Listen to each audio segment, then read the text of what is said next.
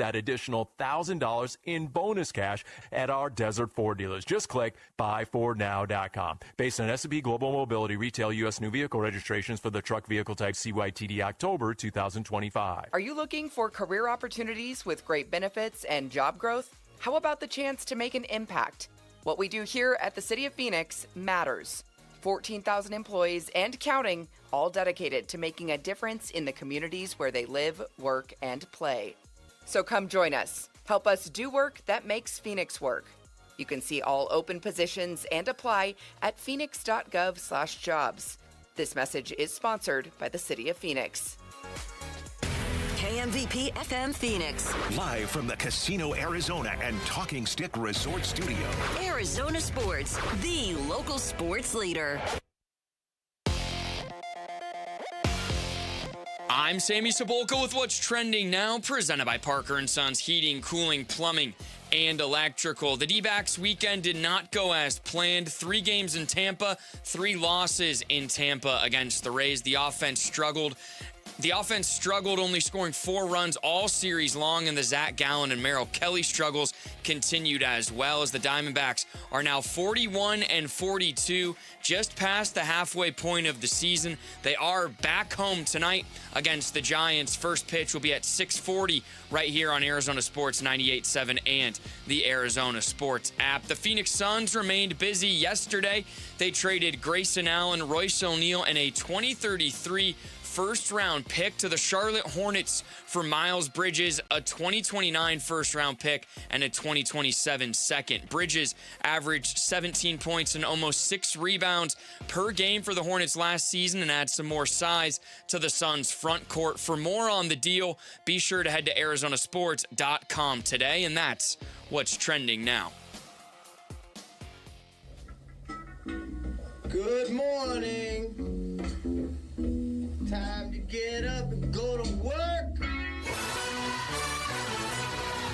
The power-packed morning zoo. Are you kidding me? Fire. It's the greatest radio show ever. Good morning and welcome. Dan Bickley. When America needs real advice about real life, they turn to Dan Vince Marotta. And that's crushed. Deep right center field. And Vinny has a 2-home run, 6 RBI night in the first 4 innings. Jared Carlin. This is a ferret. That's a ferret. Ferret. That's a ferret. And Sammy Cebulka. Sammy, you're not going to sing for us, are you? Arizona Sports, the local sports leader. Bickley and Marotta mornings. Shout out to Dan Bickley, my boy, him and Vince. Okay. Time to go to work. Time to go to work.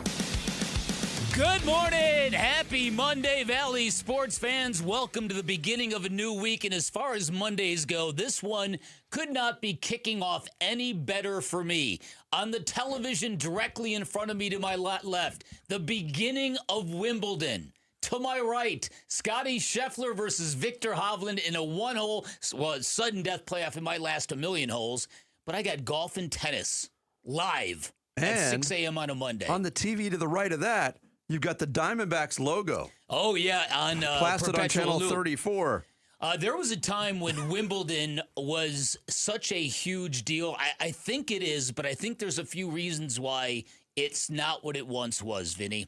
Number one, back in our day in the 80s when there were a lot of really relevant American players, there wasn't internet, there wasn't streaming, there really wasn't any globalization in the NBA to speak of. It was really the only place you kind of saw some foreign sports stars.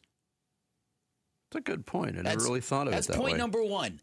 And then point number two. What strange country is Ivan Lendl from? Exactly. Czechia?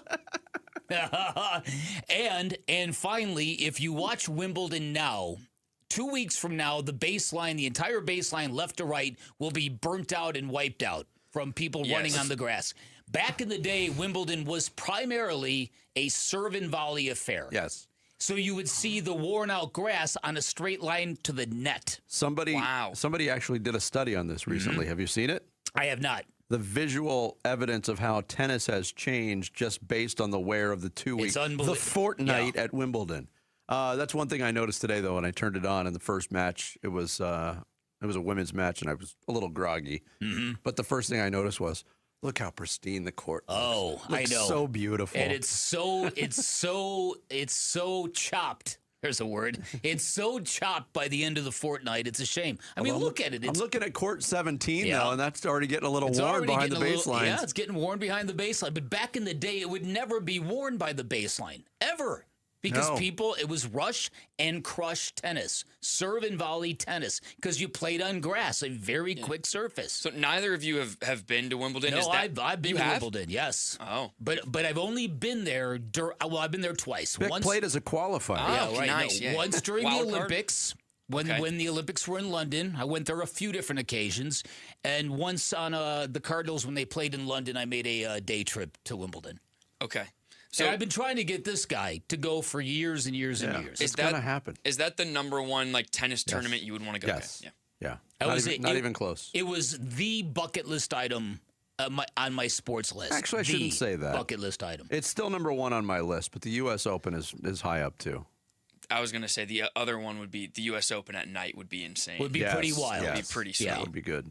But then you're there till midnight or 1 o'clock in the morning. That's the thing. And then you're getting on a train. If you're gonna go, you can't have plans for the next day. You got to go make a whole week out of it. Unless you're staying right there in beautiful Flushing.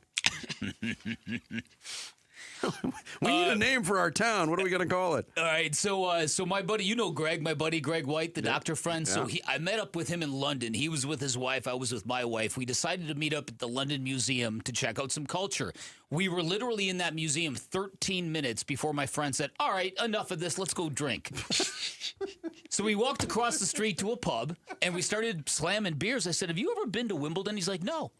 We got into a cab and boom, went there. We paid for a tour. It was the worst tour. I could have given a better tour of Wimbledon than the woman who gave us a tour. Oof. Yeah. Here's where the men play. There's some grass over there. I'm sorry for all the memories, but every year at this time when I see Wimbledon, I just get flooded with that stuff. You're in a good place. Golf and tennis. Yeah. At 6:06 on a Monday morning. And Miles Bridges. Uh-oh. Start the show, Bailey. The Splash. The stories making waves in the sports world. The Splash. Get him out coming.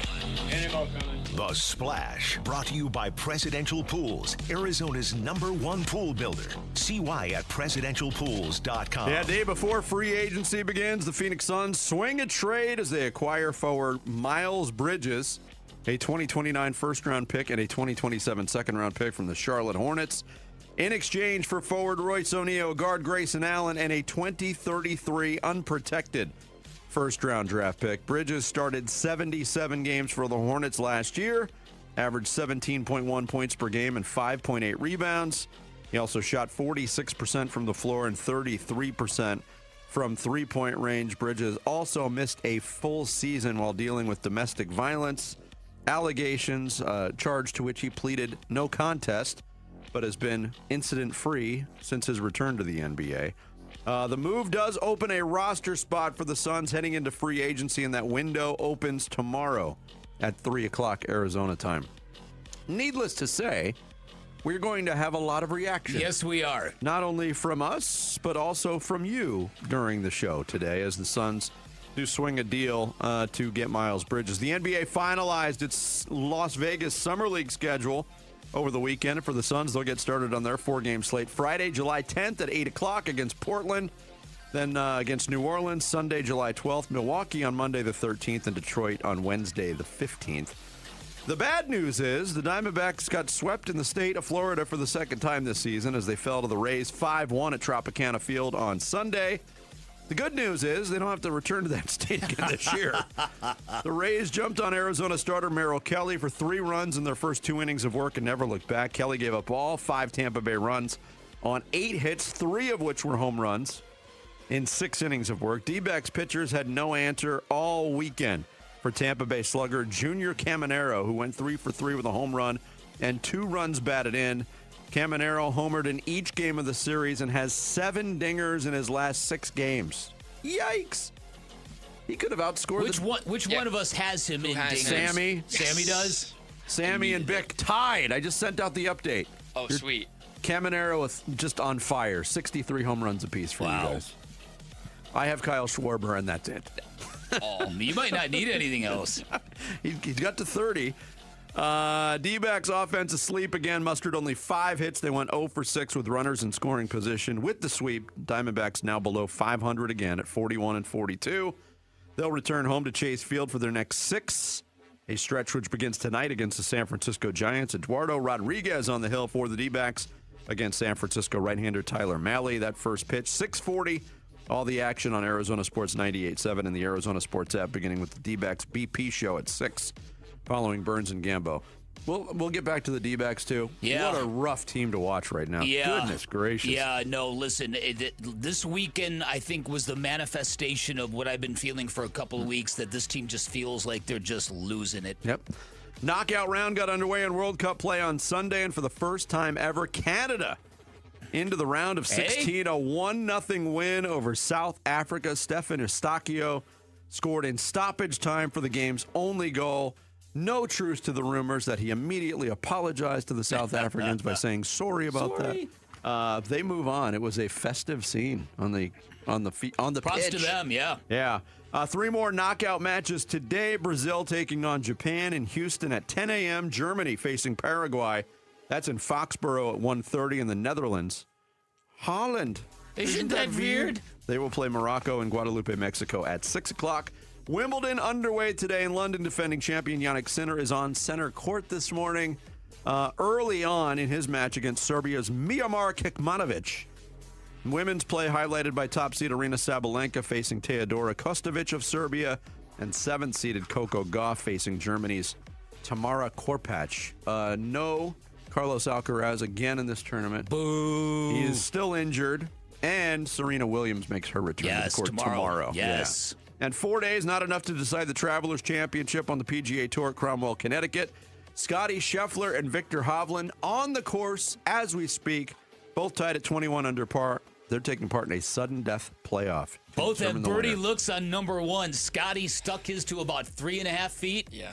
And then Victor Hovland to about 6. Yep. And as one of the biggest Victor Hovland fans maybe there is, this is a stressful morning for young Sammy here. Sammy, do you have shekels on this? No, I don't even. You're just a Victor fan. I'm I got a massive Victor fan. He's wearing his Victor Hovland jersey today. No. There you go. There is your splash for this Monday, June 29th. Coming up next, a massive trade made by the Phoenix Suns, and the reaction, at least from what we can gather, not all that positive. No. We'll get into it next. It's Bickley and Murata Mornings live from the Casino Arizona and Talking Stick Resort studios of Arizona Sports, the local sports leader. Diamondbacks baseball. Here's a 2-1. Vargas pops it up. Right side of the infield. Williamson has it. And that's it. Rays win it by a final score of 5-1. The Diamondbacks go 0 for Florida as they're swept by the Marlins. And now they are swept by the Rays here at Tropicana Field.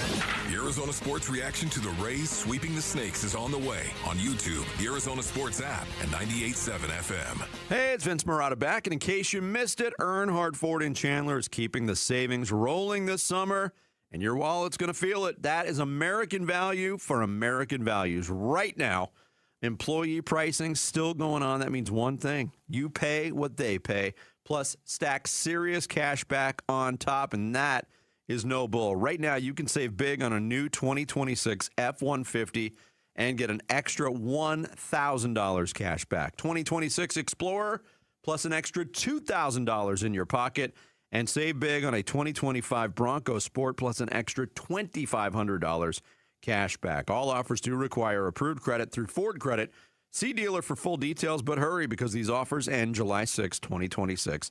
Earnhardt Ford in Chandler, I-10 and Ray Road. Trust and American value delivered the right way since 1951. Shop local, shop Earnhardt Ford. That's Earnhardt Ford in Chandler, or online at earnhardtford.com. Celebrate Independence Day with the D-backs on Saturday, July 4th. Enjoy an extended postgame fireworks spectacular show presented by Bar S. Get your tickets today at dbacks.com. From the FIFA World Cup to competitive business environments, grand ambitions lead to game-changing achievements. At Bank of America, We're there to support businesses at every step, providing insights and expertise to help you gain an edge. He shoots, he scores! What would you like the power to do? Explore winning business solutions at BofA.com/gamechangers. Bank of America, official bank of the FIFA World Cup 2026. Veterans and active duty service members, when your call to service ends, your mission doesn't have to. Go from GI to IT in just a few months at My Computer Career. Prepare for a high-demand career in cybersecurity, protecting people, systems, and institutions from real cyber threats. Cyber warriors are needed now. Will you answer the call? Go to mycomputercareer.edu/CWP to learn more. That's mycomputercareer.edu/CWP, an elite CompTIA certification partner. VA education benefits are available to those who qualify. Ron White, live. If your eyes go bad, you can have LASIK surgery and they can give you 20/20 vision. But let me tell you something, folks. You can't fix stupid. Sunday, October 4th, 8 p.m., Talking Stick Resort. Ron White, live. Tickets on sale now at TalkingStickResort.com. For mature audiences. You've heard the cash offer companies on TV and radio. We'll buy your home fast. What they don't tell you, those offers come in below market value, loaded with hidden fees. The Carol Royce team, Your Home Sold Guaranteed Realty, does just the opposite. Carol's proven system sell your home for more money fast into a qualified buyer who will pay top dollar because Carol has the buyers, guaranteed, or she'll buy it. That's a promise. Call Carol Royce today or visit carolhasthebuyers.com. That's carolhasthebuyers.com. Carolyn Seller, Mr. Grand Price and Possession. I'm John Morgan of Morgan & Morgan. After suffering an injury, you may face many hard questions. What will tomorrow bring? Which firm should I choose to represent me and my family? At Morgan & Morgan, we will hold your hand every step of the way. From our one-click sign-up, mobile apps, and 24/7 availability, we make it easy to get your case started right from the comfort of your couch. All firms are not the same. The choice is easy. Morgan & Morgan, for the people. Injured? Visit forthepeople.com for an office near you. Nothing makes a gathering great like Eggland's best eggs. They're just so delicious, with better nutrition too. For us, it's eggs any style, as long as they're the best. Eggland's best. Better taste, better nutrition, better eggs.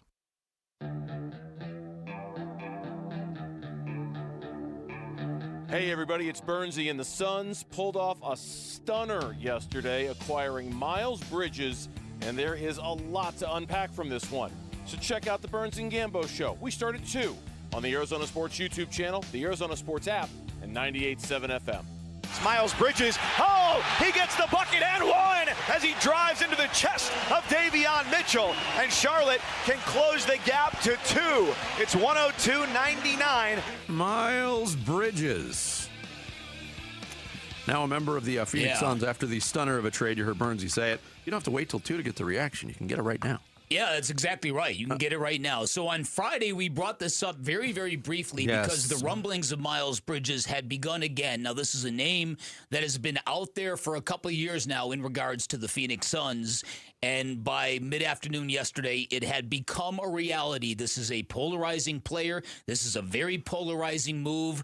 Already the early returns, for the most part, the Suns are getting killed. They're getting killed by John Hollinger. They got killed by Sam Quinn. They got killed by our own Kellen Olson. My thoughts on this are very, very conflicted. I'm not quite certain if this player is worth everything that you gave up to get him. And by that I mean, if you didn't have to throw in a 2033 unprotected first-round draft pick, then maybe you would say, okay, I get it. You're gonna try to get the juice of Miles Bridges at the sake of a couple of really good three-point shooters. And then there's the off-court stuff, which for which a penance and a price has already been paid by Miles Bridges. Yes. This is true. And yet at the same time, this is a team that has been spending the last year talking about character and identity and all that internal stuff, all those, character-related things, and that's got people a little confused. Conflicted is the word of the day for me. Mm-hmm. I was stopped by a coworker in the break room when I was getting my morning coffee today. Mm-hmm.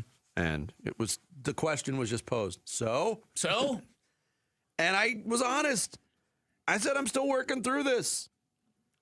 There was a lot of reaction, and most of the reaction that we saw, not all of it, most of the reaction that we saw, and not surprisingly, centered on the off-court stuff. Mm-hmm. Miles Bridges pleaded no contest to some heinous charges. Yes, that came with some gruesome photos. Gruesome photos and gruesome details. Mm-hmm. He missed a year of his career because of it. Mm-hmm. The NBA got heat for the way that they applied a suspension, giving him basically time served. It was a 30-game suspension that turned into basically a 10-game suspension. Exactly. But he did miss a full year of basketball, and he missed a full year of basketball income. Mm-hmm. He's gone to therapy. Mm-hmm. This all went down in 2023 when he came back. Mm-hmm. Miles Bridges has been incident-free. Ever since. Yep.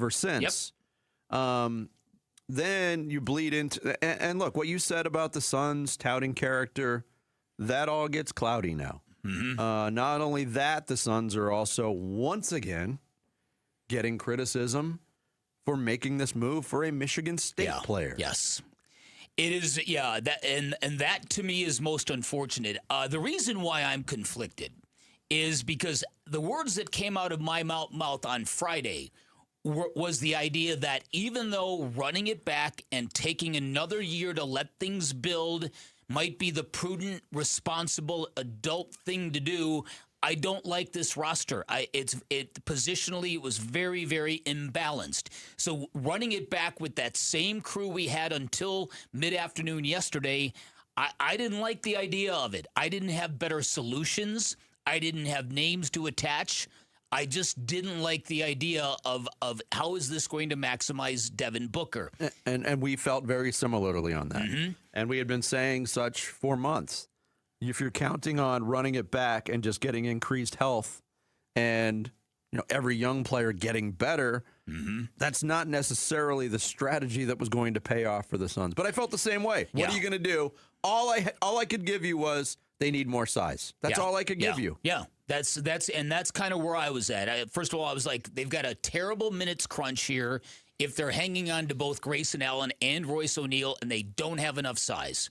And then there's the Jalen Green piece, which he is still on the Suns for now, and we'll see where that goes. But the idea that the Suns were done, which seemed to be gaining momentum when we got off the air on Friday, wasn't the case at all. No.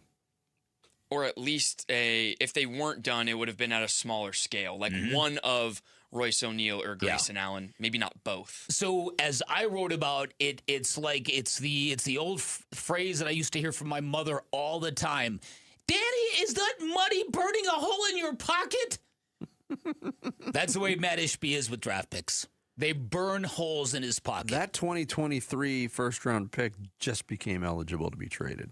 Literally that day. Yeah. Yes, it's an unprotected pick, and people. This is where it gets a little fuzzy for me. Mm-hmm.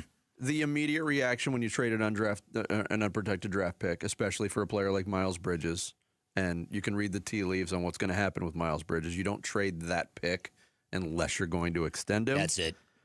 So there's that whole aspect of it, but we're talking about 11-year-olds. That's what we're talking about. Mm-hmm. I actually saw some people breaking down the rankings of 11-year-old players and what the Hornets might be able to get. Yeah. You also don't know where those picks are going to be. You don't know what the draft lottery structure is going to be like in 2033. You don't. But I'm going to counter that because part of me agrees with that, but there's a couple other counters that I read that I think are pertinent. John Voida of Bright Side of the Suns does a good job covering the team, said, you got to remember Devin Booker was once in 6th grade. And so that point resonates with me. And then there's also the point that these unprotected first-round picks have become so rare in the NBA that they're being used to acquire really, really high-leverage players. Giannis was traded with the help of an undrafted first-round pick. Jaren Jackson of the Utah Jazz selected with an undrafted first-round pick they got from the Phoenix Suns last year. These things are going for much more than Miles Bridges. So I think people are getting hung up on a lot of different layers of this. It's the character piece. It's the why did you put in the draft pick piece. It's the, does this guy really help you that much piece? It's the, okay, you traded your 2 best 3-point shooters. Now you need 3-point shooting. You solved one problem, hopefully, and you created another. And then for people who can't connect all the dots or make sense of it, then you land on the, oh, yeah, he's from Michigan State. Well, there's a lot of people that won't even bleed over into the basketball questions. And there are a lot of basketball questions. And Kellen Olson did do a good job of laying out those basketball questions. But he also touched on the first part, which some people, and look, I'm not telling people how to feel on this. If you don't want to focus on basketball, if you want to focus on the off court, that is your prerogative. But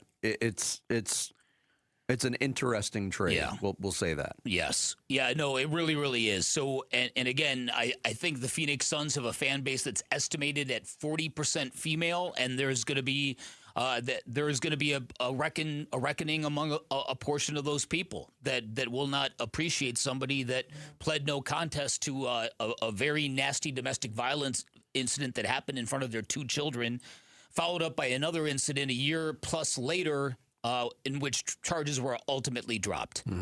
So, but again, if you believe in second chances, you have to note that Miles Bridges has served a punishment and he has paid a price and he has apologized publicly. So, where does that factor in? I think you said it perfectly. That's up to the individual. It is. I think you can make a strong case that Miles Bridges deserves a second chance. You can also make a strong case that you don't want your basketball team being the one to give it to him. Yeah, I mean, he's on his second chance. The Charlotte Hornets. That's right. Yeah, you're right. He did all of those things. It was weird because it was right before free agency began that those charges were announced. And the reaction at the time was, oh, my goodness, Miles Bridges was about to get paid a massive contract. How could he have done this at that time? Which is what a lot of people were saying. But basically, those transgressions happened on Charlotte's watch. And Mitch Kupchak, the general manager of the Charlotte Hornets at that time, sat by him and stood by him and gave him that second chance. And again, he has been incident-free. You hope that he has seen the error of his ways. You hope that the therapy has happened. The Suns they're rolling the dice. There's no doubt about it. Yeah. On a couple of different fronts. Yeah, if I were the Phoenix Suns, I would hold off on that extension and give this young man some time to win over the fan base. Yeah. That's what I would do. Celebrate America's 250th at Chase Field. Arizona Sports is giving away family 4-packs to D-backs versus Brewers July 3rd. Next giveaway coming up during the 7 o'clock hour, so be listening for your chance to call in and win. Speaking of the D-backs, it was a lost weekend with 3 losses in Tampa Bay against the Rays. We'll get into the mess that the Diamondbacks are right now next. It's Bickley and Murata Mornings here on Arizona Sports, the local sports leader.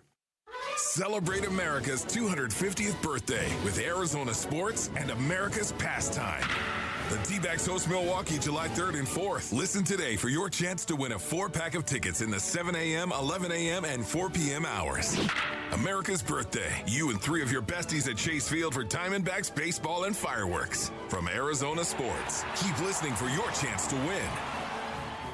Hey everybody, Dan Bickley here, and if you're looking to take your fandom to the very next level, if you need a new television, if you're looking to upgrade your entertainment center, do me a favor. Forget about the big box stores. Get offline, get in your car, head on down to Walt's TV and Appliance in Tempe, and ask for my guy Bear. He's one of the Henley brothers who owns and operates Walt's. Tell him I sent you, because if you do that, you are going to get the best price you will find in the Valley, and I personally guarantee that. This is what you get from Walt's, a great experience. All the inventory you're looking for. In fact, you'll find stuff at Walt's you will not find anywhere else in the Valley. All the major name brands you're looking for. Great selection of big screen televisions all the way up to 115 inches. Great selection of outdoor televisions. Great selection of audio components. They're going to give you competitive pricing to the big box stores and 10 times the service, where you can get same-day delivery 7 days a week if you wanted. You can enjoy a worry-free installation done by a professional. This is a Valley institution that has been serving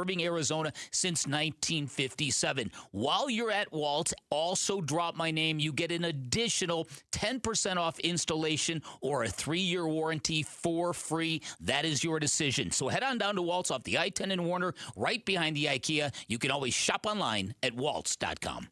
Hello, everybody. Eric Bryan, owner of Precision Air and Plumbing. You know, people ask me all the time why I still love doing this after all these years, especially in the Arizona summer heat. And honestly, it's because I love helping people when they need it the most. There's something really rewarding about showing up to a home that's miserable and hot and leaving knowing that that family can finally relax and feel comfortable again. That never gets old to me. Make the precision decision today. Call 602-FIX-MY-AC.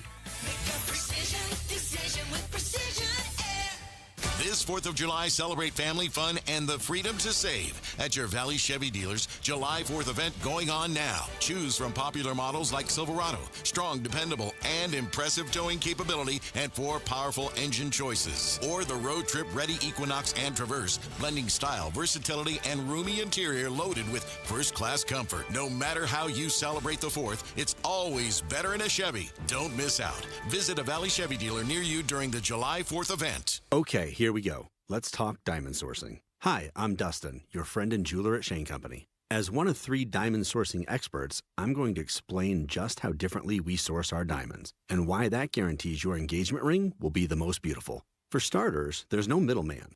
We source directly from trusted industry leaders we've partnered with for generations. We work with them in person and negotiate on our customers' behalf so they get the best prices possible. We also pay our partners in cash, and in return, they reserve the most beautiful diamonds just for us. I handpick and inspect each stone under 10 times magnification. Other jewelers use the Diamond Database to buy stones sight unseen with grainy pictures and videos. When you purchase a diamond engagement ring with Shane Company, you can trust that me and my team have personally handpicked your stone for its unique fire, brilliance, and scintillation. Because a friend goes the extra mile to make sure you get your dream diamond at your dream price. Visit us in-store or at shaneco.com to find yours. Shane Company, your friend and jeweler. We wouldn't be celebrating America 250 if it wasn't for a strong foundation set by the framers. Hamilton built America's financial foundation on sound money, later embodied by the gold standard. But we abandoned that discipline in 1971 and have seen inflation erode the dollar's value. What's the foundation of your savings? Is it gold or something that can be devalued? Hi, it's Dr. Ron Paul, and I encourage you to speak with my friends at Birch Gold Group about diversifying an existing IRA or 401k into a tax-sheltered IRA in gold. Learn more by requesting a free info kit on gold IRAs. Just text the word SECURE to the number 989898. Let Birch Gold help you build your foundation with gold. Text the word SECURE to the number 989898. Text SECURE to 989898. I'm Sammy Cebulka with what's trending now, presented by Parker & Sons Heating, Cooling, Plumbing, and Electrical. The Phoenix Suns' off-season moves continued over the weekend in a trade with the Charlotte Hornets, sending Grayson Allen, Royce O'Neal, and a 2033 first-round pick in exchange for Miles Bridges, a 2029 first-round pick, and 2027 second. And it feels like Brian Gregory and the Suns aren't done making moves either. The Arizona Diamondbacks were swept by the Rays over the weekend as the offense is lacking production, and Zach Gallen and Merrill Kelly continued to struggle. And here was manager Torey Lovello on his team's struggles as of late. Yeah, we got beat, and our guys were feeling that, and I think they're frustrated. So you're right. You're down there in the dugout, and we try to say things to inspire them, and we try to push them, and nobody's going to make it better until we make it better. They do return home tonight. They'll welcome the Giants to town. First pitch will be at 6:40 right here on Arizona Sports 98.7 and the Arizona Sports app. This report is brought to you by Asset Preservation Wealth and Tax. Worried if your retirement savings will last? Don't guess. Cash flow test it. Schedule your retirement tax and income stress test at AssetPreservationWealth.com. And a swing, that's gone. Good Lord, high and deep, way back, heads up back there, upper deck, home run. Bickley and Murata talk D-backs baseball now. Martinez, his 3-2 pitch. Swung on that, is hit well out to deep right field. DeLuca going back, he is looking up, and Perdomo got all of that one. It's a solo home run. The pitch swung on, broken bat line drive. That is going to drop for a base hit. Late break for Perdomo. They're going to wave him anyway. The throw by Mesa comes all the way home. A dash to the plate. Safe. Perdomo under the tag. Swung on that is drilled out towards center field. Long run for Mullins going back. He is looking up. That is gone. Home run for Marte. 1-2. Swung on. He's not playing deep enough. This is back and right up against the fence. It is gone. Home run for Cattell. That's his 15th. Well, you just heard Dan Bickley over the span of 43 seconds. Good Lord. Was every run scored by the Arizona Diamondbacks. Oh, man. That didn't take long. In a 3-game sweep at the hands of the Tampa Bay Rays. There is so much wrong with this team right now. Where would you like to start? Oh, you tell me. You tell me. I'm ready to jump in anywhere. You want to start Friday night with the Zach Gallen start? Sure, let's do that. That was historic. Zach Gallen, I was fascinated by this over the weekend. I spent a lot of time diving into this. Okay. 6-1 loss. He pitched 6 2/3 innings. In some ways, he was efficient. The pitch count was down. Part of the reason why is because nobody is swinging and missing against Zach Gallen. Yeah, that's a good point. He threw 86 pitches. He had 1 swing and miss. He had 0 strikeouts in 6 2/3 innings. That's the 5th time that's happened in Diamondbacks history, a start that long without a strikeout. He had 1 swing and miss? That's One it. swing and miss. Swing and miss. In the whole game. Oh, my. And keep in mind, for context, this is a strikeout specialist. Was a strikeout specialist. Number 2 all-time in franchise history. Hard to put the bat on the ball. That's what. Oh that used to be his thing, missing bats, and it's not anymore. And some people painted it as, it was a step forward for Zach Gallen. I read that over the weekend. During the broadcast was way over the top in his praise. With all due respect to Bert. Yeah, I mean, he's way over the top in his praise of Zach Gallen. He gave up a 3-run home run in the first inning and then settled down, but it wasn't nearly good enough to win the game. I mean.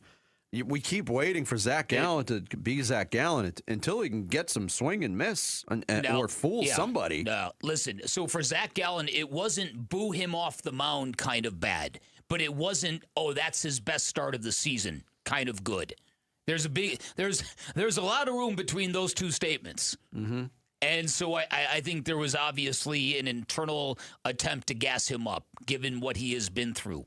And given the weighty decision that the Diamondbacks might have to make, taking the ball from him and giving it to a much younger prospect when you've agreed to give Zach Gallen $20 million this year. But part of the disconnect started in that first inning for Zach Gallen on Friday. He's pitching to Caminero, the hottest hitter on the planet right now. He's got a 1-2 count. There's a pitch that's questionable, and Gabby Moreno doesn't challenge the call. Zach Gallen doesn't challenge the call. He said, I missed one earlier this year. I didn't want to do it. There's a disconnect there. The replay showed it would have been in the Diamondbacks' favor. Then he gives up a 3-run home run. Yeah, pitchers, according to Torrey, are not allowed to challenge. According to Torrey, it's the catchers who have to do it. Because in Torrey's view and what he has stated is that, the pitcher's whipping his arm, his head's moving. He may not be seeing where the ball's landing as clearly as the catcher. Yes. And Gabby has been really, really up and down. He has challenged a couple of calls that he has been wrong on in the lowest leverage situations where I just scratch my head like, what are you thinking? I think there's still so many teams that are trying to figure it out because there's so many just mindless challenges going on. Yeah. But let's go to Saturday. Okay, Saturday. They're down 4-1. Ketel Marte hits the home run in the 8th inning to cut the lead in half. Next batter is Geraldo Perdomo. He hits a single. He tries to stretch it into a double.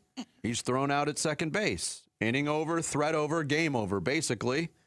Torey Lovullo says after the game, no, I didn't have to say anything to Geraldo Perdomo. I could tell by the way he was looking in his face that he knew it was wrong.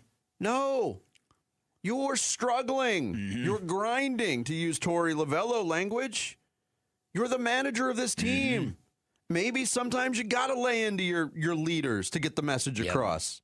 That really struck me as a missed opportunity. Well, not only that, it's. I'll take it a step further. With all due respect to Torrey, I think that's an abdication of duty. I think at that point in time, you need to light up a player, not only to create a sense of accountability, but to show everybody else in the room to instill a little fear in them, right? And I can guarantee you, I can almost guarantee you, the owner was not happy with that.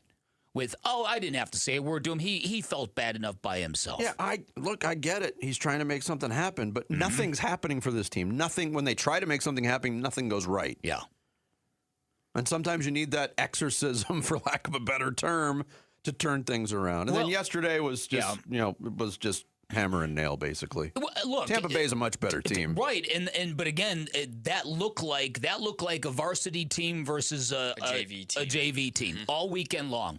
The Rays and their approach and just how on top of everything they were, and the Diamondbacks they just looked defeated all weekend to me. Yep. And Torrey Lovello, I thought, sounded defeated yesterday. These are grinding times.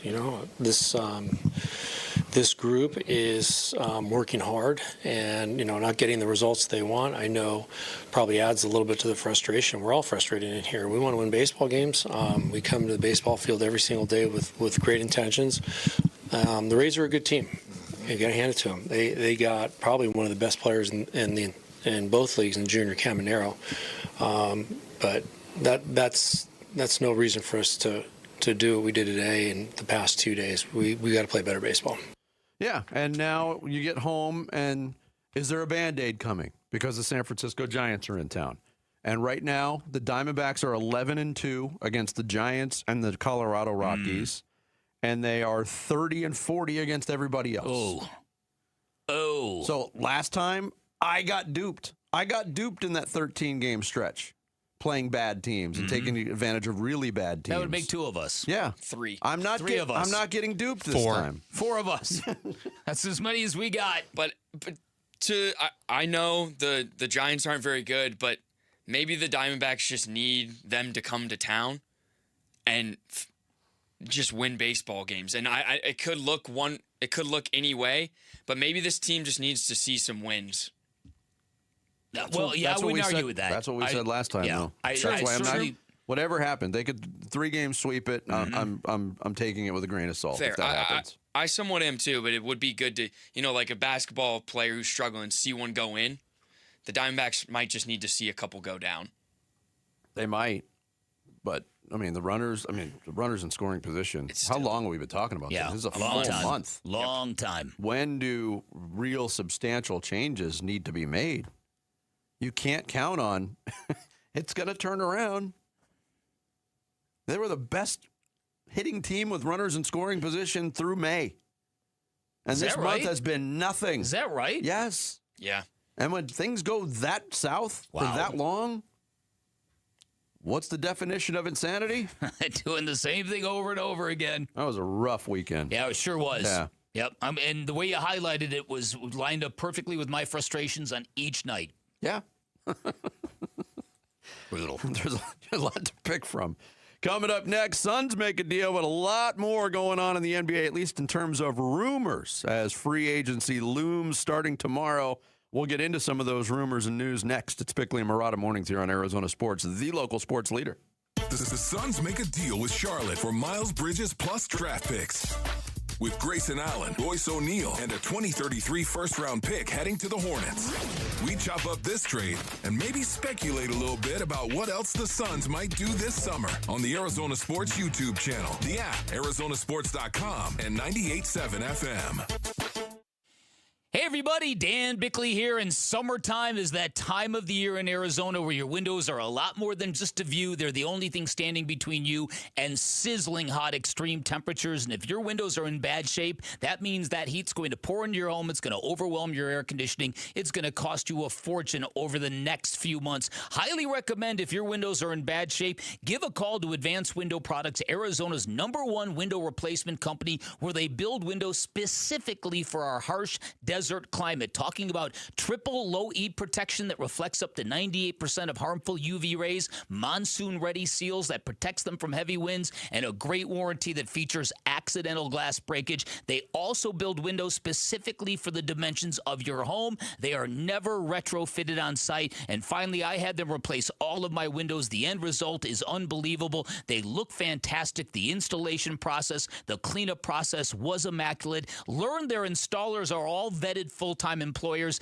never random subcontractors at Advanced Window Products. They'll build your windows, install your windows, then guarantee them for life. Here's my buddy Joe from Advanced Window Products to tell you about a great special they've got going on right now. Thanks, Bickley. For 40 years, Advanced Window Products has been the name people trust for replacement windows. Hi, I'm Joe from Advanced Window Products. For a limited time, we are doing a free labor event. If you call today and mention Bickley, you will get $3,000 off when you buy 10 windows or more. And this week only, we are offering free installation. Call right now, 480-676-3600. At Advanced Window Products, we build every window right here in Tullison. No middleman markups, no out-of-state delays, just factory direct quality, custom made for your home. Imagine a quieter home and, more importantly, a cooler home. Our high-efficiency vinyl windows are engineered to lower your energy bills and boost your comfort all year long. You must call today to get this offer. Advanced Window Products, built here, installed here, trusted here. Call right now, 480-676-3600 for that $3,000 off and the free labor, or visit advancedwindows.com to schedule your free in-home estimate. Summer's here. Grills are hot, flags are flying, and D-backs baseball is in full swing. It's the perfect time to step up to the plate in a new Sanderson Ford with employee pricing. Now you pay what they pay on America's best-selling trucks and SUVs. Choose from a Ford F-150 STX, Bronco Big Bend, or Explorer, all starting at under $42,000. If you're looking to save this summer, choose American value for American values. Choose Sanderson Ford, proud partners of your Arizona Diamondbacks. Employee pricing good through 7/6/26. Not all vehicles qualify. See dealer for details. Meet Matthew Preston. Inside his apartment, everything he holds dear is protected by Progressive's Renter's Insurance, like his laptop and a surprisingly valuable collection of baseball bobbleheads. Outside his apartment, his laptop is still protected, as are his bobbleheads, which he carries around with him for reasons no one knows. Renters, the limits of protection aren't just the four walls of your home. When you're in Progressive's Protection Zone, get a quote at Progressive.com. Progressive Casualty Insurance Company, affiliates, and third-party insurers. Get in the zone, AutoZone. Summer's finally here, and we're kicking it off with a whole lot of free. Free brake pads with Duralast rotors. Free oil filter with 5 quarts of oil. Free Armor All wipes with Armor All glass cleaner, and more. More free, so you can have more summer. Celebrate free at AutoZone. Now through July 27th. Restrictions apply. Get in the zone, AutoZone. Come on. I'm burning. Come on. Come on. Arizona Sports. Floor Burns with Bickley and Murata.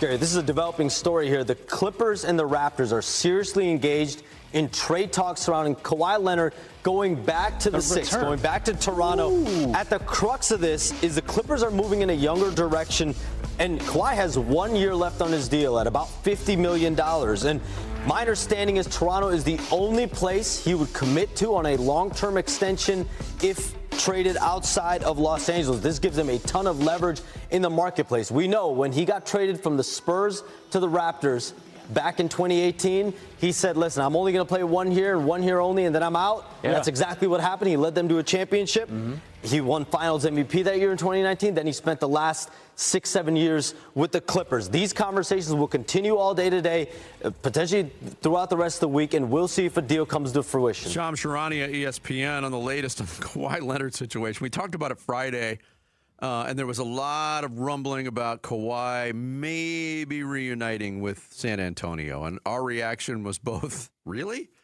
Don't they hate each other? Wasn't that a really, really ugly divorce? Well, it looks like that's been cleared up, and you heard Shams say it very clearly in that soundbite. Toronto's the only place he would commit to on a long-term deal. Wow. Which is also quite the development, because he was one and done and won a championship and bailed. Yeah, that was quite something. I think at that point in time, Kawhi wanted to get back to Southern California, where he's from. But this stint with the Clippers and the aspiration stuff and all that, probably wouldn't mind a fresh start elsewhere. Probably. I mean, look, he's been in San Antonio. He's won titles there. He won a title in Toronto. The Clippers thing did not work out at all with any of the pairings they tried with Kawhi Leonard. So maybe he does want out with something where he has some familiarity. I'm wondering what that would look like in terms of return for Kawhi Leonard. With the leverage that the Raptors have. If Kawhi's on record saying that's the only place I'll commit to, they'll probably make that happen. So he's not said the same about San Antonio, but they've reconciled to the point where he wouldn't be against going there?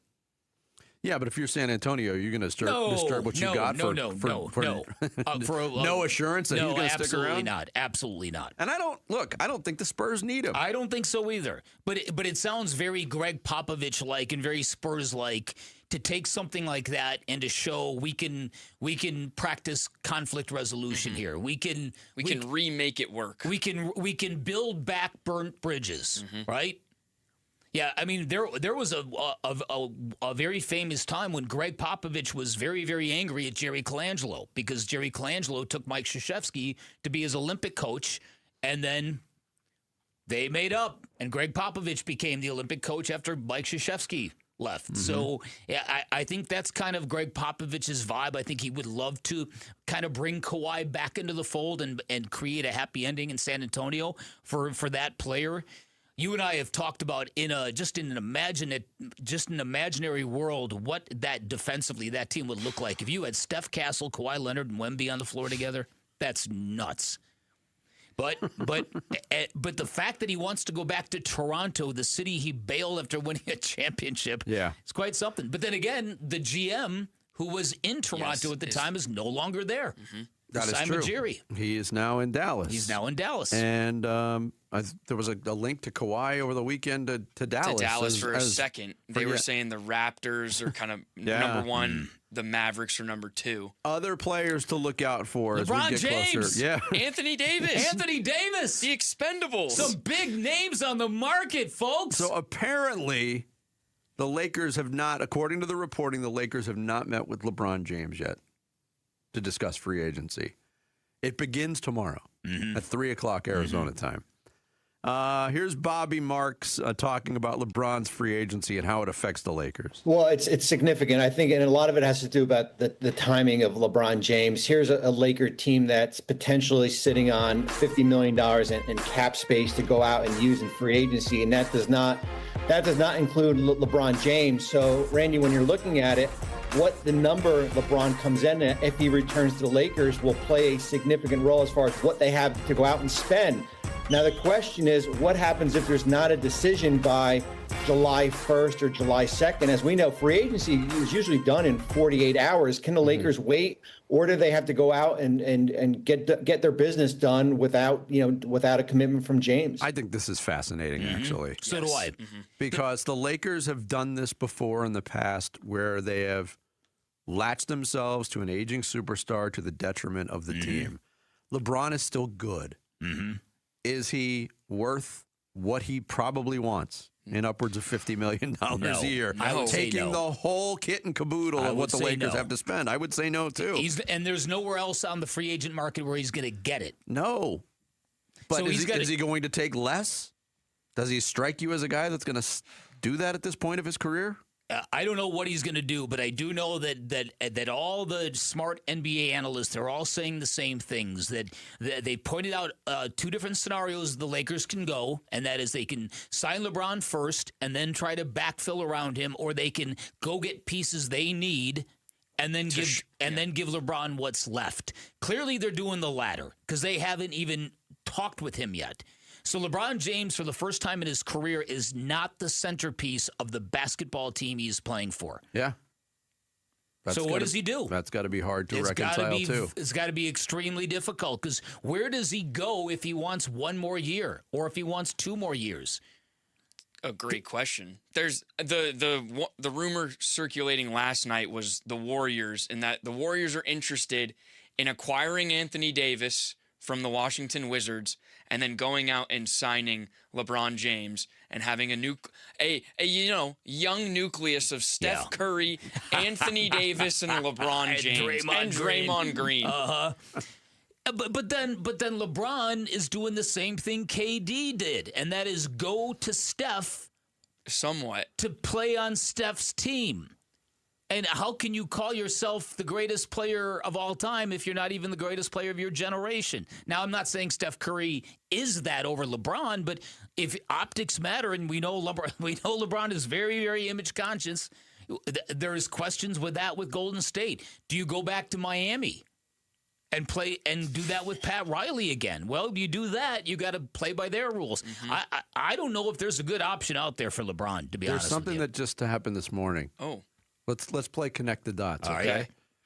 James Harden has opted out of his $42.3 million player option with the Cavs. Mm-hmm. The reports are he's expected to re-sign. He's not going to re-sign for less, right? No. Do the Cavs play hardball and say, oh, you opted out. You're done. LeBron, we just had $42.3 million of Cavs. All right, let's play this question. Okay, would you rather have James Harden or LeBron James if you're Cleveland? Oh, I'm so biased against James Harden. I probably would rather have LeBron James. I would rather have LeBron James. I agree. That's it. I didn't see that this morning. That they could play, some hardball. Be like, hey, we got this other guy that has played here before. We could be interested in bringing back. Boxes. Yeah. Even people around the league are saying, wow, it would be really cool if LeBron went back to Cleveland for a third time, ended his career there, especially for a team that might be in the mix in the East next year. I mean, I'm not a big Cleveland Cavaliers believer, but he could change the mix there. Then you've got a Jaylen Brown piece, and he might end up in Denver. He might end up in Portland. Mm-hmm. And then you have Memphis. I was told he's only the 7th best player on the Celtics. Oh, brother. Well, and then you have Memphis potentially needing to add first-round picks just to trade Ja. Yeah. They want him gone so bad. So badly. And nobody wants him. Zero interest around the league. Because he's got 2 years left on his deal. Yeah. And if Ja had 1 year left on his deal, he would have been moved weeks ago. Yep. We'd be getting ready for the Ja Morant, Miles Bridges press conference. Yes, we would. Oh, boy. Oh, boy. We're going to get into it next, but who would have ever thought we would get to a point in time where the Phoenix Suns would have Dylan Brooks, Jalen Green, and Miles Bridges in their starting lineup? Well, are you ready? We've arrived, Dick. We've arrived. Can Miles Bridges help this Phoenix Suns team from a basketball standpoint? That seems to be up for debate, too. We'll get into it next. It's Bickley and Murata Mornings here on Arizona Sports, the local sports leader. Wolf and Luke, middays 10 to 2. 411 minutes for Maui Watts last year, over 1,400 minutes for Mark Williams. Yeah, it's got to be more even next year. And you're right. And Maui Watts says that's on him, and that's on Jordan Ott, too, and the coaching staff. They got to figure that out. But, I mean, if he plays 411 minutes next year, too, and he's healthy, we have an issue. Then you probably wasted a top 10 pick. I don't think that'll be the case. I think you can see Maui Watts making progress. As long as they're not stunting his growth with this decision, I think this was kind of the next logical decision, was to bring Mark Williams back at least for a year. Wolf and Luke, middays 10 to 2 on Arizona Sports, the local sports leader. Today, we tip our wrench to Rock Auto customer Dylan. I actually used to manage a parts department for a car dealership, and we would get stuff from Rock Auto if I couldn't get it from my dealership suppliers. You pick the year, you go through all the drop-down menus, and it just makes it really easy to navigate and see what you want. Like a wheel bearing, for instance, for a Corvair that I have. Rock Auto's catalog made it really easy to find that specific one that I was looking for. All the parts your car will ever need, Rock Auto. Jake from State Farm. I just beat my running PR, so I'm celebrating with the Banana Bonanza smoothie. Hey, and you can keep celebrating when you create an affordable price just for you by bundling your home and auto with the State Farm Personal Price Plan. Go bananas. I will. Hey, make it a large. Bundling, just another way to save with the Personal Price Plan.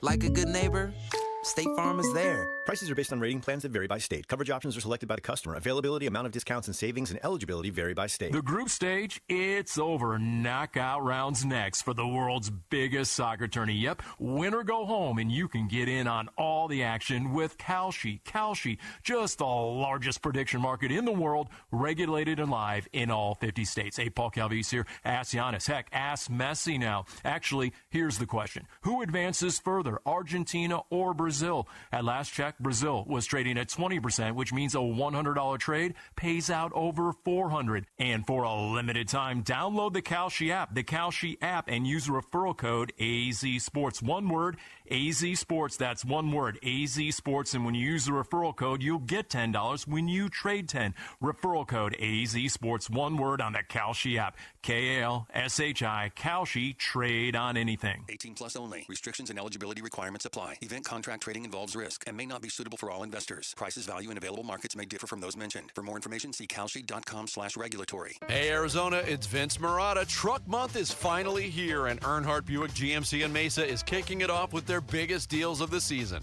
This is the one time of year when the Valley's best GMC trucks come with the Valley's best savings. Forget all the runarounds and pressure from those other guys. At Earnhardt, you walk in as a customer, you leave feeling like family. That's 75 years of doing things the no-bull way. Right now, save up to nearly $14,000 off MSRP or get 0% financing for 60 months on a new 2026 GMC Sierra 1500 Crew Cab.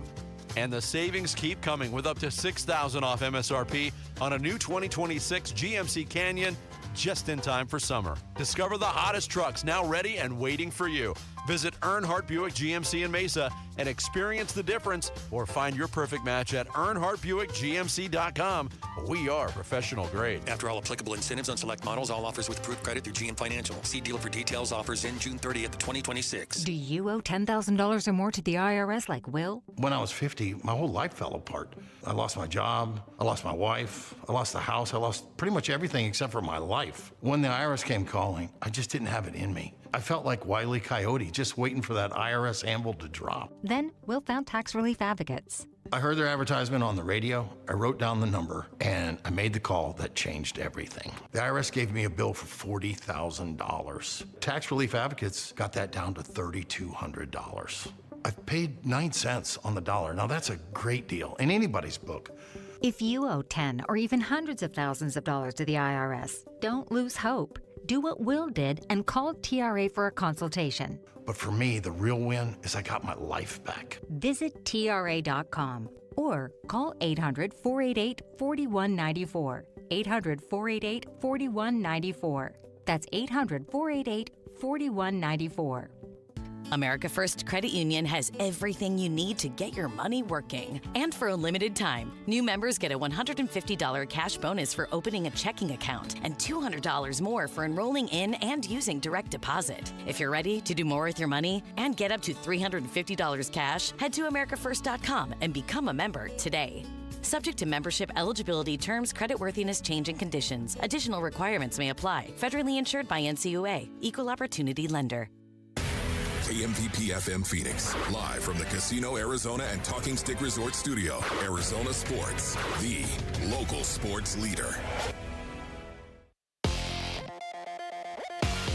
I'm Sammy Cebulka with what's trending now, presented by Parker & Sons Heating, Cooling, Plumbing, and Electrical. The D-backs weekend did not go as planned. 3 games in Tampa, 3 losses in Tampa against the Rays. The offense struggled, only scoring 4 runs all series long, and the Zach Gallen and Merrill Kelly struggles continued as the Diamondbacks are now 41-42, just past the halfway point of the season. They're back home tonight against the Giants. First pitch will be at 6:40 right here on Arizona Sports 98.7 and the Arizona Sports app. The Phoenix Suns remained busy yesterday. They traded Grayson Allen, Royce O'Neal, and a 2033 first-round pick to the Charlotte Hornets for Miles Bridges, a 2029 first and a 2027 second-round pick. Bridges averaged 17 points and almost 6 rebounds a game for Charlotte last season and adds some more size to the Suns' front court. For more details on the trade, be sure to head to ArizonaSports.com today, and that's what's trending now.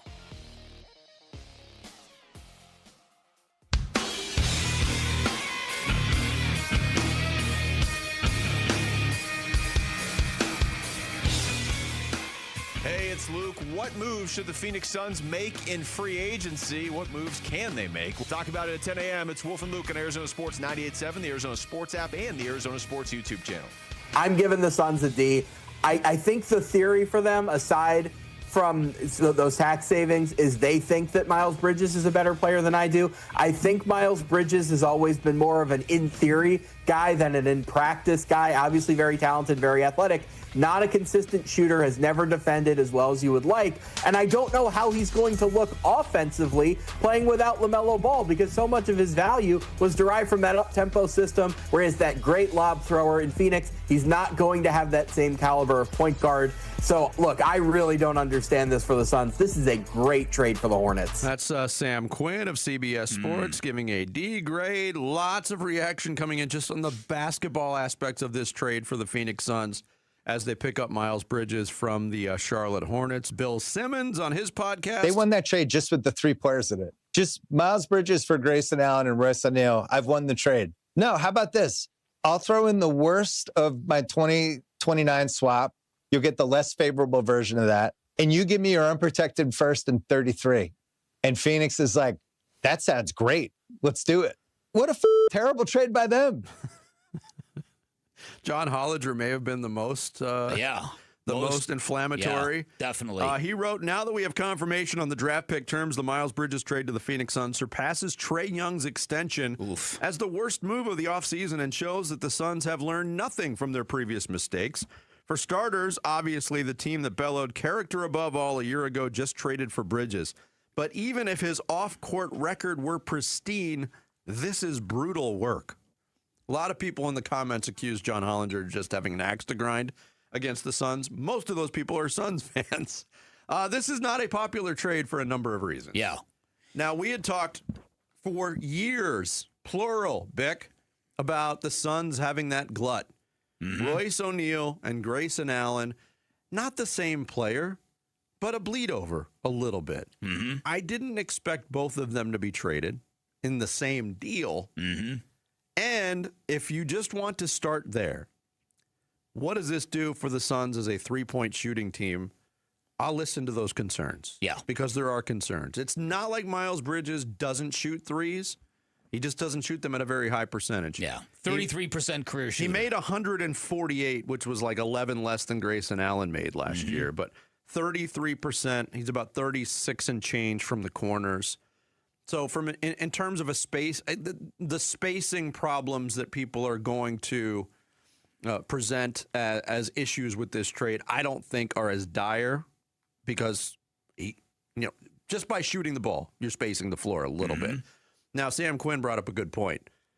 How much of Miles Bridges' use and value in Charlotte was based on the fact that they played in that up and down system with LaMelo Ball, and Miles Bridges is a great get to the rim, dunk the ball kind of guy. Which is the kind of player, theoretically, the Suns need to take gravity and attention away from Devin Booker. So let's talk about the good stuff of Miles Bridges and compare it to the bad stuff. The good stuff is he is very, very athletic. He will, like Jalen Green, put together some highlight reel dunks that will excite a lot of people. A great athleticism. He will give the Suns a couple of he checks the box of being a power forward. Now he's not all that tall. He's an 6'7". He's an undersized power forward, but he is a power forward. And along with Dylan Brooks, you've got a couple of physical players in the front court, which is good. The bad news about this is who is playing point on this team? Is that back to Devin Booker's responsibility? Now, if the Suns did this trade, which allowed them access to the remaining first-round pick swaps they still have in this decade. If they did this trade because they've got another big piece lined up that they're going to trade Jalen Green for, and that person is a facilitating, really good player, the big picture might make a little more sense. Sure. I just don't know if the good of what Miles Bridges gives you is worth all of what you gave up and all the hassle and flack you're going to get from a portion of your fan base. Yeah, I tend to agree with that thinking. If this is the first move of a 2 or 3 part roster maneuver, then I can maybe see the logic in a little bit more. If this is it, I don't know if I get it. I just, the idea of having Dylan Brooks, who a lot of people think is going to regress a little bit this coming season, that he will not have the career year he did last year. Dylan Brooks, Jalen Green, and Miles Bridges together in a starting lineup. You would not feel real good about that no matter what basketball team you cheered for. Well, and if one of the main goals was getting Devin Booker, more shots this coming season, I think, and less responsibilities. I think you could argue that both of those things they've gotten further away from. I would agree with that. Like Dylan Brooks he's going to shoot the ball 15 to 20 times a game. Jalen Green's going to need his shots because he's a volume shot taker and scorer. And you just added Miles Bridges, who in his time in Charlotte liked to shoot the ball. Mm-hmm. Where does Devin Booker come in all this? Again, so I'm hoping there's something that helps bring a little more sense to this, because the basketball bad of Miles Bridges is he doesn't rebound particularly well. He's not bad at it, but he's not good at it. Right. And his defensive metrics are not very good. He's not an engaged defender, which used to be, at least last year, that was non-negotiable if you were playing for Brian Gregory and Jordan Knott. Yeah. And look, in losing Royce O'Neal, you lose a pretty flexible, versatile defender, a guy who could play small ball 5 for you, who was always available. That's one good thing about Miles Bridges. He doesn't miss a ton of games. True. He's never played less than 64 games in a season. Only missed 5 games last year. He's a good free throw shooter. He's also, here's a little nugget for you. He's joining the Eduardo Rodriguez club. Did you see this? I did not. He is another athlete as a young man, right-handed. Oh. Broke his right arm and taught himself how to shoot left-handed. Holy smokes. Yeah. Wow. Look at that. How weird is that? That's quite odd. When Erod told us that story, yeah. we were like, that because you had brought it up. Yeah. Such a weird story. Yeah. And now we've got two guys like that. Two athletes in town like that. Yeah. And then there's the character concerns. It's a sticky matter. The Suns are going to have to address this, okay? Because for those who don't know, there was a domestic violence incident in 2022. There were some really gruesome details and photos that were attached to it. In 2023, he violated a protective order, allegedly throwing billiard balls at the car his ex was driving while their kids were in the car. There was a criminal summons issued for those charges, but those charges were ultimately dropped. He has been punished by the NBA, even though the NBA was ripped for the basically the logistics of that punishment. But he was punished, and he has apologized, and he has been incident-free for 2+ years. Yes. So I'm not going to tell anybody how to feel about it. But if you believe in second chances, he's already in the midst of one. Yeah, here he was back on July 18th of 2023 about proving he deserves a second chance. People think I don't deserve a second chance, and, I understand that. So that's why, I'm trying to use this year to prove to everybody just who the person that I am, like who is Miles Bridges, and it's not what people think he is, Yeah, and look, you stated it chronologically very, very accurately. That's where we are. But the Suns will have to address this at the press conference when they do introduce Miles Bridges as a member of the team. And it's unfortunate that many people, John Hollinger included, have just tied the Michigan State aspect to this story to kind of prove how wayward the owner has become again. I don't know what to say about that. It popped up last summer when Jordan Knott got hired until it wasn't an issue anymore. Yep, exactly. Until Jordan Knott addressed it. Exactly.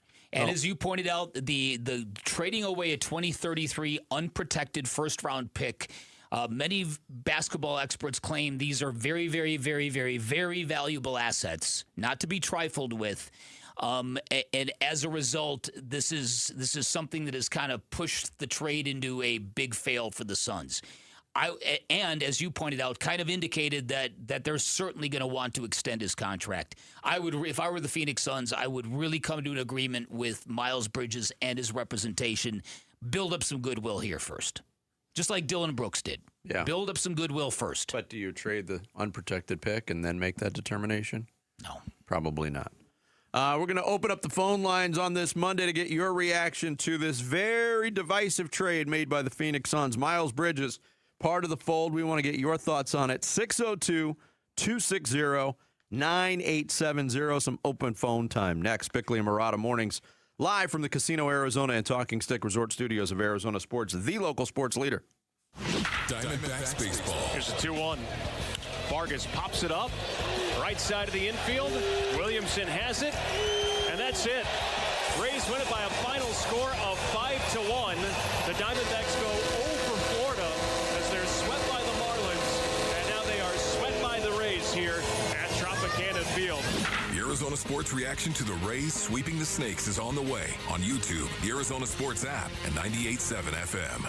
The Life Changer loan does exactly what it says it does. It changes lives. It allows people to pay off their homes in years, not decades. And as a result, it saves their clients hundreds of thousands of dollars in interest. I've got an entire file full of extremely grateful clients here in the Valley who switched over to a Life Changer loan and could not believe how awesome the results have been. But there's another element here that comes in real handy because when life throws you a curveball, Life Changer loan will help you knock it out of the park. And that is because Life Changer loan clients get to keep 24/7 access to their equity, and there is no monthly minimum payment. And that means the Life Changer loan gives you the freedom, the flexibility, and more importantly, the control when it comes to your mortgage. When times are good, you can pay down and pay off very quickly. In fact, 5 years, the average length of time a Life Changer loan client pays off their home. And should financial instability arise, you can manage those scenarios a lot easier because you have access to your equity, because you have the power to borrow back from yourself whenever you need it. Find out if you're a good fit. If you are, you're going to love the results.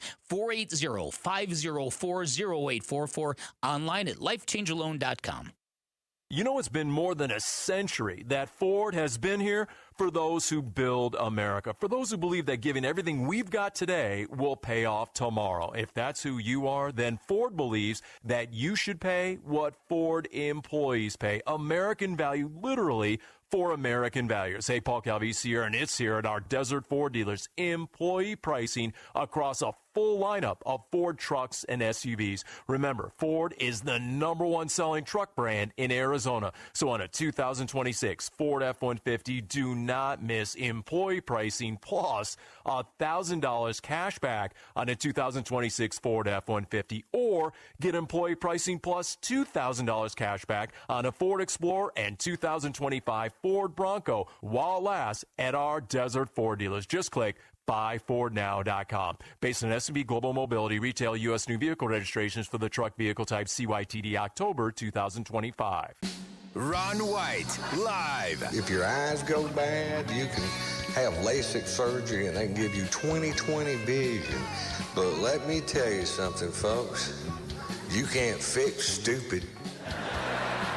Sunday, October 4th, 8 p.m., Talking Stick Resort. Ron White, live. Tickets on sale now at TalkingStickResort.com. For mature audiences. Hey, homeowners, if you're ready to move and found the perfect home but can't buy until you sell, you're not alone. With Carol Royce, your home sold guaranteed realty, unlock your equity up front by using her buy before you sell program so you can buy your next home first with a strong, non-contingent offer, move in on your timeline, then sell your original home the right way for 100% of market value, guaranteed. Call Carol Royce today or visit carolhasthebuyers.com. That's carolhasthebuyers.com. Carol, selling, Mr. Grand Price in possession. Hey, I'm not one to say I told you so, but do you remember last year when I told you that Pure Talk was hands down the best wireless company that I'd ever used?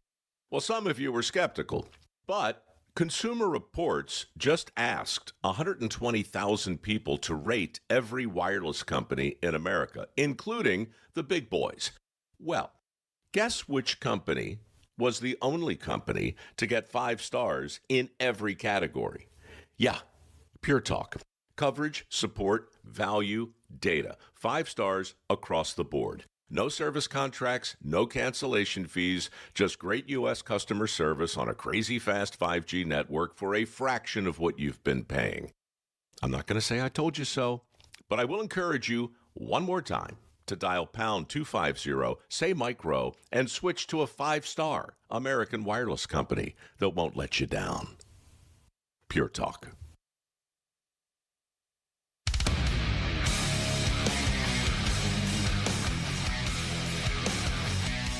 Hey, it's Luke. Did Max Kepler provide a boost to the Diamondbacks offense? We'll discuss it at 10 a.m. It's Wolf and Luke on Arizona Sports 98.7, the Arizona Sports app, and the Arizona Sports YouTube channel. First of all, I want to apologize to everybody for, the pain and embarrassment that I caused everyone, but especially my family. This year away, I've used it to prioritize just going to therapy and becoming the best person I can be, someone that my family and everybody here can be proud of. It's Miles Bridges, then of the Charlotte Hornets, back in July of 2023, issuing the apology after his domestic abuse situation, which he pleaded no contest to some heinous charges. He sat out a full year of the NBA, but in the 3 years since, looks to have contrition, looks to be on the right track. But the Phoenix Suns make a deal to get Miles Bridges yesterday. We've given our thoughts on it on a couple of different fronts. Want to hear yours as we open up the phone lines. Let's go out to at 602-260-9870. Let's go out to George in Tempe, who starts us off this morning. What's up, George? Gentlemen, hey, listen, Vic, before we start, man, I just want to say I feel so happy that I was able to, in some small way, help you out of that jam on your vacation, man. So if you need a new shirt because you wore it out by washing it so much, we can arrange a replacement. Dude, seriously, that Hall of Fame shirt you gave me was money, dude. Lasted me 3 consecutive days. That's crazy. Oh, jeez. Hey, listen, so here's the deal. I can't believe I'm agreeing with Gambo on something, but you put your hands on a woman, you're done. I don't want anything to do with you. That's an absolute cardinal rule with me, so I can't abide this trade. That's the emotional side. The logical side is it makes absolutely no sense. We're in a situation where we have to do a teardown, whether we want to or not, but we have to do a teardown, and that comes back to my point. We've got to trade Book. And you guys know my feelings about this. But I'm not a Book hater. I love Book. It's just that he's the only way out, unless you're somehow going to pull off some sort of trade for colors, Jalen for Jalen, Brown for Green. But that ain't happening either. So I just don't see on the other way out of this, unless Oh, that would be nice. Unless he has some crazy trick up his sleeve. But I think we need to go to a teardown. I think we got to get rid of Devin Booker. Thank you, George. Appreciate it. And I know George has been consistent on that particular second point, which a lot of people don't like to hear. But that's been George's opinion for quite some time. 602-260-9870 up to Prescott Valley. We talk to Ben next here on Arizona Sports. Good morning, Ben. Hey, how are you guys? Stephen A. Smith agrees, definitely. So the problem I have with the whole thing is that a lot of people are saying about his domestic abuse thing, the assault or whatever. We gave, and I know it's a little different, but we gave DeAndre Hopkins a pass. We gave somebody else, I can't think of it, but he's been clean for 2 years. If I'm not mistaken, it was 2013 or 2019, if I'm not mistaken. 2022. 2022. And then there was a second incident in the fall of 2023. Ever since then, he has been on better behavior. Correct. Yes, a lot better behavior. And I think that I don't like losing Grayson. We definitely need three-point shooting. I think he's was one of the guys that would give it to us. But I do like Gillespie re-signing. I think that he is maybe, I don't know, maybe Vince, you can tell me maybe percentage-wise under Grayson Allen for 3 points. But I do believe that he was hitting some clutch three-pointers for us. And I think we're going after LeBron, honestly. Please don't. Please don't. Wow. Thanks for the call, Ben. Appreciate it. Thank you, Ben. Yeah, I don't know how possible that is, quite honestly, but some interesting thoughts. Keep it going on the phones. Going out to Grand Rapids, Michigan, to talk to Ray here on Bickley and Murata Mornings. What's going on, Ray? Ray. Hey, how's it going, guys? Real quick, I want to say, shut up, Theory. Shut up, Bailey. Man, I love you guys. You should always listen to it. Thanks, man.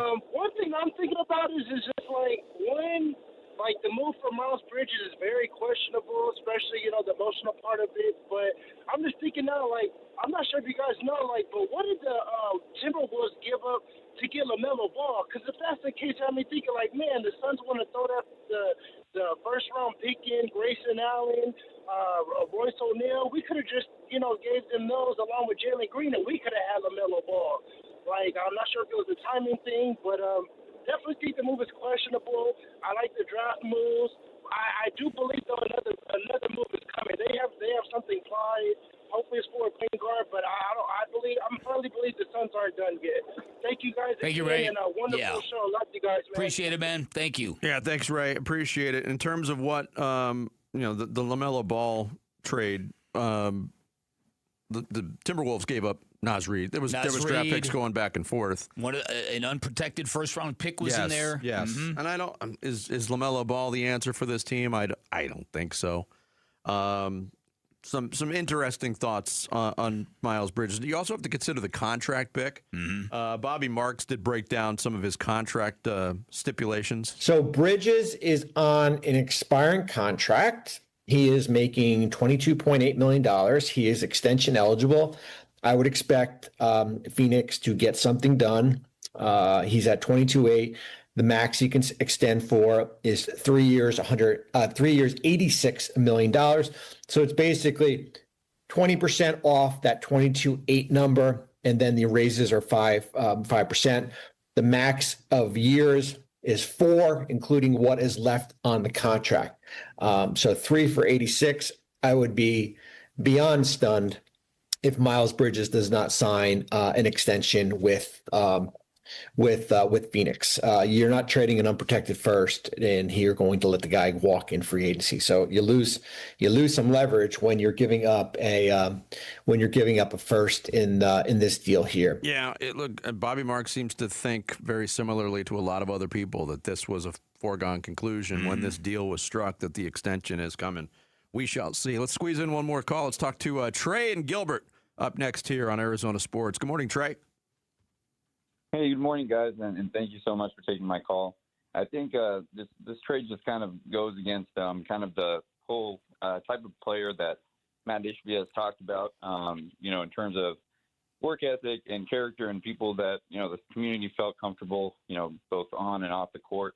And so I just don't get it from that perspective. And then kind of very much in line with Kellen's piece from yesterday night, or from yesterday, just in terms of the basketball fit. I just don't think it makes sense. And you have Grayson Allen, Royce O'Neal, and a 2033 for an expiring contract of Miles Bridges. And so I did see that, we are able to trade our first-round picks 2027 to 2029 entirely. So maybe there's another move to be made here, but I just think both on and off the court, I just don't get the fit. And Charlotte has been fleecing up from us, for the last 2 or 3 years. Yeah. Thank you, guys. Trey, thanks. 4th trade between the Suns and the Hornets in the last 17 months. Isn't it weird? It is so wild to me when teams get into these ruts of always making deals with the same franchise. Yeah. And the Suns aren't the first one to do this. No, Diamondbacks and Mariners. Mariners have been frequent trade partners. Yeah. Yeah, you had the Okogie for Richards deal, the Nurkic deal. The Micic, McNeely, and a 29 first-round pick for Mark Williams, and now this one. Suns and Hornets getting together a lot. Thanks for the phone calls. Appreciate the activity on the phones. Coming up next, Sammy's going to take us through the big stories on this Monday in the Rush Hour Reboot. It's Bickley and Murata Mornings here on Arizona Sports, the local sports leader. Hey, everybody, this is Dan Bickley. And Vince Murata. The Arizona heat is dangerous, but you can help save the lives of our most vulnerable neighbors. Arizona Sports and the UPS Store are teaming up with the Phoenix Rescue Mission to fight thirst and heat-related illness. You can drop off water at a participating The UPS Store location or donate today. Just text WATER to 620-620 to learn more. The Arizona Sports Water Drive benefiting the Phoenix Rescue Mission is presented by the UPS Store. Hey everybody, Dan Bickley here for QC Kinetics, and do you struggle raising your arms, climbing stairs, kneeling down to pick up things? That probably means you can't play with the kids, you can't golf with the guys, you can't get through a workday without exhausting pain. So let's focus on what you can do, and that's exactly what QC Kinetics patients are doing. They're not bracing for their next jolt of pain, it's gone, and they're back to living their old normal lives. Many of you have been through QC Kinetics game-changing regenerative treatments done right in the office, treatments that help your body repair and restore damaged joint tissue. There's no missing work. There's no surgery. There's no long recovery. What happens after the treatments? The inflammation calms down. The pain backs off. Hearing about these life-changing treatments on Arizona Sports has helped many people dig out from under that long list of can'ts and get back to living their best life. So if you're dealing with chronic joint pain, get rid of it. Go check out QC Kinetics and what their cutting-edge options can do for you with clinics in Phoenix, Scottsdale, Chandler, and Peoria. Get a free consultation by calling 602-837-PAIN, 602-837-PAIN for QC Kinetics. Meet Lee Platts, a renter whose possessions fill not only her apartment, but also the darkest corners of a mini storage unit. A land of both truth and fiction. Truth, everything inside is protected by Progressive. Fiction, one day Lee will fit into her clothes from senior year of high school. Renters, discover coverage for what you love and what you can't get rid of in Progressive's Protection Zone. Get a quote at Progressive.com. Progressive Casualty Insurance Company, affiliates, and third-party insurers. I know that hiring can be challenging. You need someone to match your role perfectly. Well, now you can meet them fast on ZipRecruiter. Build your team, build it sooner. Meet your match on ZipRecruiter. Just head to ZipRecruiter.com/free right now to try it for free. That's ZipRecruiter.com/free. Meet your match on ZipRecruiter. Try it free. Hi, I'm Chuck McDowell, the timeshare cancellation guy and founder of Wesley Financial Group. And I want to set the record straight. I am not an attorney. I've never wanted to be an attorney. And the truth is, I really don't even like attorneys. If I sound like an attorney, I'll apologize. But what I've learned in my 15 years in the timeshare cancellation business is you don't need to be an attorney to get folks out of their timeshare. After 15 years and over 50,000 cancellations, I can tell you with confidence, we know how to get you out of your timeshare. Call us today and we'll send you our timeshare exit guide absolutely free with all your options for cancellation. Attorneys, this was meant to be funny, so please don't sue me, especially my friend Kenneth from Black River Falls, Wisconsin. Call now for your free timeshare exit info kit. 800-881-8686. That's 800-881-8686. 800-881-8686. Summer's here. Grills are hot, flags are flying, and D-backs baseball is in full swing. It's the perfect time to step up to the plate in a new Sanderson Ford with employee pricing. Now you pay what they pay on America's best-selling trucks and SUVs. Choose from a Ford F-150 STX, Bronco Big Bend, or Explorer, all starting at under $42,000. If you're looking to save this summer, choose American value for American values. Choose Sanderson Ford, proud partners of your Arizona Diamondbacks. Employee pricing good through 7/6/26. Not all vehicles qualify. See dealer for details. Big wins are waiting this July at Casino Arizona. Join us for the final grand prize drawing on July 29th from 6 to 8 p.m., where you could take home a new 2026 Jeep Wrangler or your share of $25,000 cash. Continue earning entries now through July 29th. The countdown is on. Get all the details at CasinoArizona.com. Casino Arizona, uniquely Arizona. Must be 21 or older. Problem gambling? Call 1-800-NEXT-STEP.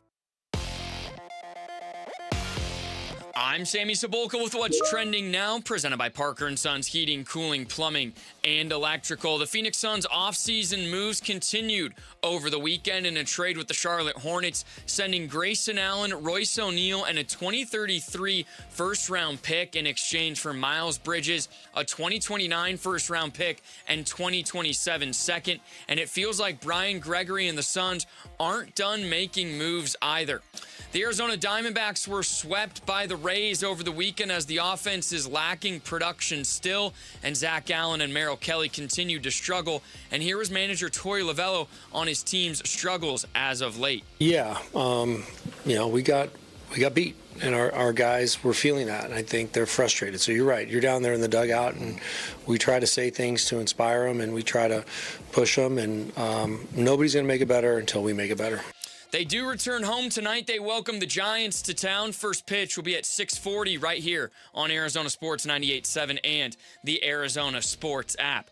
This report is brought to you by your Valley Chevy dealers. This 4th of July, celebrate family, fun, and the freedom to save with your Valley Chevy dealers. Spectacular offers are available right now at your Valley Chevy dealers. July 4th event going on now.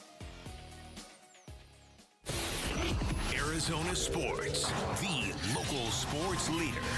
Daily in Colorado mornings. Rush Hour Reboot. Rush Hour Reboot. Getting you up to speed on everything happening in sports this morning.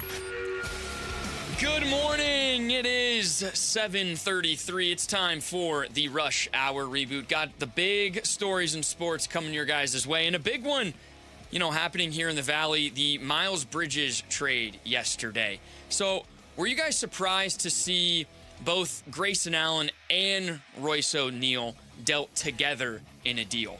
No, I actually wasn't that surprised by it. One of the benefits of it is there actually is money savings. It saves them about over $20 million in luxury tax penalties. Yeah.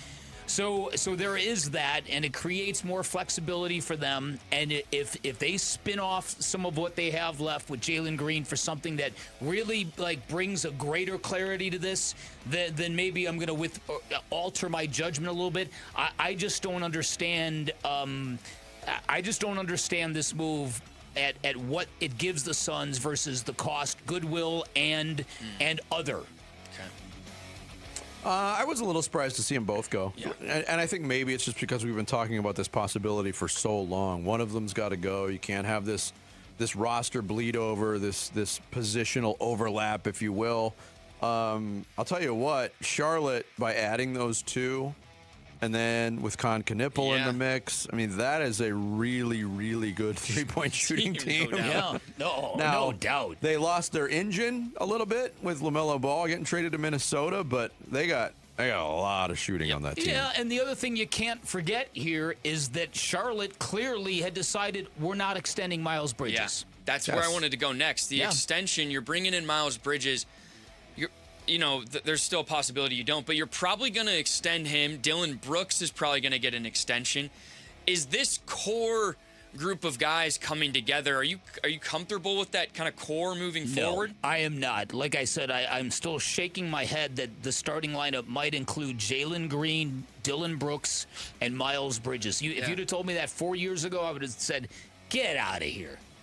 Yeah. Look, I think that Dylan Brooks, even only a year into his stint, I think if you want to say he's earned a contract extension, I can get on board with that. I think he's shown his value. I think he's shown how he fits, what kind of a leader and trendsetter he can be for this team. Mm-hmm. I can't say the same. And if the determination's already been made by the Suns brass, like many people believe that an extension's already coming from Miles Bridges, that's a really, really dangerous path to go down, in my opinion. Dylan Brooks has already had a couple of off-court incidents since his time in Phoenix, and no one has held them against him. Yep. And lastly, so yesterday, Gambo was mentioning that making this deal, the Suns might still go out and sign for some more shooting. Of the rumored names, is there anyone that you would be real interested in the Suns going to get? He put out some names that I don't think are going to be within the Suns' striking distance money-wise. Like Colin Sexton. Yeah. I don't think you can get him for the money that the Suns have to offer. I don't know if you can get Luke Kennard for the money that they can offer. So I'm not sure about that. I'm really not. Okay. I'm more interested if there's going to be a Jalen Green maneuver, because if Devin Booker is back to being the facilitator in the starting lineup, what are we doing? I'm with you. Vinny? I could get on board with Colin Sexton. Again, I'm kind of with Bick. I don't know if the finances would work out, but he's got point guard skills and can shoot it a little bit. Some of those other names, Yeah. All right, so the Diamondbacks over the weekend, 41-42. They're one game past the halfway point. So I'm going to ask you, have the Diamondbacks exceeded, just met, or been below your expectations halfway through the season? It's been very frustrating for me, but I think I picked 78 wins this year, so They're ahead of that pace? Oh, okay. There you go. I'm not going to say they've exceeded my expectations because I think they're better than what they've shown. Although even that faith is dwindling the more I watch them play, especially in the month of June. This is a team that needs a calendar switch very quickly. I heard Gambo say on Friday that with all the injuries that the Diamondbacks have had, he can't believe they're winning any games at all. And I wonder, is he being too soft on them, or are we being too hard on them? I think the guys in that club. I mean, we talked to Nolan Arenado last week, and I asked him that question. I mean, with everything that you've gone through, are you still feeling good about being above 500? Now they're not above 500 anymore, but I think those guys in that clubhouse feel like they're capable of so much more. You don't think Zach Gallen feels like he's capable of pitching better? Merrill Kelly? I would think so. Yeah. I agree. And so I have a couple mid-season awards. Who's been this team's most valuable player so far this season? If you had to say one person for the Diamondbacks. It's Eduardo Rodriguez. Yeah. It's Erod or Corbin Carroll, I was probably. Gonna say Corbin. He's in there every day. All right, the Diamondbacks have had a lot of rookies come up and play this season. Who's been their rookie of the year? Tommy Troy, probably. Tommy Troy, probably right. I mean, Waldschmidt's already been sent down. Fernandez has already been sent down. Gruber's still trying to find his footing. Yeah. Hopefully one of these pitchers can figure it out. Yeah. Jose Cabrera would be nice if he that would be fortuitous. That would be timely. And lastly, who's the guy that needs to figure it out sooner than later award? I think you could put Arenado in that mix. Perdomo, again, we called him out last week for going into a rut. He was actually one guy that was getting on base quite a bit this past weekend. I mean, those two guys, because I think they're going to be in the lineup pretty much every day. Yeah, I would go the two pitchers, Gallen and Kelly. Well, yeah, absolutely. That goes almost without saying. Yeah. My guy would have been Lourdes Gurriel. Hope those guys can figure it out. How about Lourdes Gurriel Jr. swinging and missing on a pitch that hits him, and he gets awarded first base? I couldn't believe that. I couldn't believe it either. How did they miss that? And the explanation the home plate umpire gave Kevin Cash was his momentum took him back. I'm like, no, he took a full swing. He took a fastball to the chest. And the grunt that you heard, too. Like, how badly can you not see a baseball? If you're doing that, that's a good indication of how he's seeing the ball come to the plate. Yeah, that is yes, that is the truth. All right, there you guys go. Real quick, I wanted to throw this out there. Shams Charania in the last 35 minutes. Golden State Warriors forward Draymond Green declining his $27.7 million player option to become a free agent. This move gives the Warriors flexibility to pursue LeBron James in free agency and Anthony Davis via trade to form a big four. Wow. All right, just wanted to get that out there. Well, listen, I tell you, again, that was why the whole run it back theory didn't make sense to me. That there are going to be teams around the Suns are going to have a harder time winning regular season games this coming year than they did last year. Yeah, they're not sneaking up on anybody either. We're all rebooted. Thank you, Sammy.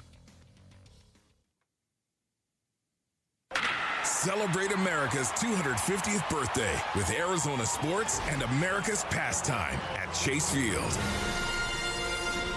Yeah, we've got a family 4-pack of tickets. D-backs Brewers, Friday, July 3rd at Chase Field, plus an extended fireworks celebration after the game. Here's your chance to win them. Looking for a caller number, Bick. What caller number? The number 5, Vinny. Caller number 5 right now. 602-260-9870. Caller number 5, and you're headed to the ballpark with that family 4-pack. Coming up next, more on that Miles Bridges trade, how this affects the Suns' roster fit moving forward. It's Bickley and Murata Mornings here on this Monday. Arizona Sports, the local sports leader. Burns and Gambo, afternoons. They spent the 10th pick of the draft on Kamad Malawach. He needs to be ready to give them some minutes next year, one way or another. And if he's not, you have to ask really concerning questions about whether they made a mistake. Fleming, I think, is pretty locked into playing a lot more. I don't know about Malawach. He's so young and he's so raw, but he's got crazy skills. You would think that if you're developing him the right way, that he should play more this year. Burns and Gambo, afternoons 2 till 6 on Arizona Sports, the local sports leader. Summer in the Valley, pool time, baseball games, triple-digit temperatures. When Phoenix turns up the heat, Keep your home running smoothly with American Home Shield. Hey, it's Vince Marotta. An AHS home warranty can help protect your wallet from pricey breakdowns on even your oldest appliances and systems like your AC, your plumbing, or your fridge. If they can't repair your covered item, they'll replace it. American Home Shield, don't worry, be warranty. Sign up today at ahs.com. See ahs.com/contracts for coverage details, including limit amounts, fees, limitations, and exclusions. Hello, everybody. Eric Bryan, owner of Precision Air and Plumbing. Picture this. It's 8 o'clock on 4th of July. It's 102 degrees outside, and your AC just quit. That's exactly the moment Precision was built for. We stay fully staffed all summer, nights, weekends, and holidays, because that's when you need us the most. And we never charge extra for after-hours calls. Make the Precision decision today. Call 602-FIX-MY-AC. Decision with Precision Air. Staples Easy Deal Days are here. Score up to 50% off more than 1,000 products in-store and online. Don't miss your chance to save on tech, chairs, custom print, school supplies, and more. It all ends July 4th. Staples. That was easy. The group stage, it's over. Knockout rounds next for the world's biggest soccer tourney. Yep, win or go home, and you can get in on all the action with Kalshi. Kalshi, just the largest prediction market in the world, regulated and live in all 50 states. Hey, Paul Calvise here. Ask Giannis. Heck, ask Messi now. Actually, here's the question. Who advances further, Argentina or Brazil? At last check, Brazil was trading at 20%, which means a $100 trade pays out over $400. And for a limited time, download the Kalshi app, and use referral code AZSports. One word, AZSports. That's one word, AZSports. And when you use the referral code, you'll get $10 when you trade 10. Referral code AZSports. One word on the Kalshi app. Kalshi, Kalshi, trade on anything. 18 plus only. Restrictions and eligibility requirements apply. Event contract trading involves risk and may not be suitable for all investors. Prices, value, and available markets may differ from those mentioned. For more information, see kalshi.com/regulatory. Hi, I'm Dustin, your friend and jeweler at Shane Company. As a diamond sourcing expert, I'll tell you just how differently we source our diamonds so your engagement ring can be the most beautiful. We work directly with our diamond partners who reserve the best stones just for us. We handpick and inspect each diamond, then negotiate the best price. At Shane Company, we believe this is the only way to properly buy a diamond, because a friend goes the extra mile to make sure you get your dream diamond at your dream price. Visit us in store or at shaneco.com. Shane Company, your friend and jeweler. Hey, it's Paul Calvisi with Matt Dagas from Bright Wealth Management. And Matt, a lot of people expect their taxes to go down in retirement, sure, but that's not always the case. It's not, and for most people, it's the opposite. Every dollar coming out of a 401k or an IRA is taxed at ordinary income. Now you add in Social Security, required distributions, and you've got a serious tax problem. And worse, people don't see it coming. Not until it's too late to do much about it. The window to reduce your lifetime tax bill is before retirement or early in it. After that, your options are limited. All right, so what's the move then? Roth conversions, smart planning, bracket management, real strategies that actually reduce what you owe, but you need a plan, not guesswork. And Bright Wealth puts that all together? That's exactly what we do. Call 844-726-9116 for a complimentary tax review. Call now, 844-726-9116 or brightwm.com. Investment advisory services offered through Foundations Investment Advisors, LLC, an SEC-registered investment advisor. The content provided is for educational purposes only. Celebrate Independence Day with the D-backs on Saturday, July 4th. Enjoy an extended post-game fireworks spectacular show presented by Bar S. Get your tickets today at dbacks.com.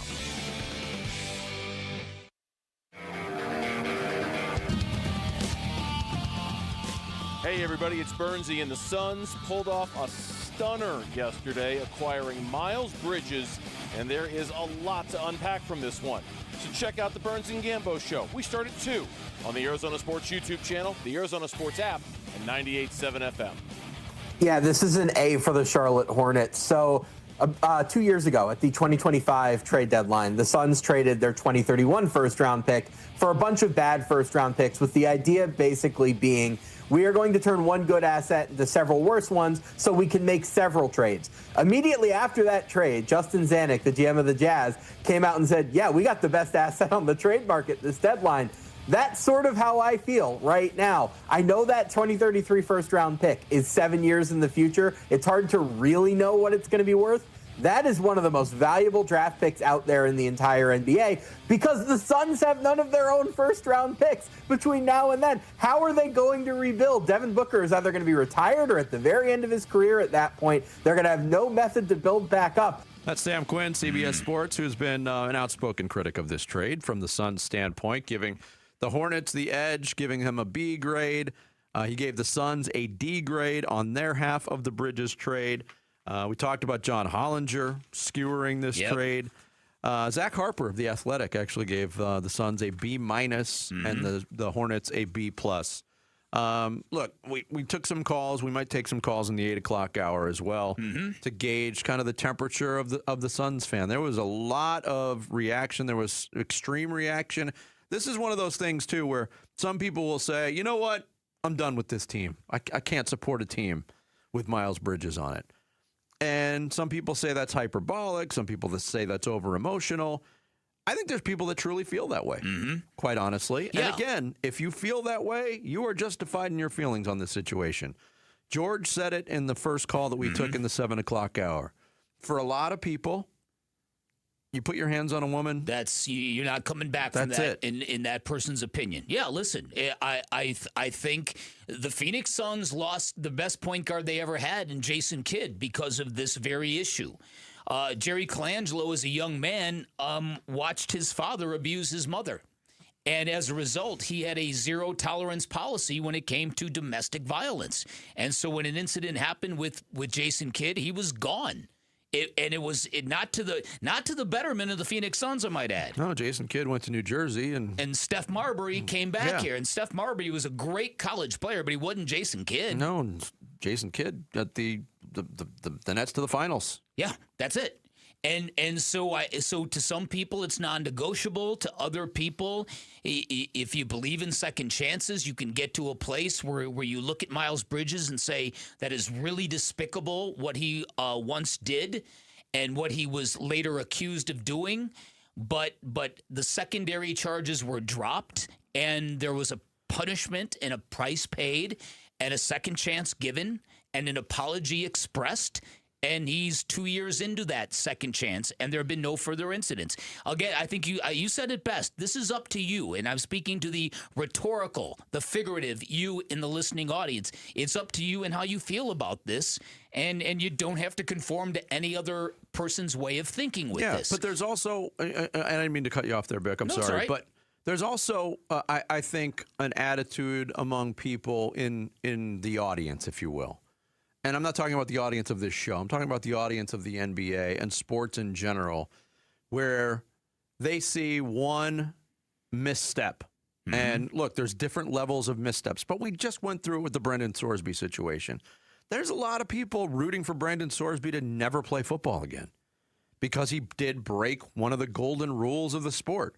He bet on his own team while he was a member of that team.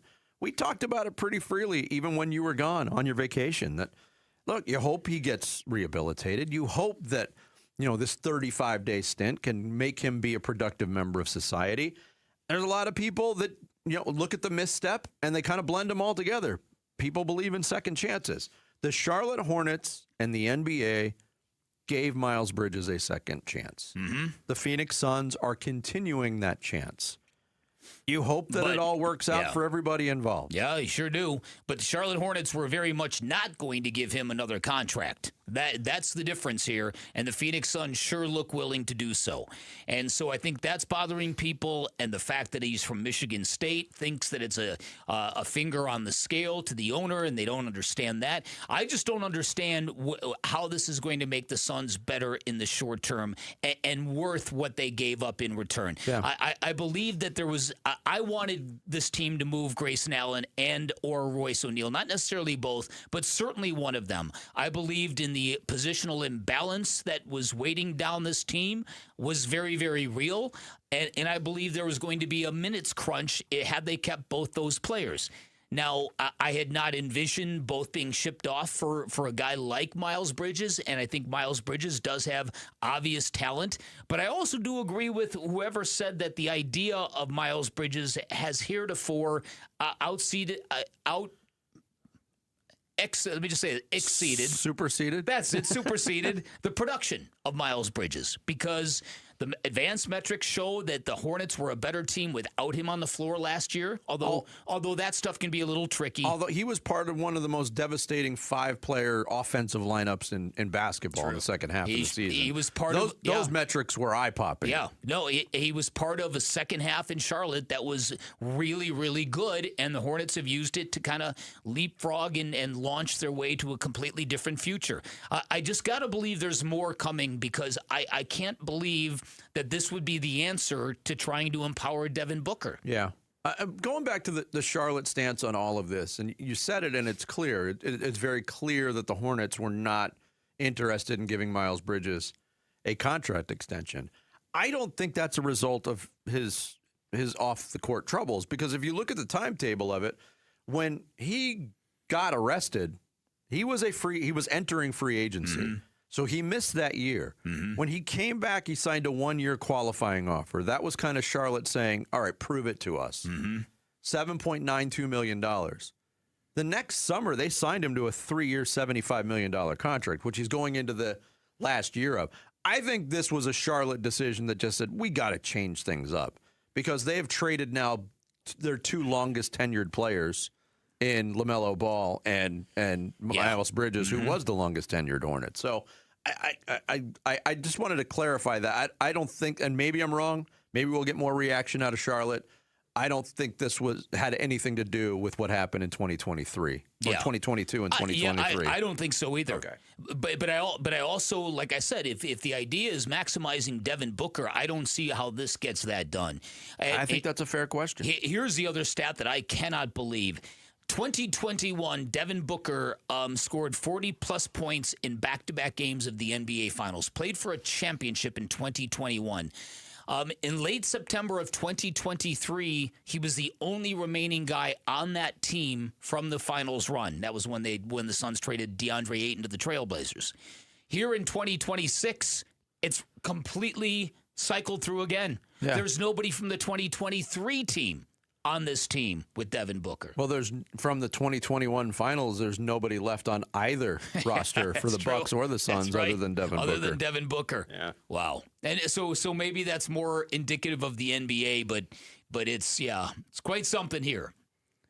I guess Suns fans, you've got to just cross your fingers and hope that somehow this I don't know, this whatever they're building here and whatever connection these Michigan State alumni have with each other, that it's real and it pays off on some level. Yeah, there's going to be a lot of people very tuned into what Brian Gregory has to say, because you pointed out in your column on Arizona Sports that there's a connection there. He was a consultant on Tom Izzo's staff during Miles Bridges' his freshman year in East Lansing. So that'll have to be relied on, and that was probably a big basis of the amount of faith that the Suns have in making this move. They're not stupid. They know people are going to question this, so they clearly have reconciled this in their minds. So I am going to be very curious to hear their vision about this. Blake Edwards from Phoenix was caller number 5. Guy who wasn't he a Pink Panther director? Blake Edwards. I think it was. I'm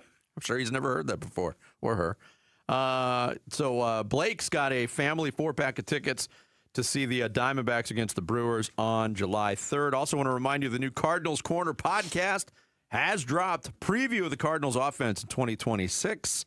Find it now on our website, app, or wherever you get your podcasts. Coming up next to kick off the 8 o'clock hour, should be a doozy, the Bickley Blast. Fire! Bickley and Murata mornings here on Arizona Sports, the local sports leader. D-backs decision makers from the team's front office join Wolf and Luke Wednesday mornings at 11:45 for D-backs Front Office Focus. Brought to you by Canvas Annuity. The home of Arizona Diamondbacks baseball is Arizona Sports 98.7 and the Arizona Sports app.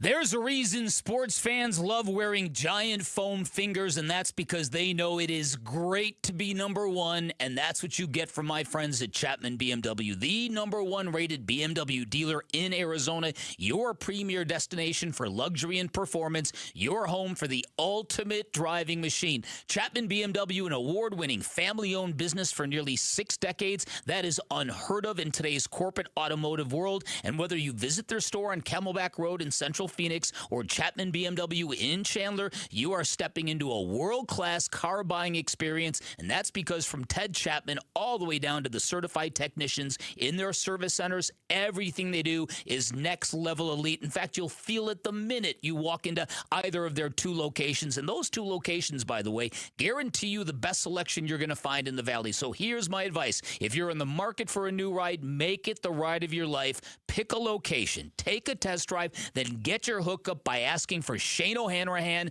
by name. He's the GM of both locations. He's vowed to hook up every one of our listeners, put him to the test. I guarantee you will not be disappointed. You can always shop online at ChapmanBMW.com. That's Chapman BMW. Two great locations, one great experience.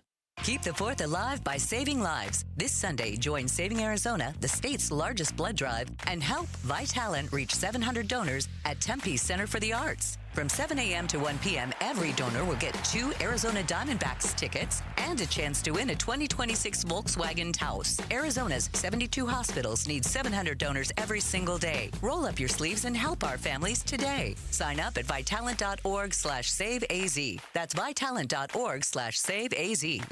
Ron White, live. If your eyes go bad, you can have LASIK surgery and they can give you 20/20 vision. But let me tell you something, folks. You can't fix stupid. Sunday, October 4th, 8 p.m., Talking Stick Resort. Ron White, live. Tickets on sale now at TalkingStickResort.com. For mature audiences. Jake from State Farm. I just beat my running PR, so I'm celebrating with the Banana Bonanza smoothie. Hey, and you can keep celebrating when you create an affordable price just for you by bundling your home and auto with the State Farm Personal Price Plan. Go bananas. I will. Hey, make it a large. Bundling, just another way to save with the Personal Price Plan. Like a good neighbor, State Farm is there. Prices are based on rating plans that vary by state. Coverage options are selected by the customer. Availability, amount of discounts and savings, and eligibility vary by state.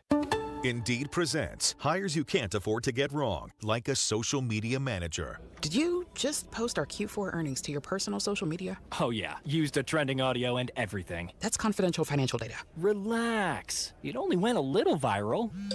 The SEC just commented with the eyeball watching emoji. This is a job for sponsored jobs. This is what happens when you don't sponsor your job on Indeed. Next time, get matched with quality candidates with Indeed sponsored jobs. Visit Indeed.com/hire now and sponsor your job today. How's this sound? Employee pricing for all, and for all military veterans and first responders, another $1,000 in bonus cash at our Desert Ford dealers. Yep, that's how Ford is driving America forward for the next 250 years to come. Hey, Paul Calvisi here, and when we go there to our Desert Ford dealers, like we did just recently, leasing a Bronco Sport for my daughter, we get American value for American values, including employee pricing. Ford has been part of America for more than a century, and once again, Ford is the #1 selling truck brand in Arizona. Take that 2026 Ford F-150 truck, better than ever. Work truck or weekend warrior, and it gets better with employee pricing across a full lineup of trucks and SUVs. And again, all military veterans and first responders, you get that additional $1,000 in bonus cash at our Desert Ford dealers. Just click buyfordnow.com. Based on S&P Global Mobility Retail U.S. new vehicle registrations for the truck vehicle type CYTD October 2025. KMVP FM Phoenix. Live from the Casino Arizona and Talking Stick Resort Studio. Arizona Sports, the local sports leader.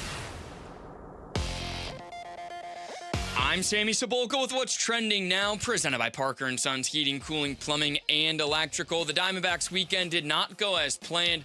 3 games in Tampa, 3 losses in Tampa against the Rays. The offensive struggles continued, only scoring 4 runs all series long, and the Zach Gallen and Merrill Kelly struggles continued as well, as the Diamondbacks are now 41-42, just past the halfway point of the season. They are home tonight, though, against the Giants. First pitch will be at 6:40 right here on Arizona Sports 98.7 and the Arizona Sports app.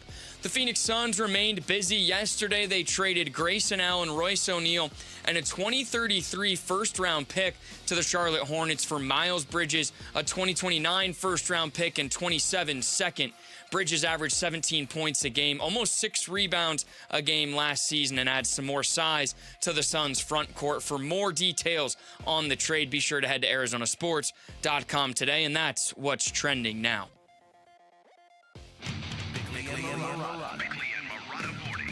Arizona Sports, the local sports leader. Bickley Blast.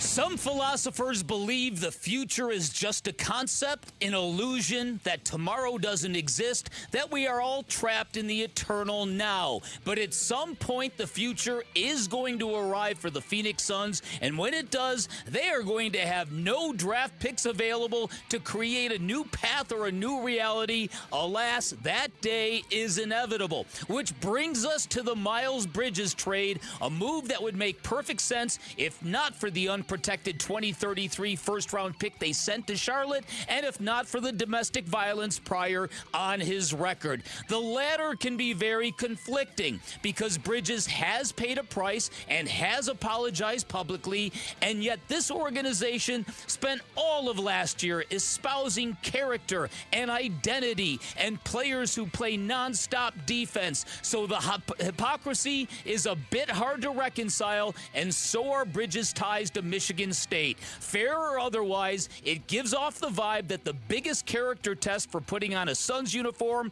is being a former Spartan. Now, the Suns recovered a good chunk of respect and goodwill last season, and this move is a give back, and most national observers are destroying Matt Ishbia all over again. Personally, I can't believe we're in a place where Jalen Green, Dylan Brooks, and Miles Bridges might make up 60% of our next starting lineup. And while Ishbia and crew made a lot of great decisions last season, they better be right when it comes to trading for Miles Bridges, especially after trading away the other Bridges, the guy that is still beloved on Planet Orange.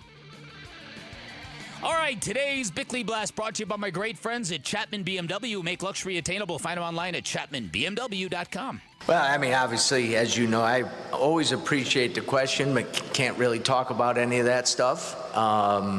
But we're pleased with where we're at right now. Obviously, today's about Koa, and moving forward and getting ready for our next step would be Summer League, you know, and to start the practice and the training camp for that, and to put our guys all on the court and go out there and you know, Cole and I met today and went over a bunch of stuff, you know, to play Suns basketball, even in Las Vegas. So that was Brian Gregory, part of the Koa Pete press conference on Friday, when asked, hey, what are the next steps? Well, he didn't let anything out of the bag. Hey, I'm going to make a trade over the weekend. No, it's really going to get a reaction around the league. We're getting ready for Summer League. Right. And the juxtaposition of two events about 48 hours that's apart. A good point. The vibes coming from the Verizon 5G Performance Center on Friday with the Koa Pete signing, there was a good glow coming from that building. Definitely. People, I think, pretty much around basketball were applauding what the Suns did. Targeting a player. No, I think they got a lot of criticism for that pick too. Okay. For what they did trade to get up, and there's not a lot of belief in Koa Pete necessarily as an NBA quality shooter, but just like in the bubble of Phoenix, people like that story. Koa Pete grew up watching the Suns. He was at Game 1 of the NBA Finals in 2021. I think he said he was 10 years old when Booker got drafted or something like that. Yeah. Which I think his math is a little off there because Booker's going into year 12 and Koa's 19. So hey, well, he went to UVA, so. You said it, not me, Sammy. Great edge. Yeah, but then 48 hours later, the Suns make a move that did garner a reaction and even affecting Koa Pete. A lot of people think, how does this now affect Koa Pete's development as an NBA player? Look, and I didn't expect Koa to come in here and play a regular role as a first-round pick. I think there's a lot of development that needs to happen. So from a basketball standpoint, Miles Bridges getting the bulk of the minutes at that position, that makes sense. But there's so much to reconcile with this whole thing. Well, yeah. I've been trying to do it all morning. Well, and especially if the Suns are indeed going to extend him, and why wouldn't you if you made that kind of trade package in return? And that's the kind of thing. And it's I kind of wrote about this today that it's I didn't think in my heart of hearts that Matt Ishbia could be as patient as we all thought he might be in terms of what this next season might look like. Suns were really giving off a very strong vibe. Matt Ishbia even said it publicly that you pretty much better expect more of the same, that most of this is going to be in-house kind of improvements, player development improvements, but we're going to kind of run it back here.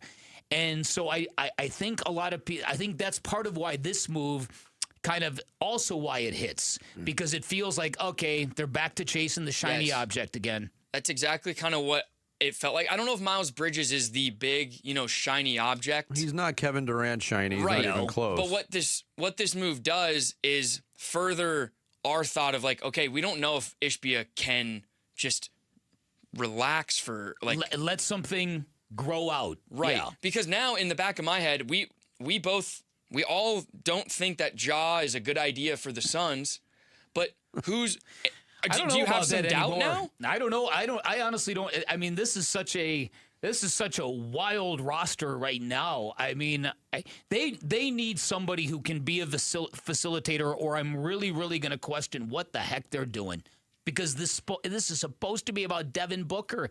The money they have committed to Devin Booker far exceeds his current value in the NBA. I'm talking about metrics. Let me just ask a basketball-related question to this topic. All right.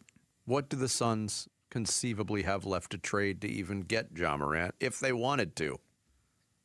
It would be a Jalen Green.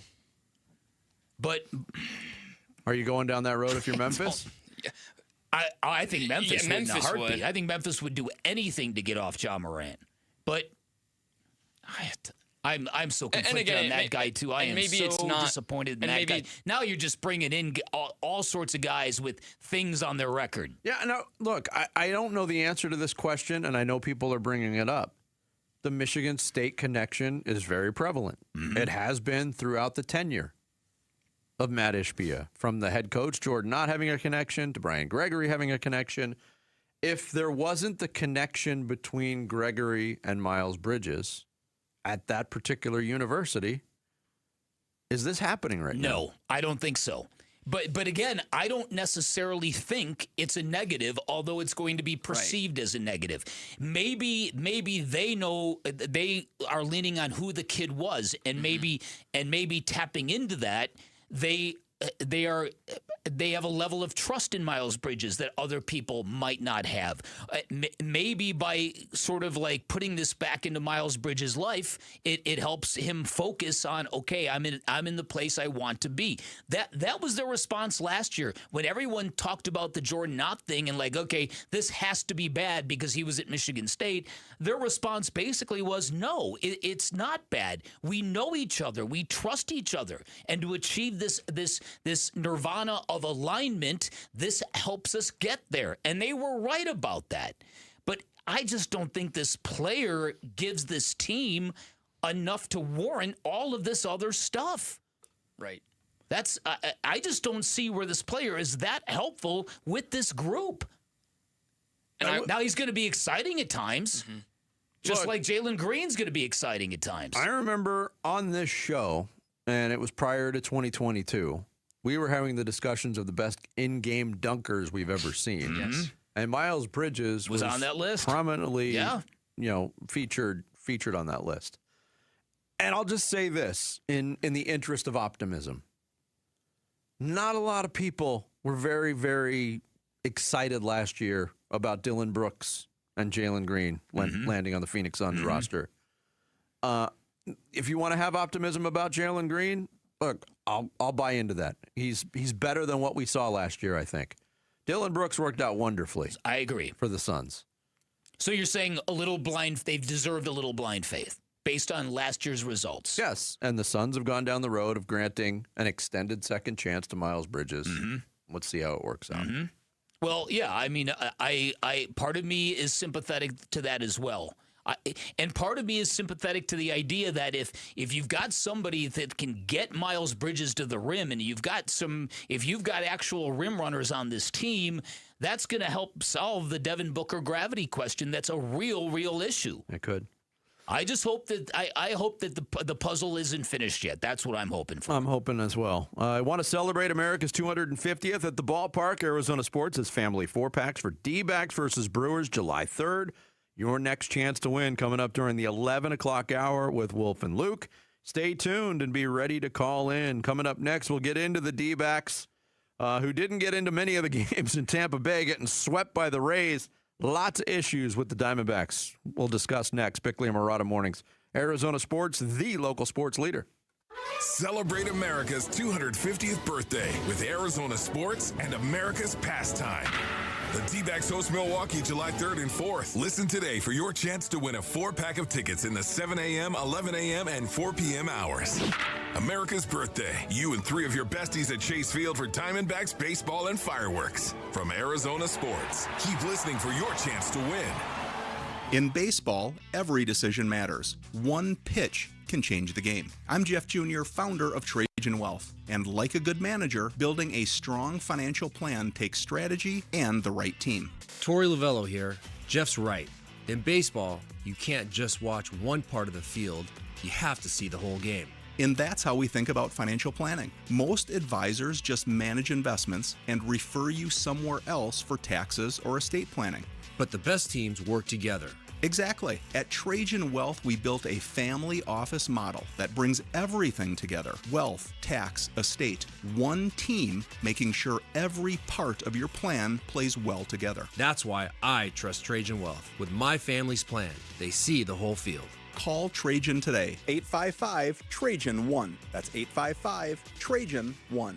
Advisory services through Trajan Wealth, LLC, an SEC registered investment advisor. Paid advertisement. Other services through Trajan Estate and Trajan Tax. Additional disclosures at TrajanWealth.com. I'm John Morgan of Morgan & Morgan. My best advice to you when hiring a lawyer for your injury case is simple. If you know court personnel, ask them who they'd hire. They know. If you know an insurance adjuster, ask them. They know. And then ask them about us. Ask them about Morgan & Morgan. They know. I look forward to talking to you soon. There's only one Morgan & Morgan, America's largest injury law firm for the people. Injured? Dial pound law. Morgan & Morgan, forthepeople.com. Arizona lawyer will handle Arizona cases. Prior results do not guarantee a similar outcome. Hello, everybody. Eric Bryan, owner of Precision Air and Plumbing. A customer called in recently asking why their newer AC system was already having problems. My first thought was because you probably didn't have us install it. But honestly, your AC system shouldn't be failing that fast. Small issues can quickly become expensive breakdowns. Get your AC installed and maintained the right way with Precision. Call 602-FIX-MY AC and make the precision decision today.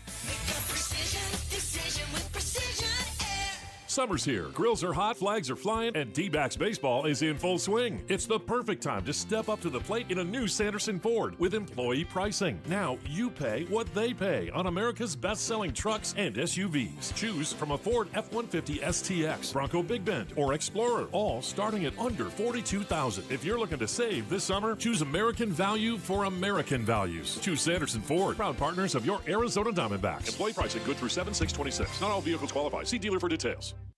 Arizona Sports. Swung on that is hit high and deep. Bickley and Murata talk D-backs baseball now.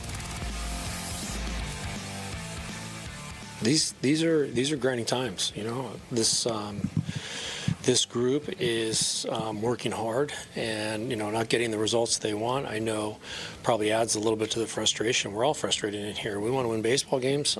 We come to the baseball field every single day with great intentions. The Rays are a good team. You got to hand it to them. They got probably one of the best players in both leagues in Junior Caminero. But that's no reason for us to do what we did today and the past 2 days. We got to play better baseball. Torey Lavello following yesterday's loss to the Tampa Bay Rays, a 3-game sweep in 6 games in the state of Florida this year. The Arizona Diamondbacks went 0-6 and scored a total of 10 runs. That's not good. They got shut out back-to-back games in Miami. Very little offense to speak of over the weekend. Pitching not really there. No real life. Todd Walsh used the word lifeless after that game yesterday on the Diamondbacks television broadcast. And, You wonder about the mindset of this team with everything that it's gone through. This is basically the third year of post-World Series mediocrity. And you got the gut punch of the Corbin Burns and A.J. Puck news. Where is the head of this team? I think that's a fair question. And I wonder about the messaging from Torey Lovello at this point. I do. Yeah, no, elaborate. I'm interested in this. When a team is this repeatedly lifeless offensively, and there's very little in terms of change of attitude, or a forceful manager who rips his team, who lights him up in a press conference. This is not Torey Lovello's strength. We know this. We got a decade of proof that that is not his strength. But he has done it in the past. And he challenged his pitching staff earlier this year. He did. And got great results. Dramatic results. And there's people who tell you, well, he airs out guys more than you think. But again, there was an incident over the weekend that hit both of our radar screens exactly the same way. And that was Geraldo Perdomo made a goof. In the same game in which he made a very smart play, but he made a goof. And Saturday night, and Torey was asked, are you going to do something about it? And his response was, I don't have to. I could see it in his face. He was already feeling it. I don't think that's – I think that is the way a soft manager gets run over by a baseball team. And I'm not saying that's happened here, but certainly there a lot of evidence with the Ketel Marte incidents over the last few years, and the idea that maybe airing out a player will get a team's attention. Like, Skip is triggered. We better, you know what I mean? It creates accountability, and it creates maybe a sharper focus. If a baseball team continually feels and experiences that their results don't result, that poor play and poor results, that they're immune to any criticism, that they're not going to get aired out, you got to have a lot of trust in your players to do that as often as Torey Lovello does, and there have been too many instances this year where this team is lifeless. And comparison is a tool, and when you compare what's going on with the Diamondbacks right now to recent sports examples in this city, when a lot of the talk from a head coach or a manager goes to we gotta and tipping the cap to the opponents, that's kind of a end of the road kind of attitude, at least in my experience. And that's not like Torey Lovello. And he was very complimentary of what Tampa Bay did, but no, that was night and day with the way that they executed in situational baseball. The use of the bunt over the weekend absolutely baffled the Diamondbacks. Bunts? Yeah, listen, and so I think that it's very, very unfortunate. I mentioned this to you. I can't believe Ken Kendrick is as happy at all. I understand that maybe there should be some sympathy shown to Mike Hazen, who didn't have the kind of resources that he might have had in the past. I get being sympathetic to Torey, who's had to deal with a lot of injuries. But I can't believe this up and down, slow burning nature of this team is sitting well with the owner. And I'll flat out say it. What happens if they get handled by the Giants here the next few days? Oof. That's a great question that very well could be a reality. That could be a reality. And then you wonder what kind of leash Torey Lovello is dealing with right here and now. I'm not sure how Ken is interpreting this, but this free love approach from Torey Lovello, I know it's caused issues in the past, and Torey more often than not has proved himself right. I mean, he's here for the 10th year, which is, by the way, a 10-year that has included at least 4 lame duck years where he was in the last year of his contract. He has survived that repeatedly. But let's also talk about the organizational approach to this year.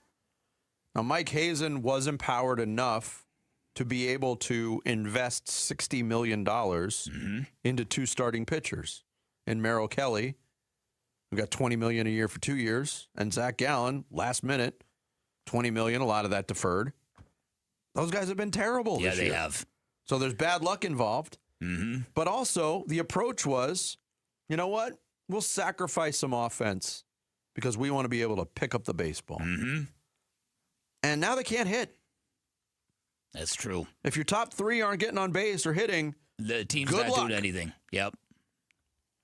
Yeah, it's not ideal. It's not ideal. So fortunately for the team, they've got Eduardo Rodriguez pitching tonight. Fortunately for the Diamondbacks, you've got the Giants in town. They better find a way to beat this team. I feel really good about them winning tonight. Me too. Because of what you just said. Eduardo Rodriguez is on the mound. Mm-hmm. And it seems like every start for Zach Gallen and Merrill Kelly is like, is this where they turn it around? And every start for Eduardo Rodriguez is, okay, you feel good about him stopping the bleeding because he's been so damn good this year. Yeah. Yeah, that's exactly right. And over the weekend, and we said this earlier in the show, it felt like during the broadcast that there was an attempt to really kind of paint a rosier picture about Zach Gallen's performance than actually was warranted. I mean, he did give up 5 earned runs. Yeah. Mm-hmm. One swing and miss.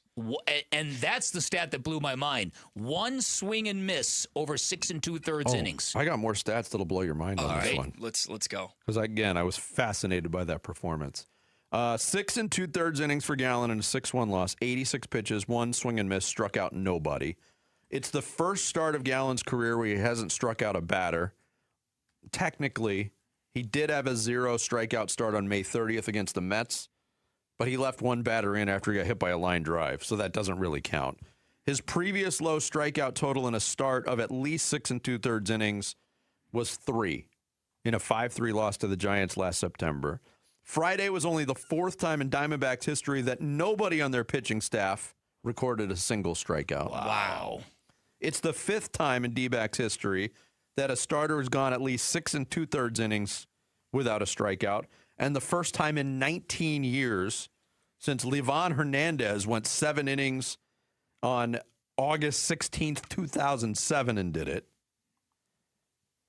It's the 13th time in Rays history that they had a game and no batter struck out, and the first time that's happened in 13 years.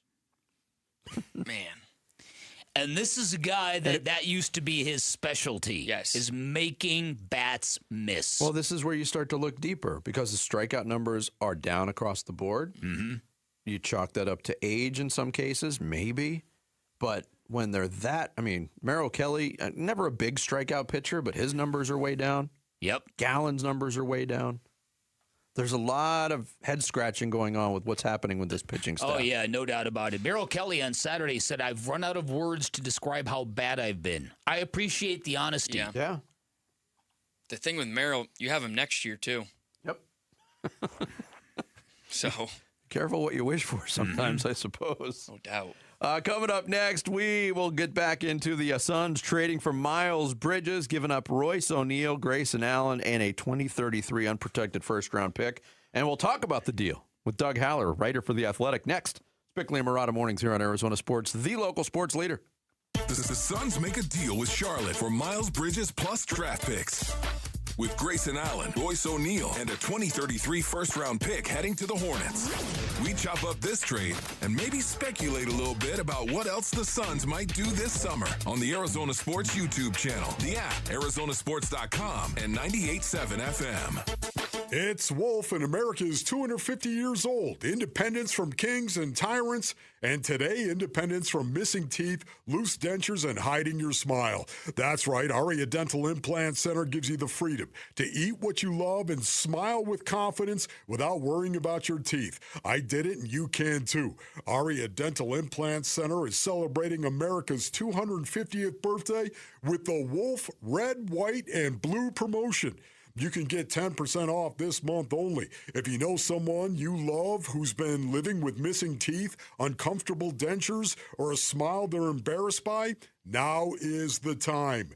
10% off when you mention Wolf. Freedom to smile. Freedom to eat whatever you want. Aria Dental Implant Center is restoring smiles and changing lives. 10% off when you mention Wolf. Go to ariadentalimplant.com. That's ariadentalimplant.com. Every great summer road trip starts somewhere.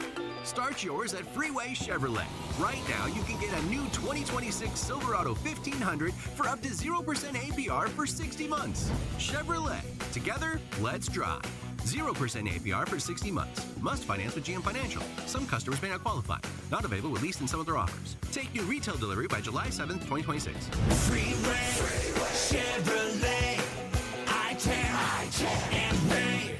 Wesley Financial Group is not a law firm, and Chuck McDowell definitely not an attorney. This is Chuck. If someone talked you into buying something really silly and you want to get out of that silly little thing, my advice, get the facts. Call me and I'll send you our timeshare exit kit absolutely free. Inside, you'll learn how timeshare works and all your options for cancellation. Call Wesley now for your free exit info kit. 800-572-3344. That's 800-572-3344.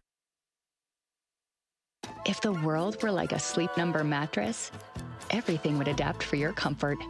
Because as your life changes and your body changes, Sleep Number mattresses adapt and shift to give you personalized comfort night after night.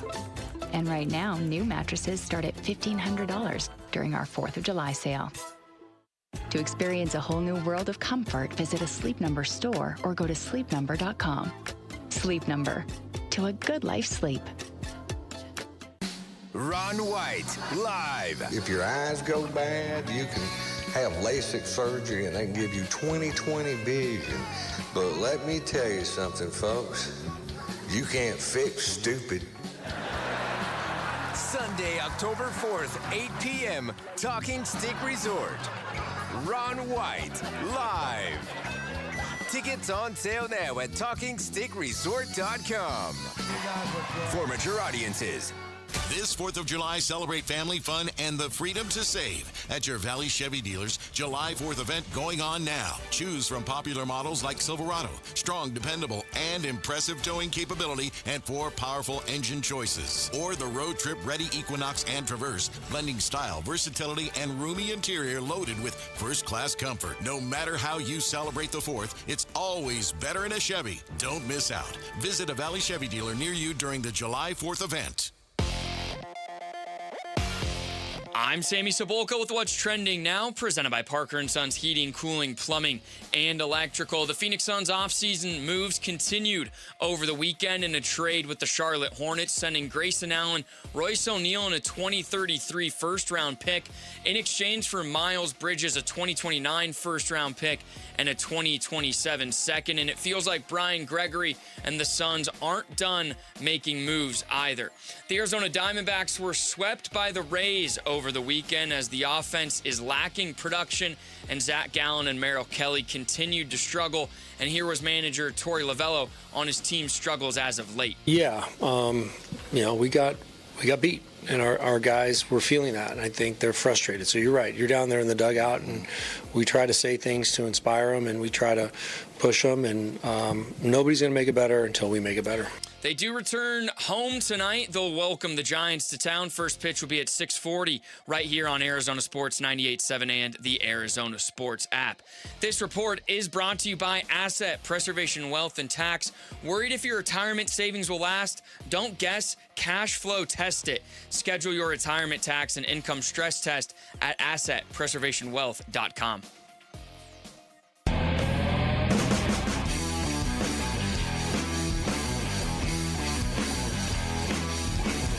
Hey, it's Luke. What moves should the Phoenix Suns make in free agency? What moves can they make? We'll talk about it at 10 a.m. It's Wolf and Luke on Arizona Sports 98.7, the Arizona Sports app, and the Arizona Sports YouTube channel. Suns definitely made a move yesterday, trading a couple of players and a draft pick to the Charlotte Hornets for Miles Bridges. And it has got a reaction. And here to add to the reaction, he covers the Suns for The Athletic and the rest of the Arizona sports scene. Doug Haller, our guest here on the Arizona Sports Line. Doug, good morning to you, sir. How are you? What's up, guys? I'm doing great. What was your reaction to this? Everybody had a reaction to this deal. News breaking, Doug. What was yours? Well, on paper, Vince, you look at it. I don't mind it from a short-term basketball standpoint, just because I think Miles Bridges is an upgrade of a Royce O'Neal at that fourth spot. I think he gives them a little bit more defensive versatility. Brian Gregory has talked a lot since the end of last season about the ability to attack the rim. He does that well. Grayson Allen, getting rid of him, at times when he was healthy last year, Grayson Allen was their third best player. The problem with Grayson is that, he wasn't dependable. He wasn't reliable that second half of the year. I mean, it was really to, near Bradley Beal levels, coming back, playing a couple games, missing a couple games. So they lost a lot of shooting. To me, to really withhold judgment here, you have to see what they're going to do as far as the rest of the roster goes, to see if they, can they move on from Jalen Green? They're going to have to add a shooter. I think we're kind of looking at an incomplete picture right now. When you take a look at the baggage that comes with Miles Bridges, where do you stand on that? Are you of the belief that the second chance has been validated by his actions recently, or do you think that this is something that the Suns should have considered a little more deeply? Well, that's the other thing, Dan, and that's maybe the bigger thing. It's really bad timing on the Suns' part that they just had media availability with Brian Gregory celebrating the draft selection of Koa Pete, and the theme of that media availability was character. And then, a few days later, you go and trade for one of the guys with, arguably the worst character in the league. Now, do I know Miles Bridges? I do not. I talked to an assistant coach who has been with him in Charlotte last night, and he said that he was never a problem with the team. But those allegations, they're pretty severe as far as these things go. In the Suns' defense, I mean, as you guys have discussed, if there's any team outside of Charlotte in the NBA who has a good grasp of who Miles Bridges is as a person, it's going to be the Phoenix Suns.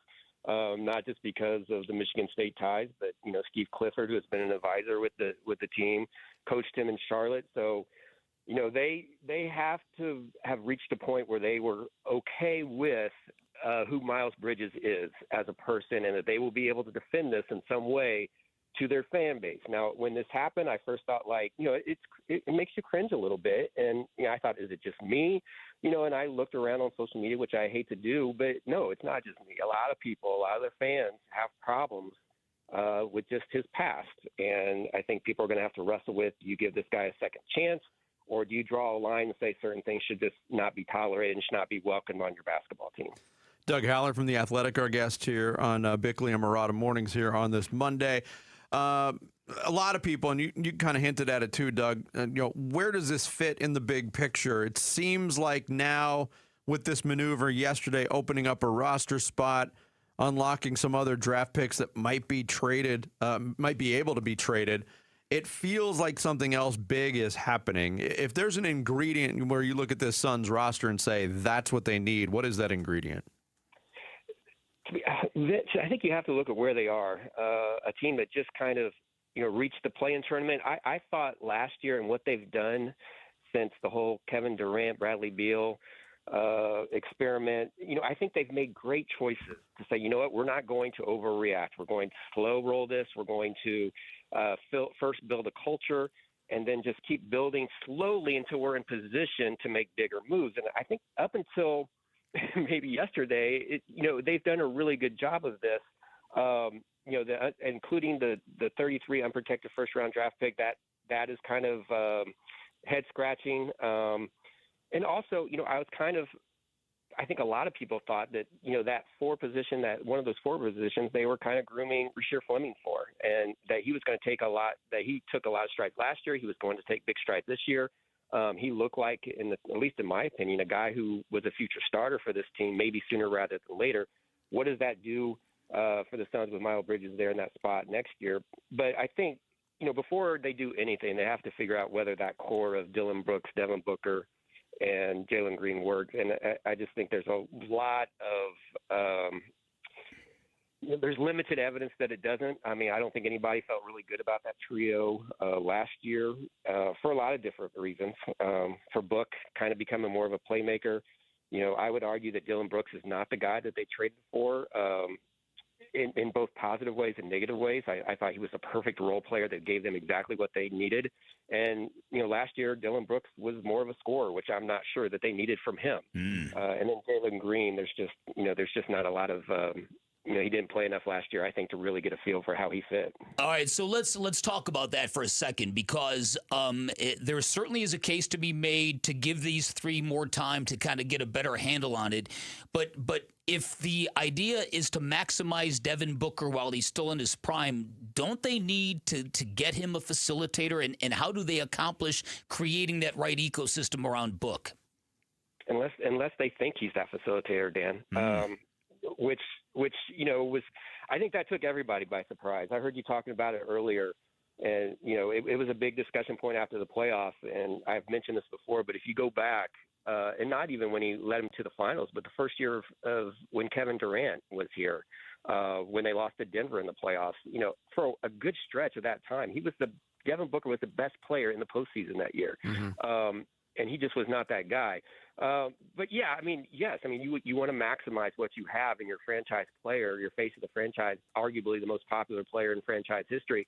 I just don't know, given their situation, like how big a swing can you make right now? Maybe they're trying to free up some flexibility that allows them to take a bigger swing, but I just don't know like how big they can shoot right now just for that reason. Doug Haller of The Athletic, our guest here on Arizona Sports. There's been so much reaction to it as well, especially with the unloading of the 2033 unprotected first-round pick, that the speculation, Doug, is, contract extension is inevitable for Miles Bridges with Phoenix. Are you of that belief, too, based on what they gave up? Yeah, I am. It just doesn't make sense otherwise, given their history with them, to bring him here for 1 year and essentially do Charlotte a favor.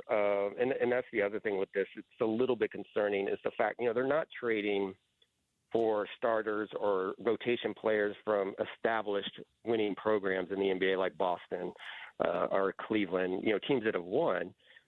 You have 2/3 of your starting lineup now, Mark Williams and Miles Bridges. They have not, you go back to the winning pedigree. Another thing that was a big focal point during the COP press conference is winning pedigree. This guy has won. These guys haven't won so much. And what does that mean? Can they come here? Did Miles Bridges put up decent numbers, but only because for most of his career, somebody had to put up numbers on that team? I don't know. So that's another issue that's just come to mind throughout all this. All right, so when you take a look at the Suns and what this kind of projects out to be, are you worried that they're going to not have it as easy being the try-hard team and winning regular season games next year, given the fact that people think the anti-tanking measures are going to mean that it's harder for a team like the Suns to do that, and the fact that there's a lot of potential moves in the West that might make this a lot more tougher than it was last year? Two ways to look at that, I think, Dan. One, they should have better luck with injuries. That second half of the season last year when everything fell apart, Devin got hurt, Dylan got hurt, Jalen was in and out, Grayson was in and out. I think they should have better luck. Therefore, they should be better. Second year, Jordan Knott. How far that takes them, I don't know. That the 8th place in the West is a really strange place to be. When you look around the West, there's talks about Jaylen Brown getting traded to the West. I'm not real sure what Minnesota is doing right now. But yeah, it's a tough climb for them. And I also wonder about, last year was refreshing. Everyone agrees with that, from the fan base to the local media to the national media, how often you get all three on the same page. Yeah. But last year was refreshing, the fact that they did have a different brand of basketball and they were entertaining to watch. But does that translate into year two? It's not.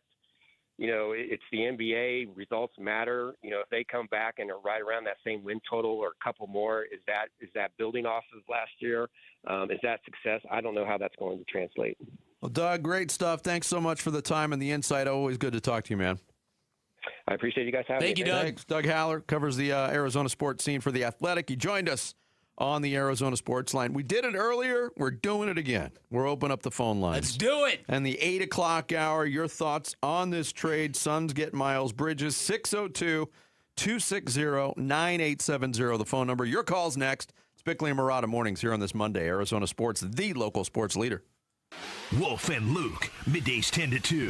When I was playing in the National Football League and I was going to Pro Bowls, I cannot tell you how many guys walked up to me and said, "Hey, you're Ron Wolf. I thought you were bigger." I cannot tell you How many guys said that to me? And it was like, you know me. I'm sure that didn't I had fire you up at a all. little bit of a chip, Basinonians. I had a chip on the shoulder at some point, and I cannot tell you how many times I wanted to say to that person, "You want to go?" Yeah, that's right. I'm not that big. What does that tell you, bro?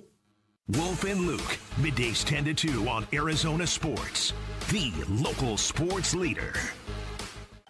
You know, I used to think all money managers were the same until I spoke with Fisher Investments. Really?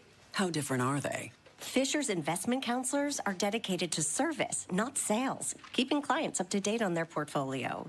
Well, they probably just invest in a bunch of mutual funds like I do. Nope. They build a tailored portfolio based on their clients' personal goals, helping them stay on track for a comfortable retirement. Well, they must make commissions selling products. Actually, Fisher doesn't sell any commission-based products. They're a fiduciary, and they believe that's a conflict. Then they have some kind of complex fee structure. Nope. Fisher has a simple, transparent fee that's a percentage of their client's portfolio. So they do better when their clients do better. It sounds like Fisher really is different. Couldn't have said it better myself. Fisher Investments, clearly different wealth management. Learn more at fisherinvestments.com/different. Investing in securities involves the risk of loss. Hey, it's Paul Calvisi with Matt Dagas, president of Bright Wealth Management. All right, Matt, estate planning. People know they need it.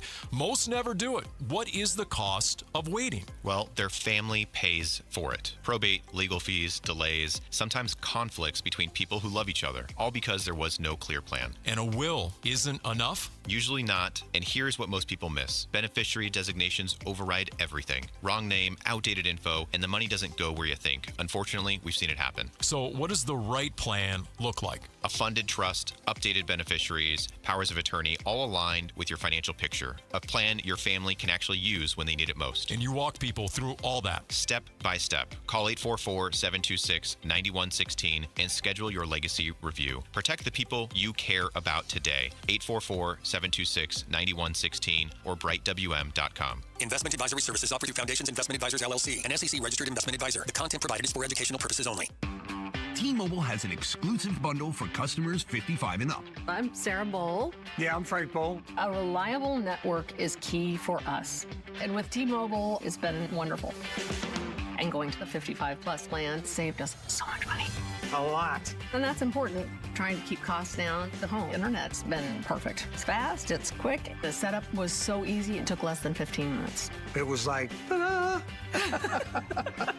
If you want simplicity, coverage, reliability, you want the whole package, T-Mobile has it. Right now, T-Mobile customers 55 and up can get 2 phone lines on America's best network, plus America's fastest 5G home internet for just $30 each. $30 per month each line with autopay plus taxes and fees. Minimum age 55. Pricing for home internet rely on 2 lines of essentials. Choice 55. $35 connection charge per line required. Best mobile network and fastest 5G home internet based on analysis by Ookla of Speed Test Intelligence Data 2H 2025. All rights reserved. Hey, Arizona, it's Vince Marotta. Truck Month is finally here, and Earnhardt Buick GMC in Mesa is kicking it off with their biggest deals of the season. This is the one time of year when the Valley's best GMC trucks come with the Valley's best savings. Forget all the runarounds and pressure from those other guys. At Earnhardt, you walk in as a customer, you leave feeling like family. That's 75 years of doing things the no bull way. Right now, save up to nearly $14,000 off MSRP or get 0% financing for 60 months on a new 2026 GMC Sierra 1500 Crew Cab. And the savings keep coming with up to $6,000 off MSRP on a new 2026 GMC Canyon just in time for summer. Discover the hottest trucks now ready and waiting for you. Visit Earnhardt Buick GMC in Mesa and experience the difference, or find your perfect match at EarnhardtBuickGMC.com. We are professional grade. After all applicable incentives on select models, all offers with approved credit through GM Financial. See dealer for details. Offers in June 30th, 2026. Here are the top 3 headlines on ArizonaSports.com. I'm Tyler Drake. The Miles Bridges trade frees up cap space for the Suns to use in free agency. Dan Bickley writes the Suns' roster churn was inevitable, but it's hard to cheer for Miles Bridges. And the Suns' culture and roster fit are tough sells with the Miles Bridges acquisition, writes Kellen Olson. Those are your top 3 headlines on ArizonaSports.com. I won't go into great detail about, therapy. But, it's just a step for me to get better every day, becoming a better person every day, someone that my kids could look up to, someone that my family could be proud of. And it's just patience for me, you know. July 18th, 2023, Miles Bridges had his press conference reinstatement from the Charlotte Hornets, talking about being a better person, talking about therapy, his apology for what he had done in the past. And 3 years have passed since then, and now he's a member of the Phoenix Suns after the deal yesterday. We open up the phone lines at 602-260-9870 to get reaction from the fan base. Tony in Phoenix up first in this segment here on Bickley and Murata Mornings. What's going on, Tony? Tony. Hey, how you guys doing? Good. You know, when I heard that M. Bridges was coming to the Suns, I thought it was Mikal Bridges. But I actually kind of like the trade. And I know the character, like Wolf says, is kind of sus. But yeah, I kind of like the trade. I'd like to see Gillespie start and maybe bring Green off the bench. And, you know, you got Williams at center, and then I think our starting five looks pretty good, and bringing Green off the bench would be nice, and have Gillespie try to maybe get a couple more pieces, because you're going to need some more depth now off the bench. I'll take you guys' comments off there. Have a good day. Thanks, Tony. Thank you, Tony. I see logic in that. Colin Gillespie certainly has. What are we talking about? What do the Suns need? They need a point guard. Colin Gillespie is the best point guard skills, probably pure point guard skills on the team. Would you agree? Yes, absolutely. But are you going to put a $33 million player on the bench in Jalen Green? Well, and something Doug Haller just told us that's echoing through my brain. What if they've reconciled that Devin Booker is the facilitator? Well, we've seen it. Yeah. I don't think anybody liked it, but we've seen it on a couple of different occasions. Yeah. Let's go out to Avondale and talk to Don next here on Bickley and Murata Mornings. Hey, Don. Hey, what's up, fellas? How you guys doing? Doing good.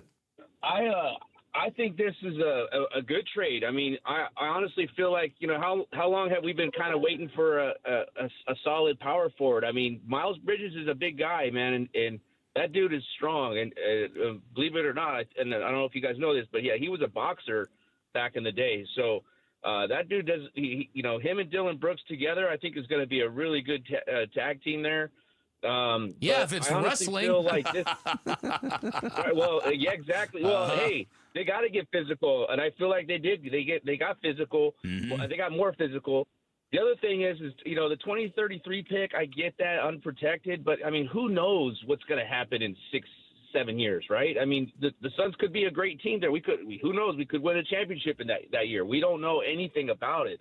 So giving up that pick, we're living today, not for tomorrow. The Suns are trying to win, and this goes with any pro team, right? You're not going to go into the season saying, "Oh, let's just tank. Let's just plan for 2028." That's not the philosophy to have. I mean, because there's a lot of people's jobs at risk at that point. Everybody in that organization is trying to win today, right?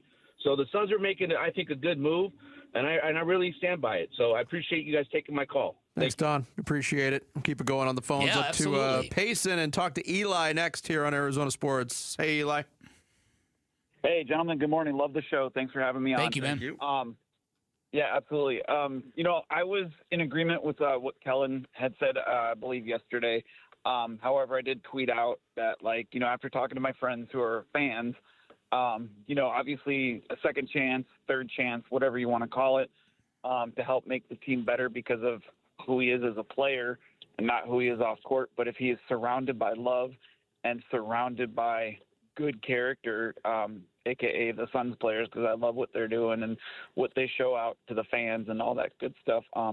Hopefully that can help him, and I would be willing to take him to celebrate recovery with me. Love the show, guys. Thanks. Thanks, Eli. Appreciate that. Appreciate it. Look, I think it bears repeating. I think the Charlotte Hornets did the heavy lifting on the subject of a second chance for Miles Bridges. Mm-hmm. I agree with that. They had every opportunity to wash their hands of Miles Bridges.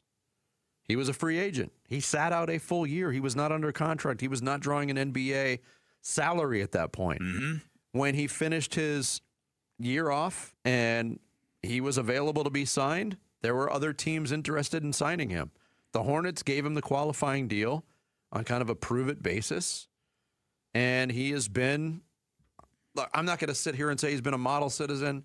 I'm not that familiar with the day-to-day operations of the Charlotte Hornets. Right. He hasn't been in the headlines. There have been no incidents that I have heard of or seen of.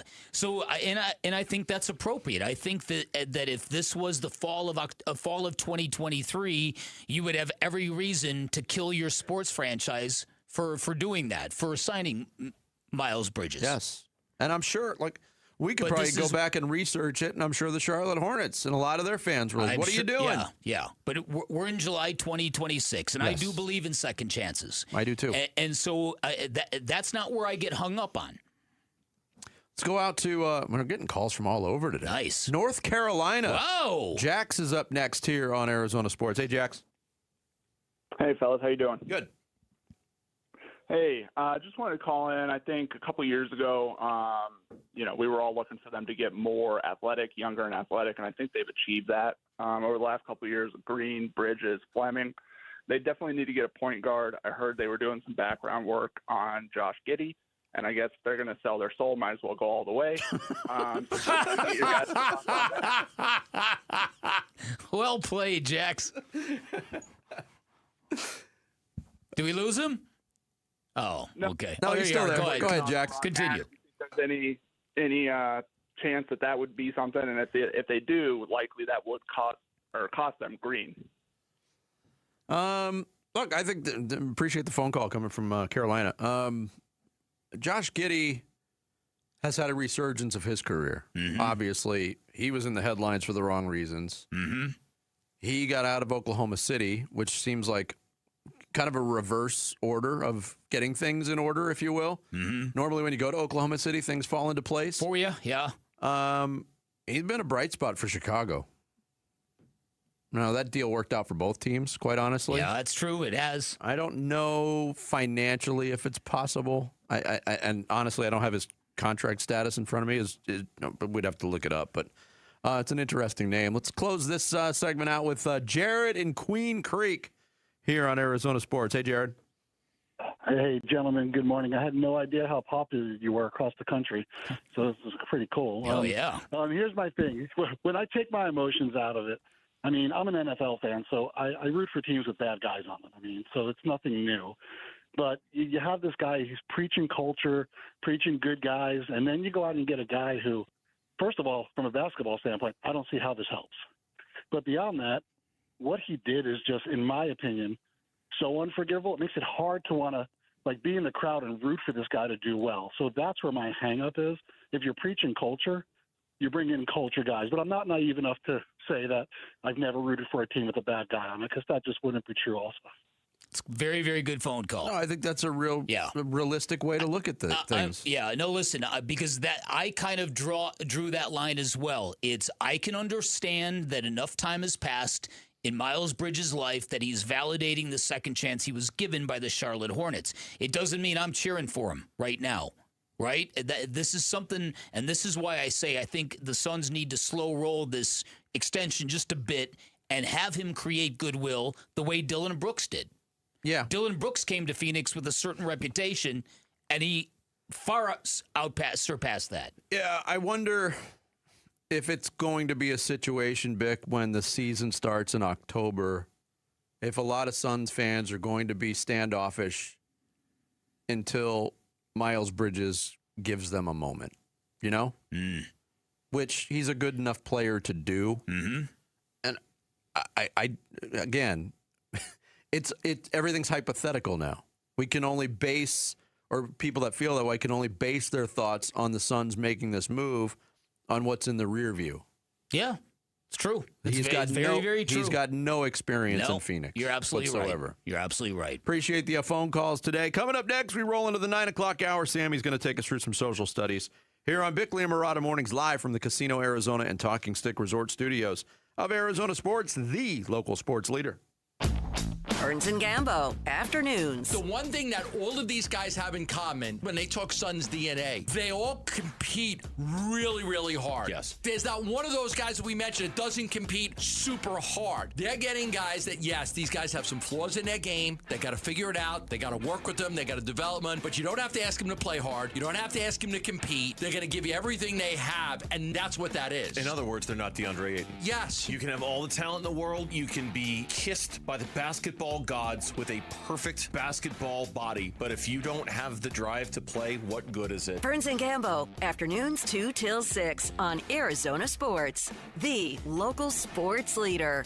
Hey everybody, Dan Bickley here, and did you know Trajan Wealth takes its name from one of ancient Rome's greatest leaders, a ruler known for discipline, vision, compassion, and a legacy that outlasted him, and that philosophy drives the team at Trajan Wealth to help build your wealth so that it outlasts you. At Trajan Wealth, they believe your financial future way too important to leave to chance, and as a fiduciary firm, their only priority is your best interest, and that's why, unlike traditional firms, Trajan Wealth provides a true all-in-one family office model. Their dedicated professionals will coordinate your asset management, your tax preparation, and your estate planning under one roof. It's a seamless, integrated strategy designed to protect your wealth, reduce your tax burden, help you retire with confidence. Highly recommend you schedule a free appointment with Trajan Wealth. They can give you a second opinion on your current portfolio. They can give you personalized strategies built around you. And as a veteran-led company, just as our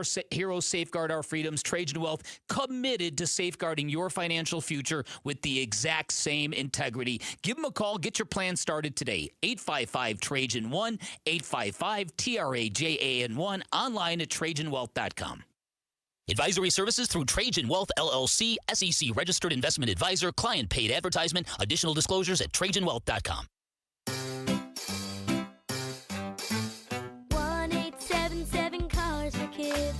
KARS Cars for Kids. 1-877 Cars for Kids. Donate your car today. Call 877 Cars for Kids to reach a friendly live agent. Donation is super easy, and your car can be picked up as soon as tomorrow. Call us now or go to carsforkids.org. 7 Cars for Kids. Donate your car today. Did you know you can donate real estate too? T-Mobile has an exclusive bundle for customers 55 and up. I'm Sarah Bowl. Yeah, I'm Frank Bowl. A reliable network is key for us. And with T-Mobile, it's been wonderful. And going to the 55-plus plan saved us so much money. A lot. And that's important, trying to keep costs down. The home internet's been perfect. It's fast, it's quick. The setup was so easy, it took less than 15 minutes. It was like, ta-da! If you want simplicity, coverage, reliability, you want the whole package, T-Mobile has it. Right now, T-Mobile customers 55 and up can get 2 phone lines on America's best network, plus America's fastest 5G home internet for just $30 each.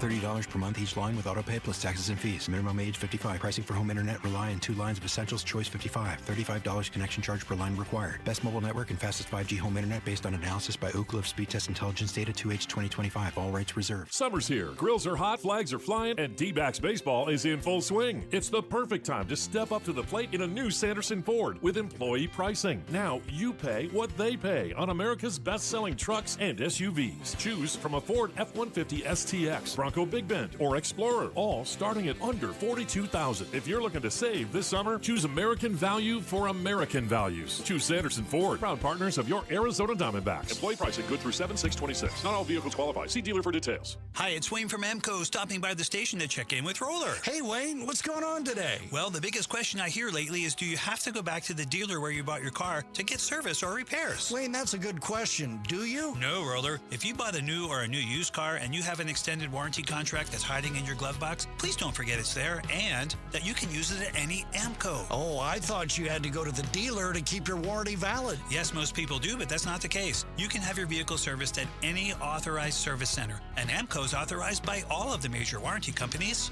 Wow, that's great. It's so nice to have other options. I'll say AMCO has dealership quality, rental cars, no hassles, and faster service. Wayne, that's great. And just to make sure, AMCO does more than transmissions, right? That's right. If you need need your vehicle repaired or hear, feel, see, smell, or even think you have a car issue, please call AMCO first or for a second opinion. There you go. Google AMCO for your nearest location. That's AMCO, AA, MCO, transmissions, and a whole lot more. I'm Ultima Morgan of Morgan & Morgan. Every time one of my children started driving, it was terrifying. I am quite aware of the dangers being on the road. Thousands of accidents happen across the country. We see it every day. These families' lives will be changed in an instant. We fight for these families as if they were our own. We've become America's largest injury law firm by winning cases just like these. If you've been injured in a car accident, call us. Injured? Dial # law or visit forthepeople.com for an office near you. KMVP FM Phoenix, live from the Casino Arizona and Talking Stick Resort Studio. Arizona Sports, the local sports leader.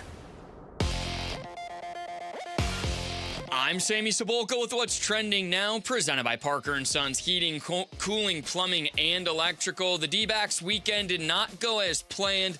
3 games in Tampa, 3 losses in Tampa against the Rays. The offensive struggles continued, only scoring 4 runs all weekend long, and Zach Gallen and Merrill Kelly continued to struggle as well, as the Diamondbacks are now 41-42, just past the halfway point of the season. They are back home tonight, though, against the Giants. First pitch will be at 6:40 right here on Arizona Sports, 98.7 and the Arizona Sports app.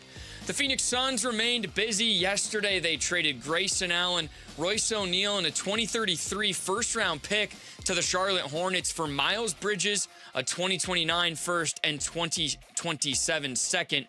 Bridges averaged 17 points and almost 6 rebounds for Charlotte last year and adds some size to the Suns' front court. But for more on the deal, be sure to head to ArizonaSports.com today, and that's what's trending now.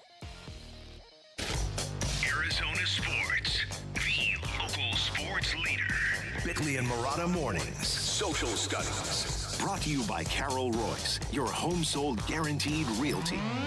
All right, it is the start of the 9 o'clock hour. That means it is time for some social studies. You can follow us on social media. We are at Bickley_Murata on X, at Bickley and Murata on Instagram and Facebook, and you can watch the show live every single morning over on YouTube at Arizona Sports. All right, first question on social studies today is for Diamondback fans.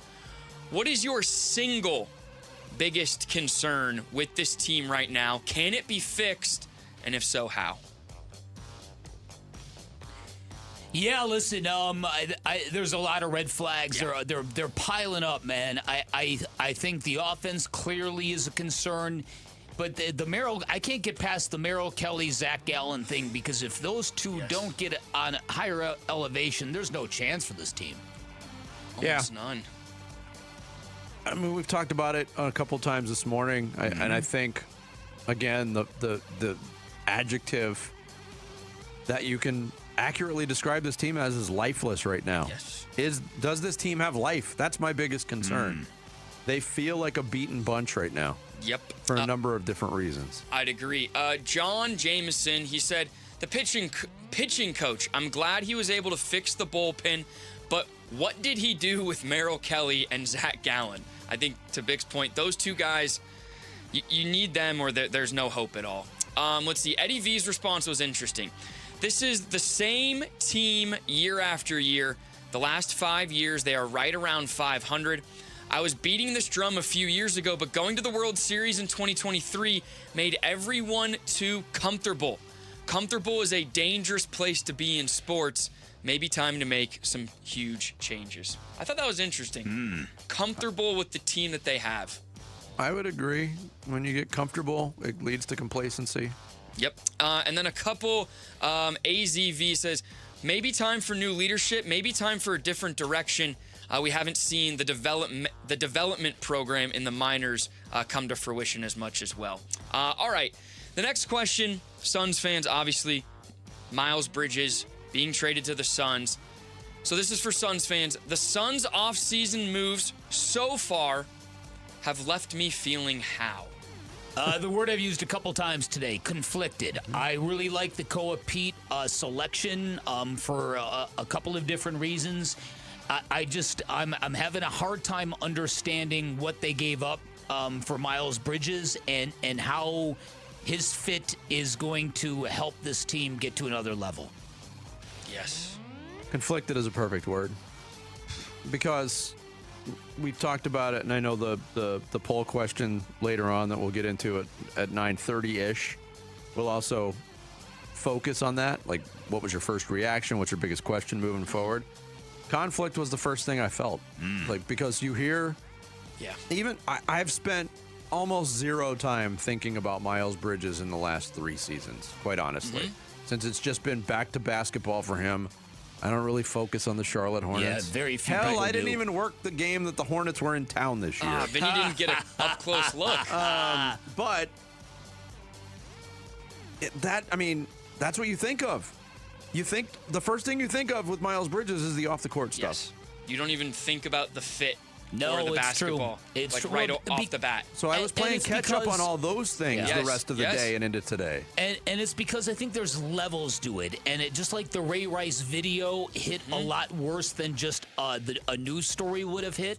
The pictures and the details of that initial incident was very, very alarming. Very, very alarming. Well, I will say this. The Ray Rice situation, when that happened, it changed the thinking on domestic violence in this country to the nth degree. And I would agree with that. And for those who believe in second chances, Ray Rice is still married to that woman, and they've never been happier from what I last read. He never got a chance to play football again, And though. he never got a chance to play football again. He didn't. Randy said, as a player, he's good, but this team needs a point guard. As a person, he might be a risk to the Suns' culture and the team's financial health and could drive away a fan base that stood here through the worst and best times. And interesting. Alex said, we need a point guard now, but I'm starting to become optimistic. Interesting answer. And then DNB Band said, until they hash out the whole Devin Booker and Jalen Green situation, I feel like we are in the same place. So kind of all over the place in those responses. All right, lastly, at the beginning of the show, we talked about Wimbledon starting today. Some real, honestly, good matches. So we asked tennis fans, what is your favorite or most memorable tennis memory playing or watching? I was thinking about this. Most of my memories of just miserable memories playing, including the fact that I got my backside handed to me the first time I played Dan Bickley. Oh! Couldn't handle his extreme topspin. Yeah. Viewing, there's been some great matches. Nadal, Federer at Wimbledon years ago was just... But I remember going back and watching, like, U.S. Open, Jimmy Connors at the U.S. Open with that heroic performance. Watching the greats when I was a kid, that's my best memory. I'm going to try to tell this story as delicately as I can because this is by far my most memorable tennis story. During the midst of one of the greatest tennis matches in history, Andre Agassi versus Pete Sampras at the U.S. Open, my wife and I were trying to conceive our first child, and things weren't going great, so we were trying to be on a schedule, right? So just follow along with me. I'm going to try not to get too graphic. Yep. So I kind of get the heads up from my wife that, hey, it's time. And I'm like, oh, man, I'm in the midst of watching this great tennis. But okay, I get it. So I turn off the TV. We do what we do. When it's over with, I turn on my phone. My phone is blowing up. While I was removed from the tennis match, John McEnroe mentioned me by name during the broadcast on a column I had just written. I missed it all. Missed it all. Missed the whole thing. Was it a column on McEnroe? It was on how John McEnroe should be the commissioner of tennis because he would be the perfect guy to solve all their issues, and I missed the whole thing. Oh, my goodness. My gosh. But yes, eventually it did lead to my beloved daughter, Skylar Rose Bickley. So it's all good. Paid off because all paid off. Bickley hit a winner that day. Oh my gosh. It was quite the passing shot. That's right. Wow. That's right. What? You know what? You saw that? I don't know if you guys saw it, but the stupid dad joke that ran around social media was: woman told her wife, "Listen, I hate you for 14 different reasons, and that doesn't even count your obsession with tennis." His response was, "Well, that makes it 15, love." That's pretty good. It's a dumb dad joke. A couple good responses. Obviously, you had Wimbledon 1980. Bjorg versus McEnroe, first live breakfast at Wimbledon, said Space Ace. James Barner said the Battle of Sexes in 73. Billie Jean King, who was 29, defeating Bobby Riggs. Good movie, too. And then Alex Havig, again, I feel like this is relatable to some out there. Never beating my friend in a game through all 4 years of college, not once, made me throw my racket more than a few times. I think most of us have been there if you play tennis. Yeah, I saw that question, and I just went through my Rolodex of pleasant experiences. I mean, I loved playing the game. Yeah. But, they're all negative, like getting my butt handed to me against Brophy in my senior year of high school in front of my whole family. I'm surprised they even talked to me after that. It was so one-sided. I can't believe we wasted gas and time to go watch that 15-minute debacle. Oh, man. But there you guys go. We're at Bickley_Murata. Thank you, Sammy. Bickley Murata elsewhere. But here's how sick I am. Yeah. I would go play right after the show today. My best memory playing tennis, by the way, because Vinny filled in for me this day, I got the chance to play in this event where you got to play with pros against pros. So I played doubles with Michael Chang. That was a trip. That's cool. I played singles against Jim Courier, and I actually got a point off of him on my serve. Ah. All right. There we go. But the rest of it was a debacle. He had me running and flailing left to right. Yeah, it was a debacle. Still, had to be fun. It was and great. It's your best memory, so yes, yeah. Right. Thanks, Sammy. That's Social Studies every day at 9 o'clock. Coming up next, Kellen Olson joins the show to give us his further thoughts on the Miles Bridges trade and what could be next for the Suns. That is straight ahead. It's Bickley and Murata mornings here on Arizona Sports, the local sports leader. Diamondbacks baseball. Here's the 2-1. Vargas pops it up, right side of the infield. Williamson has it, and that's it. Rays win it by a final score of 5-1. The Diamondbacks go 0 for Florida as they're swept by the Marlins, and now they are swept by the Rays here at Tropicana Field. The Arizona Sports reaction to the Rays sweeping the Snakes is on the way on YouTube, the Arizona Sports app, and 98.7 FM. Hi, I'm Jay Arthur, the current president of Drowning Prevention Coalition of Arizona and a retired captain with the Phoenix Fire Department. The number one killer of children, age 1 to 4, in Arizona is drowning. As a first responder of 36 years, a child drowning was my worst nightmare. On those calls, I would desperately try to revive a cold, limp, lifeless little child with every ounce of the skills I possessed, many times with no success. In just a few devastating moments, a child gone too soon. Don't let this be your nightmare. This is preventable. Surround your pools with an approved fence. Have high locks and audible alarms on all doors leading to the pool area. Have a designated adult with eye-to-eye contact when children are in the water. Learn how to swim and learn CPR. Drownings can happen to anyone. Please, don't be that anyone. Hi, it's Lisa Lund with Lund Mortgage. Here's the truth about home loans. You shouldn't have to choose between sharp pricing and a name you can trust. At Lund Mortgage, you get both. Some of the most competitive rates and fees in the industry from a local name that's been here for decades. And right now, when you buy a home with Lund Mortgage, we will cover your appraisal cost and your first year rate buy down is on us. So whether you're buying, refinancing, or tapping into your equity, we're ready to help. Give us a call or go to lundmortgage.com. Terms and conditions apply. From the people who brought you It's the Dog Park comes. Your dog is limping, but she seems fine. Plus, you've heard they can fake it just to get what they want. So what's the deal now? You're being gaslit. Protect your dog from injury and illness with Progressive Pet Insurance. Oh, now she switched legs. What a diva. Progressive Casualty Insurance Company and affiliates. Not available in all states or situations. Coverage subject to policy terms. Tired of hearing scary radio ads about the IRS? Tax Relief Advocates is different. TRA is here to tell you that if you owe money to the IRS, whether it's $5,000 or $500,000, we have a solution. TRA can eliminate or reduce what you owe to the IRS with zero risk to you. We have over 1,000 5-star reviews on Google and an A+ with a BBB. End your tax nightmare today by visiting TRA.com or call 800-583-6681. That's 800-583-6681. Hey, it's Luke. What moves should the Phoenix Suns make in free agency? What moves can they make? We'll talk about it at 10 a.m. It's Wolf and Luke on Arizona Sports 98.7, the Arizona Sports app, and the Arizona Sports YouTube channel.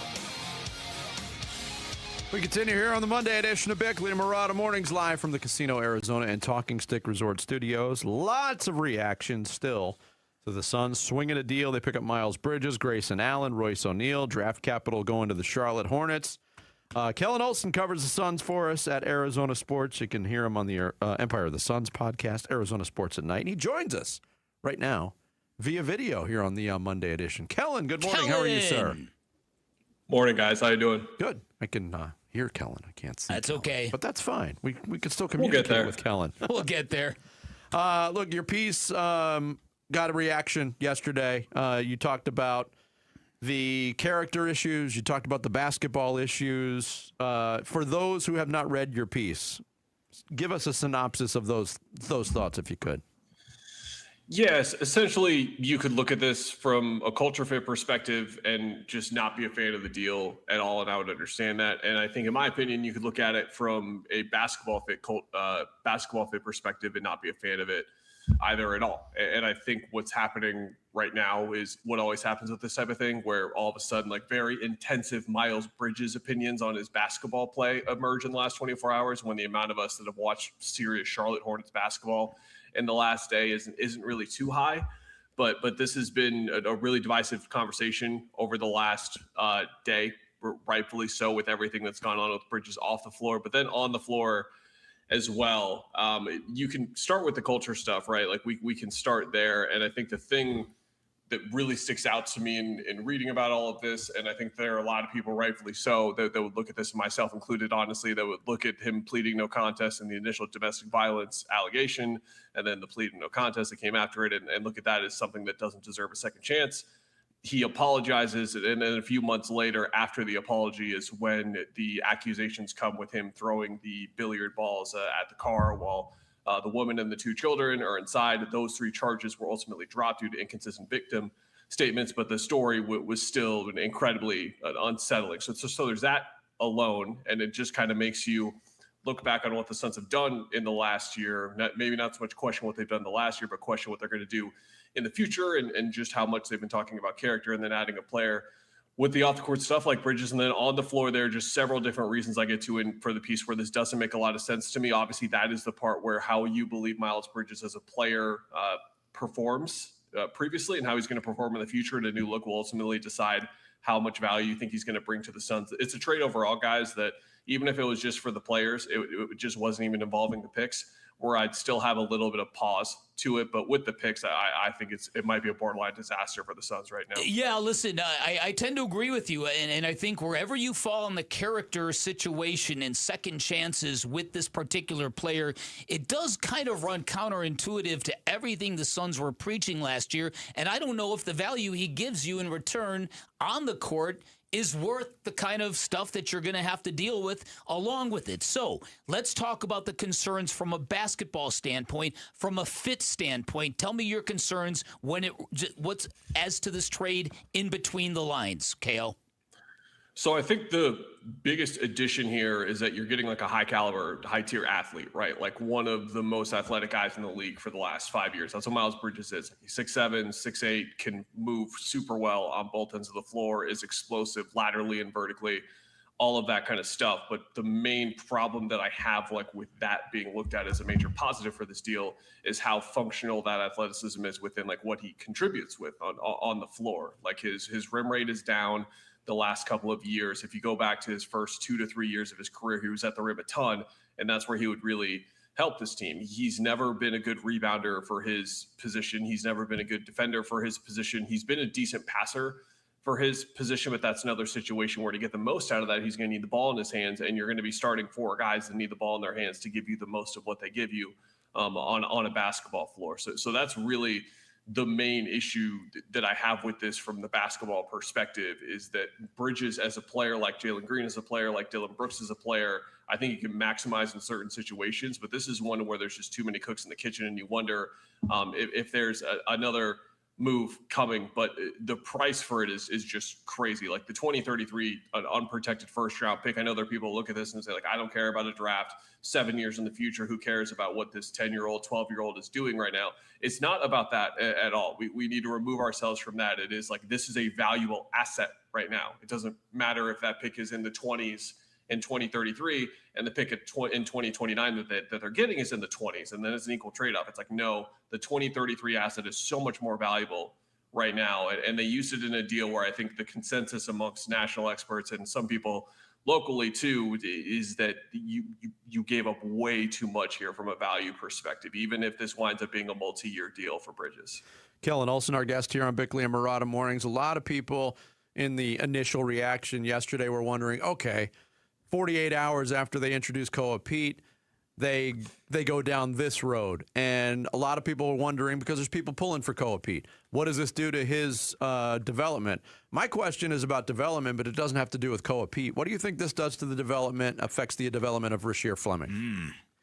Right. That's a really good question. And I think something we're going to get into over the next couple of months, because we didn't really, there was a conversation where I think all of us were waiting to have on like who the quote unquote fifth starter was. The answer is here. It's Miles Bridges. It's going to be him. Now we'll see if there's any other movement. I think that this is a move that signals another move. It just doesn't really make too much sense to me at all from so many different perspectives, unless there's another move coming. Jalen Green is the name that comes to mind here.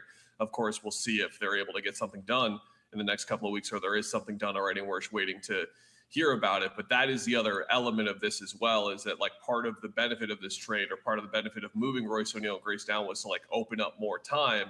But what you are effectively going to be doing is not accomplishing that at all, because you bring in Miles Bridges, who's going to demand more time than Grayson Allen or Royce O'Neal. And now you have to sign a shooter and play a shooter just as much as you were playing those guys, because you just don't have any shooting on your roster. Colin Gillespie is the only above average shooter on your roster right now, and that is going to greatly restrict what all 4 of these guys do from an offensive perspective. The money that they have committed to Devin Booker is such that I've just been under the assumption that the Suns need and probably are trying to build the best ecosystem around him as possible.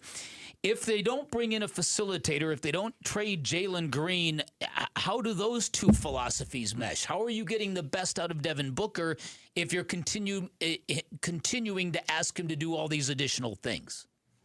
You're not. You're getting the worst out of him, and that's by far the most concerning thing about this trade for me. And just any move that they make is always, I always zoom out and look at it like, okay, how are you maximizing Devin Booker with this move? I thought about that when they drafted Koa Pete with the 30th pick, let alone a move of this magnitude, which is much, much larger than drafting Koa Pete, because that is their biggest weakness as a roster right now, is that Devin Booker is by far their best player, and then the gap between him and the rest of the roster is pretty significant. So how are you maximizing that guy who is all the way up there?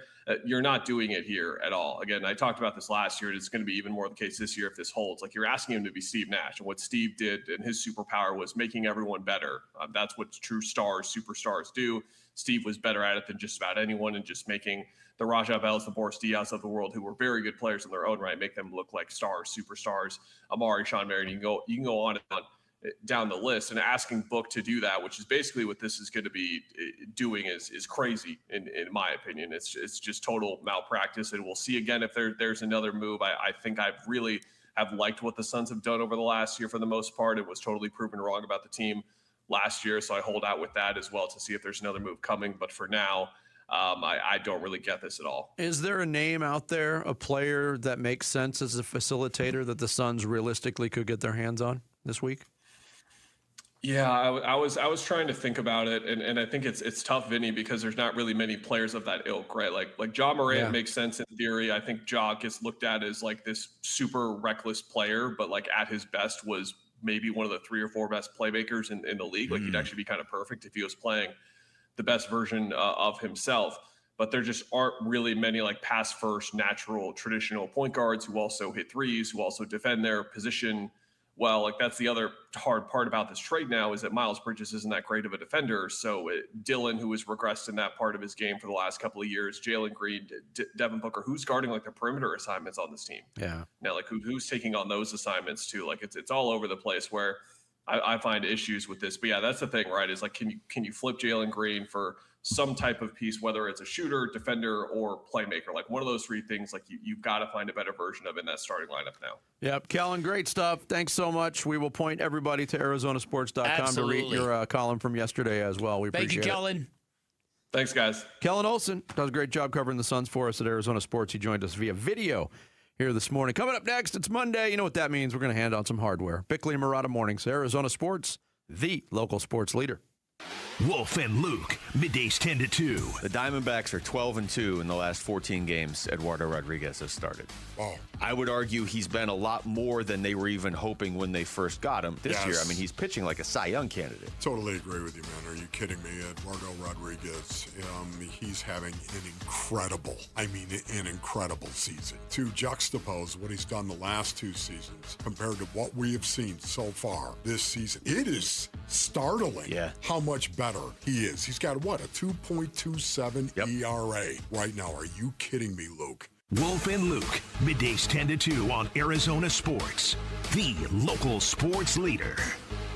The group stage, it's over. Knockout rounds next for the world's biggest soccer tourney. Yep, win or go home, and you can get in on all the action with Kalshi. Kalshi, just the largest prediction market in the world, regulated and live in all 50 states. Hey, Paul Calvise here. Ask Giannis. Heck, ask Messi now. Actually, here's the question. Who advances further, Argentina or Brazil? At last check, Brazil was trading at 20%, which means a $100 trade pays out over $400. And for a limited time, download the Kalshi app, and use referral code AZSports. One word, AZSports. That's one word, AZSports. And when you use the referral code, you'll get $10 when you trade 10. Referral code AZSports. One word on the Kalshi app. Kalshi, Kalshi, trade on anything. 18 plus only. Restrictions and eligibility requirements apply. Event contract trading involves risk and may not be suitable for all investors. Prices, value, and available markets may differ from those mentioned. For more information, see kalshi.com/regulatory. Hey, Arizona, it's Vince Murata. Truck Month is finally here, and Earnhardt Buick GMC in Mesa is kicking it off with their biggest deals of the season.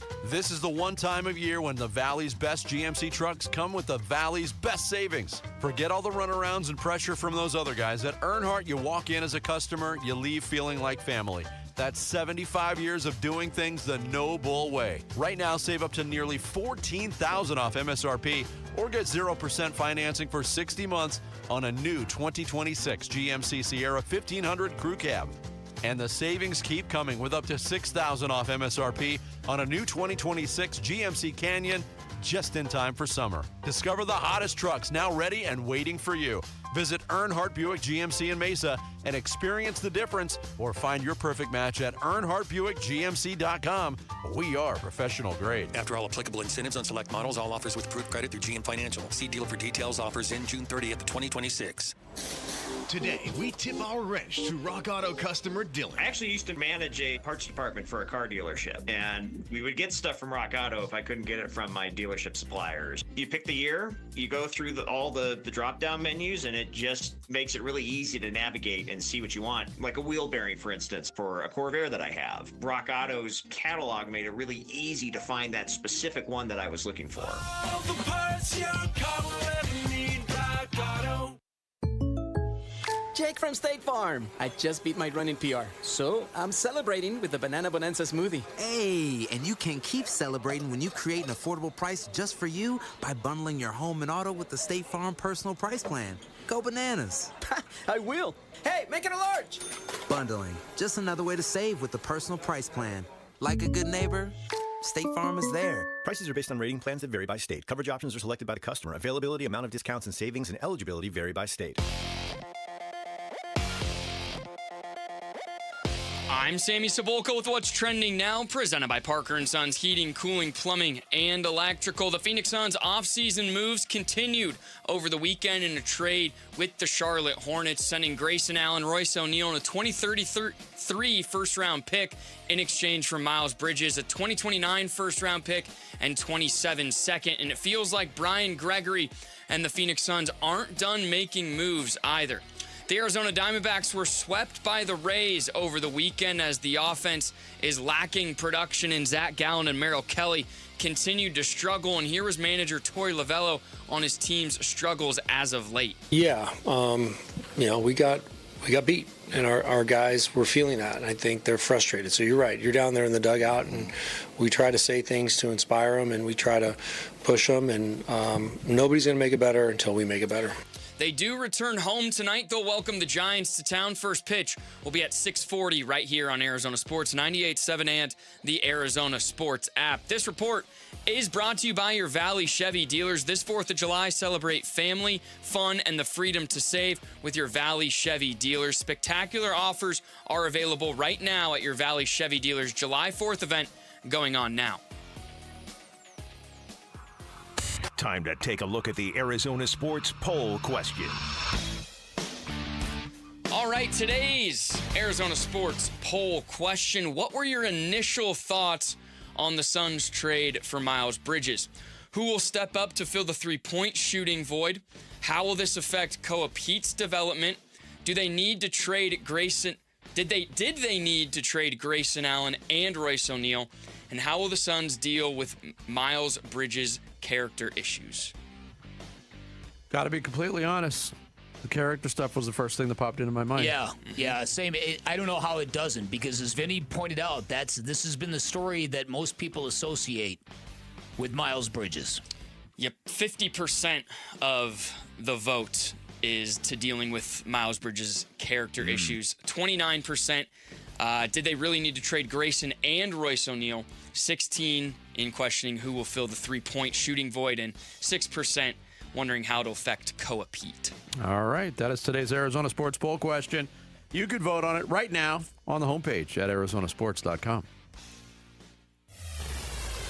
Arizona Sports, the local sports leader. Bickley and Marotta mornings. You're going to go to the hardware store. Handing out the hardware. All this hardware. Hardware is how we do the award show based on what we took in over the weekend. And we do it on Monday mornings, and it's time to do it right now. Bick, what do you got? My first award is the Playoff Payoff Award, and I'm giving it to Victor Hovland and Scotty Scheffler. Their playoff this morning at the Travelers Championship only lasted one hole. It was done and gone before you knew it, but man, there was some high-level golf in that one hole. Both players crushed their drives. They were very close to each other in the fairway. Scotty Scheffler stiffed his approach to about 3.5 feet. Victor Hovland was about 5+ feet, so they both stiffed their approach. But because Scotty was closer, kind of gave Victor Hovland an advantage because he got to go first. And he made the putt, and he barely made the putt. It kind of lipped in from the right side, and it put a lot of pressure on Scotty, and he left his to the left, and it didn't drop, and it was over. So Scotty Scheffler remains on one win on the season. It was the first tournament he played all year long. But it was, for a while it lasted, it was quite exciting. He's terrible. One win. Yeah, he needs to figure it out, man. Get in the lab, Scotty. Come on, Scotty. Of course, that was Hovland's first win on the tour since the 25 Valspar. Yeah. I can read. It's been on the screen all day long. Well done. My first award is the He Might Have a Point award, and I'm giving it to former D-backs pitcher and current Tampa Bay Rays announcer Brian Anderson.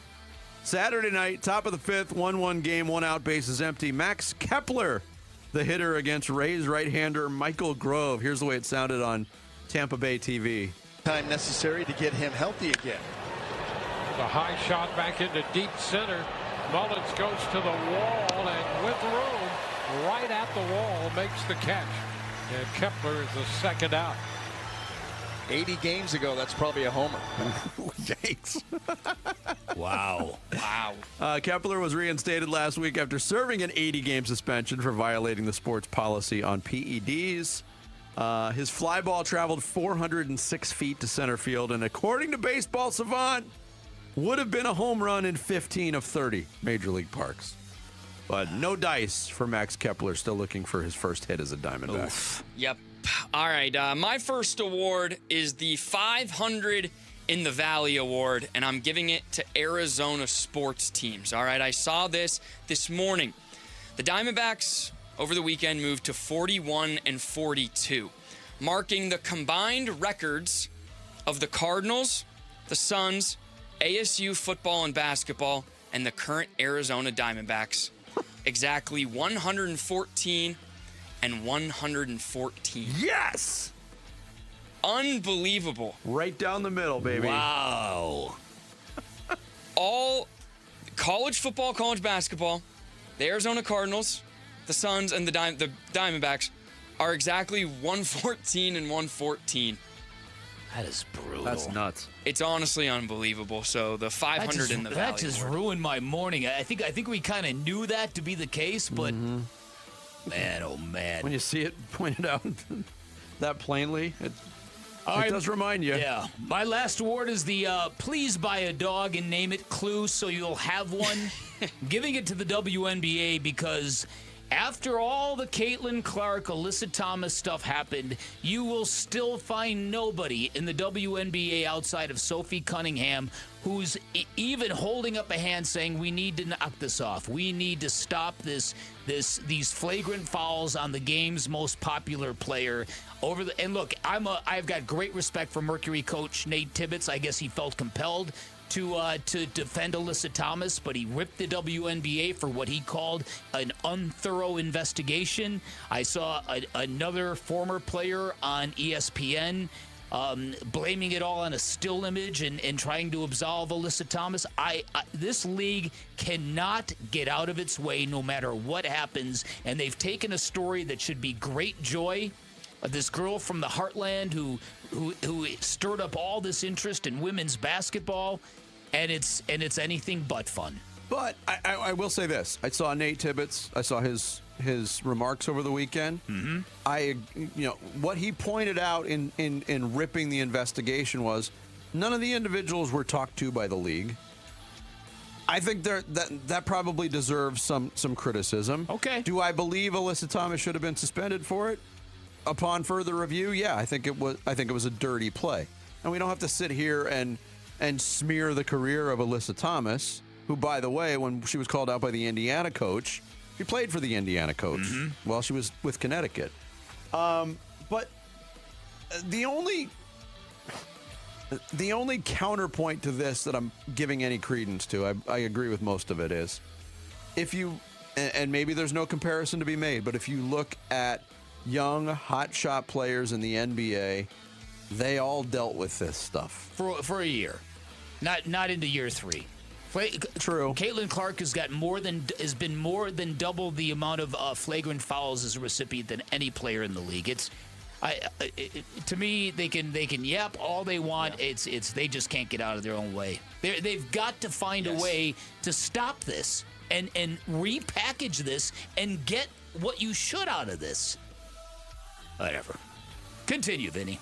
Did you see what Emmanuel Acho said?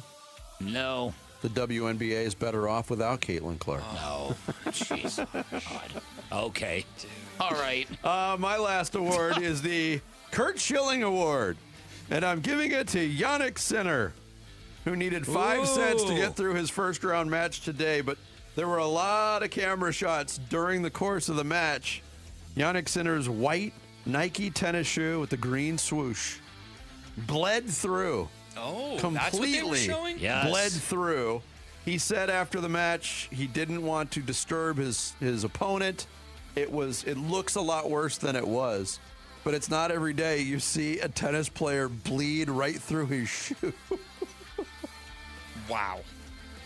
That's something else. Sinner was in big trouble there for a while. I thought he was going to lose. I was watching it. Yeah, all down right. 2-1, but I'll make my last award real quick. It's the Row the Dang Boat Award, and I'm giving it to the Norwegian golf fans. Oh, like Bick said, Victor Hovland won in a playoff this morning, but all weekend long, Norway was playing their World Cup soccer in and around Boston in the New England area. So they came out to support Hovland after Hovland had won with the Norwegian flag around himself, went into the crowd. They rode the boat. Pretty good. And Fantastic. I want to give it to, I also want to give it to this bettor. DraftKings Insights tweeted this morning. A bettor placed $77,000 on Victor Hovland to win pre-tournament. That bet won over $4 million. Ooh. Hovland winning the tournament won 3.6. So how much was the bet before? $77,000. How much money do you have to have to bet $77,000 on Victor Hovland? Or how much information? A lot of money. A lot of money, Vinny. A lot. Wow. He was rowing the boat with Vic. My goodness. My goodness. That's a lot of money. Wow. All right, that's today's edition of Hardware. We do it every Monday here on Bickley and Murata Mornings. Coming up next, some final thoughts, including, we haven't done it in a while, a daily dose of Vinny Joe trivia for you. Bickley and Murata Mornings here on Arizona Sports, the local sports leader. Celebrate America's 250th birthday with Arizona Sports and America's Pastime. The D-backs host Milwaukee July 3rd and 4th. Listen today for your chance to win a 4-pack of tickets in the 7 a.m., 11 a.m., and 4 p.m. hours. America's birthday. You and 3 of your besties at Chase Field for Diamondbacks baseball and fireworks. From Arizona Sports. Keep listening for your chance to win. Hey everybody, Dan Bickley here for Sweet James, and maybe you've wondered about that name, Sweet James. What is that all about? Well, his name is James Bergner. He's a world-class attorney. Our guy, Petros Papadakis, Fox Sports analyst, former fullback at USC, gave him the Sweet nickname because he couldn't believe a Bulldog attorney could be so nice away from work, and the name just kind of stuck. But know this, Sweet James and his accident attorneys, anything but nice, anything but sweet to your opposition, primarily the insurance companies you're going to be battling if you're ever injured in an accident. Here's what Sweet James will do for you. They're going to get you the medical treatment you need so you can heal. Then they're going to go out and get you the most amount of money possible and the justice you deserve. And they're going to treat you with compassion every step of the way. They're an award-winning law firm full of extremely talented accident attorneys who aren't afraid to litigate. They've got extensive trial experience along with a 98% winning record, which means they've got a lot of leverage when dealing with those insurance companies. And when they send a demand letter to them, those insurance companies know they can't play games when dealing with Sweet James. This is why they recover over $1 billion for their clients. It's why they recover more in a year than most firms do in a lifetime. You can expect maximum compensation when you hire Sweet James. The number, 1-800-9-MILLION. That's 1-800-900-0000. Online at sweetjames.com.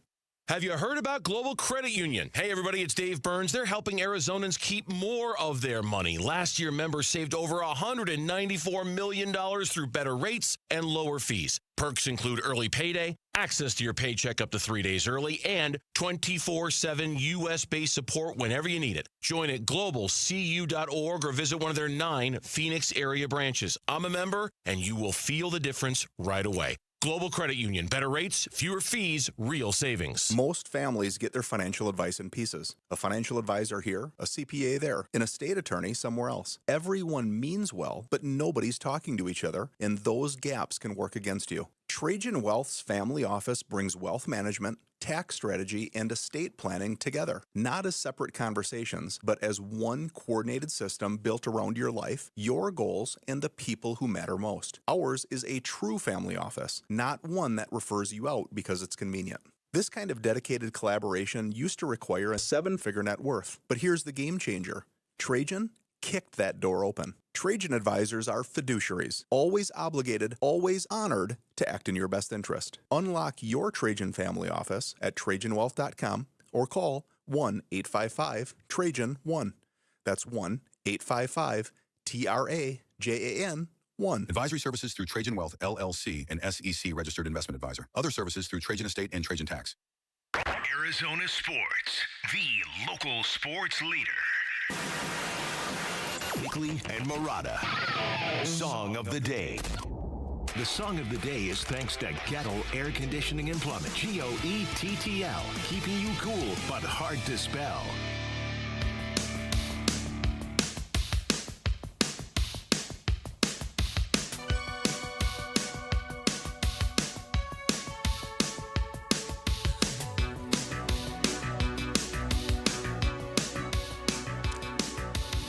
Quick reaction to this song, Vic? Is it a bop? Yeah, it is. It is. Yeah, I think there's some evergreen properties to this song. And this song was popular. Yes, I'm old enough to have lived through that. I wasn't a big fan of it. Loved the video. I thought the video was very groundbreaking. Man, does this song have legs. Sammy, you know this song. I find it very annoying. Bailey, you know this song. I do, and I do like it. See? The reason why I'm playing it is the band, Aha. I think is the only band I've ever heard from Norway. Oh! Stemming off of Sammy's Row the Boat. Wow. Hardware Award. The only one I recognize really, and I'm just doing a real quick search on this Wikipedia page. Do you remember the band Ylvis that had that novelty song, What the Fox Says? Oh, of course. Yeah. That's the only other song. That's it a was Norway-based band? Yes, it's the only other band I recognize on this list. Ugh. At least on the pop list. Man. I think they're a little more known for their like kind of heavier metal stuff. Ylvis? No, like Norwegian, like music and bands. Yeah, there's a good.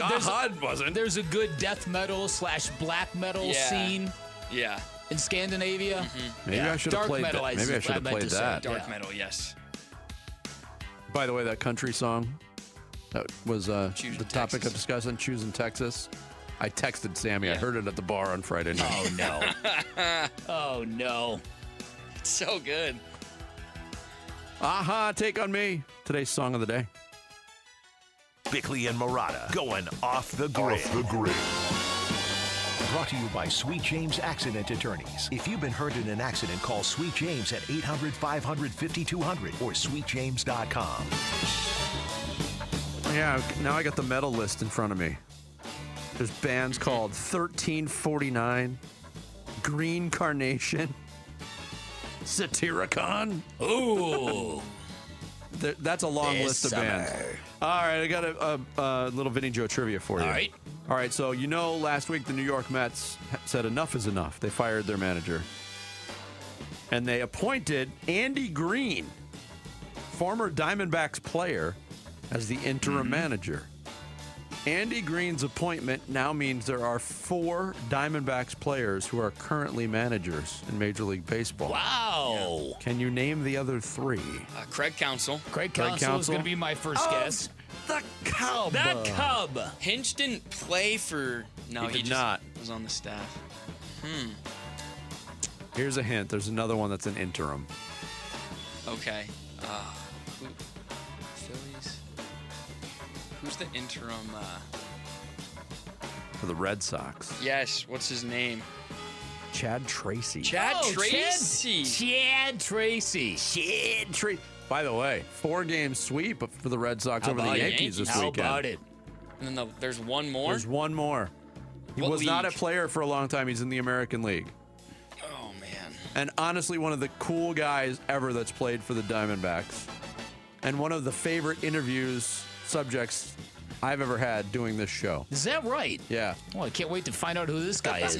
If Sammy doesn't have it, I have an answer. Yeah, go. Stephen Vogt. Stephen Vogt is the correct answer of the great guy. Cleveland Guardians. Nice, Great guy. Bailey. Yeah, love Stephen Vogt. Yeah, remember that interview we He did was with him at spring great, training? yeah. It was so much Yeah. fun.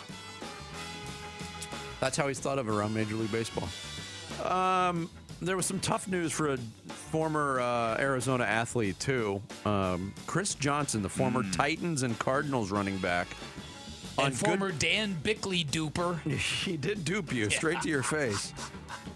He went on Good Morning America and announced that he has been diagnosed with ALS. That's terrible. He's 39 years of old. age. And he's already to the point where, and I haven't watched any of the video, and I was just seeing the headlines, but seeing him, he looks almost completely different. Very gaunt looking, obviously. But he's already lost the ability to speak. Oh, that's terrible. It's an You want to talk about disease. insidious is the word. Yes. Man, all best thoughts for Chris Johnson, who said, apparently in this interview, conveyed, hey, when you get this diagnosis, you can do 2 things. You can give up or you can fight. And he's fighting it. But, man, that is a fight. Oh, man. Good luck to Chris Johnson. He was, I mean, you want to talk about an electrifying athlete. Oh, when he hit yeah. the scene in Tennessee. Yeah. Yes. Yeah. It was actually pretty good for the Cardinals for a while. Yeah. And if people are unfamiliar with the story, Chris Johnson had suffered an injury on a Sunday, and when we were doing the midday portion, the midday day part on this radio station, we would do our shows from the Cardinals facility on Mondays, and got done with the show, and there was speculation on, oh no, is Chris Johnson really hurt? Yeah. So we just happened to be leaving the facility on our way out to the car after doing the show, and who walks by is Chris Johnson. And Bick's like, hey, Chris, how's everything? You all good? And he's like, yep, I'm all good. And then they announced that I think he missed the rest of the season. Yeah, didn't like he? a day later, they announced he was most certainly not all good. Just didn't want to get the information No, out there. I got you. So, yeah, tough news and Yeah, it thoughts really, and prayers really to is. Chris Johnson and his family. I want to play what could be next for the Phoenix Suns. And Gambo's put this out there. This is from Bobby Marks yesterday. Still going? My goodness.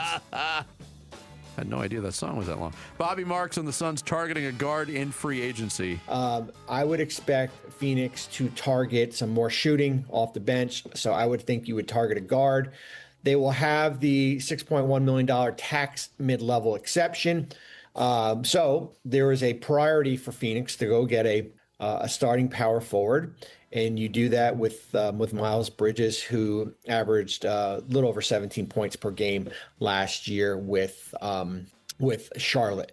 Look, finding the point guard might be difficult, as Kellen illustrated. Mm-hmm. They need a shooter if they can't get a point guard. Let me throw a name at you. Get your reaction. All right. The return of Landry Shamet. I knew you were going to say that. Wow. Once was enough. Really? For me, yeah. That's just. I know how good he was in the finals for the Knicks. I'm not. Well, it wasn't I'm really. not It was more the Eastern Conference Finals that he was unbelievable. Yeah. I think he was 11 of 12 from three-point range in that series. Kind of came back down to earth. But Yeah. he showed me a lot in that postseason run because he was finishing games for the Knicks. Yeah. And in crunch time situations Yep. in the NBA Finals. Yep. Didn't expect that to be the case. Nope. That's one of the names that's out there. Okay. Might be a long shot. But I'm very Can curious. I get Mitchell Robinson from them instead? Could you just go huge? You're going to have a four-center rotation? Yeah, that's it. That's what we need. I'm wondering, too, that we haven't talked about this guy because he didn't play a lot last year, but the Kobe Brea minutes this season, I'm wondering how much if they need a shooter, they need more shooting, but if they don't get as much as they think, how much of a role he might have. Well, if you look at it right now, Mm-hmm. and that's the Jalen Green piece is huge, but Devin Booker, Jalen Green, Jordan Goodwin, Colin Gillespie, probably your four-guard rotation. Mm-hmm. If Green is gone and another guard gets mixed in there, how much are you going to be able to rely on your fifth guard in a rotation on a regular that's a great basis? point, yeah. Even if Kobe That's a very Brea good is point. the fifth guard, he could shoot. And even in very small samples at the NBA level, we saw that. But it's all about opportunity. True. Yeah, well said. He can shoot it. And I really wonder about the Rasheer Fleming, Yep. minutes. Because people were clamoring to see Fleming play in the playoffs. Yeah. He didn't get substantial run. And that's been one of the things that people are clamoring for this offseason. Okay, moving forward, you got to get Rasheer Fleming some minutes. And now Miles Bridges is probably going to project to play 30 to 35 minutes a game. That's part of the fit. We talked a lot about obviously the overarching of bringing Miles Bridges here, which rightly so. But like when you look into the basketball fit of it, Fleming's minutes down, little run for Pete now. See. Yeah, and I thought the player development thing was going to be very, very integral this year. I don't know. Well, and let's face it, too. This is the first time in quite some time where these young players in a second year on a Phoenix Suns roster are going to have the luxury of having the same development staff to work with. True. And what will it mean? Well, we will find out. Listen, a player's only going to develop so much without actual playing time. Ain't that the truth? That's going to do it for us on this Monday. Thanks to Doug Haller for joining us. Thanks to Kellen Olson. Real quick, I want to remind you, too, that if you want to celebrate America's 250th at the ballpark, we're giving away family 4-packs to D-backs versus Brewers July 3rd. Your next chance coming up in the 11 o'clock hour with Wolf and Luke. And they're up next. Stay tuned. Be ready to call in. We'll catch you tomorrow morning at 6. Hey everybody, this is Dan Bickley. And Vince Marotta. The Arizona heat is dangerous, but you can help save the lives of our most vulnerable neighbors. Arizona Sports and the UPS Store are teaming up with the Phoenix Rescue Mission to fight thirst and heat-related illness. You can drop off water at a participating The UPS Store location or donate today. Just text WATER to 620-620 to learn more. The Arizona Sports Water Drive benefiting the Phoenix Rescue Mission is presented by the UPS Store. Hi, this is Stuart Willis, President of Asset Preservation Wealth and Tax. A personal relationship with your financial advisor really matters. It's super important that you have the ability to talk about anything you need to with your advisor. So if you have been pushed off to a call center and you don't have a one-on-one relationship with your financial advisor, then reach out to us at assetpreservationwealth.com. That's assetpreservationwealth.com. Investment advisory services offered through Foundations Investment Advisors, LLC, an SEC registered investment advisor. Hello, everybody. Eric Bryan, owner of Precision Air and Plumbing. You know, people ask me all the time why I still love doing this after all these years, especially in the Arizona summer heat. And honestly, it's because I love helping people when they need it the most. There's something really rewarding about showing up to a home that's miserable and hot and leaving knowing that that family can finally relax and feel comfortable again. That never gets old to me. Make the precision decision today. Call 602-FIX-MY-AC. Make the precision decision with Precision Air. 1877 Cars for Kids. KARS Cars for Kids. 1877 Cars for Kids. Donate your car today. Call 877 Cars for Kids to reach a friendly live agent. Donation is super easy, and your car can be picked up as soon as tomorrow. Call us now or go to carsforkids.org. 7 Cars for Kids. Donate your car today. Did you know you can donate real estate too? Hi, it's Wayne from AMCO, stopping by the station to check in with Roller. Hey, Wayne, what's going on today? Well, the biggest question I hear lately is, do you have to go back to the dealer where you bought your car to get service or repairs? Wayne, that's a good question. Do you? No, Roller. If you bought a new or a new used car and you have an extended warranty contract that's hiding in your glove box, please don't forget it's there and that you can use it at any AMCO. Oh, I thought you had to go to the dealer to keep your warranty valid. Yes, most people do, but that's not the case. You can have your vehicle serviced at any authorized service center, and AMCO's authorized by all of the major warranty companies. Wow, that's great. It's so nice to have other options. I'll say AMCO has dealership quality, rental cars, no hassles, and faster service. Wayne, that's great. And just to make sure, AMCO does more than transmissions, right? That's right. If you need your vehicle repaired or hear, feel, see, smell, or even think you have a car issue, please call AMCO first or for a second opinion. There you go. Google AMCO for your nearest location. That's AMCO, AA, MCO, transmissions, and a whole lot more. Hey, this is Wolf here, and I'm with my personal spine surgeon, Dr. Christopher Young at Desert Institute for Spine Care, otherwise known as DISC. How you doing, Doc? I'm doing great, Wolf. DISC has been a pioneer in endoscopic spine surgery. What is endoscopic spine surgery? Endoscopic spine surgery is a cutting-edge, ultra-minimally invasive procedure designed to relieve pain from herniated discs and spinal stenosis that causes sciatica. With a tiny incision and advanced imaging, we can target the problem with greater precision, leading to faster recovery, less pain, minimal scarring, all without a hospital stay. Amazing that you can target the issue through a tiny incision. If you want to start enjoying life again, contact the team at Desert Institute for Spine Care. I'm now living pain-free thanks to Dr. Young. For back or neck pain, check out the spine experts at sciatica.com or text SPINE to 620-620. Message and data rates may apply.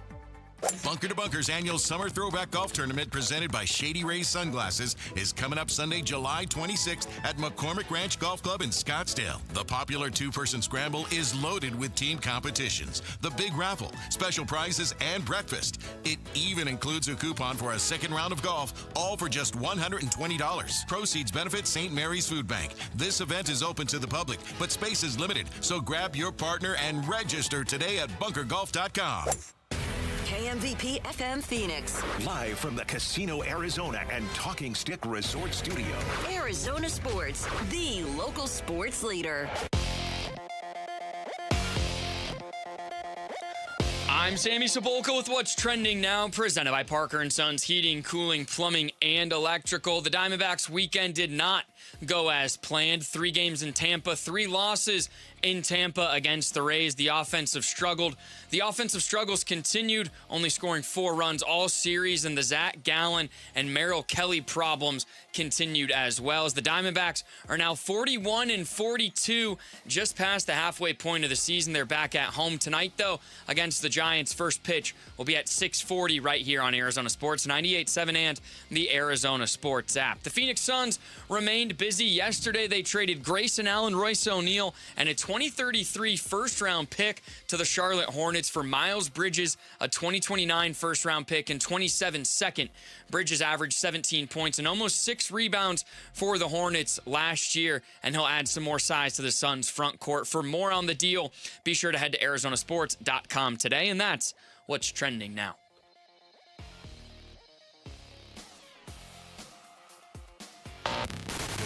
Check 1, 1, 2, 1, 2, 3. Ha! Chaw! Arizona Sports, 98.7 FM. Oh, Luke, Wolf, hey, my brothers. Are you kidding me? This does not suck buttermilk, right? Ron Wolfley. Hey, I was a Wedge Buster. How are you? Luke Lipinski. Hey, guys, welcome back to the show. It's Wolf and Luke.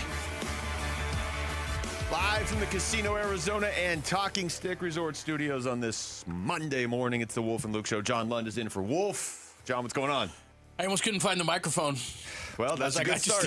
I just thought it was like right there, and I went, oh, it's over here. Yeah, take your time. You got 4 hours. Yeah. As long as we figure it out by the very end of the show, we're all set. Some point.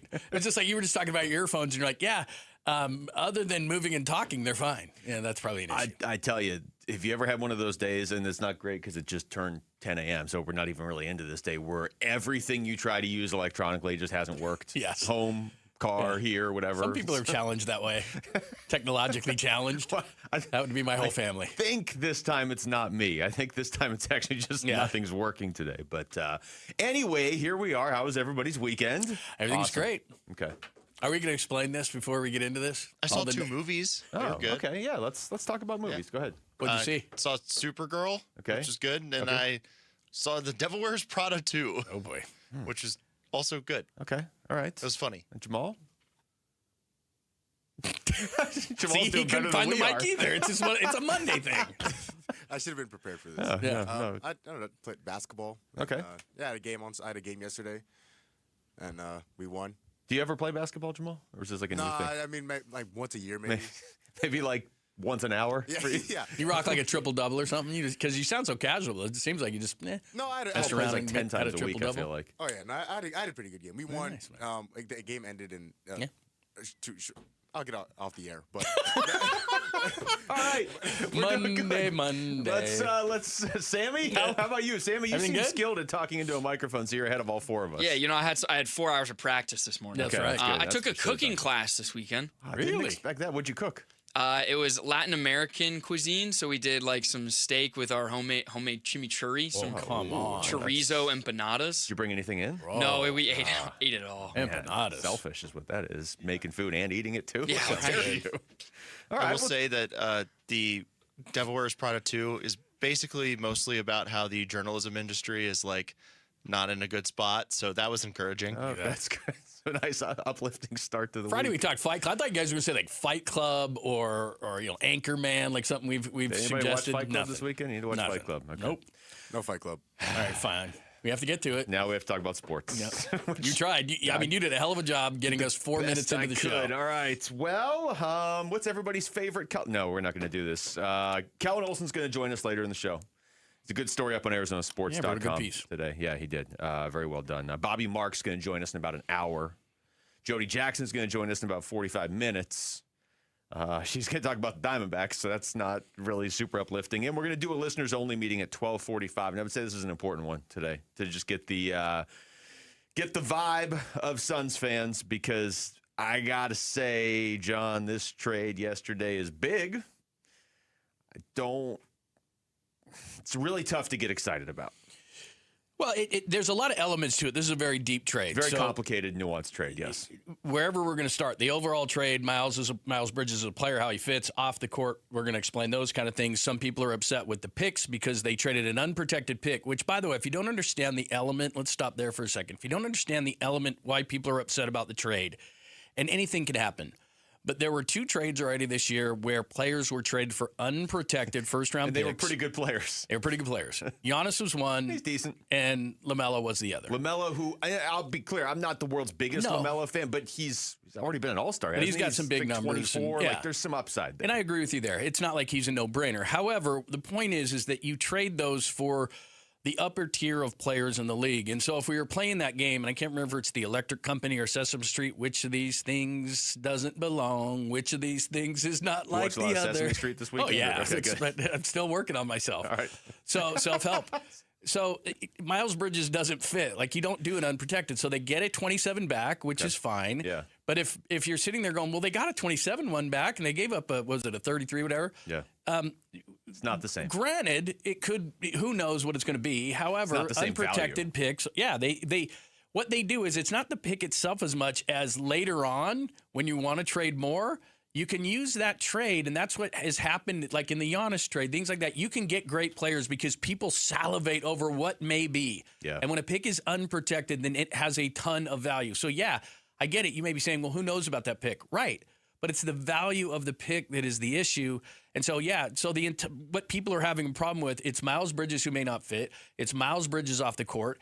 It's the pick that you gave up. And then it's the hypocrisy of the owner saying, I'm trying to build this great culture, and I will not have unless they're a Spartan. Oh, okay. Unless they're a Spartan. Maybe we didn't hear that part. That's where we are. That's the trade in a very fast nutshell. Yeah, now we've got a lot of time to unpack it, and there's a lot to unpack, and we're going to go in every direction on it because that was a good summary of it. There's a lot of different layers to get to. I'll just sort of piggyback on the big picture, and then, like I said, we're going to break it down throughout the show, and I do want to take calls at 12:45 and get Suns fans' reactions because, one of the things the Suns have pretty consistently had in recent memory, even if they've had, bad seasons or disappointing seasons, they've generally had a very likable team. And if you want to go back and say, well, the KD and Bradley Beal team wasn't likable a couple years ago. Yeah, but that was different. It was frustrating. It wasn't maybe likable in the sense like people had a hard time getting behind it because it just seemed flat and sort of lifeless by the end of that era. I get that. But this is like they had really good vibes last year. They had really good vibes. And you were in this spot where it's like, hey, they were talking about character and they were talking about culture. And I'm not saying I don't believe in second chances for people, but you can't expect your fans to be excited about this trade in the moment because you were talking about culture and character and you had it. And last year, your team had good feelings. And yes, they overachieved on the court.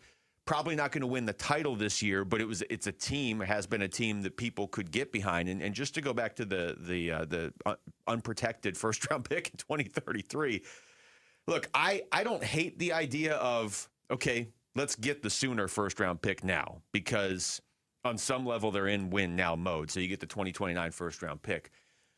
But that 2033, that just unlocked as something you could trade. Like this past week, it just unlocked. Yep. And it just has more value.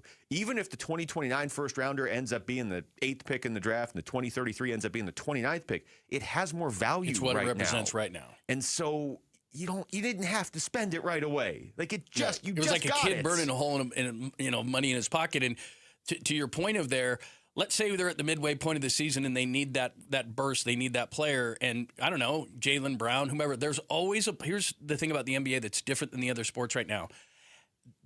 When players start squawking and they want out, they get out in this league. I don't know why it is. Other sports aren't quite like that, but you're disgruntled, you're gone. So there could be a player at the midway point of the season this year that just says, you know what, I want out of this situation, who's an upscale kind of a player, the Jaylen Browns, the Kawhi Leonards, the players that are being floated right now. And if you were just a little bit more patient, like you just pointed out, rather than like, oh, my God, there's money burning a hole in my pocket, I got to spend it. They just got it, and they just lost it, and they did it for Miles Bridges, which is very questionable. You could have maybe, because that's the next step. You and I were even talking about this on Friday. The next step for the team is, okay, roster build. Then at the right time, go get the star. Well, Miles Bridges isn't a star, but those other guys I mentioned are. So you took your best asset. And again, it's not the player that could be picked. It's the element of the pick. It's the value and of you it. already used it on a player that's highly questionable in a lot of different areas. It's like you have a winning lottery ticket. You don't know how much it won, and you're like, I'll just cash it in for $15. Right. Like, give me I'll the trade it to $15 this guy. now. Hey, I'll give you $100 for that lottery ticket. Okay, Yeah, sure. I mean, you might have won millions with it, but Right. hey, you got the 100 right now. Yeah, there's so many different ways to look at it. We're just kind of starting with that part of this, but the trading away. Like I said, we're going to talk to Bobby Marks. We're going to talk to Kellen Olson, get their thoughts on a lot of different parts of this as well. But the trading away an unprotected first round pick is something I thought teams were going to stop doing. Honestly, I thought teams were going to look and be like, you know what? Like, look at these other teams that have gotten burned by this. Look at what Indiana just got burned by it, right? This past draft. Like, just you can't risk it. You can't do that. And I gotta think if you were stacking the most tradable assets that the Phoenix Suns have right now. For the longest time, we've been talking about this and saying Jalen Green's probably your only chance to really trade for some sort of upgrade as a player, unless you're going to trade Book, which they're not going to do, and that's fine. I wouldn't trade Booker either, but Jalen Green's probably your most valuable trade chip. That was until last week when this pick became tradable. And maybe Jalen Green's still above that, but I got to think the 2033 unprotected first-round pick was second on the list, and you just traded it away for a guy that if you strip away all the off-the-court stuff, which, by the way, is not easy to do, is good. He's good. Like, it's a great way to put it. He's good. Yeah. Fine. Like you have a meal somewhere and you go, it's good. How good was it? Pretty good. Yeah. Like it's okay. But I'm not even sure that he fits. And that's the issue is that if you're going to do this, and we have a long time to do this, but if you're going to do this, you better make sure you're doing it for a guy that because you can explain to your fans, and teams have done this, but you're going to have a lot of explaining to do, Lucy. So you might want to get a player that might be worth it. I call it talent versus tolerance. If a guy's really talented, teams are going to tolerate a lot. I don't know where Miles Bridges is on the talent versus tolerance scale, but I don't think it's very high. No. If he didn't have the off-the-court stuff, I'd be happy to add Miles Bridges to the Suns, but I wouldn't be happy to give up what they gave up to add Miles Bridges to the Suns, and that's setting aside all the other stuff. Chance the Rapper is bringing in the Coloring Book 10-year anniversary tour to Arizona Financial Theater September 16th, and we've got your tickets. Text CHANCE to 620-620 or head to our contest page to enter for your chance to win. All right, when we come back, Diamondbacks are back below 500. Is that just what they are at this point? We're past the halfway point of the season. That's next. It's Wolf and Luke. John Lund's in for Wolf and Arizona Sports, the local sports leader. Diamondbacks baseball. Here's the 2-1. Vargas pops it up. Right side of the infield. Williamson has it. And that's it. Rays win it by a final score of 5-1. The Diamondbacks go over Florida as they're swept by the Marlins. And now they are swept by the Rays here at Tropicana Field. The Arizona Sports reaction to the Rays sweeping the Snakes is on the way on YouTube, the Arizona Sports app, and 98.7 FM. Hi, it's Vince Marotta here, and in case you missed it, Earnhardt Ford in Chandler is keeping the savings rolling this summer, and your wallet's going to feel it. Now that's American value for American values. That's right, employee pricing isn't going anywhere, and that means one thing, you pay what they pay. Plus stack serious cash back on top. No bull. Right now, save big on a new 2026 F-150 plus an extra $1,000 cash back. 2026 Explorer plus an extra $2,000 in your pocket. 2025 Bronco Sport plus an extra $2,500 cash back. Trust and American value delivered the right way. Since 1951, shop local. Shop Earnhardt Ford. No bull for 75 years and going. That's Earnhardt Ford in Chandler or online at earnhardtford.com.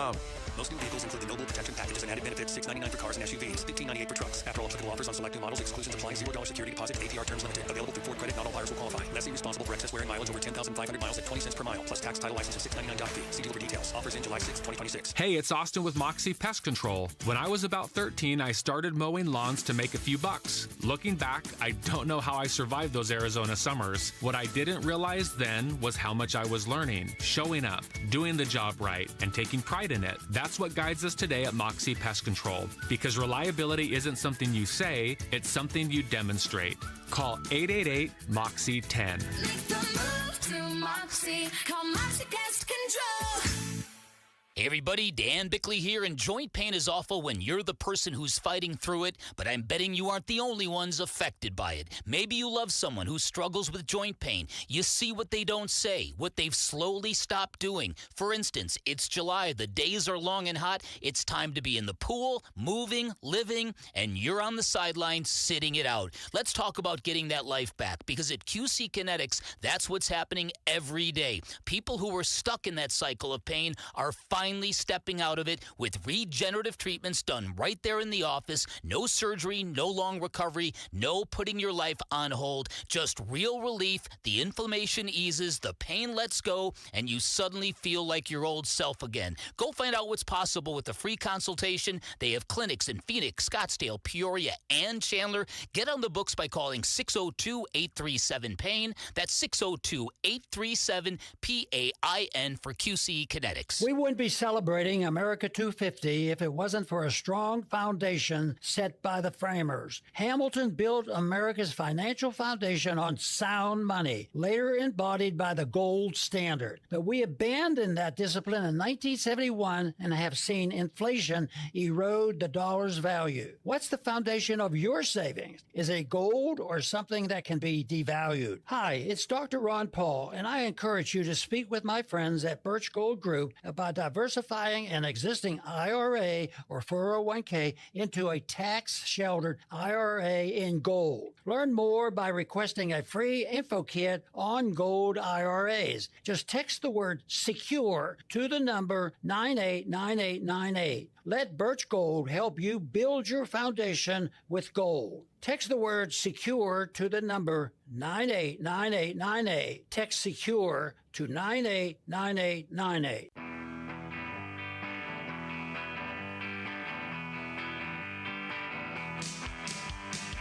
Hey everybody, it's Dave Burns here. A lifeless performance from the Diamondbacks in Tampa. We'll talk about just how worried we are about our baseball team on today's Burns and Gambo show, starting at 2 on the Arizona Sports YouTube channel, the Arizona Sports app, and 98.7 FM. Yeah, getting pretty worried about the baseball team, actually. Thanks for the intro, Burnsy. Wolf and Luke, John Lund's in for Wolf today. Yeah, look, we spent the entire break talking about the Suns trade, and I'm guessing we're going to be doing that a lot throughout this show. It's like a gigantic onion, and you just keep peeling and it's crazy. There's a lot to get into there. This is going to be one of those days where it's challenging to, not talk about it too much off the air, because then I'm going to start to forget what we said on the air or off the air. Okay, I'm going to stop. No, you're not, because I already have stuff I want to say next break. But the distraction here today is supposed to be the Diamondbacks, the team that's actually playing, right? And the hits just keep on coming. We have the Suns make another trade here or something. D-backs get swept by the Rays over the weekend. They get outscored 15-4.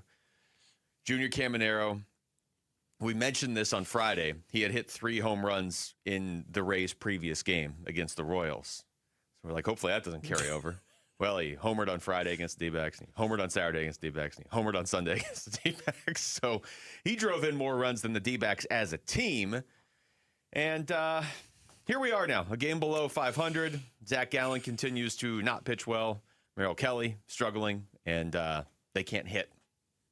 Other than that, everything seems pretty good. Well, and here's the thing too. It's somebody texted me and said this. It's a Diamondbacks fan, and I wanted to throw my phone, except for I've done that before and it doesn't work out well. So they said, but they said, they're only 3 games out of a wild card spot. And I thought, okay, but there's 7 teams ahead of them. This whole how many games they're out thing does not work anymore, because there's 7 baseball teams ahead of the Diamondbacks: Phillies, Cubs, St. Louis, San Diego, Miami, Washington, and Pittsburgh. They're closer to the bottom than the top. Thank God that the great elixir, the San Francisco Giants, are coming into town. Hopefully. Yeah, exactly. Well, they're coming to town. Hopefully they're the great elixir. Hopefully they're the great elixir. But it's what you just pointed out, and it's pretty simple. They're not pitching. They're not hitting. They're above average defensively. That's what this team is, and you're not going to win any games. And I feel bad because there's injuries, but you and I can't come in here every single day and go, injuries. Good night, everybody. It's just you got to play with what you've got.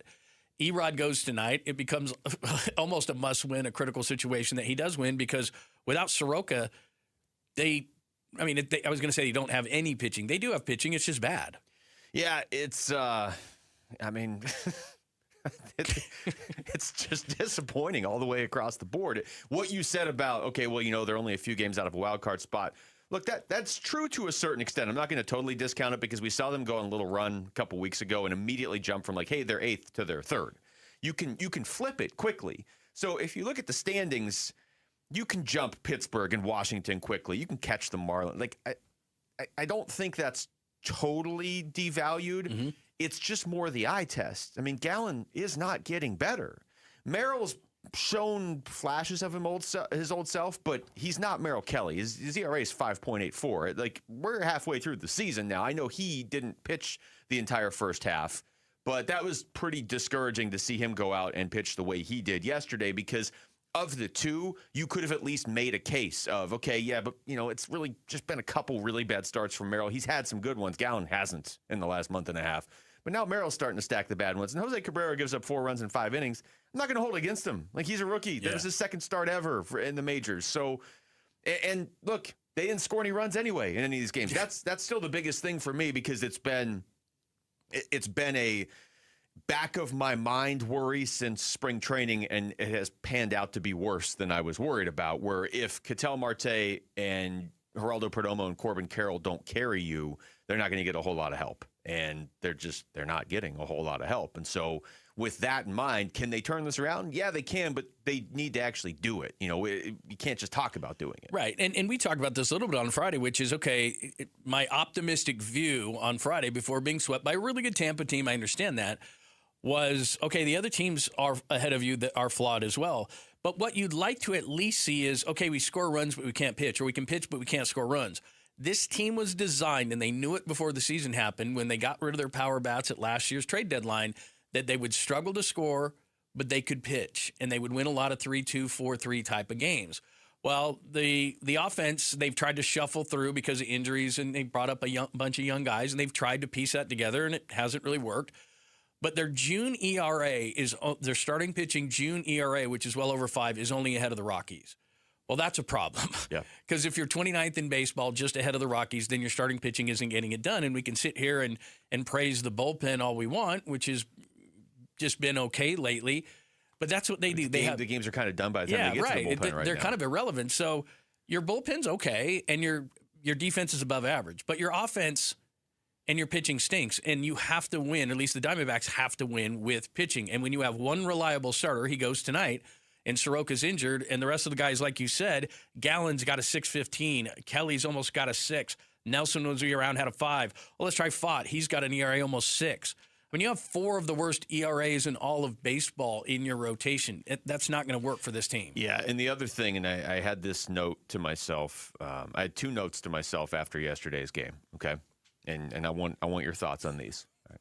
One of them, they've had 3 wins by starting pitchers in the last month, and that includes Erod. Now, a lot of times they win when Erod pitches, but he's just not getting credit for the win. Still. But they've had 3 wins by starting pitchers in the last month. So that's not really a question. It's just me saying something. Then the other one, and I think this is a fair question, is there a way to have somebody who's hitting above 190 in your cleanup spot? Wow. I know that they're dealing, the injuries, and I hate to have this conversation again because it's just, we had this last year. The injuries to the pitching, that's a real thing. They built what they thought was a good pitching staff. The Corbin Burns news is just it's from a couple weeks ago, is devastating. They could really use him right now. If he was coming back in a week or two, wouldn't we at least all feel a little bit better of, okay, maybe Gallen just doesn't pitch for you then or whatever as a starter? I don't know. The pitching, I feel like they've gotten unlucky with to a certain extent, with Nelson hurt, Corbin Burns hurt, and Soroka hurt right now. Gallen is what he is. I mean, they brought him back. Merrill, I think most of us wanted them to bring him back, and I'm more surprised that he's struggling the way he is. But either way, the hitting... The hitting, I don't know what to do with the hitting. You kind of did this to yourself when you traded these pieces away. You knew it. I get that you traded Gino. I get it. He wasn't. Josh Naylor, you got some good pieces back, it seems like. But if you're going to trade those guys, if you're going to trade them both away, then the guys you have coming up have to develop quickly. It is. I think the direction of this franchise right now hinges on how well they develop Tommy Troy, Ryan Waldschmidt, some of these other hitters that they're bringing up, because they've traded away some of their best hitters. I think the main thing offensively, what I would at least do is to say, look, and I'm not one of those people that says just go to a youth movement. Sports don't work like that. You're trying to win constantly. You don't just say let's do it for the future at the midway point. But Pavin Smith is giving nothing, and so you could go to the youth movement in terms of Gurriel is giving you nothing, and people go, well, you can trade those guys. No, you can't. Nobody else wants those guys. So I'm not sure what you're going to do with those guys in the short term. But I think that the young guys that you've had come up have shown a little bit of spark and let them develop. And I'm not saying that because I want to throw the season away. I'm saying they might that, give you a better chance to win. Yeah. And to go back to your point of, okay, you lose those guys, you lose a Naylor. Well, what were you going to do? Carlos Santana? Did you really think Carlos Santana was going to be an answer? Now, he's long gone. But the major point right now in the middle of the lineup, like you just said, is you needed a power bat at first base. I don't care what it was, but he was never going to be that, especially at his age. So what exactly was the thought process here? I don't want to be retroactively critical of stuff I wasn't critical of in the moment. Like I wasn't critical. I have no issue with that. I wasn't critical of the Geno trade because I think we all just saw it coming. I was okay with that. The Naylor one, and again, like they got Brandon Garcia back. They may have gotten some good pieces out of that. That was the one when they did it, and I like Josh Naylor, but like when they originally got him, I thought he was like sort of their first baseman for a while. That's why I liked the original move to bring him in. So when they traded Naylor, that was the one where I was kind of like just hesitant. But the thought, and I'm sure the thought behind it was, okay, but we got guys coming up that are going to develop, and these guys might, like Lou James Groover he might develop into to something that they have. I don't fault him for hitting 174. He's played 14 major league games. Ryan Waldschmidt, Tommy Troy's shown flashes, but they have to develop because there's no way they traded Josh Naylor thinking we got Pavin Smith, we're fine. Because Pavin Smith has been this for how many years? We know what I mean?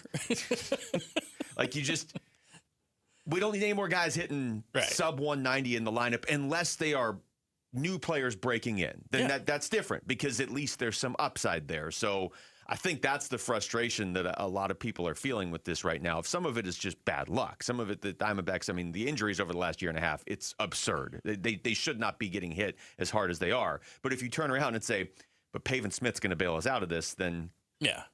Well, look, the pitching-wise, they've been hit with injuries you can use as an excuse. From a hitting standpoint, really the only major injury, Lawler. Lawler would have been nice, but they weren't fully relying on him. But I think if Lawler's in the lineup, things are a little bit different. But first base was going to be a hole. You had to have known that. And some of the guys have come up. But I would rather sit here and say Fernandez is at first and Troy is somewhere and Waldschmidt's in left or center. I think that really might their be getting growth, to that point if these other guys don't. Because I think their growth is the best chance to do something. I don't think your Pavin Smith is all of a sudden going to be something. I think it's these young players potentially developing offensively that gives you your best chance to potentially score runs this season. All right, we come back to basketball. So what's up with the culture and the character and all that stuff now that the Suns have made this trade yesterday? Is that being called into question? That's next. It's Wolf and Luke. John Lundzen for Wolf and Arizona Sports, the local sports leader. The Suns make a deal with Charlotte for Miles Bridges plus draft picks. With Grayson Allen, Royce O'Neal, and a 2033 first-round pick heading to the Hornets. We chop up this trade and maybe speculate a little bit about what else the Suns might do this summer on the Arizona Sports YouTube channel, the app, ArizonaSports.com, and 98.7 FM. Get in the zone, AutoZone. The sounds of summer. They're great until they're not. Luckily, AutoZone has free battery testing and charging. Let me check that for you. To help make a rough moment smooth. Don't miss the Celebrate Free event at AutoZone. Free products with select deals until July 27th. And free services every day.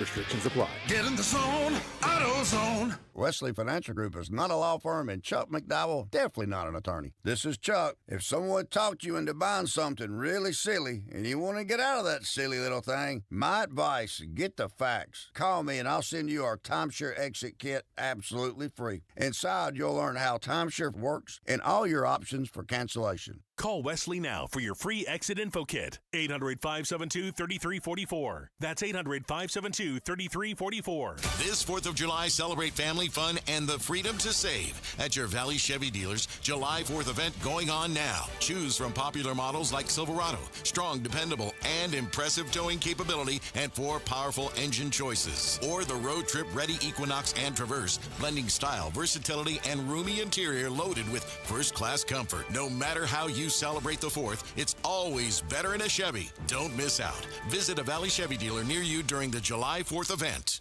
Dan Bickley here, and summertime has arrived in Arizona, a time when your windows are the only thing standing between you and 115-degree temperatures. And if your windows are shot, your windows are about to cost you a fortune, which is why now is a great time to call Advanced Window Products, Arizona's #1 window replacement company, where they build windows designed specifically for our harsh climate, and they build windows specifically for the dimension of your home, never retrofitted on site. They replaced all of my windows. I could not be happier with the result. They look fantastic, and everything from installation to the cleanup process was immaculate, and that's because their installers are vetted full-time employees, never random subcontractors. At Advanced Window Products, they'll build your windows, install your windows, then they'll guarantee them for life, windows that will literally pay you back. Call 480-676-3600. That's 480-676-3600 for Advanced Window Products. Hey, it's Gambo, and I'm here with Stuart Willis, the president of Asset Preservation, Wealth, and Tax. Stuart, you handle retirement planning, financial planning, tax planning. How important is estate planning to somebody's overall portfolio? Listen, I think it's one of the most overlooked things. A lot of people say they're going to get to it eventually, and they never do. Look, I mean, here's the thing. I sometimes say I'm a bit hypocritical because I've been preaching the importance of having an estate plan and a living trust for 20 years. I just got mine done a few years ago. So a lot of you out there know they need to get it done because, look, here's the thing. Probate is not an evil process. It's just expensive and time-consuming, and it's a process you can avoid by having proper estate planning. And especially for those of you in split families, because then you've got to divide assets among 2 different families. It becomes very difficult. If you want to get an estate plan as part of your portfolio, call Stuart Willis at Asset Preservation, Wealth, and Tax at 602-877-PLAN. Investment advisory services offered through Foundations Investment Advisors, LLC, an SEC registered investment advisor.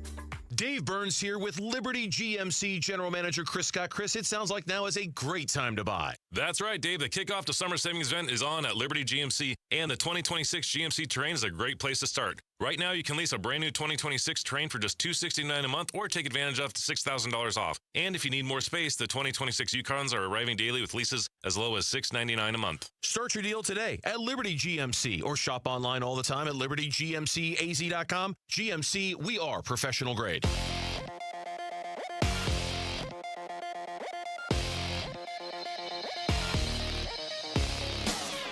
I'm Jesse Morrison with Trending Now, presented by Parker & Sons, heating, cooling, plumbing, and electrical.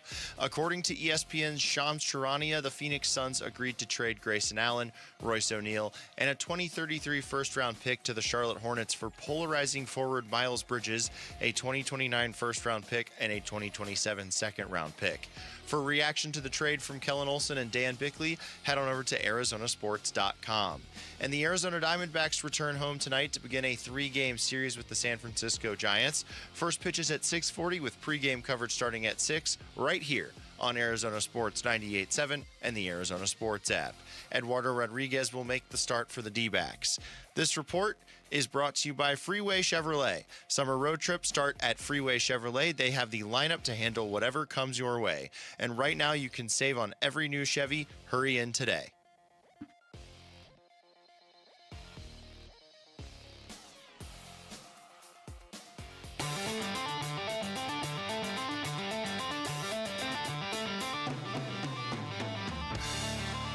Hey everybody, it's Burnsy, and the Suns pulled off a stunner yesterday, acquiring Miles Bridges, and there is a lot to unpack from this one. So check out the Burns and Gambo Show. We start at 2 on the Arizona Sports YouTube channel, the Arizona Sports app, and 98.7 FM.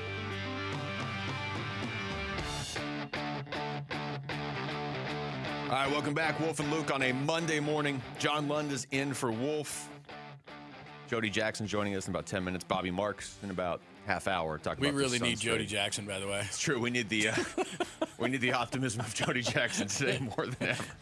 You know, I think most of us wanted the Suns to make a move and not just run it back completely. I know Wolf's been on board with the, hey, just run it back. Like, let's just see what happens. And I don't hate it for the first half of next season, but you just, at a certain point, I think, unless you're really breaking through, you're probably going to have to make some sort of significant move, which, again, is why I don't love trading away the 2033 unprotected first-round pick, because that maybe had more value than anything that you had other than Jalen Green. But they did make a move. They're not just running it back. I mean, Miles Bridges is a significant player that you added. But, I mean, there's a lot of off-the-court stuff, which maybe that's all behind him. Better be. Yeah. But I don't know how you sell this one to the fan base. It's something that 2 years from now, people may just be on board. He may win the fan base over. Maybe those transgressions really are behind him, and he's a fun player on the team.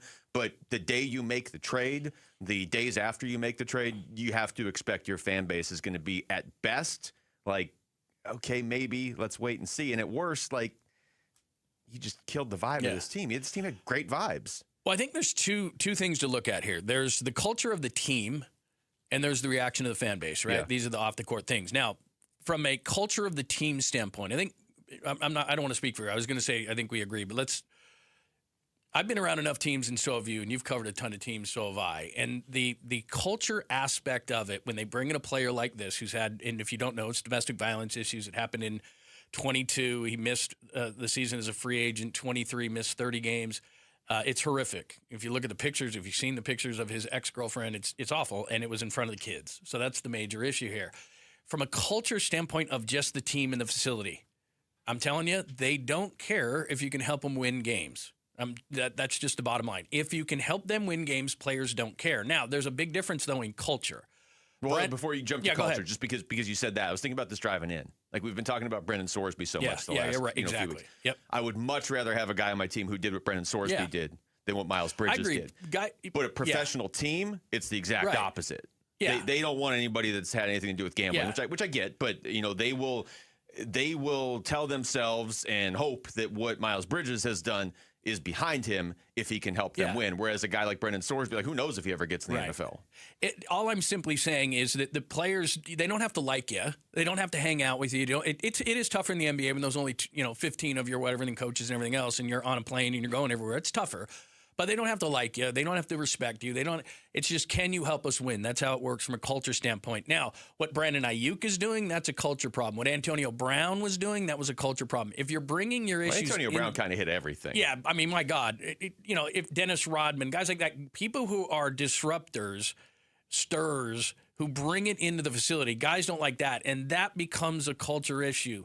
But if Miles Bridges doesn't bring that into, and it's been a few years since this happened, then culture is not going to be an issue. And then as far as the fans are concerned, again, this is my opinion. People can tell me I'm crazy, and that's fine. My opinion is, if you switch to the home team's uniform, you could be Freddy Krueger if you can hit consistent threes. Fan base over time, like as the games are played. But I'm saying there's a lot of people who are probably struggling with what he did, and it's one of the worst things you can do right now. Domestic violence. And there's a woman involved, and there's children involved. Like, dude, you're hitting the trifecta. You're hitting the pinball machine here, and it's not good. There's no way to. Again, we got to separate things. Yeah, that's what I'm saying. Is culture and fans are two different deals. Could this trade, strictly from a basketball sense, maybe work out for the Suns over the next few years? It could. I have questions about that too.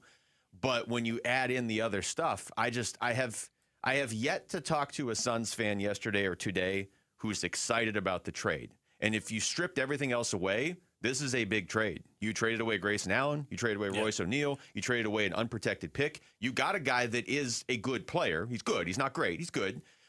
You did get a first-round pick coming back here sooner. You may now trade in a first-round pick coming up in the next 3 years. Like, you have the ability to do that. This may open the door to bigger stuff. In that sense, it's like, okay, wait, the Suns are making some moves here. Like, we're doing something. Yeah. I have yet to talk to a single Suns fan that's excited because of the cloud that hangs over this trade. Let me ask you this, because, again, we've both done this long enough. The reason why they're not excited is he hasn't scored 25 and grabbed 10 yet. If they win a game and he scores 25 and grabs 10 and he does that on a consistent basis, all of a sudden it's going to switch, because the way fans are, and I'm not ripping fans. But I don't think this it's going to switch for I don't think it's going to switch for everyone. Yeah. Yeah, I would agree with that. Like Some people. Personally, for me, what he did and what he's accused of doing. Oh, he did it. Unacceptable to me. It's unacceptable to me. Yeah, to me, that's and so like the one unforgivable if thing. he scores 25 and 10 for the Suns, that's not going to matter for me. Yeah. I'm still kind of out. Yeah, and that's fine. And I think that's great. I just think for the majority of people, they can rationalize a player that is good for their team, and they can say, well, that happened a few years ago. But I think it depends what the transgression is, because I agree with you on some of the stuff. Like I don't know, just throw out something else that somebody could have done or whatever. But this is one, and I think rightfully so, that a lot of people, like Richter said, are never going to be on board. They maybe will just detach, like, hey, I'm glad the Suns won. Yeah. It's going to be less fun to root for the team. So let me for ask a lot this of people. question. Let me ask this question to everybody. Do you have to? Because this is what you just you started with this at the beginning, and I think it's very interesting. For very different reasons, the Suns weren't a very likable team with Kevin Durant. He's kind of a black cloud. That's just what he is. He just kind of hangs over a team. It's weird. This is totally different. Do you have to like the team? And what would you? I mean, most fans would rather have a winning team than a likable team. Can you have both? Yes, you can. Do you need both? I don't know. But would people be like, well, I'm not buying tickets, I'm not renewing? Because the one thing that does matter is, and the Suns would never say this because they don't want to alienate their fan base, but the thing that matters is sponsors. If the fans are upset, If the sponsors are upset and your major corporate sponsors go, hey, I can't get behind a team that is going to have a guy. He wasn't just accused of this. It was no contest. He is guilty. He did these things against a woman and children watched. It's horrendous. If your sponsors come to you and say that, that's one thing. If your fans are upset, they think like what I'm saying, which is he scores 25 and 10 enough times, they're not going to forget, but they are going to forgive. Yeah. What was your question? You had to. Does it matter that a team is likable? Yeah, because most fans would rather win than be liked. I think yes. I think I'll use the KD example because you brought that up. I mean, they were not likable by the end because they were frustrating to watch. I didn't find them dislikable. It was just kind of like they didn't have much personality. They didn't have a whole lot of.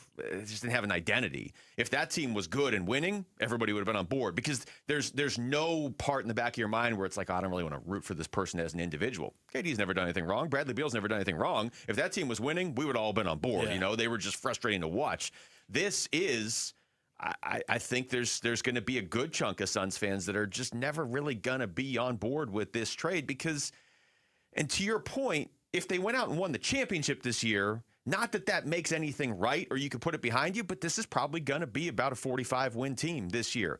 45 wins last year was fun. Likable team, surprising. Here we go. Like this team was supposed to win 30 according to Vegas. They win 45 and dude, I everybody loves Book and hey, Dylan Brooks wins over the fans, Colin Gillespie and Jordan Goodwin, like the way they played basketball. And we haven't even gotten into the basketball fit here yet, which we will. But this now, it's like you go out there and win 45 games this year, and it's just like, yeah, okay, but I don't even like that guy. Like it's just I don't know. It's that the best way I can put it is it's just really hard to get excited about this trade.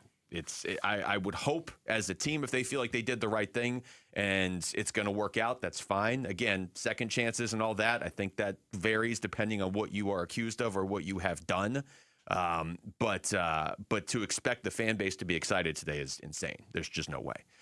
You want to celebrate America's 250th at the ballpark? Arizona Sports has family 4-packs for D-backs Brewers July 3rd. The next chance to win is during the 11 o'clock hour today, so stay tuned and get ready to call in. When we come back, how can the Diamondbacks find some consistency in the second half of the season? We're going to talk to broadcaster Jody Jackson next. It's Wolf and Luke. John Lundzen for Wolf and Arizona Sports, the local sports leader.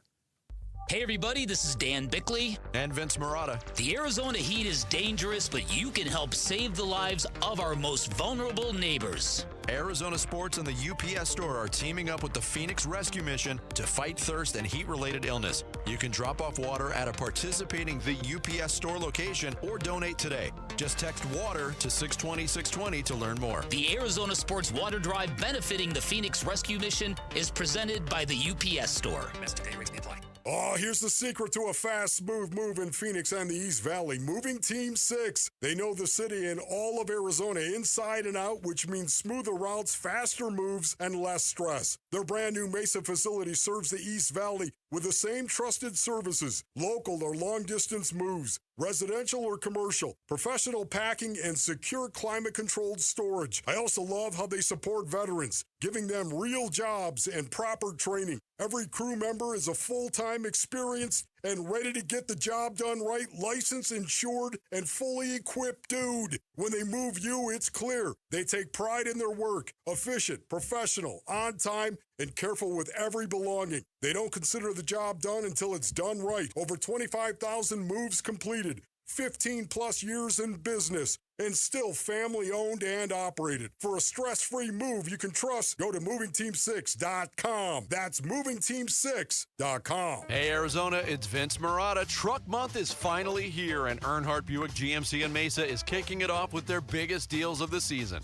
This is the one time of year when the Valley's best GMC trucks come with the Valley's best savings. Forget all the runarounds and pressure from those other guys. At Earnhardt, you walk in as a customer, you leave feeling like family. That's 75 years of doing things the no bull way. Right now, save up to nearly $14,000 off MSRP or get 0% financing for 60 months on a new 2026 GMC Sierra 1500 Crew Cab.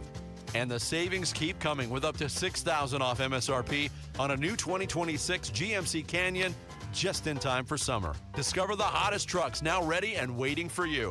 Visit Earnhardt Buick GMC in Mesa and experience the difference, or find your perfect match at EarnhardtBuickGMC.com. We are professional grade. After all applicable incentives on select models, all offers with approved credit through GM Financial. See dealer for details. Offers in June 30th, 2026. Hi, folks. Jody Jackson here. Is private student loan debt wrecking your life? There are so many families stuck with student loans they can't afford, and with payments so high, they feel hopeless. If that sounds familiar, Y-Refi can help. They refinance distressed and defaulted private student loans, the loans other lenders won't touch. They're not a debt settlement company, and your credit score doesn't matter. Y-Refi works with you one-on-one to create a custom payment based on your ability to pay. They can reduce your monthly payment, guarantee interest rates under 6%, and they may even lower your total loan cost, saving you thousands. They offer a 3-minute rate check with no credit impact, accept bad credit, and can release co-borrowers from the loan.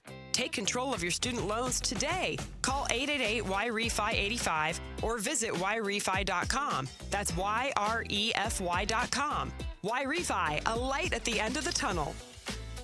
Not available in all states. Leading off with Jody Jackson on the Wolf and Luke Show. 1-2.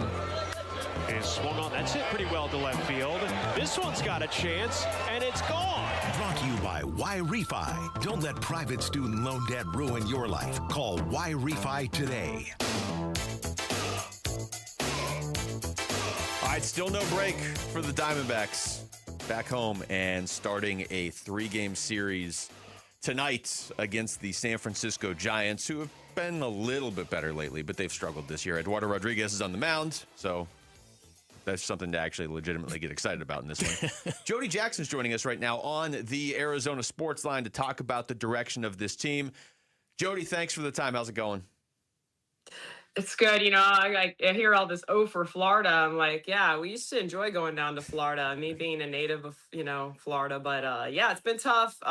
Tampa, and I know no one wants to hear this, but, yeah, they are a good team. They should score more than 4 runs in 3 games. Obviously, the Diamondbacks should, but we know the offense has been lagging. They had the one outburst on the road, which was the 9 runs in St. Louis. That was encouraging. But yeah, I think over the weekend too, just to watch games like that unfold, it was a little boring. It was just not entertaining at all for Diamondbacks fans. And even if you're a Tampa fan, honestly, they got a little bit of a lead and they just shut the opponent down, and it was kind of what it was. But I think, if there's a remedy, maybe it is the Giants. They're 6-0 against the Giants this year. They have to just get in there today and prepare. They have had great success. I mean, the other thing is when you look at the Giants, they did just beat the Braves. I was kind of looking at those box scores, 5-0, 3-2.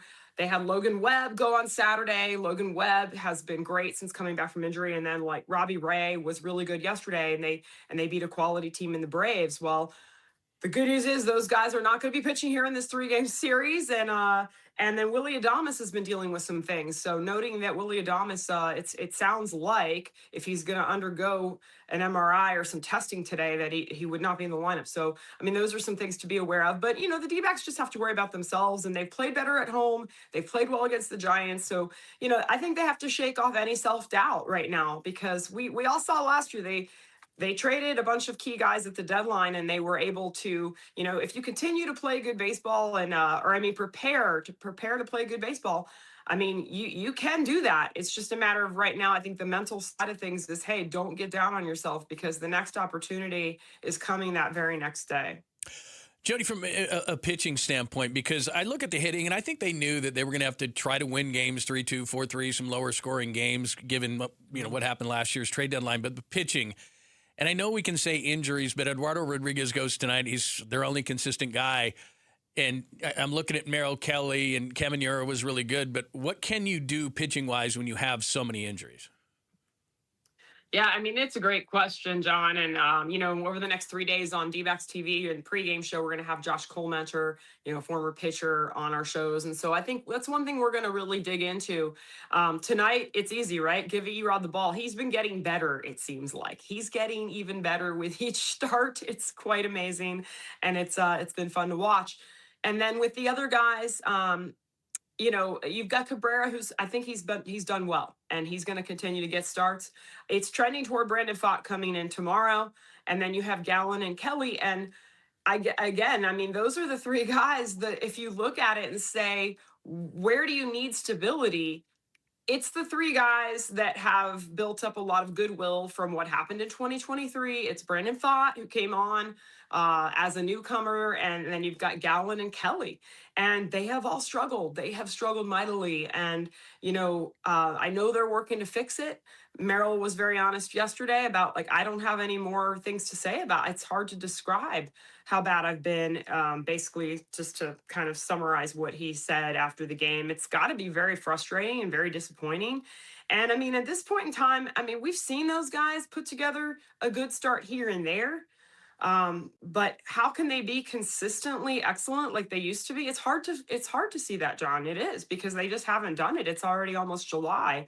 But I think they can go out and continue to give the team innings. The hard thing about that is, if your offense is going well, if you got a guy that gives up 3 or 4 over 6 innings, you're good. You're good if you're scoring 5 or 6 runs. But unfortunately, this team just hasn't had that potent offense consistently either. So I think they, look, if Pfaadt can give him a shot in the arm, that's going to help. I don't know. I guess we'll get an update today on how long Soroka will miss time, because he's one of those shorter-term guys. And, again, it's just kind of hanging in there to try to stay in this race, because that's what this next 2 weeks is going to be really important before the break, the All-Star break, because, you can kind of get your mind around where you're at going into that break if hopefully this team comes to life a little bit over this next 2 weeks. Talking to Jody Jackson, Jody, there's a couple different ways to look at this. Like this is the definition of glass half full or glass half empty, because you could easily look and say they've had all these injuries, they haven't got production from Zach Gallen, even Merrill Kelly, and they're still right around 500. And at the start of the year, that was fine, because you were getting Corbin Burns back and AJ Puck and Justin Martinez, and now those guys, some of them, are getting pushed back. The flip side is, it feels like this is kind of where they are at the All-Star break, or near the All-Star break every year. It's like, it's on some level impressive they're at 500, but on the other hand, can't really do anything at 500. So how do you view where they are right now? Because you could either go down the path of they're in a lot of trouble, or they're hanging around. Yeah, it's funny you bring that up, because you're right. This is a team that last year had all the firepower, had Suarez, had Naylor, and they were kind of right in this same situation. And last year, it was the bullpen that was the real source of frustration, because you build these leads, you hit 4 homers, and you're still losing a game. And it's like, so then now you fix that, and you got some other issues. And all teams have issues. And they all come into play at one point or another. But it's interesting, Luke, because it is hard to see, how do you frame this team? I think I heard Vince this morning saying that he had picked the D-backs to win like 78 games. So, I mean, again, if you go back to the start of the season, I was a little more optimistic than that. I was hoping they would be in the low 80s, maybe, and then with the craziness of the National League, I'm always hoping, of course, that they're going to be right there for a playoff spot. I think like all of us are. But, if you thought that, then they're really not. Then if you're hitting the panic button, you're kind of being a hypocrite, right? Because if you said they were going to be around 78, 80 games and they're right around 500. So you're right, though. It feels like if you had said, well, if you knew Zach Gallen was going to be this poor, Merrill Kelly was going to struggle like this, you were going to lose, we didn't even know Soroka was going to be this good, right? You would say, well, gee, maybe they are ahead of where we thought they'd be. So I think they're just wildly inconsistent. I think the most consistent part has been the bullpen, and I'm loving that, because then when you do have the lead, you can more consistently bank on a win. But yeah, I think the biggest key is like the pitching is harder to fix, right? Air quotes for those listening, because you've got, Mitch Bratt did okay, came up, gave them a little bit. It's harder to just say, here's your next. Your next that's going to plug that hole. I think offensively, what they have to do is that's where some shakeup might occur, because you've got to have something happen there. You've got to have some guys get out of a rut. You need more than one guy hitting. You need more than one or two guys hitting. You need a cluster of guys getting hot. And I think that is the thing that is most likely for people looking for optimism. That could happen. That's more likely to happen than some of these other things. Jody, it's always great talking to you. Hopefully we catch up again later this week after another series win over the Giants. Yeah, let's see how it goes. Hopefully it's good going into the 4th of July weekend, guys. Yeah, that would be nice. Thanks, Jody. 6-0 against the Giants. Thank you. That's Jody Jackson joining us right there on the Arizona Sports Line. Playing the Giants a lot, got them back on track in May. So, like you said, maybe this is the right team to be playing right now, but they're getting better pitching. Bryce Eldridge they're actually playing Bryce Eldridge now. It looked like maybe a Rookie of the Year candidate. He's kind of been up and down lately, but for a while there, he was one of the hottest hitters in baseball. So we'll see with that. When we come back, let's get back into basketball. What goes into a decision like bringing in a polarizing player, such as Miles Bridges? We're going to talk to ESPN NBA front office insider Bobby Marks, get his thoughts on this trade. Next, it's Wolf and Luke. John Lund's in for Wolf and Arizona Sports, the local sports leader. Leading off with Jody Jackson on the Wolf and Luke Show. Brought to you by Y-Refi. Don't let private student loan debt ruin your life. Call Y-Refi today. Your home for everything Diamondbacks. Arizona Sports, the local sports leader. Burns and Gambo, afternoons. A good problem, I think, becomes a problem in that I think next year, in fact, I know next year has to be different. Rasheer Fleming has to play. And I know you've said he's going to. Yeah. But he's got to play. And at some point, the idea of trusting the game to somebody who's younger and doesn't have that experience, it's going to have to be a part of their DNA next year and not just always running home to the veterans and having them get all the minutes and have all the big moments. I just don't think that's going to work for this team next year. Burns and Gambo, afternoons 2 till 6 on Arizona Sports, the local sports leader. Hi, I'm Chuck McDowell, the timeshare cancellation guy and founder of Wesley Financial Group. And I want to set the record straight. I am not an attorney. I've never wanted to be an attorney. And the truth is, I really don't even like attorneys. If I sound like an attorney, I'll apologize. But what I've learned in my 15 years in the timeshare cancellation business is you don't need to be an attorney to get folks out of their timeshare. After 15 years and over 50,000 cancellations, I can tell you with confidence, we know how to get you out of your timeshare. Call us today and we'll send you our timeshare exit guide absolutely free with all your options for cancellation.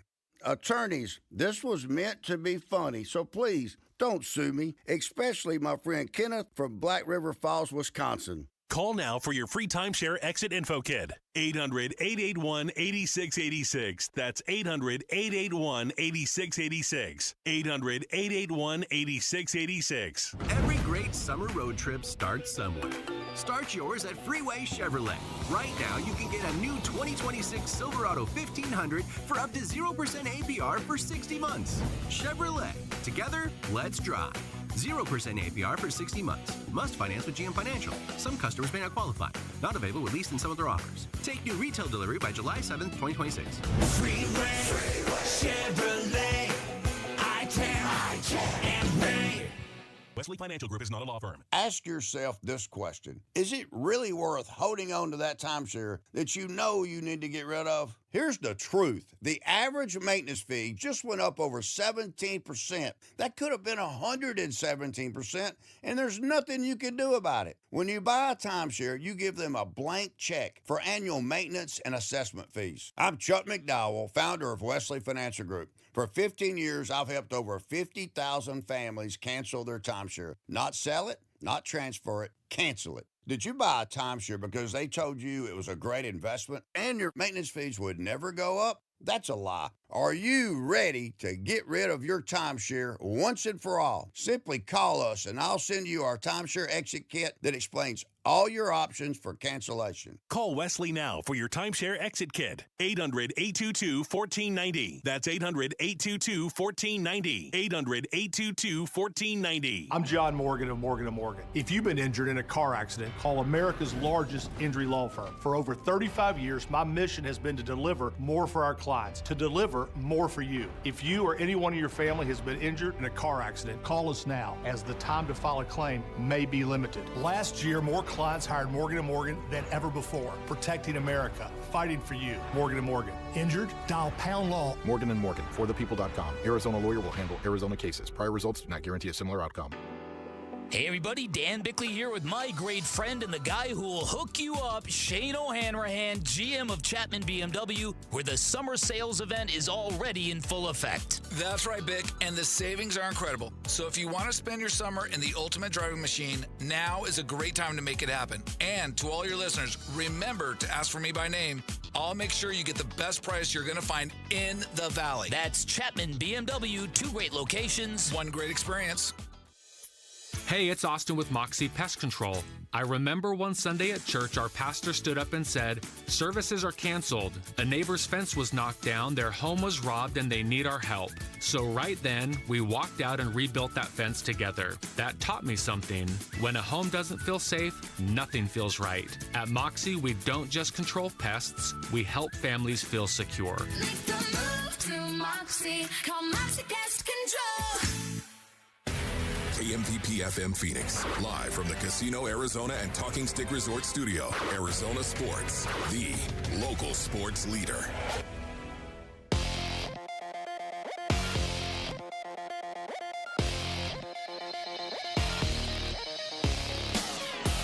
I'm Jesse Morrison with Trending Now, presented by Parker & Sons, heating, cooling, plumbing, and electrical. According to ESPN's Shams Charania, the Phoenix Suns agreed to trade Grayson Allen, Royce O'Neal, and a 2033 first-round pick to the Charlotte Hornets for polarizing forward Miles Bridges, a 2029 first-round pick, and a 2027 second-round pick. For reaction to the trade from Kellen Olson and Dan Bickley, head on over to Arizonasports.com. And the Arizona Diamondbacks return home tonight to begin a 3-game series with the San Francisco Giants. First pitch is at 6:40 with pregame coverage starting at 6 right here on Arizona Sports 98.7 and the Arizona Sports app. Eduardo Rodriguez will make the start for the D-backs. This report is brought to you by Your Valley Chevy Dealers. This 4th of July, celebrate family fun and the freedom to save with Your Valley Chevy Dealers. Spectacular offers are available right now at Your Valley Chevy Dealers July 4th event going on now.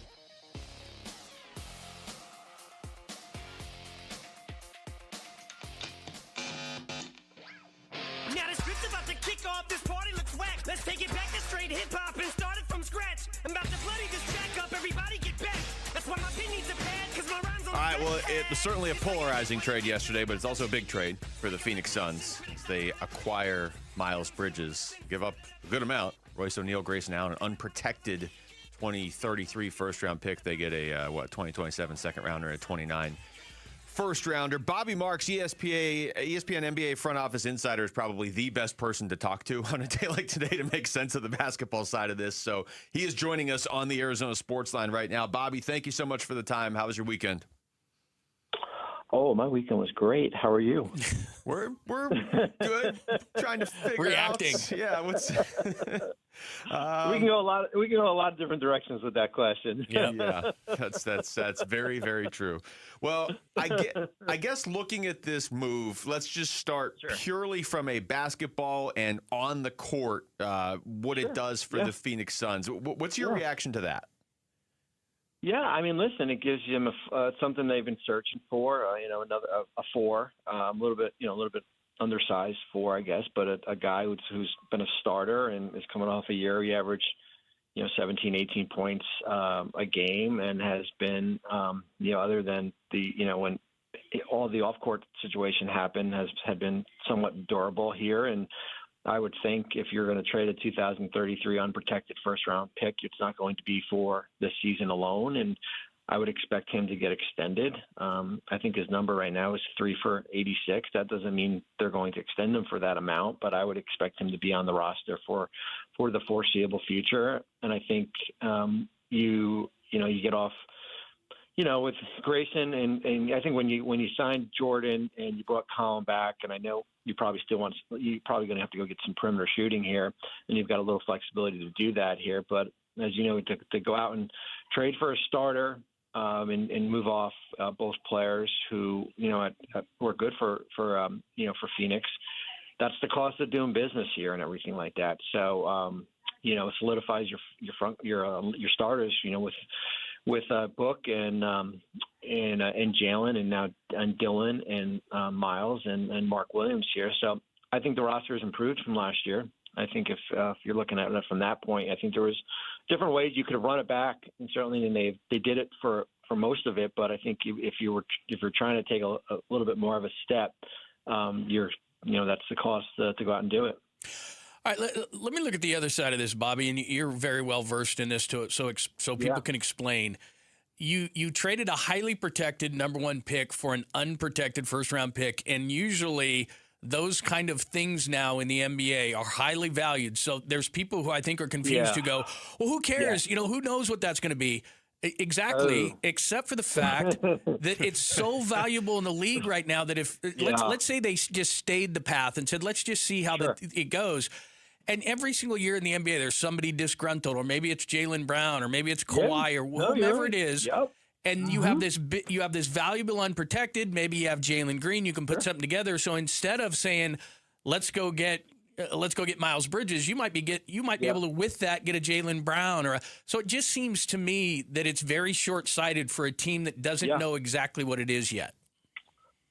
I agree with you. I think I think that as we have talked with you guys, I thought that the most dangerous thing that happened was that the team had success this year. And they had success is because they were able to kind of get away from some of the ways they've gone about business, where with some of these high-risk moves, with in the Durant trade, I understood, and then certainly Beal, and then you kind of found an identity with the group. And my big question was how much was ownership going to get back involved in it and everything like that? And listen, Miles Bridges is an improvement as far as where you are, but there is the risk as far as, and we could say it could be, hey, the pick is 6 years from now and it's at 33.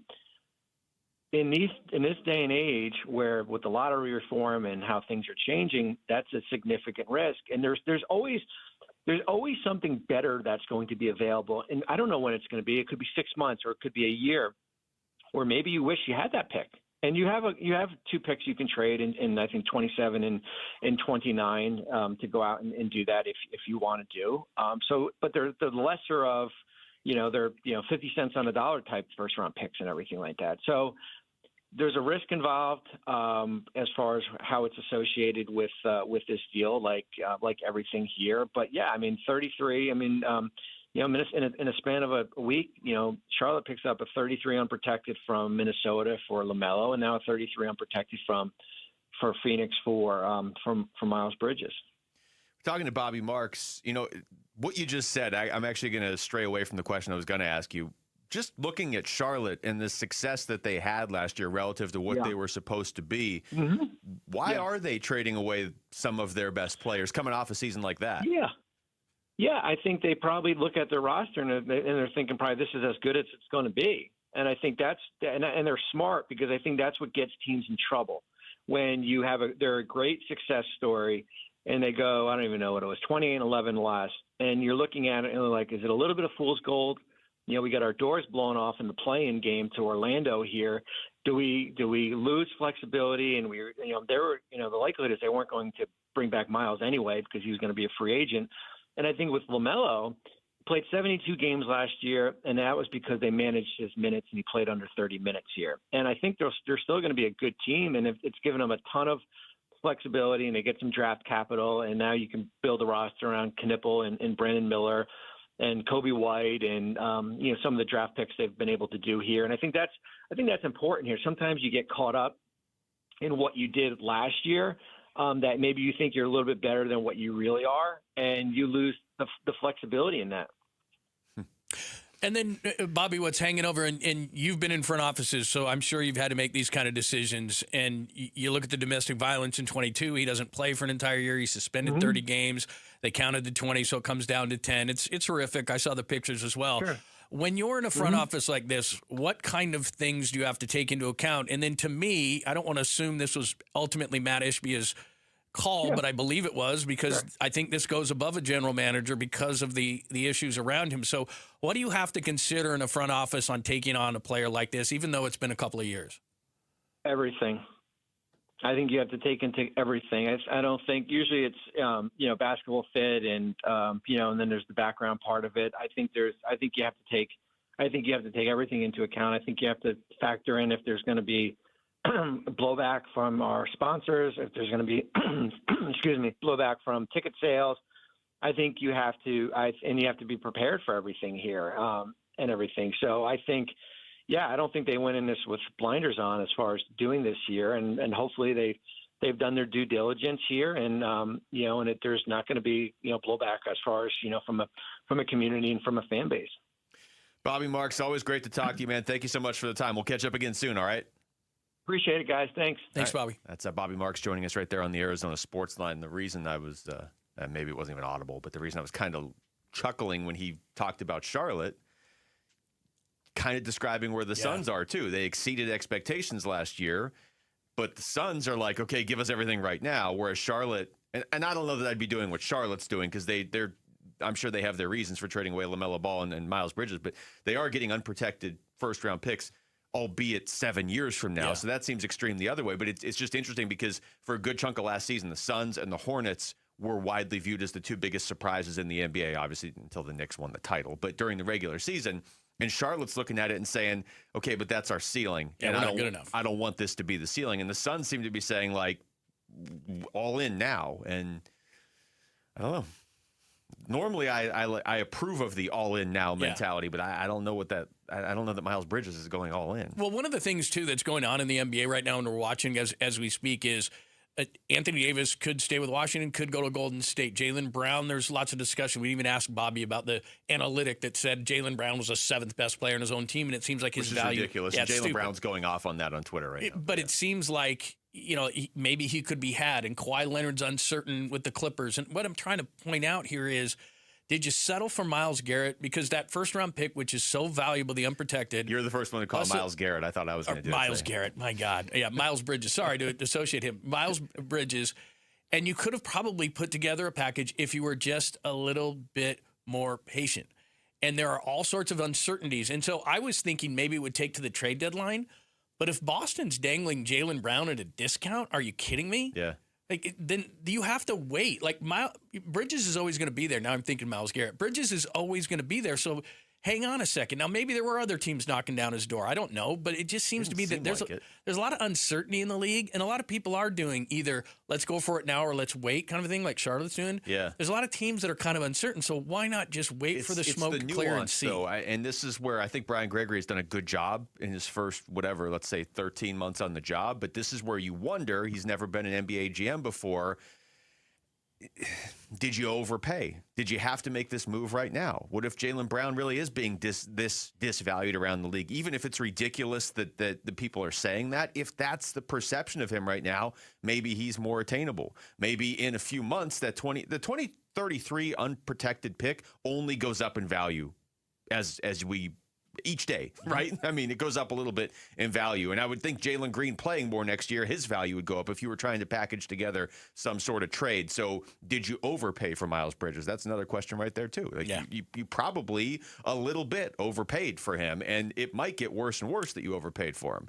Red, White, and You this July 5th continue the celebration by saving lives. Join Vitalant's Saving Arizona Blood Drive at Tempe Center for the Arts from 7 a.m. to 1 p.m. 700 donors are needed, so visit our contest page for more information. All right, when we come back, is the starting rotation now actually maybe the Diamondbacks' biggest weakness? That's next. It's Wolf and Luke. John Lund's in for Wolf on Arizona Sports, the local sports leader.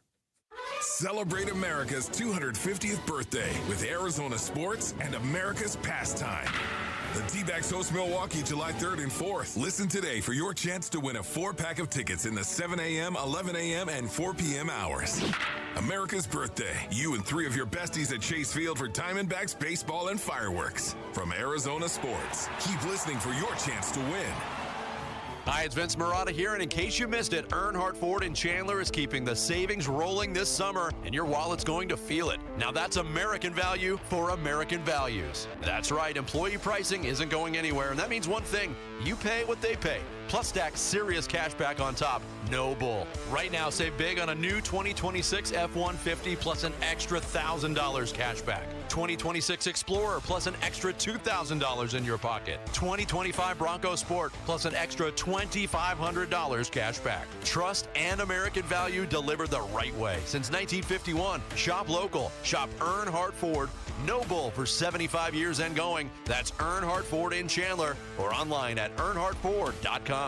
Most new vehicles include the Noble Protection Packages and added benefits, $699 for cars and SUVs, $1598 for trucks. After all applicable offers on select new models, exclusions apply, $0 security deposit, and APR terms limited. Available through Ford Credit. Not all buyers will qualify. Lessee responsible for excess wear and mileage over 10,500 miles at 20 cents per mile, plus tax, title, license, and $699 fee. See dealer for details. Offers in July 6, 2026. On BritBox, there is a place where stories twist like cobblestone roads, grand manners hide secrets, and stakes are higher than seaside cliffs. Find places worth getting lost in on BritBox. Watch new series like The Other Bennett Sister from the world of Jane Austen and A Woman of Substance starring Golden Globe winner Brenda Blethyn. If you want to get away, you're in the right place. Stream the best of British TV on BritBox. Free trial at BritBox.com. I know that hiring can be challenging. You need someone to match your role perfectly. Well, now you can meet them fast on ZipRecruiter. Build your team, build it sooner.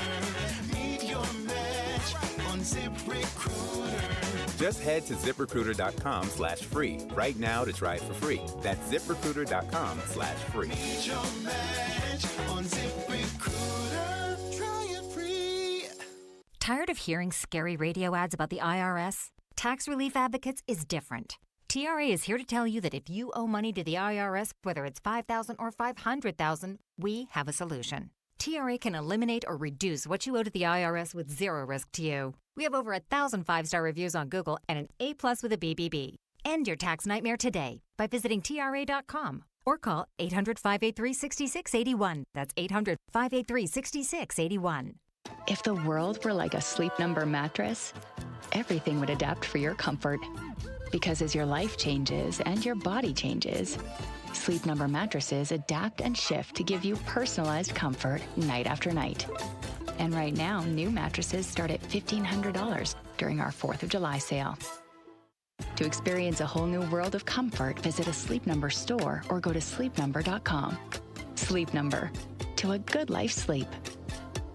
Summer's here, grills are hot, flags are flying, and D-backs baseball is in full swing. It's the perfect time to step up to the plate in a new Sanderson Ford with employee pricing. Now you pay what they pay on America's best-selling trucks and SUVs. Choose from a Ford F-150 STX, Bronco Big Bend, or Explorer, all starting at under $42,000. If you're looking to save this summer, choose American value for American values. Choose Sanderson Ford, proud partners of your Arizona Diamondbacks. Employee pricing good through 7/6/26. Not all vehicles qualify. See dealer for details.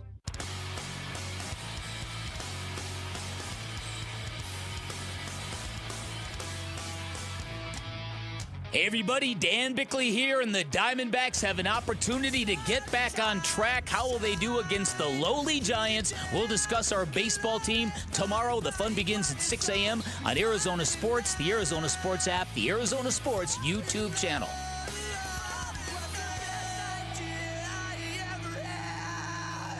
Thanks to Bobby Marks, who just joined us last segment.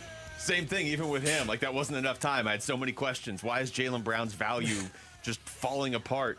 Could they have gotten somebody like that in 6 months? Could they have gotten Anthony Edwards in 2 years or whatever? That's what I mean. Who knows? That thing. Plus, the league itself is going bonkers right now. It's just like Draymond Green just declined. What's he going to do? But then the words, and LeBron James is saying if Anthony Davis goes to Golden State, then Kawhi may be back to Toronto, and Jaylen Brown to a number of play.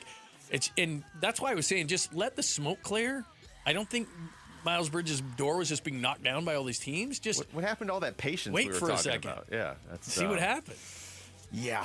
So anyway, we will obviously get back into the trade. Like I said, we're going to do a listeners only meeting at 12:45. Kellen Olson will join us at 1:15. The soccer game that's on right now is going insane. I think Brazil almost scored 3 times during the break, and then finally did score right as we were. You knew they back would from because they were break, just second half. They were down 1-0 to Japan, and they just were like, okay, this isn't happening. Well, and if now we're at the part of the World Cup, if you lose, you're done. Yeah. Did you see Uruguay the other day? Yeah. They canceled their charter flight home, and they were like, you can fly back commercial since you couldn't make it out. That's pretty egregious, right? I mean, our U.S. wouldn't do that, right? Well, we might. No, I don't. I mean, well, fortunately, it's here. But yeah, but I'm just saying, like, if we lost in any sport we were supposed to win in, and all of a sudden they're just like, no, commercial. Go ahead and get on, get online and book your own. Get on Southwest. You're going to get getting middle seats and as close to the bathrooms as possible. Like, come on, man.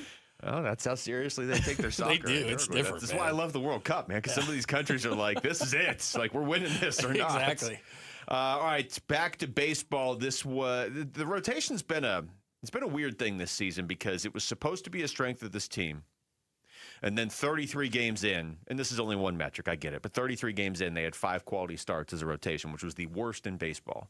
And then over the next 22 games, they had 17 quality starts, which was the best in baseball, and ended up putting them in the top 5 or 6 overall, even with that bad start. I had the stat earlier. They have wins by a starting pitcher 3 times in the last month. It was let's see if I can even find the days here. I'll look when you get into whatever it is you're going to get into over there. But, I'll just start yapping. You can go. You can look now. But the bottom line is starting rotation has not been a strength lately. Some of it's injuries. Yeah. Some of it is the 2 guys at the top that were supposed to be good. And so when your biggest strength becomes maybe your biggest weakness. I know, because the offense stinks too. I saw you hesitate. Like, the offense does stink. Score runs. Okay, let me ask you one question, and then you can go off on finding this. But as far as the pitching is concerned, are injuries an excuse or an explanation? Because there's a big difference. So if I were to say, hey, well, they're all injured, would you be like, pfft? Or is that like, yeah? It's half and half at this point. I know that's a horrible answer, but terrible answer. It's you could never be on first take. No. Just never. They would kick you right off the show. What did you just say? 50-50. Get off the show. What you were supposed to say is Erod's good, so trade him to the Knicks or Lakers. Okay. What about Dak Prescott? I don't know. What about LeBron? Shut up. All right. So the thing is that Erod is going tonight. He's their only reliable. Yeah. Soroka is injured. Okay, excuse or explanation. And then from there, my God. Well, Soroka, Ryan Nelson, and Corbin Burns being hurt are those are real things. Zach Allen and Merrill Kelly forgetting how to pitch there's no excuse for that. The issue becomes, though, and it's not to the extent of a quarterback in the NFL, but pitching, as we know, is very difficult to find. So when and they still are, struggling offensively, you can find, and they did as good of a job as you can. Bring up Waldschmidt, bring up Troy. Fernandez, like, oh my God, right at the beginning of the season, he's good. Moreno comes back and he's hitting. So they have found hitters to a certain extent, not maybe extended, but to a certain extent, Vargas for a little while. Like, you can find hitters or they can get hot at certain times. But if you don't have enough pitching, that's a league-wide problem. Most teams have a decent enough one, I'm just saying even the worst teams, a passable number 2, and then things can get a little bit screwy. Even for the best pitching rotations, 1, 2, 3, 4 might be solid, or 1, 2, 3 might be solid, 4, 5 bad. Most teams have a bad 5, period. So when you only have one, I'm hoping I'm giving you enough time here. I found it. Okay. You're looking at me like, shut up. Eduardo Rodriguez is good and really good. But after that right now for the Diamondbacks, it stinks. And I don't know how you can win games when you were designed to pitch and play defense and have timely hitting. Yeah. You can't win. This team, the way it's designed, cannot win. The sad thing is the hardest thing for me to find in this stat was what day today is. And I really should have just looked at the D-backs schedule. So what is today? That's the biggest issue I was I know having. July 4th is coming up soon. I don't know when, I hear, but I it hear is. something like that. So if you start on May 28th, which was an off day, but whatever, we'll just use that because today is June 29th. Going from May 28th on, and this is just starting pitchers recording a win for the Arizona Diamondbacks. Mike Soroka won his game June 7th. Ryan Nelson won his game June 15th. And Erod won his game June 17th. Those are the only 3 wins recorded by a Diamondback starting pitcher in the last month. Now, wins with a pitcher don't always tell the full story. Yeah. I get that. Like I said, I mean, Erod, they win pretty much every game he starts. But in terms of your starting pitcher recording a win, and there's a lot that goes into that. Sometimes your pitcher's just not giving you enough innings. Erod's been giving them enough. He should win every start. But they're not giving him enough run support in some of those. Merrill Kelly has pitched well, actually, at some of these times, but he's not getting any run support. But then other times he's pitching like he did yesterday. But either way, this was supposed to be the strength of your team, to your point. And for a good chunk it was as you got your season back on track.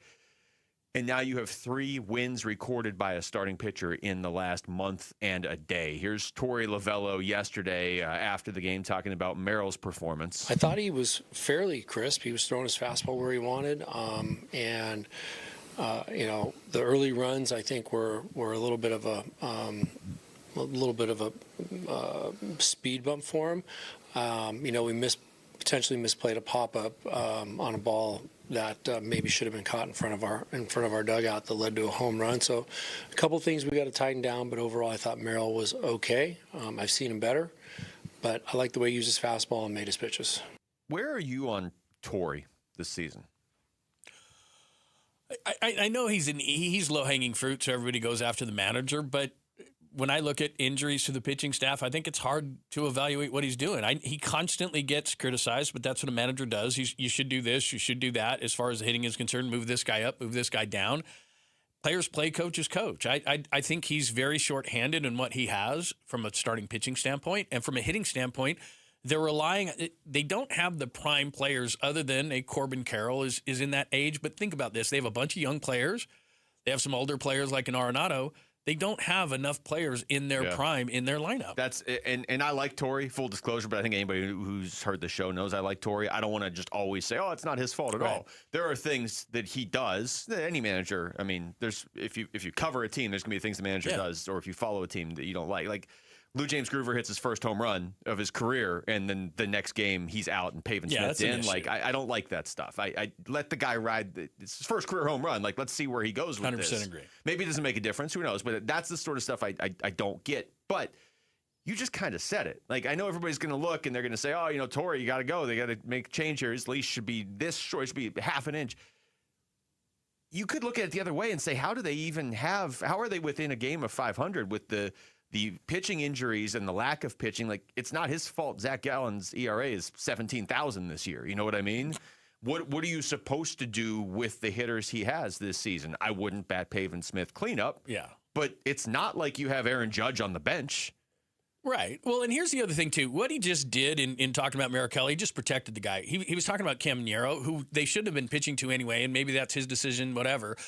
But he fouls off pitches. But in that at-bat that he's talking about, it's like, I thought Merrill was okay. He's just saying that because he's basically speaking to Merrill Kelly. Let's keep that confidence up. I don't have a problem with that stuff. I know it bothers some people. And, I get why it does, because team's losing. You want to hear your manager be upset. I don't have a problem with him being But they don't do that. positive. They protect players more times than not now. But the problem became his pitch location, especially to Caminero.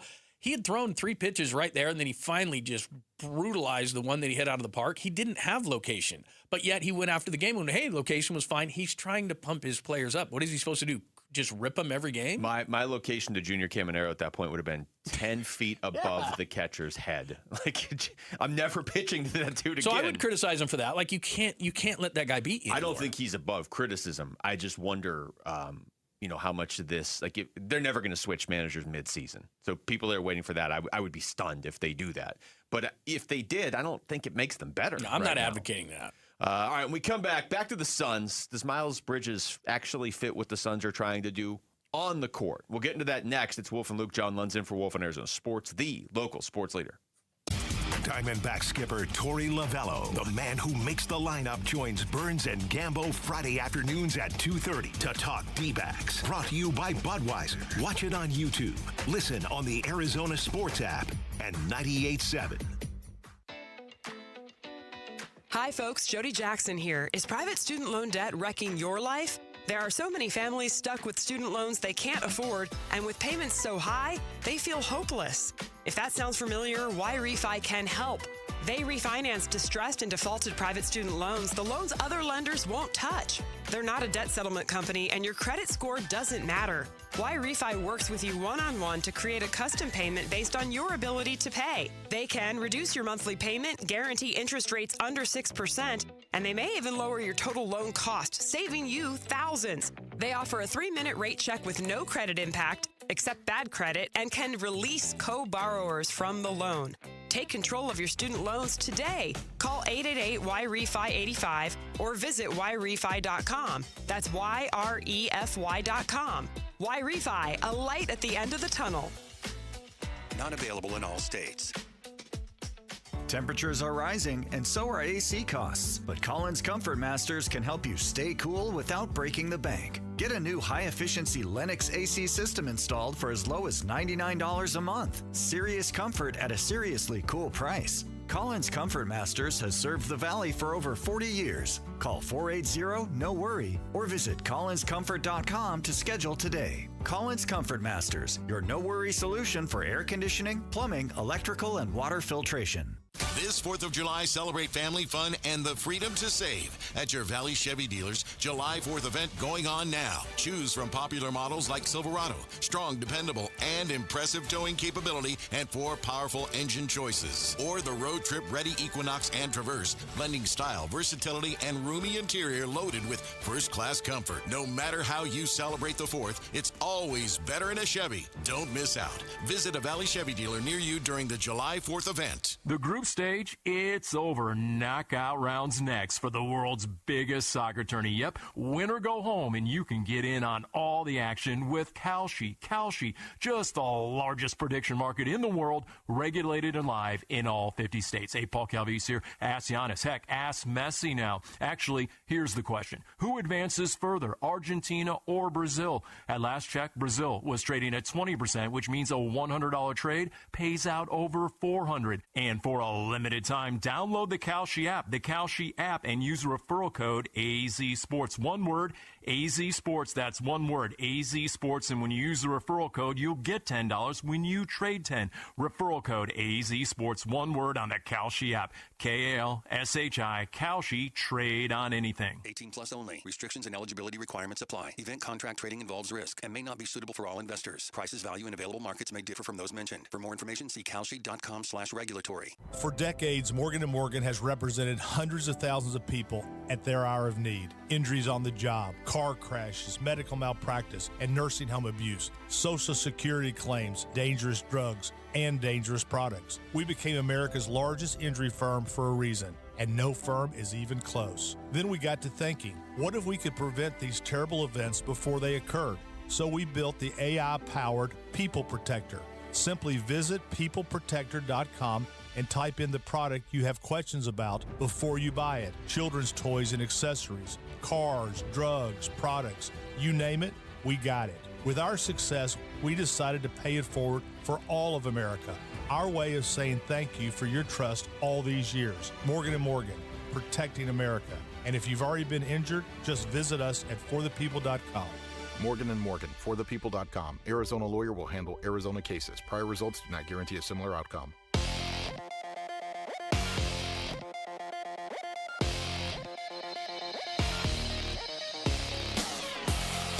I'm Jesse Morrison with Trending Now, presented by Parker & Sons, heating, cooling, plumbing, and electrical.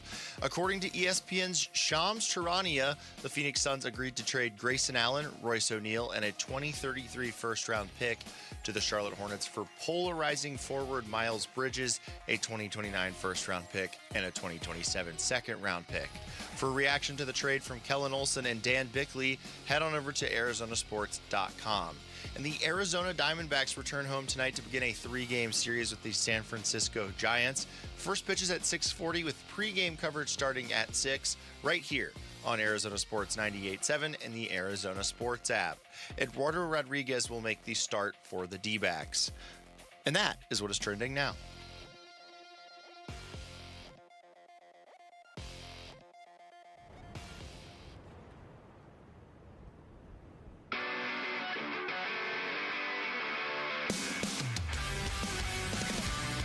Hey, it's Vince Morata. Will the Suns change their roster even further as free agency gets started later on Tuesday? Join us Tuesday morning at 6 and find out on Arizona Sports 98.7, the Arizona Sports app, and the Arizona Sports YouTube channel.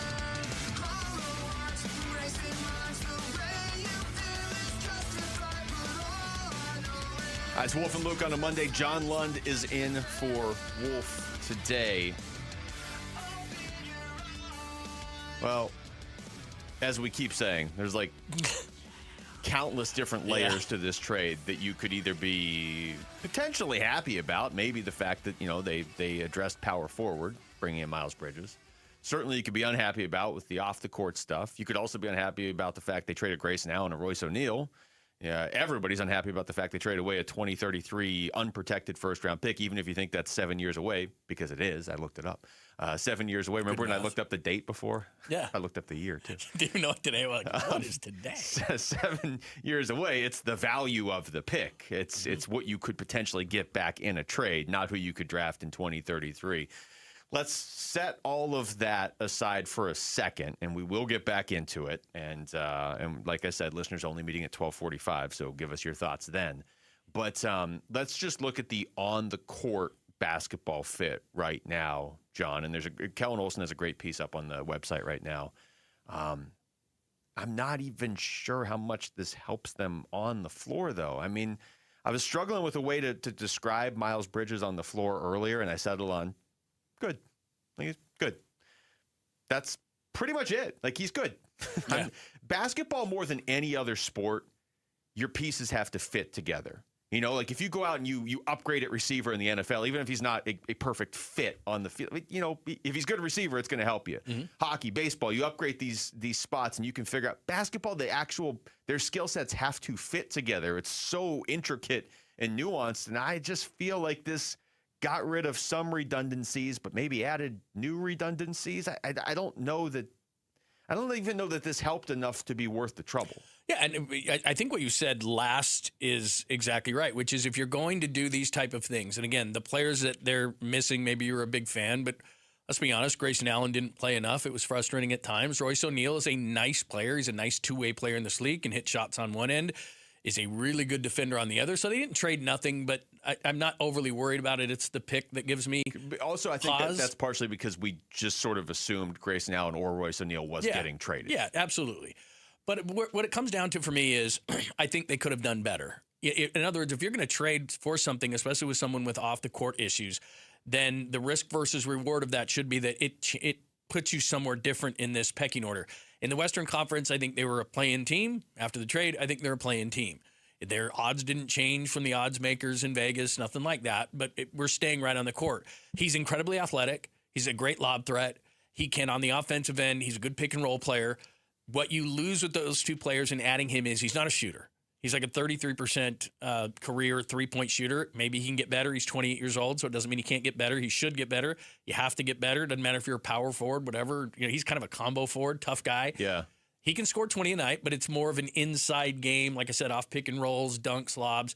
He's got a mid-range game. He's a little bit Koa-Peters in that way. I mean, he can shoot, but he doesn't really have range out to 3 points. Yeah. So that's his deal. Okay, on the other side of things, he's rugged, he's tough, but he's not really a great defender. He has the tools to be because he's athletic, he can move. He's a little bit undersized as a 4, but that's what he's going to do. So he's not a great defender. He's an okay passer. So that's what I just described. Now he gets 20 points. He grabs 7 boards. He could probably up those boards with a little bit of effort. So he's got those things, and he could grow a little bit. So let's just throw everything out, whether it's culture, whether it's off the court, whether it's whatever. Is he a great fit? Not really. You're describing a lot of stuff that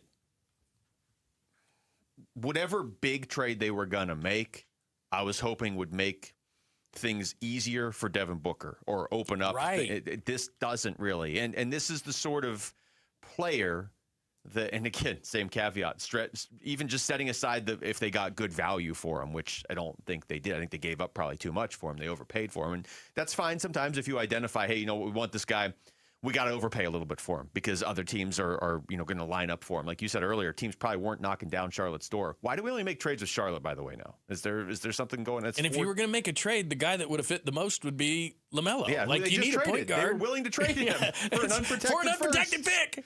So, but anyway, it's I don't know how much this helps Booker. This feels like the sort of trade where we're going to get into the season. Miles Bridges is going to make some plays that you can point to and say, look, he's a good player. Yeah. Or Miles Bridges is going to go out there and he's going to put up numbers some nights. You're going to see, he's a good player. It was a great addition. I don't know how much more they're going to win games, though, because of this trade. I mean, would you be shocked? You said this before. This was off the air, but I think it's a very astute point, and I shouldn't have said you said it. I should have just stole it, but whatever. You should have. They were a play-in team before this. Yeah. Are they the 3 seed now because of this trade? They're probably still a play-in team. And again, I'm going to just stay with the court because that's what we're talking about. And so I'm not even talking about off the court. I just don't think they got a lot better, if at all. Look, he's going to put up 20, but there is such a thing as empty numbers. Not everything is but he scores 18 or 20 and he grabs 7 or 8 boards. I get it, that's not nothing. If those 20 are shaving off points from Booker and Jalen Green, then you're still scoring the same amount of points as a team. No, again, he's not a bad player. But what you're trying to do, and you mentioned this right at the start, you're trying to make the pieces fit. And what would have been nice for, okay, if you're going to go out and you're going to get a 4, that's nice. But what you need to do right now is in the league is you need a stretch 4. And he's not really that. And he's got some toughness and he's got some qualities, but that's not really what he is. Okay, he's certainly not a point guard that can take the onus off Book a little bit. So that was something that you wanted to get. But the overall factor for me is you could have done better because the league right now, if people aren't paying attention, is kind of going bonkers and bananas. And you could have sat out of the fray a little bit, wait for the smoke to clear, and using that, and that's why we keep bringing it up, the unprotected pick, could you have got a better fit for your team? Maybe. Now, if Miles Bridges is someone who is a really hot commodity, you think you would have lost him, hey, maybe the Suns know and we don't. But I just don't see that. Yeah. Here's Bill Simmons on the Bill Simmons podcast after the trade yesterday. They won that trade just with the 3 players in it. Just Miles Bridges for Grayson Allen and Royce O'Neal. I've won the trade. No, how about this? I'll throw in the worst of my 2029 swap. You'll get the less favorable version of that. And you give me your unprotected first and 33. And Phoenix is like, that sounds great. Let's do it. What a terrible trade by them. It's not... Well, he's not real happy with the trade from the Suns' perspective. Here's Bill Simmons with Zach Lowe. For a year of Miles Bridges. He's a free agent next year. So here's the thing. It's not going to be a year of Miles Bridges. You know that. They're going to re-sign Miles Bridges, and you have to price that into the trade as well. And that could make your evaluation of it, Bill Simmons, even worse, depending on what the number is. And they're probably going to extend Dillon Brooks, too. And all of a sudden, this team's going to be pretty expensive. I don't want to explain the trade to you. I don't like the trade for Phoenix. They did it because they didn't have a real power forward. They got one now. They did it probably because Miles Bridges is a Michigan State guy. Great. Congratulations.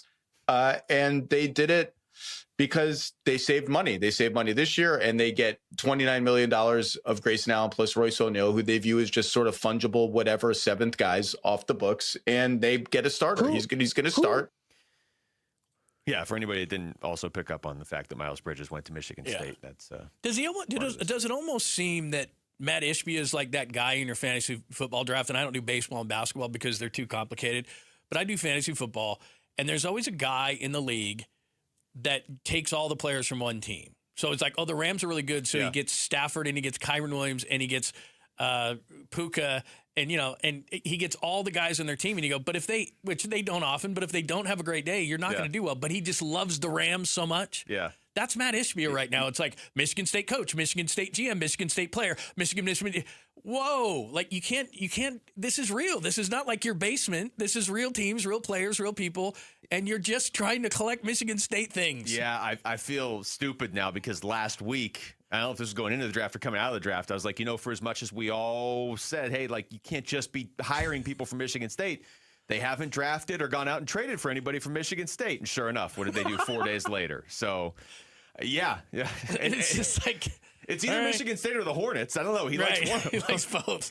The new Ain't No Fang podcast has dropped with a discussion on young pitchers and not bringing back Paul Goldschmidt. Find it now on our website, app, or wherever you get your podcasts. Speaking of the Diamondbacks, how can the Diamondbacks fix their offensive struggles mid-season? That's next. It's Wolf and Luke. John Lund's in for Wolf and Arizona Sports, the local sports leader. The Suns make a deal with Charlotte for Miles Bridges plus draft picks. With Grayson Allen, Royce O'Neal, and a 2033 first-round pick heading to the Hornets. We chop up this trade and maybe speculate a little bit about what else the Suns might do this summer on the Arizona Sports YouTube channel, the app, arizonasports.com, and 98.7 FM. Hey, Bay Sidonians, Ron Wolfley here. You know when it comes to finding the perfect vehicle, there's only one place I trust, and that is Santan Ford. Whether you're looking for a rugged truck, a sleek sedan, or a family-friendly SUV, Santan Ford has got you covered. And let me tell you about the Ford Bronco. The beast is built for adventure. With its powerful engine, advanced off-road capabilities, and iconic design, the Bronco is ready to take on any terrain. Whether you're hitting the trails or crushing through the city, the Bronco delivers an unbeatable driving experience.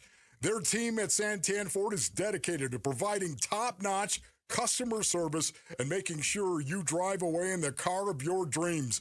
Plus, with their unbeatable prices and financing options, you'll get the best deal in town. So why wait? Head on down to Santan Ford and check out the incredible lineup of Fords. Tell them Ron Wolfley sent you. I am Santan Ford. Tired of hearing scary radio ads about the IRS? Tax Relief Advocates is different. TRA is here to tell you that if you owe money to the IRS, whether it's $5,000 or $500,000, we have a solution. TRA can eliminate or reduce what you owe to the IRS with zero risk to you. We have over 1,000 5-star reviews on Google and an A+ with a BBB. End your tax nightmare today by visiting TRA.com or call 800-583-6681. That's 800-583-6681. Wesley Financial Group is not a law firm, and Chuck McDowell definitely not an attorney. This is Chuck. If someone talked you into buying something really silly and you want to get out of that silly little thing, my advice, get the facts. Call me and I'll send you our timeshare exit kit absolutely free. Inside, you'll learn how timeshare works and all your options for cancellation. Call Wesley now for your free exit info kit. 800-572-3344. That's 800-572-3344. Hey, Arizona, it's Vince Marotta. Truck Month is finally here, and Earnhardt Buick GMC in Mesa is kicking it off with their biggest deals of the season. This is the one time of year when the Valley's best GMC trucks come with the Valley's best savings. Forget all the runarounds and pressure from those other guys. At Earnhardt, you walk in as a customer, you leave feeling like family. That's 75 years of doing things the no-bull way. Right now, save up to nearly $14,000 off MSRP or get 0% financing for 60 months on a new 2026 GMC Sierra 1500 Crew Cab. And the savings keep coming with up to $6,000 off MSRP on a new 2026 GMC Canyon just in time for summer. Discover the hottest trucks now ready and waiting for you. Visit Earnhardt Buick GMC in Mesa and experience the difference, or find your perfect match at EarnhardtBuickGMC.com. We are professional grade. After all applicable incentives on select models, all offers with approved credit through GM Financial. See dealer for details. Offers in June 30th, 2026. You've heard the cash offer companies on TV and radio. We'll buy your home fast. What they don't tell you, those offers come in below market value, loaded with hidden fees. The Carol Royce team, your home sold guaranteed realty, does just the opposite. Carol's proven systems sell your home for more money fast into a qualified buyer who will pay top dollar, because Carol has the buyers, guaranteed, or she'll buy it. That's a promise. Call Carol Royce today or visit carolhasthebuyers.com. That's carolhasthebuyers.com. Carol and seller must grant price and possession. Celebrate America's 250th birthday with Arizona sports and America's pastime at Chase Field.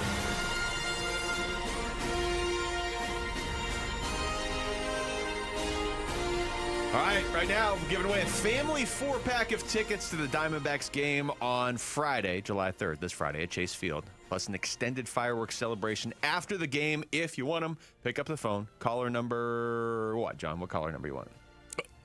Oh, I'm being 3. I don't know. I just randomly came up with 3. You looked at Rick. He held up 3 fingers, and you said 3. I was going to say like 5,225 because you didn't give me parameters, but okay, 3. Caller number All right, 3. Maybe Rick knew you needed parameters. The game's on the 3rd, so I was thinking 3. Okay. Hey, I'm kind of like Ron Burgundy. Whatever you say, I will say. John was thinking it's the year 2026, so caller number 2026. Yeah, caller number 3 thinking. right now. It's 602-260-9870. That's caller number 3. You're heading to the ballpark with the family on Friday. All right, speaking of the Diamondbacks, what do you do? Yeah, that's a great question. Can we take that around the room? What do you do? How do you fix this? I love how you pause. Like, what do you do? And do you have an answer? Look, it's offense specifically. Yeah. The bats. You know, I keep saying this.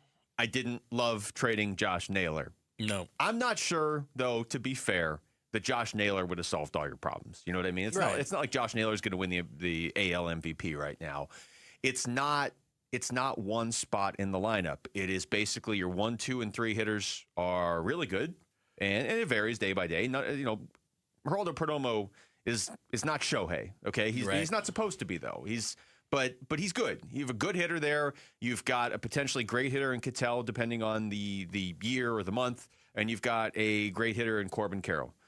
But then the rest of your lineup is just so, ugh.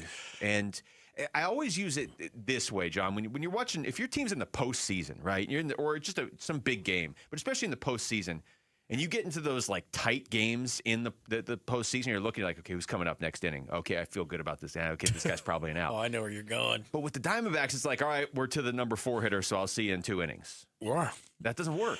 No, and I got to give my son credit because he came up with this. He's doing a Diamondbacks podcast, and he called me yesterday, and he's a big numbers guy. And this is an amazing stat. This is crazy. So 1 through 3 plus 9. Okay. All right, we know who that is. So 1 through 3 plus 9. And by the way, 9 has changed when they brought up young hitters like Tommy Troy or Waldschmidt or something. They would put them in the 9 to take the pressure off them. Yes. So 1 through 3 plus 9 has the best OPS in all of baseball. That's wild. All of baseball. And then 4 through 8 in the Diamondbacks order has the worst OPS in all of baseball. So you basically said it. You can add 9. So 9 through 3, basically 9, 1, 2, 3. Yeah. Best. 4 through 8. Take a nap, get a sandwich, grab a beer, whatever it is you need to do. You got to go to the restroom, fine. Whatever. Go get the mail. I don't know what you do, but just 4 through 8, you don't have to watch. If it takes you 2 innings to get the mail, you need a closer mailbox, but yes. And so what that does is when there's such an immense amount of pressure on those hitters, especially 1, 2, 3 in the order, and teams aren't stupid. So they just go, well, we're not going to give these guys good pitches to hit because then we go through 4 through 8 and there's nobody in the lineup that's going to do any damage. So if that is your lineup, so you asked me what the answers were. To me, I'd much rather see, and again, I'm not advocating to just throw the season away. I'm advocating, I think that the guys we've seen at certain positions are what they are. At least if Waldschmidt is back up here and you keep Troy and even bring up Jose Fernandez, and I don't know what he's doing in the minors. I didn't look before I spoke. That's often what I do. Mm-hmm. But I think those guys have more upside. I'm sorry, and everybody screamed and yelled this. I just don't think Pavin Smith is all of a sudden going to get it. So some of these guys, or you got to move the order around. You can't just sit and go, well, I think it's going to change. We're more now than halfway into the season. This is what it is. You've got it. One of the things on Torrin, you asked me about that last segment, part of his job has to be, guys, what we've done isn't working. We can't continue to pound our head against a wall. We've got what we've got. We've already seen what we have in the minors. We don't really have any more moves. We just brought up Max Kepler. That was a big hit. But at least they're trying things. At least there's some upside there, comparatively. Real quick, I want to say that William and Mesa got the tickets. So if you weren't William from Mesa, you've still got a shot at Diamondbacks tickets for the July 5th day game. Head to the Arizona Sports app right now for your chance. It's app only, though, so download it and enter before it is too late. Back to what you were saying. Yeah, look, it's not a great position to be in, and this isn't Torrey's fault. But when you look around and say, here's a rookie, here's 4 rookies, they may actually give us a better chance to score runs right now, too. That's not a great spot to be in because I don't know the stats, but I'm guessing there's not a lot of teams in baseball history that have made a deep run with like 4 rookies in their lineup. And I'm not saying you got to play 4 every night, but there are certain guys that we know when they come up, they're just not getting hits, and it varies. Like I know Nolan Arenado hasn't been hitting great lately, but he's done it before. So I still, when he comes up, I'm like, okay, there's a chance. He's done it this season for the Diamondbacks too. There are other guys though where it's like, this dude's hitting 150. He's not gonna get it done, and I'm not talking about Lou James Groover. I brought him up as an example earlier. He's hitting 174 this season. He's played 14 major league games. Like, he's got upside. If he goes up there with a 174 batting average, I still believe, okay, let's see what this guy can do. Pavin Smith goes up there with whatever he's hitting now. Like, I was shocked when he got a hit yesterday. He's hitting 161 for the Lord. season. And we know what he is. And is he better than a 161 hitter? Yeah, he probably is. But he's not like a game-changing hitter. And the reality is right now, you've got 3 guys that you're asking to do the work of 9 people in your lineup. That's why it almost feels wrong to come in here, even when Cattell was in like a massive slump earlier in the season, or when Perdomo's kind of not hitting. It's like it almost feels wrong to even talk about them not hitting, because they're not the reason the Diamondbacks aren't winning. No. And look, here's the other thing too. Just out of necessity, because they were having injuries early in the season, like pitching's even worse right now as far as the injuries go, but they've played all their cards. Yeah. So we know if we were in a card game, they're all on the table. It's not like, hey, they need to bring up this guy or bring up that guy. They played the Waldschmidt card. They played the Troy card. They played the Groover card. They brought in Max Kepler. How much of a difference would Lawler have made? You know what? The couple of times we've seen him between 2 injuries, he's looked pretty good. So that has hurt. We said this, but we didn't really believe it as fans. Perdomo wasn't going to do what he did last year. We said that right from day one. Yeah. He wasn't going to knock in 100 again. He is what he is. So when you traded those 2 bats, I don't know what the rationale in the organization was, we can trade 2 power bats because this guy's going to do what he did. We knew he wasn't going to do that. The thought had to be, I'm sure, that some of these young players are going to come up and they're going to take the next step, which they still might. Like, I want to be clear. I'm not blaming any of the offensive struggles on these rookies that have been up and down. Jose Fernandez up and then down. Ryan Waldschmidt up and down. Tommy Troy, I know he's only hitting 228, but like Tommy Troy's doing some stuff. He is good at bats, though. Yeah. And Lou James Groover, it's way too early to I'm not blaming them, other than if you are leaning on that many rookies, you're probably in a bad spot offensively. But yeah, there are certain guys that when they come up, you're just like, there's just not, chances are we're not getting anything out of this at bat. And to your point, and this is the bigger issue, it's not what we're all thinking watching, it's what the other team knows. Yeah. If we just get through those top 3 hitters, we're probably good. So they can almost attack those 3 differently, in the sense of, if the first one doesn't get on, they don't even have to pitch to the second one, basically. You know what I mean? Because they're like, hey, we're 2 batters away from basically being able to just cruise. Well, and like you said, there's certain holes in the order. We just said 4 through 8 that are killing you. And let's go to some of the veteran guys. It's Pavin Smith. Tim Taw is a great AAA player, but he can't seem to do it at this level, so he might be a 4A guy. But there's just, thinking Carlos Santana could be something at this point of his career. There's a lot of guys when they hit the order, and believe me, this was me in Little League, high school, and everything else. I was the 9 hitter. I was the guy that went, hey, we're good. We're out of this inning. Like, I know that guy. And there's too many guys that I feel the same. Like, when I walk to the plate, I go, I'm getting out.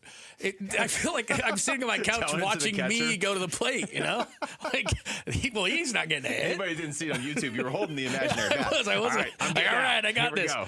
And then, the first pitch would zip by me, and we're like, there goes my confidence. Because I'd tell myself in the deck circle, I got this. And the first pitch, this stinks. This guy's throwing heat. Never mind. Exactly. He just threw a curveball. Maybe somebody in the bullpen really throws knuckleballs or something. Do you agree with me, though, before we go to break real quick? And so I'm asking you right before we go to break, so you're sort of inclined to agree with me because you don't have time to disagree. This is a good strategy. Do you agree with me right before we go to break that their only real way out of this during the season is the young guys just starting to hit, basically, and developing on the fly? That's why I would just give them the chance. It's not that I'm giving up on the season. I'm not. It's just the unknown right now is better than the known. Yeah, and we'll get back into this, but I'm looking at up and down the lineup, looking up and down the rotation, trying to figure out, like, is there one guy, even if you went out and traded for somebody and he was a great hitter, would that be enough? Like, would you be able to swing things enough to say, and then Lawler's coming back, and then, okay, maybe Gabby and Nolan will start hitting more, and all of a sudden you don't have all these holes in the lineup. But right now it's like,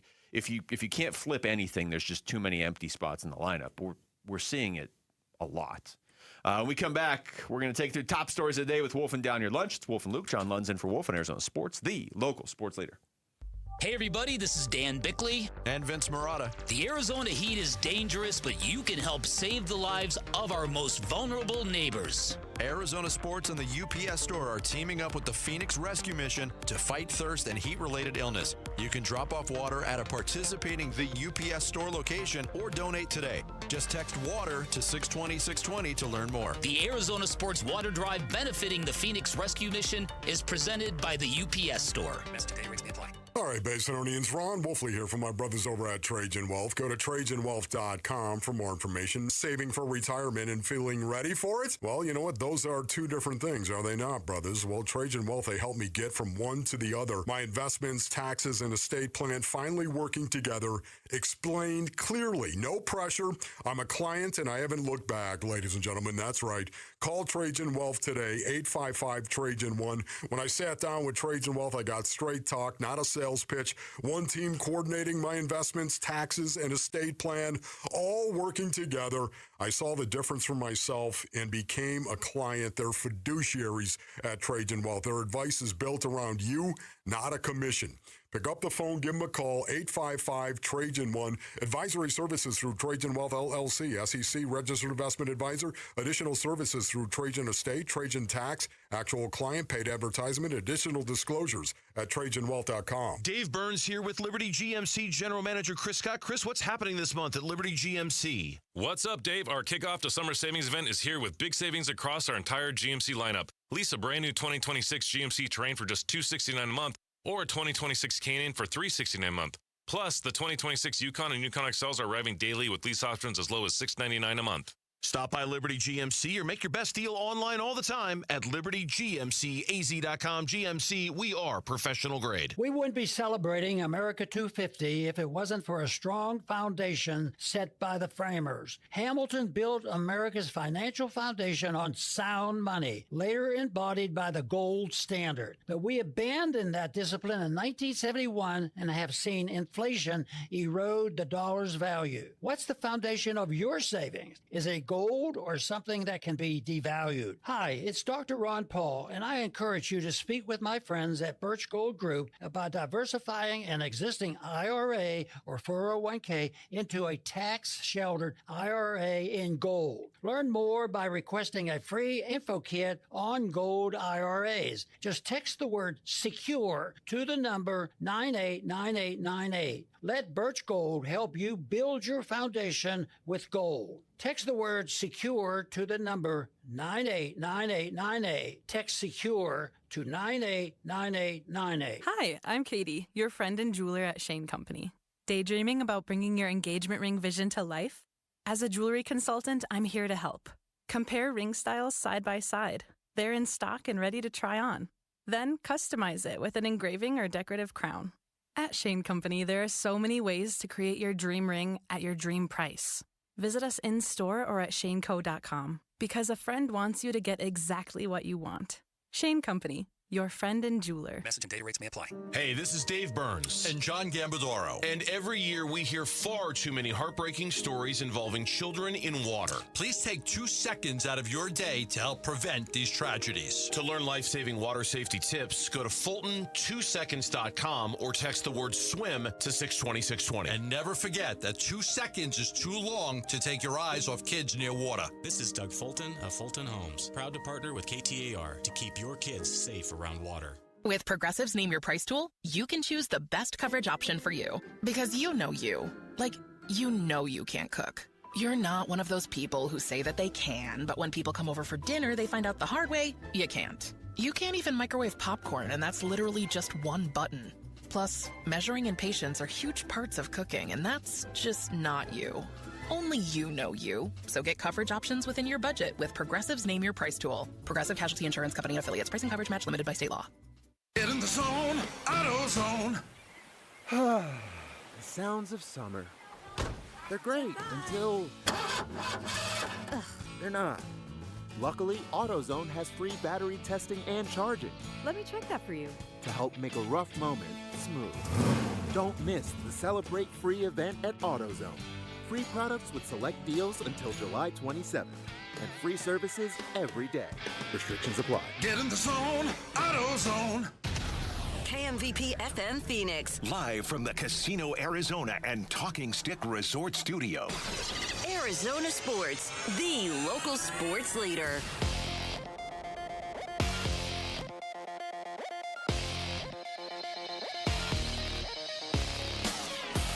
I'm Jesse Morrison with Trending Now, presented by Parker & Sons, heating, cooling, plumbing, and electrical.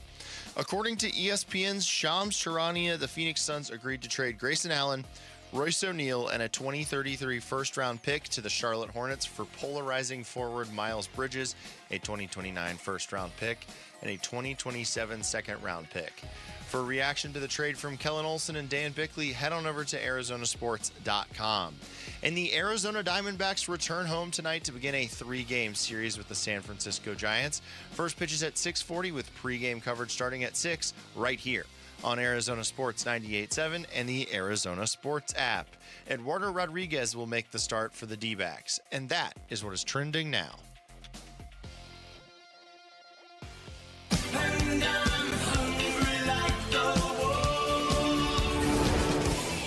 Arizona Sports, the local sports leader.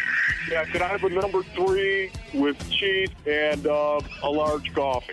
Wolfing down your lunch. Serving up today's top sports stories with Wolf and Luke. Man, does it smell good. Brought to you by Aria Dental Implant Center. Locally owned and affordable dental implants.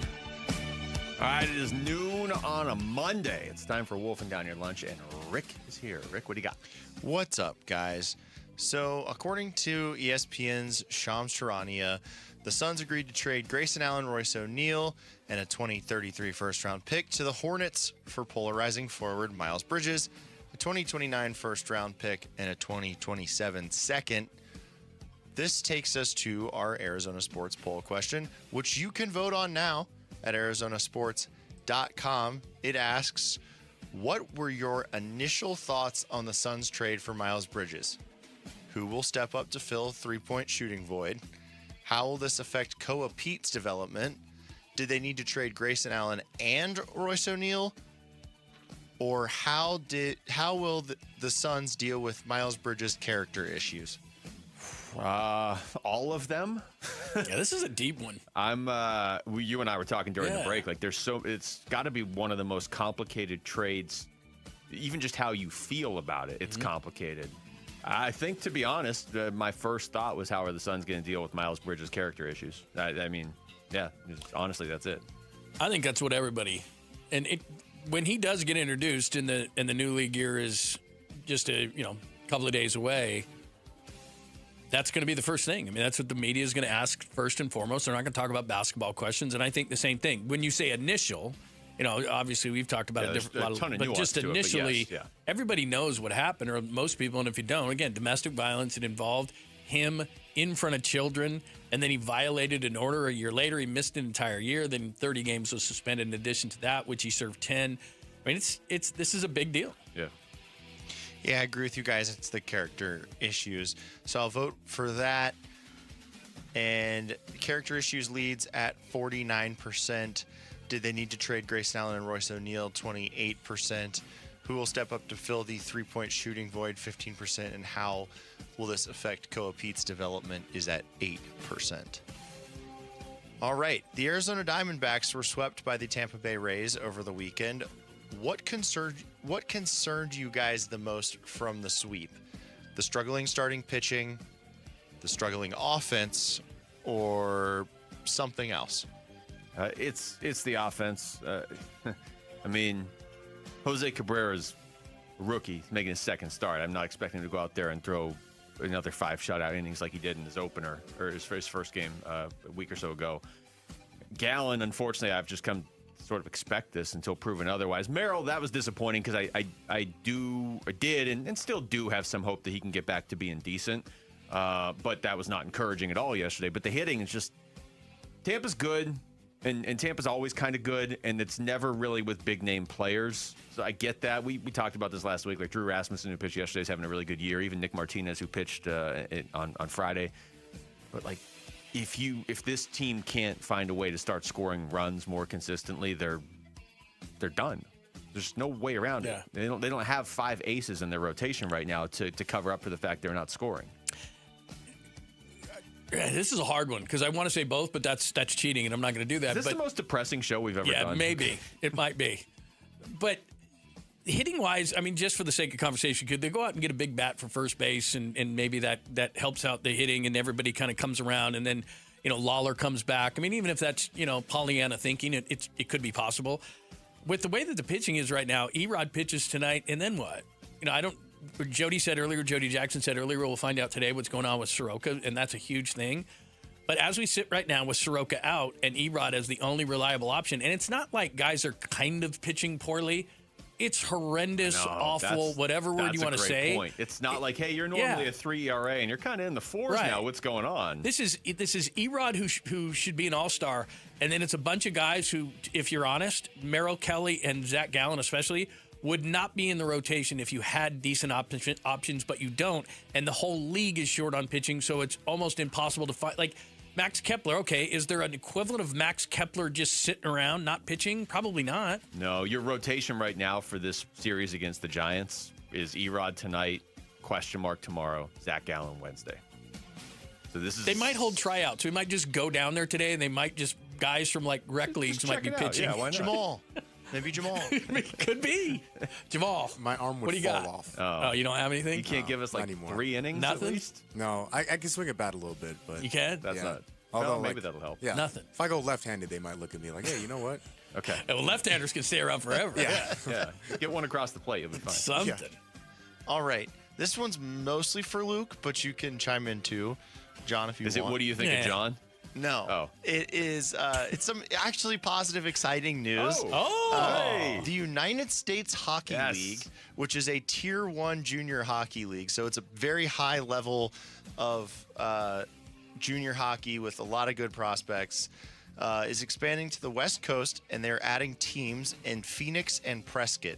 What does this do for the sport in Arizona? Yeah, I mean, we got to get an NHL team back. It's kind of embarrassing having 6 million people and not having an NHL team, but it was really embarrassing not even potentially if the Roadrunners go to Reno, not even having a team in the state. So the USHL is obviously not the NHL, but there's a lot of good NHL players that came through this league. Like this isn't one of those like, oh, it's the independent league and this is just guys playing for fun and making, whatever, $28,000 a year. Like this, you will see players come through Phoenix and Prescott who you then can follow in the NHL. And some of them, I mean, are pretty big name players in the NHL who have come through this league. So I'm excited. This is the best sports news of the weekend by far. Well, absolutely. I'm glad. This is the first time I've seen him smile even a little bit today. I just woke up. All day. Will you go there and be excited and all that? You're going. Yes, This is it. This is the only time he's been. Oh, I'm already thinking about 5-game plan, that kind of thing. Really? Yeah, and it's not even supposed to come until Jamal fall of 2027. I do like that it's Phoenix and Prescott are two, and then Orange County got a team. So you got 3 teams right here. San Diego got a team too. Yeah. So it's exciting. It's very exciting news. All right, last one for you guys. According to Jamal's going to say something. I was just everybody's happy. I just wanted to know if he was happy too. Should we buy a ticket package as a show right now? Not? Yeah, okay. Probably. Oh. I think we should. All right. Okay. Going back to the NBA, okay. Shams Charania reported. This one's more fun. All right. Shams Charania reported that the Golden State Warriors are attempting to reunite LeBron James and Anthony Davis. Could a team of LeBron James, Anthony Davis, and Steph Curry make any noise in the Western Conference? I kind of want to find out, to be honest. I mean, are they going to win the title? No. Is this a long-term answer? Absolutely not. It'd be interesting. Yeah. It'd be really interesting. I'm for stories. Everyone knows, well, who do you root for? I root for stories so that we can have things to talk about every day. And right now, our guy Bobby Marks, who was just on the show, has one of those sliders on ESPN, and he's sliding all the salaries around to the Warriors. I love that. Yeah. It's awesome. And so basically what they're saying is if Anthony Davis doesn't get a max deal in Washington, Anthony Davis will ask the Wiz to be traded. And Draymond Green opted out. Sorry to get so technical here. So that they have the $15 million mid-level exception to give to LeBron James. You just want to show off. Be Anthony Davis, Steph Curry, Draymond Green, the old man team. shoot it, Steph. Yeah. So it'll be, They have one rookie running around with all of them. Yeah, they got Axel Lindenberg Oh, yeah, out they there. have the 11th pick. Yeah, I feel like this team would do great at an assisted living league. Yeah, exactly. That big patch on their jersey is going to be like, Ben Gay or some kind of Metamucil or something like that thing. Don't you at the same time, don't you think they could take a team out in the playoffs? Not Oklahoma City or San Antonio, for sure. but LeBron's gonna have 45. Yeah. Right. Steph's gonna have a 45 game. LeBron's gonna have a 45 game. Draymond's gonna have a triple double Anthony game. Davis really isn't that old. He just we all think he's older than all those other guys because he's 34 by the end of the season next year. Yeah, he's not young, but I mean, the other guys he's are 10 not. years older. He's not a spring chicken. Yeah, I think it'd be a lot of fun to do. But the other thing is, you just mentioned Lindenberg, who they got, and they have they're gonna have to trade all those guys to Washington. The median age on that team is gonna be 38. Yeah, and the median age on Washington's gonna be 19 and a half. Exactly. All right, that was Wolfing Down Your Lunch. Thank you, Rick. When we come back, let's get back into the Suns trade for Miles Bridges. How would you grade it? People around the country are grading it, and it's all over the place. That's next. It's Wolf and Luke. John Lund's in for Wolf and Arizona Sports and the local sports leader. Diamondbacks baseball. Here's a 2-1. Vargas pops it up. Right side of the infield. Williamson has it. And that's it. Rays win it by a final score of 5-1. The Diamondbacks go 0 for Florida as they're swept by the Marlins. And now they are swept by the Rays here at Tropicana Field. The Arizona Sports reaction to the Rays sweeping the Snakes is on the way on YouTube, the Arizona Sports app, and 98.7 FM.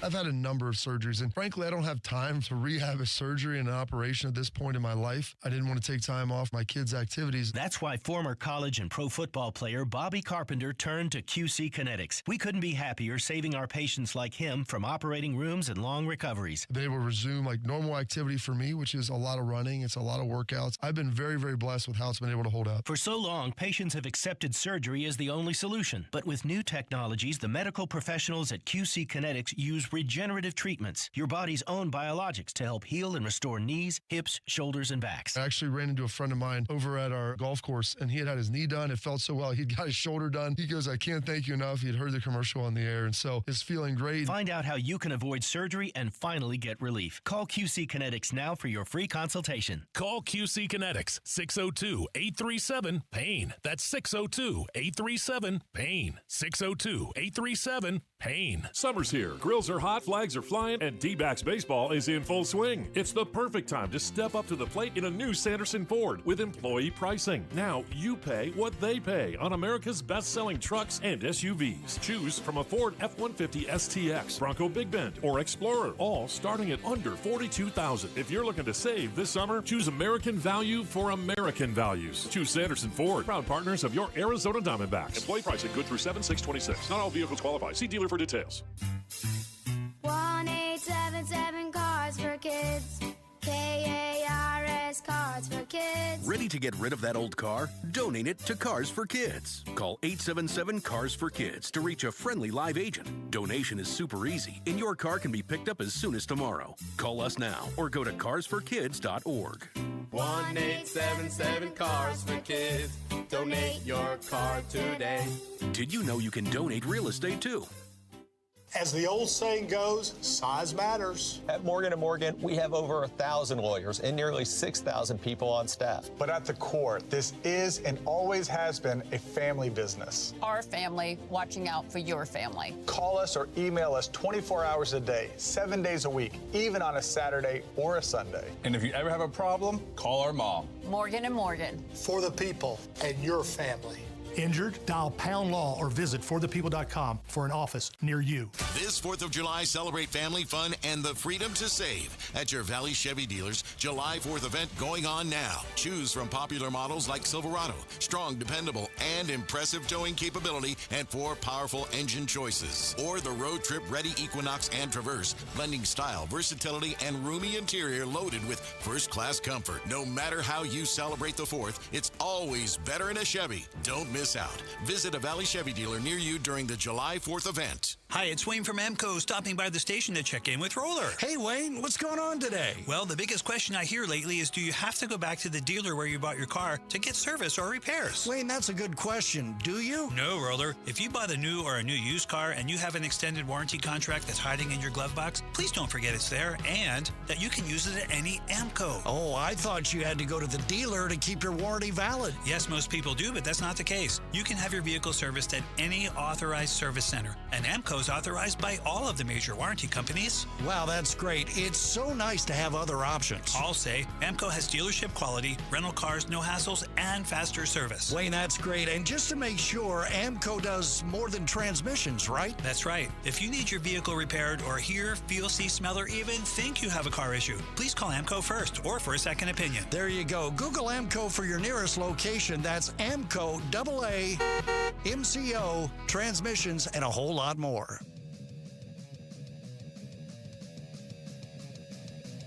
Here are the top 3 headlines on ArizonaSports.com. I'm Tyler Drake. The Miles Bridges trade frees up cap space for the Suns to use in free agency. Dan Bickley writes, the Suns roster churn was inevitable, but it's hard to cheer for Miles Bridges. And the Suns culture and roster fit are tough sells with the Miles Bridges acquisition, writes Kellen Olson. Those are your top 3 headlines on ArizonaSports.com.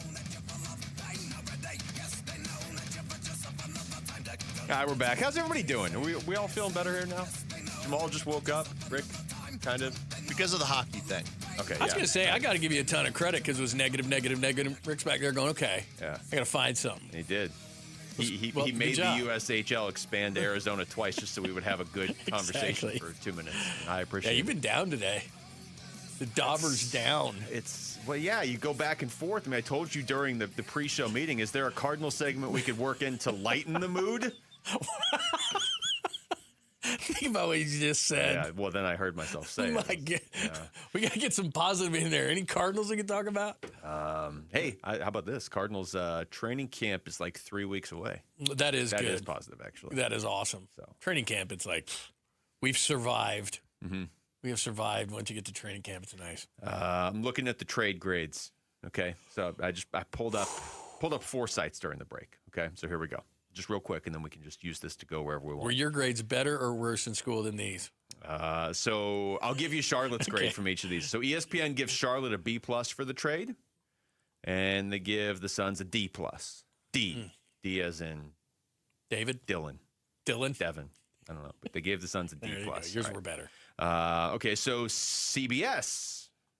I don't even think CBS gave Charlotte. They gave Charlotte an A. That's never a good sign when the other team in the trade's getting an A. You're not getting 2 A's out of like, that. how does this even out? Or not even 2 grades. If one got an A, then This isn't one of those, hey, this trade helps both teams. Exactly. They give the Suns a D. Okay, well, that's not really very It sounds like high school to me. Yeah, let's see. Bleacher Report gives Charlotte an A. They gave the Suns a C-. That seems to be a positive. Again, just like a teacher conference for me. Yeah. He did get a C- in gym. He's just barely below average. Yeah.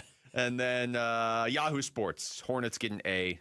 Suns get a D. Oof. Now, grades only mean so much, and that's not like news to anybody, obviously, but may as well lean into it. Here's Sam Quinn from CBS Sports yesterday on his logic behind the Suns, their low grade for this trade. I'm giving the Suns a D. I think the theory for them, aside from those tax savings, is they think that Miles Bridges is a better player than I do. I think Miles Bridges has always been more of an in-theory guy than an in-practice guy. Obviously very talented, very athletic. Not a consistent shooter, has never defended as well as you would like. And I don't know how he's going to look offensively playing without LaMelo Ball, because so much of his value was derived from that up-tempo system, whereas that great lob thrower in Phoenix, he's not going to have that same caliber of point guard. So, look, I really don't understand this for the Suns. This is a great trade for the Hornets. Suns don't even necessarily have a point guard. Yeah. I mean, they have guys that play point guard, and I mean, I guess Colin Gillespie, but I don't know if that's... Yeah, this is...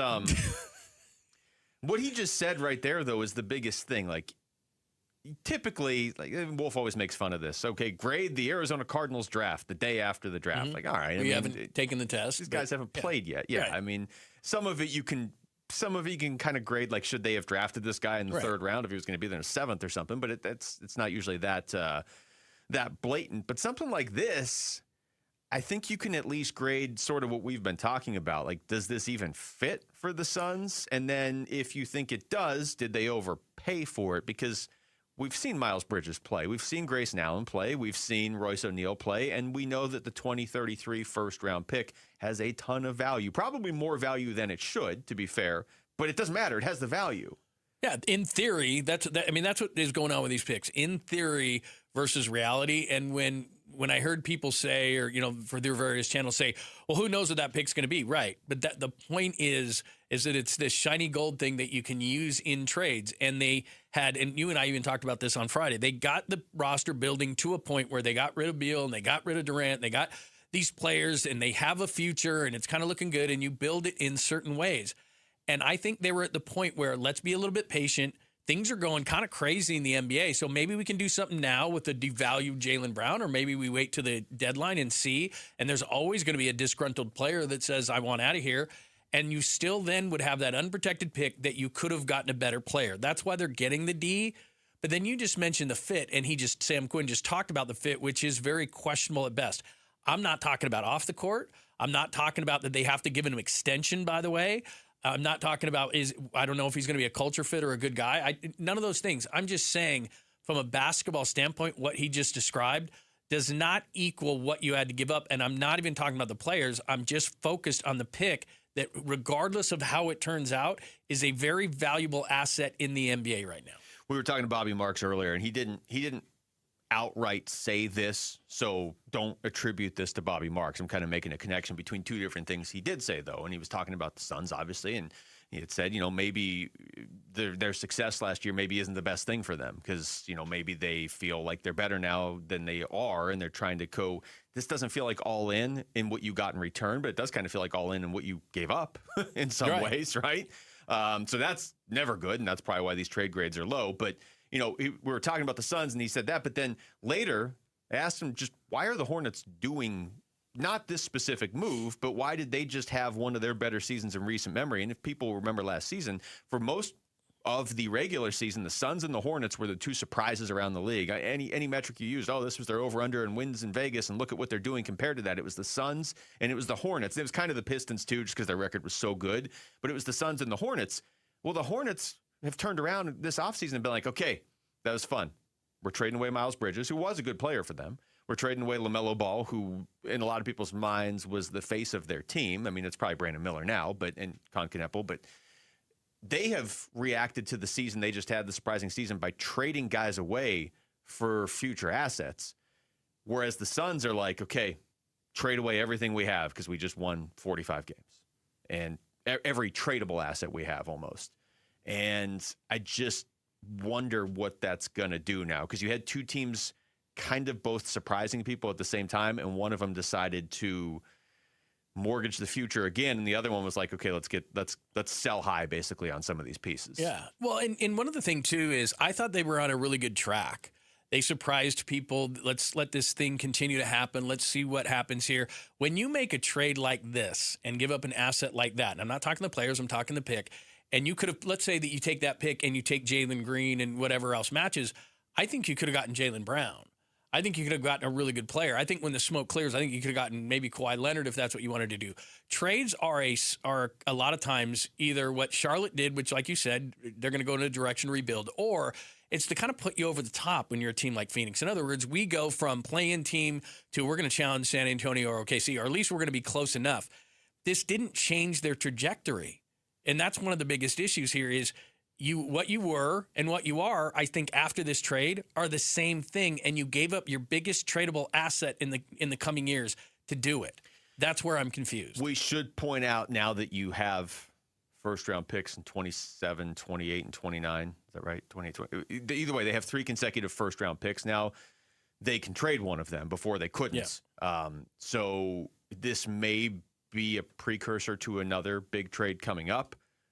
And again, in theory, I don't hate trading away a 2033 first rounder for a 2029 first rounder, because to a certain extent, I don't want to be just, we're going to rebuild for the next 7 years, except the 33 first rounder is unprotected, so it just had more value. But we should point out, though, that there's a decent chance another move is coming. because now you can. Well, yeah, because they created a hole for themselves. They don't have enough shooting now. Yeah. So whether it's through free agency, and there's going to be some guys when that starts up in a couple of days, but they either have to trade or get some free agents because now they don't have, because they traded these two players, they don't have enough shooting. Bridges is not a shooter. I'm guessing they saw on some level of this, setting aside Miles Bridges for a second, they saw now we can trade the 2033 first rounder because that suddenly became available last week because of the draft happening. And if we get a 2029 first rounder back, then we can trade another first rounder too. That's sort of what it seems like. Like they're just going to keep trading first round picks away and kicking that down the line, which to your point is fine if you got a game changer, but I don't think they did. All right, when we come back to baseball, are the Diamondbacks heading towards being sellers at the trade deadline if this keeps up? That's next. It's Wolf and Luke, John Lundzen for Wolf and Arizona Sports, the local sports leader. Diamondback skipper Torey Lovello, the man who makes the lineup, joins Burns and Gambo Friday afternoons at 2:30 to talk D-backs. Brought to you by Budweiser. Watch it on YouTube. Listen on the Arizona Sports app and 98.7. Waiting this July at Casino Arizona. Join us for the final grand prize drawing on July 29th from 6 to 8 p.m., where you could take home a new 2026 Jeep Wrangler or your share of $25,000 cash. Continue earning entries now through July 29th. The countdown is on. Get all the details at CasinoArizona.com. Casino Arizona, uniquely Arizona. Must be 21 or older. Problem gambling? Call 1-800-NEXT-STEP. This Sunday, Tempe Center for the Arts becomes the home of Arizona's largest blood drive. Vitalence, Saving Arizona, needs 700 donors to roll up their sleeves. Show up between 7 a.m. and 1 p.m. and you'll get 2 D-backs tickets and a shot at winning a 2026 Volkswagen Taos. 700 donors, one day. Be one of them. Sign up at vitalent.org/saveaz. That's vitalent.org/saveaz.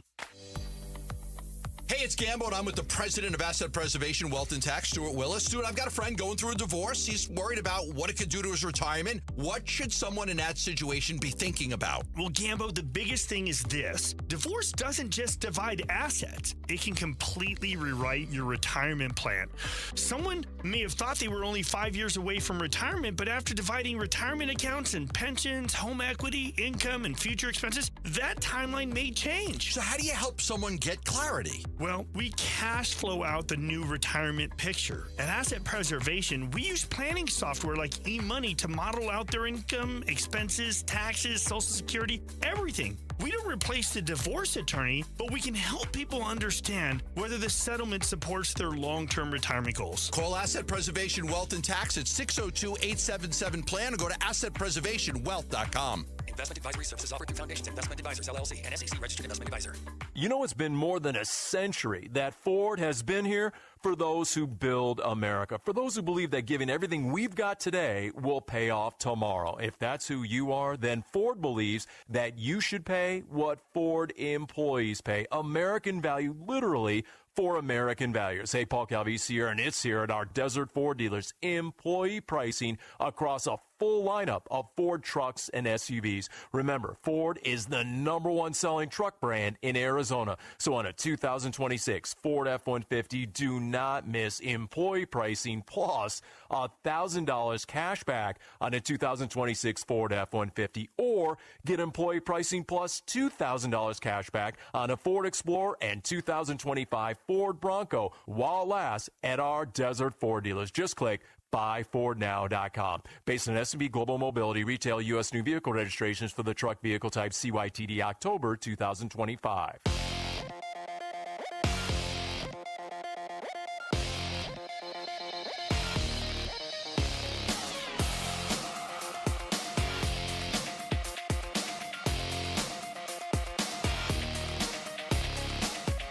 I'm Jesse Morrison with Trending Now, presented by Parker & Sons, heating, cooling, plumbing, and electrical.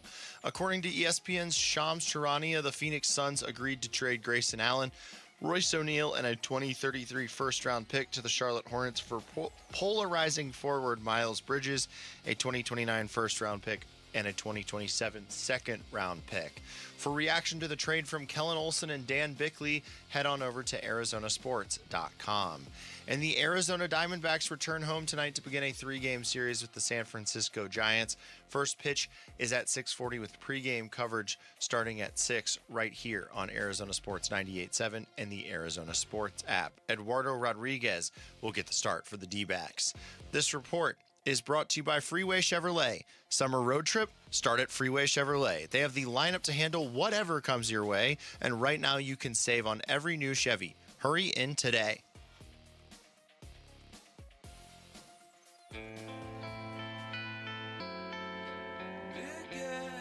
Hey everybody, Dan Bickley here, and the Diamondbacks have an opportunity to get back on track. How will they do against the lowly Giants? We'll discuss our baseball team tomorrow. The fun begins at 6 a.m. on Arizona Sports, the Arizona Sports app, the Arizona Sports YouTube channel.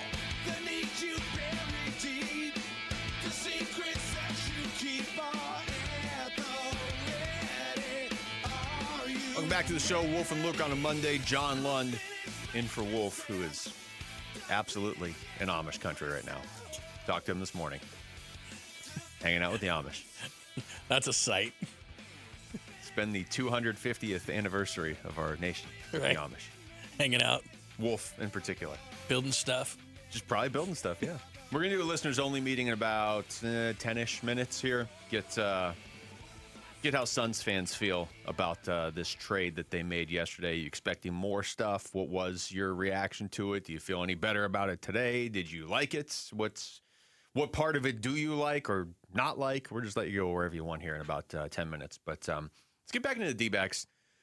Mike Hazen on this show about a week and a half ago said he plans to buy. Now, he said that. Obviously, there was still 5.5 weeks before the trade deadline when he said it. But at that moment, the plan was to buy. Things can change. I'm worried maybe they have, honestly. Where are you on this now, John? They're a game below 500. They're still in the running for a playoff spot. To me, it's not where they are in the standings. It's more the eye test. If I were the front office, I would want to see some positive signs that they can actually turn this around for more than a week or two. They're only a few games back of wild card, so if you're an optimist or a half-full person, that's what you would think. But there's 7 teams ahead of them. And the only teams behind them, if you just looked at the standings right now, they're near the bottom, but they are close enough. But it's teams like the Giants who they play, and it's Colorado, and it's Cincinnati. So there's only the really bad teams behind them. And so what you just said is very, very critical. It's not a democracy, so it doesn't matter what we think, but what does the front office really think of this team? And Mike Hazen can say that. We're buyers, but the way things look right now, at least in my perspective, if you're under 500, we can't discuss playoffs. We have to discuss you're a team to trade.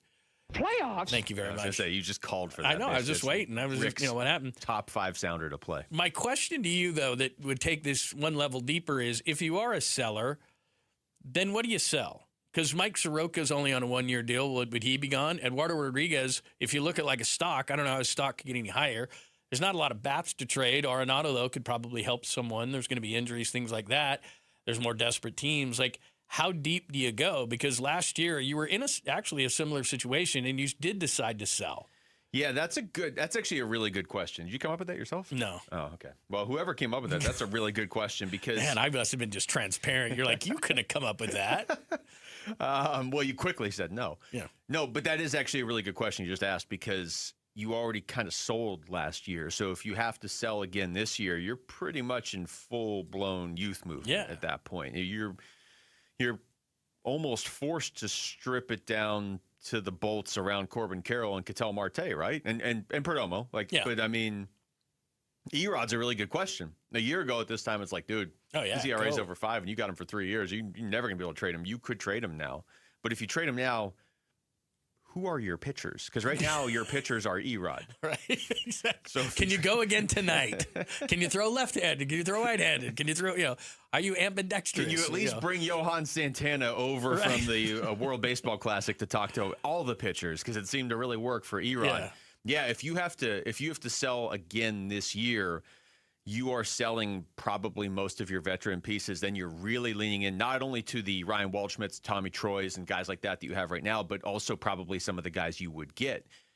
you could argue that might be the best thing to do, really, because if you're doing that, you're probably going to get some good prospects back, or at least decent ones, so you have some depth in the system. But the other part of it you have to look at is, what would you be trading? You know, if you're trading Pavin Smith or even Lourdes Gurriel Jr. right now, I don't know that you're getting a ton back. You're just getting prospects. I'm looking for something on this table that I would trade him for. Oh, there's some Clorox wipes. That's what I'd be like, hey, you can have those. Well, I got to be honest. This charger, I got it to work. Terrible It charger. wasn't working before, but it's working now. Okay, so I think this That goes for up in Pavin Smith. value. Yeah. But the one part where it becomes interesting here is because they need pitching. So like Soroka makes sense because when he gets healthy, if he gets healthy in time for the trade deadline, which is what, August 3rd, I believe, something like that. So we're coming a little bit closer. 5 weeks from today. Oh, good call. So 5 weeks from today, if he's healthy and on a last year, you would think to yourself, well, you're going to trade him. And then everybody goes, well, you could re-sign him. That doesn't very much often happen. So if you really want to keep him, which he's pitched to that level, you'd want to do that. You wouldn't want to trade Eduardo Rodriguez, but like you said, a year ago with a 5.06, you're going, get rid of the guy. And I'm saying this because you need long-term pitching. Nobody's come out of the minors and let you believe that even like a guy like Bratt, who that was really cool, his motion, but I'm not sure he's a long-term guy. You've got to get pitching. Merrill Kelly is older. You're not bringing back Zach Gallen. I don't care what it is. Like at the last minute you brought him back, you're not doing that again. So when you start looking at next year's rotation, okay, hopefully Burns is going to be there, but could Burns, Erod, and Soroka, or because Soroka's in his last year, because Erod's pitching so well, because you need to go out and you got to get some pitching, and they've spent a lot of money on this roster already, so you're probably going to try to do it in a youthful way, so that's why you may have to trade some of these guys. Yeah, and it is funny, though, with the pitching, because you may have found something in Soroka. Like he seems they're tangible. Like he's changed some of his added pitches. It's not like he's gotten lucky this year or whatever. So he's changed things. There's a very good chance that you have a pitcher there that is. He had a really good year a few years ago, but then the injuries and whatnot, and it seemed like the league kind of adjusted to him. It seems like he has adjusted back. I wouldn't trade him. And I wouldn't want to trade Erod either because they have had a difficult time bringing in pitchers to be good. So if you trade those guys, then you're sort of spinning the wheel. We're going to go out and sign this guy or trade for this guy, and they're going to be a good pitcher. You don't know that. It hasn't worked in a lot of cases. It didn't work with Erod until this year. But then if you're not trading those guys, I don't know what you're really trading for a significant piece. Yeah, you're not going to get much. I mean, you could trade bullpen pieces, and these guys have been good. Oh, I don't want to mess with the bullpen. No, I agree with you. But bullpen pieces don't traditionally bring back a ton either. No, and they're not out of it this year, but if this doesn't work out, then they're wasting a really good bullpen year. Yeah. Which feels like, I don't know, it feels like. Well, and they don't have, like certain teams would have a closer that's like a big-time hammer closer. Like, the Padres get Mason Miller and the A's get some top prospects out of the whole thing. Seawald is not going to get you a ton of stuff. So it's not like you have this closer that because your team stinks, you don't really need a closer. So you trade a big-time closer. It happens all the time at the deadline. But they're pieces that they would trade out of the pen would probably be flyer kind of players. Yeah, they probably have more value just here than they would on the. And Seawald, I mean, my immediate thought is, well, you could trade him to the Mariners because you don't always trade with the Mariners. And unlike in basketball, it seems like we win all those trades with the Mariners, but they have like 8 closers in Seattle, so they don't need Paul Seawald. Yeah. I think probably, honestly, the more we kind of do a deeper dive on this, the move is probably just to kind of go through the trade deadline. Right now, it's still 5 weeks, so things could change. They go on a winning streak, and then you're buying. They go on a losing streak, and I guess I don't even know if you go on a major losing streak if you're selling, because what are you selling? You may sell off pieces that you're not bringing back, but I don't think that's going to be anything significant where we're like, hey, we got the A's 47th best prospect, I don't know that I'm selling Erod or Soroka because I need to keep them. I think I'm just kind of going through the trade deadline and playing more young players. I would have to know more from Soroka, though. I would call his agent and say, hey, would you be open to it? I would do some research. In other words, if he says, Mike's really, it's not Boris as far as I know. Boris would be like, sorry, we're not re-signing here. But if you get to his agent and at least find a way that he's leaning, has he enjoyed it here? Does he like it here? Would he be open to re-signing? Because if he doesn't give you the positive indications that he would, because he was only on a 1-year deal with 7.5, then you probably have to move him. I thought you were going to say you were going to call Soroka's agent and be like, hey, is he going to really be good past this year? Or can you just kind of level with me? That's the hard part, right? Is Soroka in the past, you wouldn't have thought this. And Erod last year, someone take him, please. Yeah, and now it's like you can't have Erod for anything. He's our only pitcher. He's our only, like, honestly, you want him to pitch every day. All right, family 4-packs to D-backs Brewers July 3rd at Chase Field. Celebrate America's 250th with Arizona Sports. Your next chance to call in and win is during the 4 o'clock hour today, so don't miss it. All right, when we come back, we've been leaning into this all day. It's your turn. What are your thoughts on the Suns' trade for Miles Bridges? Did they give up too much? Did they have to do something like this? What about that 2033 unprotected pick, or do you not even care because that's 7 years from now? 602-260-9870. We're going to do a listeners-only meeting on the Phoenix Suns next. Again, 602-260-9870. How are you feeling after a pretty polarizing trade yesterday? That's next. It's Wolf and Luke on Arizona Sports, the local sports leader. Celebrate America's 250th birthday with Arizona Sports and America's pastime. The D-backs host Milwaukee July 3rd and 4th. Listen today for your chance to win a 4-pack of tickets in the 7 a.m., 11 a.m., and 4 p.m. hours. America's birthday. You and 3 of your besties at Chase Field for Diamondbacks baseball and fireworks. From Arizona Sports. Keep listening for your chance to win. All right, Basinonians. Ron Wolfley here from my brothers over at Desert Institute for Spine Care, also known as DISC. Listen, if you're having neck or back pain, then you need to go see the best of the best, and that is Desert Institute for Spine Care. The reason you should choose them varies in need, of course, but they have award-winning doctors and provide a broad range of treatments for you, Basinonians. DISC provides pain mapping and a careful diagnostic approach to figure out exactly what will be best for your issue, and then they back that with proven success and trust, of course. Listen, the DISC doctors often train doctors from around the world on best practices and techniques as a world leader. If you're experiencing any kind of neck or back pain like I was, then text SPINE to 620-620. Text SPINE to 620-620 for DISC. And now, a no-frills ad brought to you by Progressive Insurance. Here it is. You can save big when you bundle your home and auto with Progressive. That's it. See? Just a good old-fashioned, straightforward ad. See if you can save at Progressive.com. Dan Bickley here with my great friend Shane O'Hanrahan, GM of Chapman BMW, where there's big news coming from your service departments. That's right, Bick. We have slashed prices on major repairs and 12 essential services, from oil changes to brake pads. The savings are incredible, and you don't have to take my word for it. Just go to ChapmanBMW.com, put your VIN number in, and you'll see all the money you're saving. And it doesn't matter where you purchase your BMW. That's Chapman BMW, 2 great locations. 1 great experience.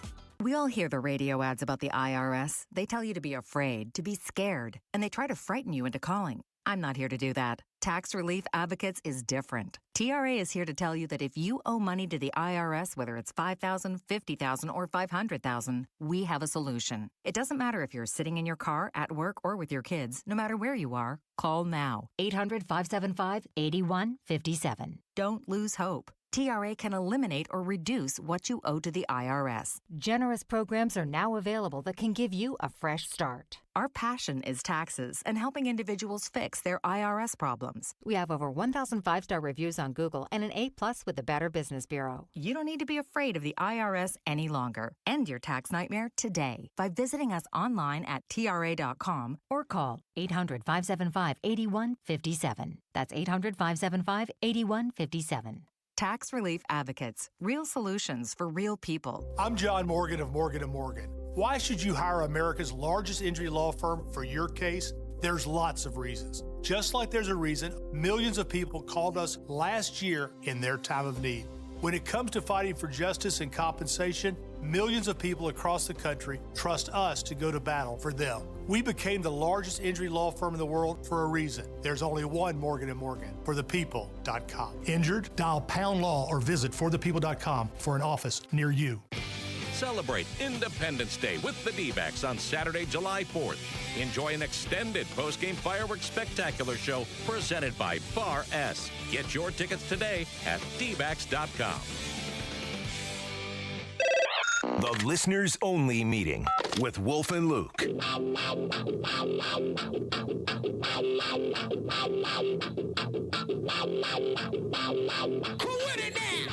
right, 602-260-9870. Wolf and Luke. John Lund is in for Wolf today.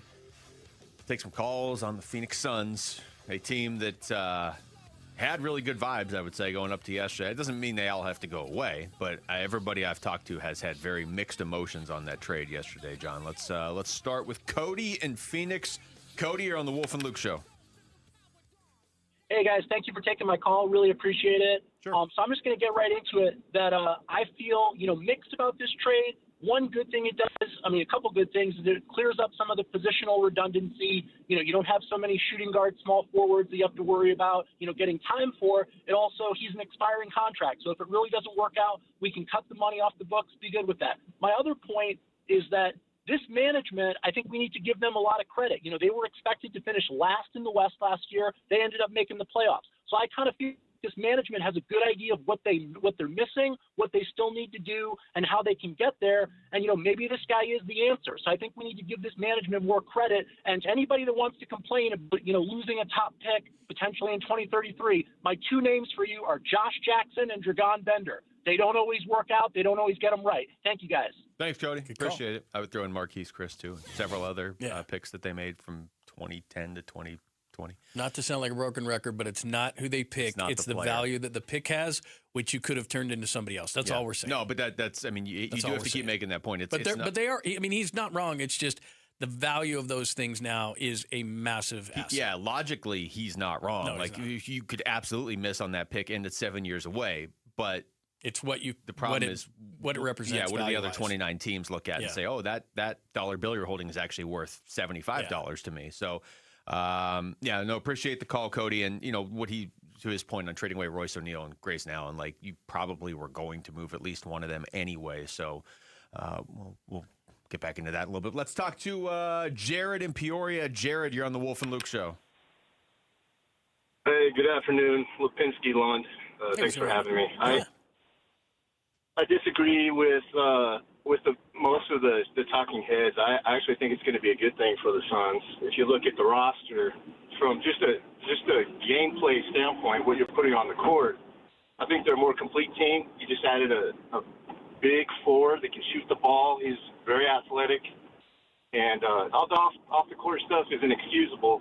But he's already paid his time on that stuff. So I'm optimistic. I think Gregory's not done yet. I think he's still got some more stuff up his sleeve.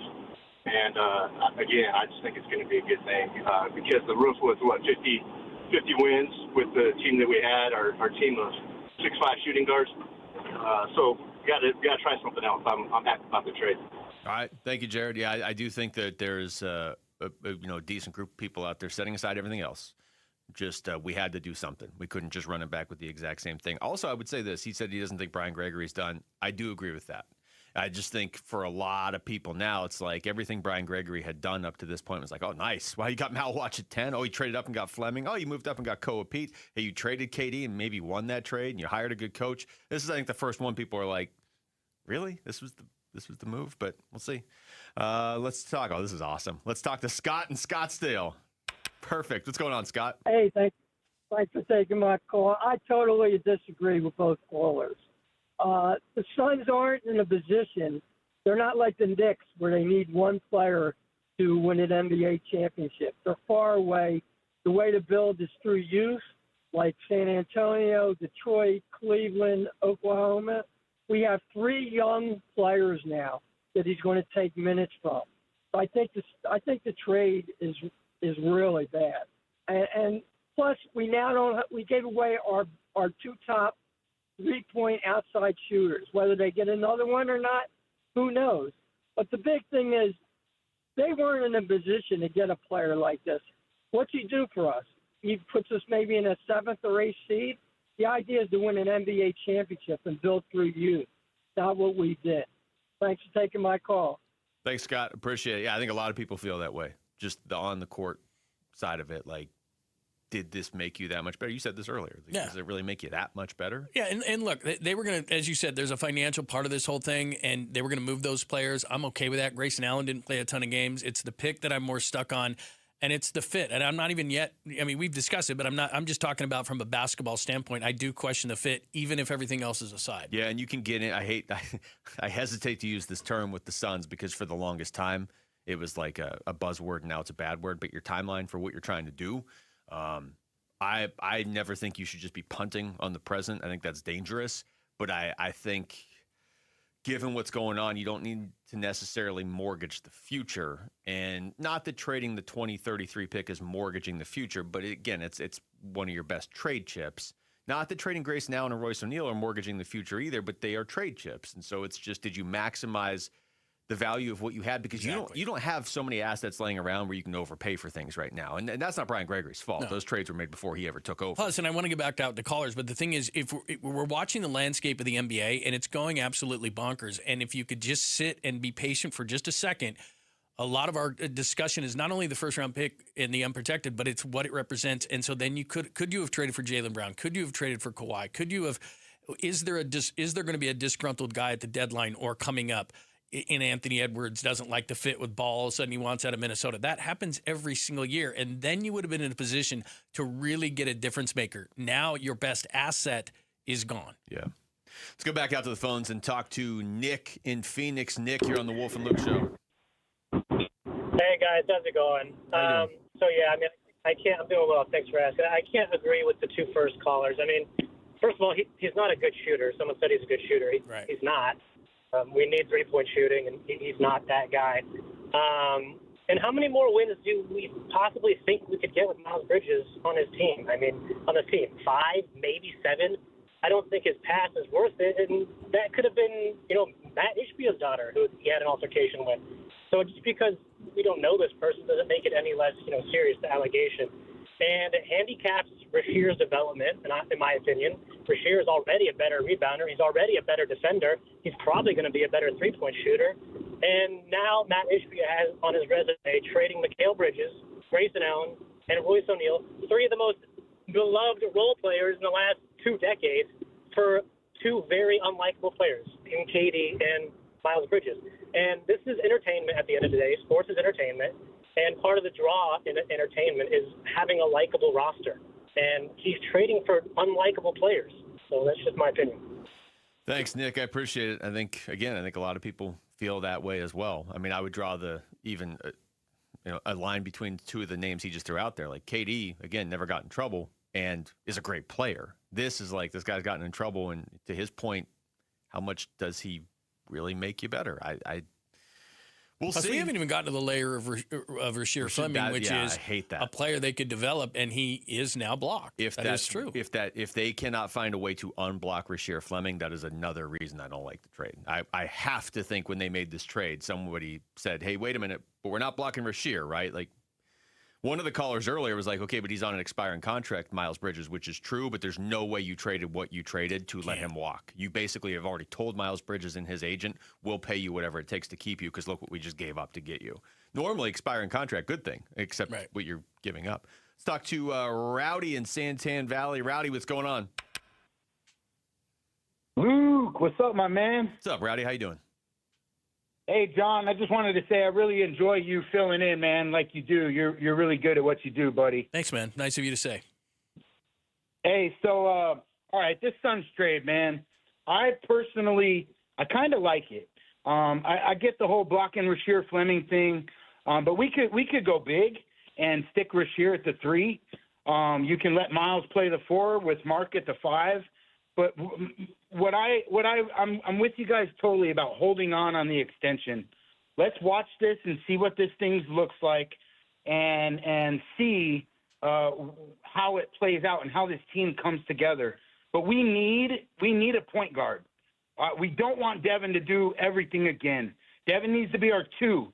I would really love for us to get rid of Green and bring in Ja Morant. I know everybody is like, what, Ja Morant? All right, look back in 21 when we were in the finals. We had Jake Crowder. We had Chris Paul. We had some dogs around Devin Booker. If I'm being honest, Devin is one of those guys who's like KD. we're chilling, man. He's chill. He needs some dogs around him to make him better, some dudes that you ain't pushing Book around tonight. Book's going to get his, and we got his back.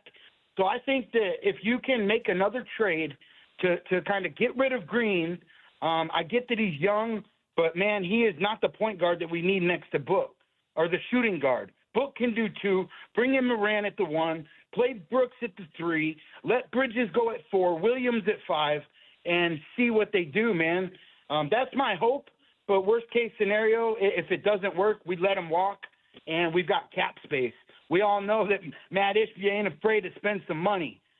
Thanks for taking my call, Luke. God bless you guys. All right, thank you, Rowdy. Appreciate it. Ja Morant.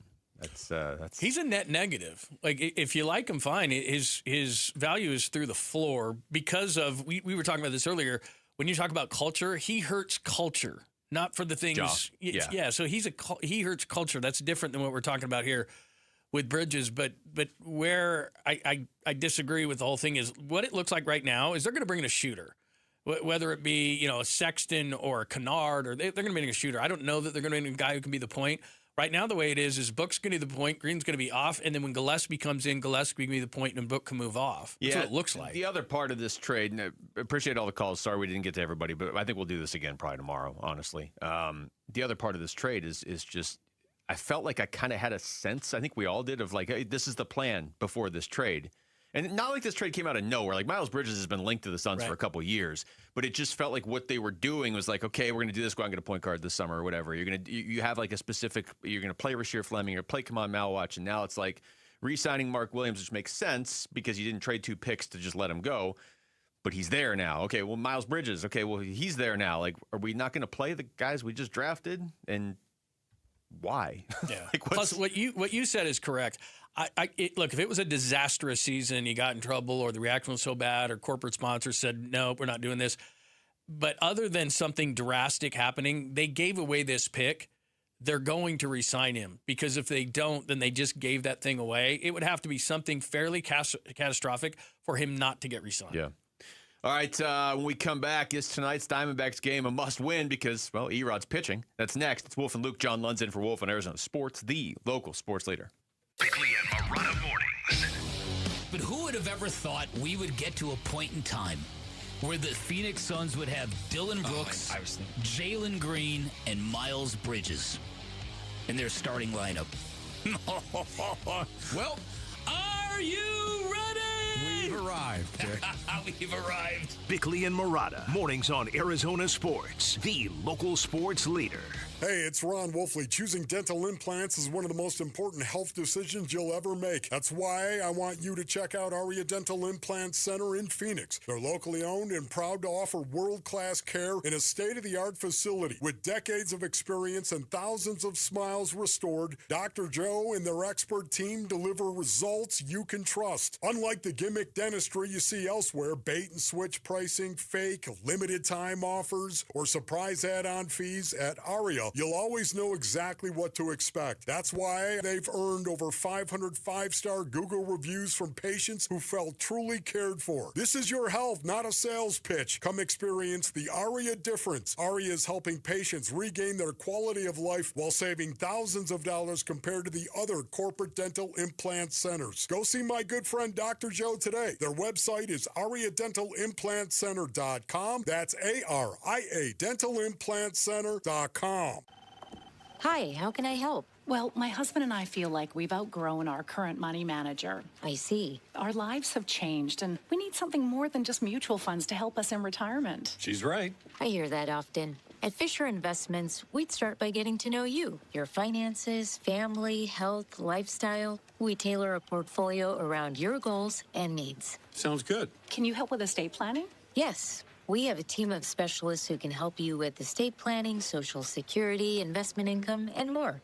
We'll get to know your whole financial picture and help keep you on the path to a comfortable retirement. And your fees? We have a simple, transparent fee that's a percentage of the value of your portfolio. So we do better when you do better. I feel better already. At Fisher Investments, we're clearly different. Learn more at fisherinvestments.com/different. Investing in securities involves the risk of loss. This is a special alert to all Americans who own a vehicle with less than 200,000 miles with an auto warranty about to expire or with no warranty coverage at all. Due to a decline in the economy, CarShield is announcing a low-cost month-to-month vehicle protection plan that is now available to the public to save any driver out-of-pocket expenses on future auto repairs. Call now to find out how you can pay almost nothing for covered auto repairs. Yes, you heard that correctly. Pay almost nothing for covered auto repairs. An open phone line has been established for all drivers to call for a free quick quote.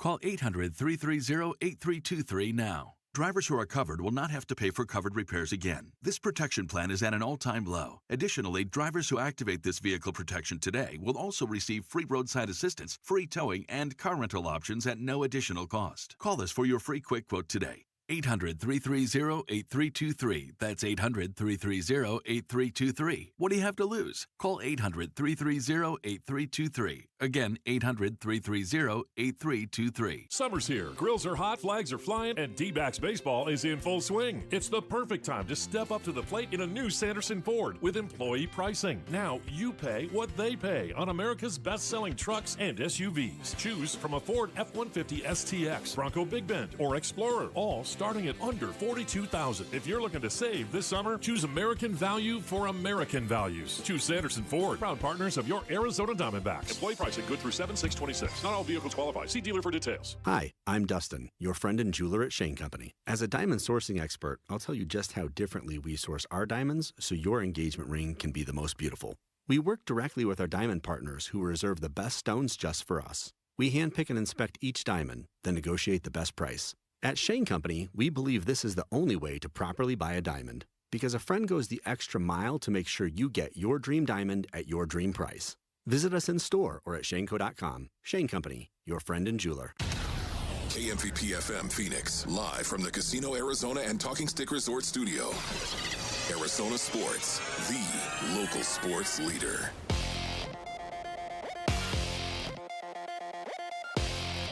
I'm Jesse Morrison with Trending Now, presented by Parker & Sons, heating, cooling, plumbing, and electrical. According to ESPN's Shams Charania, the Phoenix Suns agreed to trade Grayson Allen, Royce O'Neal, and a 2033 first-round pick to the Charlotte Hornets for polarizing forward Miles Bridges, a 2029 first-round pick, and a 2027 second-round pick. For a reaction to the trade from Kellen Olson and Dan Bickley, make sure to head on over to ArizonaSports.com. And the Arizona Diamondbacks return home tonight to begin a 3-game series with the San Francisco Giants. First pitch is at 6:40. Pre-game coverage starts at 6, and you can listen to it all right here on Arizona Sports 98.7 and the Arizona Sports app. Eduardo Rodriguez will make the start for the D-backs. This report is brought to you by Your Valley Chevy Dealers. This 4th of July, celebrate family fun and the freedom to save with Your Valley Chevy Dealers. Spectacular offers are available right now at Your Valley Chevy Dealers July 4th event going on now.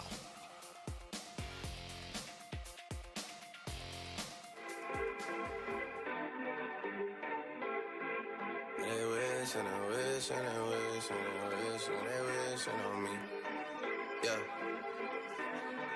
Hey everybody, it's Dave Burns here. A lifeless performance from the Diamondbacks in Tampa.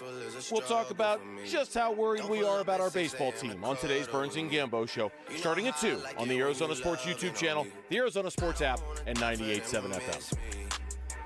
Yeah, this is getting pretty critical for the D-backs to start winning some games here. We are live from the Casino Arizona and Talking Stick Resort Studios. Wolf and Luke on a Monday. John Lund in for Wolf, but 3 losses over the weekend to Tampa. Unfortunately, there weren't really any developments in those losses. You know, John, like it was, okay, Gallen goes out and gets lit up and they can't score. All right, that's Friday. Saturday was closer. They couldn't really score. Sunday, Merrill got lit up and they couldn't score. All of a sudden, you've lost 3 games. It was all of the negative thoughts you would have had about this team going into the weekend. There was 3 games there reinforcing it. And now, instead of being 2 games above 500, they are a game below 500, and teams are passing them in the National League wildcard race, and the trade deadline is 5 weeks away. Yeah, and you use the word critical. I would call it that. I'm not a must-win person unless he Erod's pitching. Must win. Okay. But yeah, because if Soroka is behind him, you'd be okay. He's going to pitch a solid game. It's just the do you give us a chance to win? And with this offense, you almost feel like if they go down in a game, it's like it's impossible for them to come back. So they have such a reliance. I don't know if there's a team that has such reliance on one pitcher right now in all of baseball than what the Diamondbacks do with Erod, because the rest of the pitchers just don't give you a chance to win. And even, it's not like the young players who are hitting. It's like, okay, we've got some guys and we'll bring them up. They don't really have that. Nobody really in the league does have much of that because there's such a premium on pitching. So it becomes, when it's Erod Day, and then throw in the fact that these are the guys that what are they, 6-0 against the Giants this year. Mm-hmm. So you've beaten these guys anyway. If the Giants were to come in here and sweep or even take 2 out of 3, it's like, oh, man, this was the team that we're supposed to beat and get back on our feet and feel good about ourselves. So this becomes, even though it's weird to say and there's a long way to go, it becomes a critical series, and tonight becomes critical to start it with your only really good pitcher. Yeah, because Zerod against Tyler Mahle tonight. Tomorrow, we don't even know who's pitching against Lannerup, and then Zach Gallen's pitching on. I'm telling you, they're having tryouts against. Go to Chase Field right now. If you're sober, we'll consider you. Even if you're not. We'll consider you just not as Did you play strongly. high school baseball? Do you know what high school baseball? Yeah. Did you go to high school? Do you know what a baseball looks like? Exactly. So I think you stumbled on something. Down. We really need to, because kind of a bit of a downer of a show, hasn't it? A little bit. Yeah, I was wondering, and I almost feel like, Dave should. You got any more of them hockey stories? Like anything that we can be positive about? We need to start celebrating Erod Day every time he pitches. Yeah. So everybody on board on this? It's That's Monday. Really Erod's pitching. Look at Jamal back there. He raised one hand. Erod. I like that. And that's just it for 4 hours. We just play that on a loop, basically. We should all get each other gifts. Well, not really, but we should all celebrate. We should order food, and it'll be Erod Now Day. we're talking. The next Erod Day is Sunday. And everybody but Rick gets food because that will make Jamal happy. I'm not calling Jamal out, but he loves it when you're not getting food. Is there a great great Venezuelan restaurant in Phoenix that we could get food from? I could be channeling my inner Jarrett Carlin. I would love to answer your question, but I'm distracted by Jameis Winston running around in a Brazil jersey playing the tambourine, and that is really happening on that TV right now. So, he's celebrating Erod Day. Everything, man. That's how we should celebrate Erod Day. Yeah. Everybody wear a Brazil jersey and play a tambourine. Yeah. Okay. Now, who knows how to play the tambourine? Only Jameis. Wait a minute. How hard is playing a tambourine? It can't. Well, you got it. Come on, man. They always give the tambourine to the lead singer that doesn't do anything. He doesn't know anything. I mean, All right. I don't know how rhythmic I am, but I could give it a shot. It can't be that difficult. His famous last words. Anybody have a Brazil jersey or a tambourine we can bring in for the next Erod Day? No. We need to gather these things. We could probably expense those, couldn't we?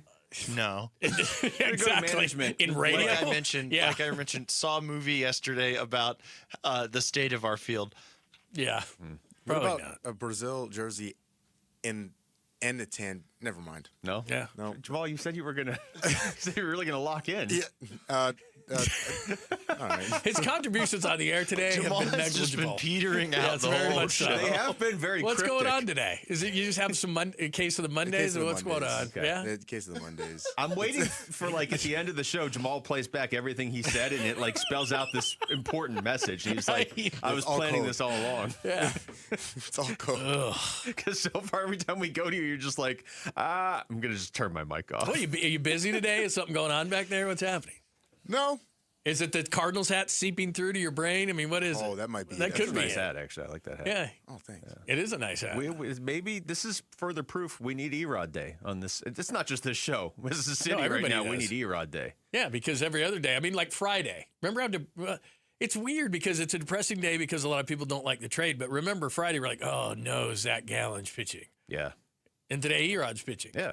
The emotional swing between the two. And the fact that they both just keep leaning into it. Right. Oh, no, Gallen's pitching. Hey, here's 5 runs on 1 pitch. And then Erod's pitching. I'm going to throw a no-hitter for 8 innings. They just keep reinforcing it. Yeah. Well, Erod is pitching tonight, so we actually should all be really enjoying this and having a good time. Here's Torey Lovello talking about the rough weekend, so maybe this won't lean into that. These are grinding times. This group is working hard and, not getting the results they want. I know probably adds a little bit to the frustration. We're all frustrated in here. We want to win baseball games. We come to the baseball field every single day with great intentions. The Rays are a good team. You got to hand it to them. They got probably one of the best players in in both leagues in junior Caminero.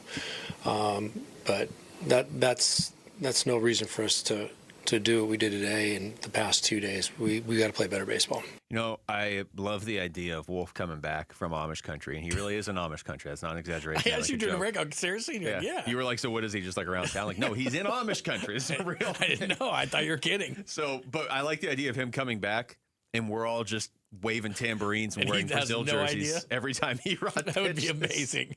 Erod's not Brazilian, but hey, that's what Jameis Winston was wearing on TV when we came up with the idea. There are nice Brazilian steakhouses around. Yeah. Brazilian lemonade's very nice. We do need to get some food involved. In this quickly. Oh, yeah. Half Day Club is back July 22nd. Wolf and Luke, hey, that's us. We're broadcasting live before D-backs A's and throwing out the first pitch. You got any tips? Not you. I've done that. I've thrown out the first. How'd it go? Yeah, not well. Did you do like a backflip or anything? No, I tried. You remember Chad Bradford, the A's guy? A guy bet me $100 I wouldn't do it from the mound doing the first pitch. Did he not know you? It slipped out of my hand, and they were playing the Dodgers, and it sprayed the Dodgers dugout. Look at this guy. That's fact. incredible. I It's know this fact. video somewhere. I did. I tried to go low, and then it sprayed out, and all the Dodgers were like, bro. Luke, you need to throw from the pitcher's mound, though. That's No, all I'm 100%. Like, 100%. Throwing at the Dodgers. Yeah, I didn't mean to, but people liked it.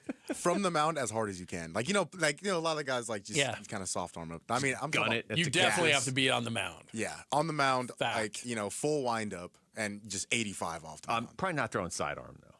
Seeing as how I've never thrown sidearm. No, before it didn't work out well. My hand hit the ground. It was. You was went bad. full submarine, dirt flying it was everywhere. bad. All right. It wasn't good.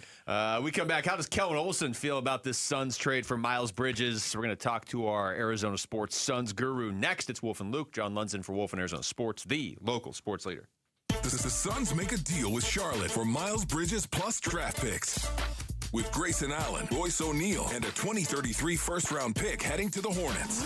We chop up this trade and maybe speculate a little bit about what else the Suns might do this summer on the Arizona Sports YouTube channel, the app, arizonasports.com, and 98.7 FM. Hey, it's Gambo, and I'm here with Stuart Willis, the president of Asset Preservation, Wealth, and Tax. Stuart, a lot of people listening right now are probably wondering, do I actually have enough money to retire? How do you help someone answer that question? Well, Gambo, the first thing is, I tell people, do not guess. Cash flow it. At Asset Preservation, we use planning software like eMoney to model the full retirement picture. Income, expenses, taxes, Social Security, investment withdrawals, inflation, healthcare costs. What happens if the market has a bad year? So it's not just about looking at the account balance. Exactly. $1 million can be enough for one family and not enough for another. It depends on spending and taxes and income sources and how the portfolio is actually structured. The goal is to see whether your money can support your lifestyle, not in just year one of retirement, but in years 10, 20, 30, and for the rest of the road. So find out if you have enough money for retirement. Call Asset Preservation Wealth and Tax at 602-877-PLAN or go to assetpreservationwealth.com. Investment advisory services offered through Foundations Investment Advisors, LLC, and SEC registered investment advisor. Temperatures are rising, and so are AC costs. But Collins Comfort Masters can help you stay cool without breaking the bank. Get a new high-efficiency Lennox AC system installed for as low as $99 a month. Serious comfort at a seriously cool price.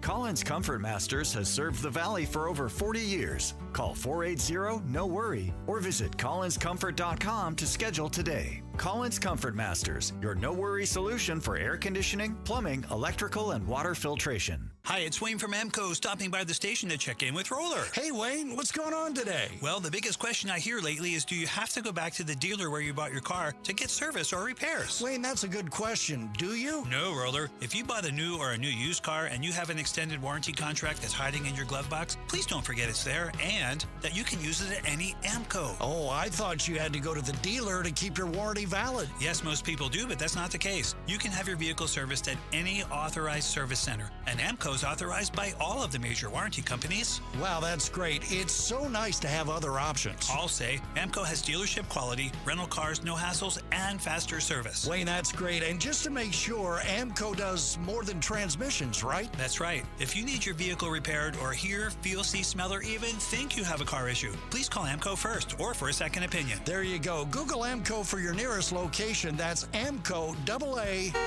MCO, transmissions, and a whole lot more.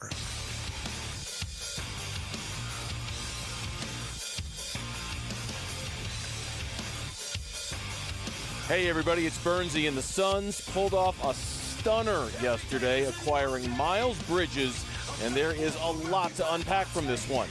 So check out the Burns and Gambo Show. We start at 2 on the Arizona Sports YouTube channel, the Arizona Sports app, and 98.7 FM. All right, there is a lot to unpack here. So we're bringing on our own Kellen Olson, Phoenix Suns guru, joining us on the Arizona Sports Line to help us unpack this. As the Suns trade for Miles Bridges, they give up quite a bit. They get a second and a first-round back, but they give up an unprotected first and Royce O'Neal and Grayson Allen. Kellen, thank you so much for the time. How's it going? What's up? Going well. Where do you start with this trade? Like, what was the first thing that really jumped out to you? The picks, for sure. I think this is a trade where if you do Royce O'Neal and Grayson Allen for Miles Bridges, depending on your feelings about Miles Bridges, like I've learned through the last 24 hours that I'm lower on most of Miles Bridges just as a basketball player. But I think you could argue that it's somewhere between a good to not so good trade for the Suns if it's just including the players. But the picks being involved is what really kills this here, because I understand that there are benefits to this trade that happened. For example, the Suns opened up the ability to trade their 2028 first-round pick, and now they can use the 27 or the 29 pick as well. So they open up different avenues and trades. But the 2033 unprotected first was like their last big chip that they had left until the 2035 pick opens up, and they trade that one again because this one was available to get traded for 2 days, 3, and it's gone. So that's probably going to happen again in 2035. But for the next 2 years, this was their big chip, and I didn't think they were going to use it until next summer. And using it on a player like Miles Bridges, where at 28 years old, we just kind of know what he is at this point in the league. And even if you are pretty high on Miles Bridges, you can look at this as like a decent upgrade to that starting spot. Using that caliber of asset on just like a decent upgrade to your fifth starter, that's a huge issue for reasons I'm sure we'll get into. By the way, first and foremost, great piece in Arizona Sports. Everybody should read it, and they'd be much smarter on this trade because of it. So well done by you. I want to expand more on this pick because you and I and Luke, we've been talking about it all day. That's the major issue in this thing, and people are misconstruing this because they're saying, well, who knows what the 33 pick's going to be? It's not about what it will turn into. It's the asset that it is. And when you just said that, I'm talking about maximizing the asset. So the way that the NBA is going on right now, Jaylen Brown is out there and Kawhi is out. There's a number of different guys. Or at the deadline, you find out what you are this year, and then, okay, this is going to be a perfect fit. I just think they could have maximized the thing that is the most valuable that they had owned. That it's not even about Miles Bridges. I just think you could have done better. Right. And unless something completely fortuitous comes across their desk, they're pretty much done now in terms of like what their team is. Now, you say that in the NBA, and then the NBA just dramatically changes within a year or two, right? Like you can pull up the Timberwolves roster from 3 years ago and look at it now. Like it's insane. So the league can change very quickly. But with that being said, this is a situation where you now need Kaman Malawach to be really good. You need Rasheer Fleming to be pretty good. Like you're really relying on those two co-op, Ryan Donoso, Godaro. And then obviously like the Jalen Green, Mark Williams element of it. The difference between Bridges and those two guys, as we talk about Jalen Green, Mark Williams, like untapped upside, all that kind of stuff. Bridges, again, he's 28 years old. He has been in the league for quite a while now. He was in like the Mikal Bridges draft class, the 2018, the DeAndre Ayton draft class. So I think you can look at this and say, oh, well, he was in Charlotte, and we've never seen him outside Charlotte. Who the Suns have tried this a lot with Charlotte guys, and it hasn't worked out so great lately. So I think that theory that I certainly bought into 2 years ago when they traded for Nick Richards, or when they got Cody Martin, or when they got Mark Williams, I think that we have seen now that is not a solid bit of evidence for making a trade like this as well. So I am not a fan of it at all. We're talking to Kellen Olson. Kellen, one of the other things that I was telling John earlier that I don't like about this, and we haven't even gotten into the off-the-court stuff, obviously, during this conversation we did earlier in the show, but I guess I don't, if we're just talking strictly basketball, I'm not totally sure I understand what the Suns' plan or direction is now, whereas a week ago, 2 days ago, I felt like I at least kind of, it seemed like, I know they don't have a ton of picks, but they were trying to really maximize the picks they had and pick players that could be a part of the rotation and build around Book and do this and that. And now it just, it kind of feels like they almost don't even care about the draft, and other than to get picks that they can trade around. And I don't totally understand the direction on the court now. Am I just off base on that? I think they care about the draft, Luke, but I think that they're doing we think we're the smartest person in the room and no one's thought of doing this thing yet before, which is clearly what they're doing is in 2031. Remember, they trade that pick, split it up into 3, and they're like, okay, we can just keep doing this process where we trade picks way down the line for picks sooner up and then just keep doing this cycle. This is clearly like a thing that they think that they've patented, invented, have a slip on and understand the legitimacy of it, whatever.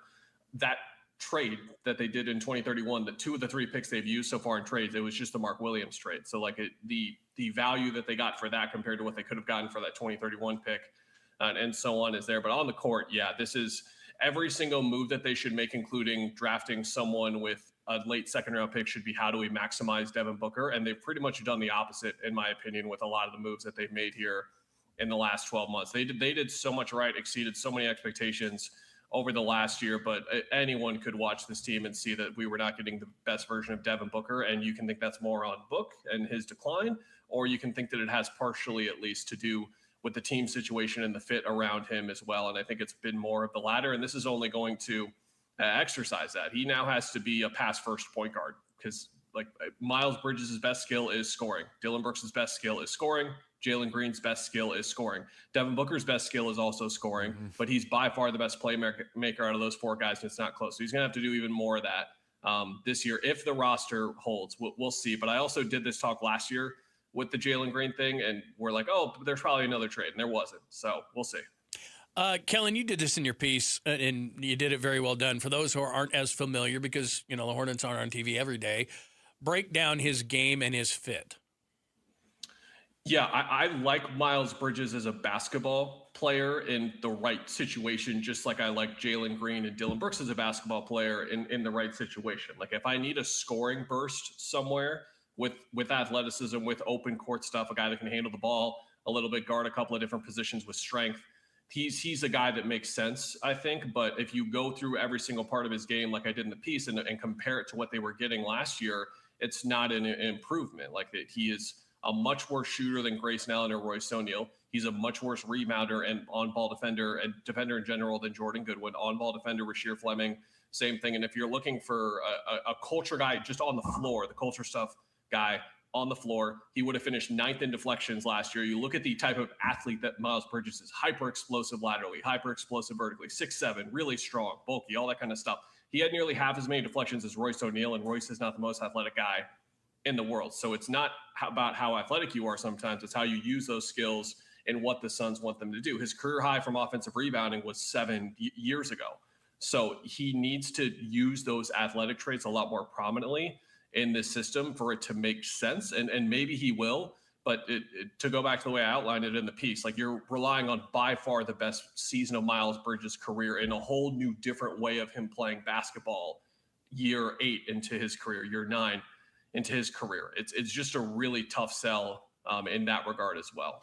Talking to Kellen Olson, Kellen, as far as the young players that I think a lot of people are excited about with this team, like Malwatch and obviously Rasheer Fleming and maybe even Koa Pete now, given the moves that they've made and this one included, are you confident they're going to still be able to get enough meaningful minutes this season, or is there potential blocking now because of the vets they have? No, because Jordan Ott needs shooting so bad right now, and they're going to sign at least one shooter, maybe 2, and those guys are going to play now over Rasheer, over Goody, maybe. Like they need shooting so bad now.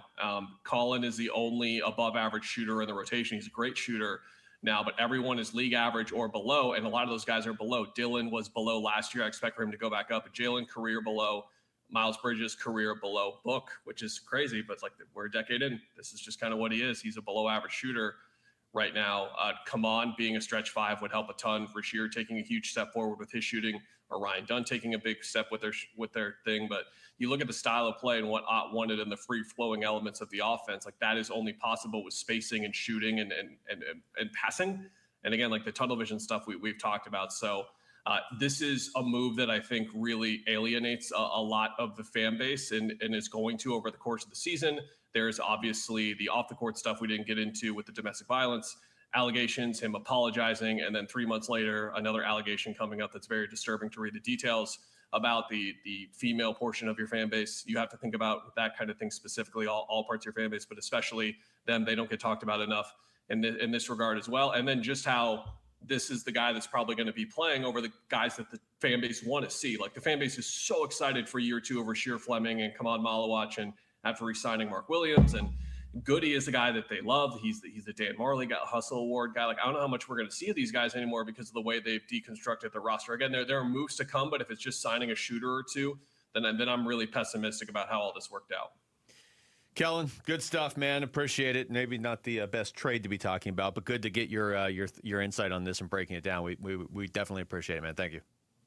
Yeah, no problem. Thanks, guys. That's Kellen Olson joining us right there on the Arizona Sports Line. I know you said this earlier that I just sound unhappy about this. I didn't realize it until I was talking to Kellen, and I was like, wow, I really don't sound very happy about the tone of your voice like, oh. But he reinforced a lot of the concerns I think people had, and I mean, he had the receipts of why these are probably bad things. I mean, if you're only focused on the on-the-court stuff, you're missing a huge chunk of this story and what you just brought in. But if you just want to focus on the on-the-court, you probably just blocked your young players that we wanted to see play from playing to maybe get you 3 more wins. Yeah. Like, that's, I don't get this one. All right, when we come back, we are going to take a break from basketball and baseball. Let's just talk some football. Yeah, and you, by the way, you anticipated this before the show when we were in our pre-show meeting. Yeah. And, and we're screaming and yelling, I want to talk about this. And so you said, look, we got to have a break. We have to. And to know how negative things would get between the Diamondbacks and this story, we want it.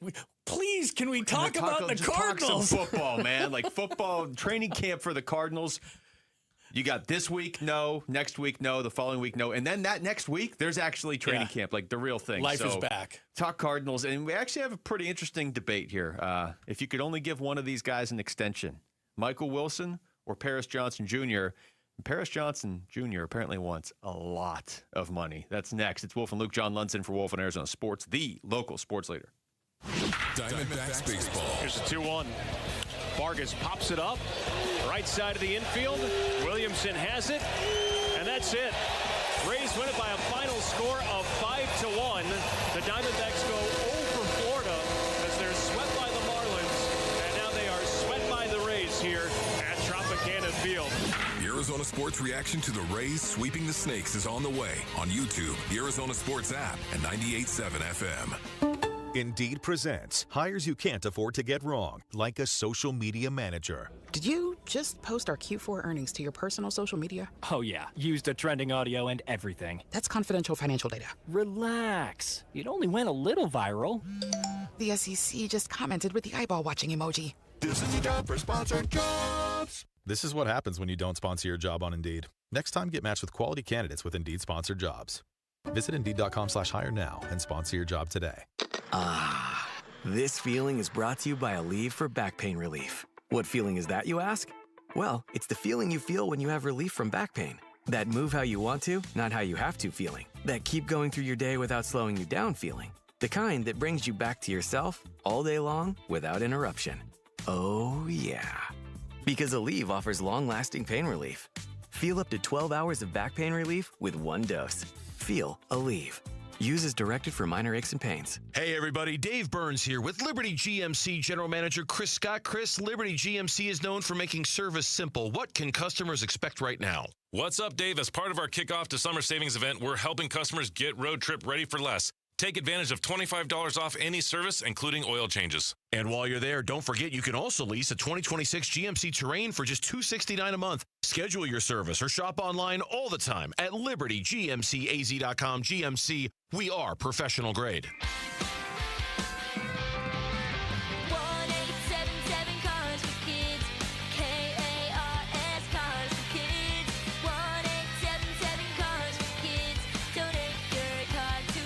Call 877-CARS-FOR-KIDS to reach a friendly live agent. Donation is super easy, and your car can be picked up as soon as tomorrow. Call us now or go to carsforkids.org. Donate your car today.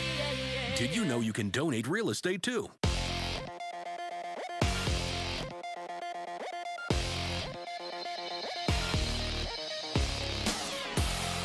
I'm Jesse Morrison with Trending Now, presented by Parker & Sons, heating, cooling, plumbing, and electrical. According to ESPN's Shams Charania, the Phoenix Suns agreed to trade Grayson Allen, Royce O'Neal, and a 2033 first-round pick to the Charlotte Hornets for polarizing forward Miles Bridges, a 2029 first-round pick, and a 2027 second-round pick. For reaction to the trade from Kellen Olson and Dan Bickley, make sure to head on over to ArizonaSports.com. And the Arizona Diamondbacks return home tonight to begin a 3-game series with the San Francisco Giants. First pitch is at 6:40, pregame coverage starts at 6, and you can listen to it all right here on Arizona Sports 98.7 and the Arizona Sports app. Eduardo Rodriguez will look to continue his great season tonight. This report is brought to you by Advanced Window Products. Advanced Window Products builds every window in Tolleson, ensuring factory direct quality with no middlemen or delays. Call 480-676-3600 to schedule your consultation.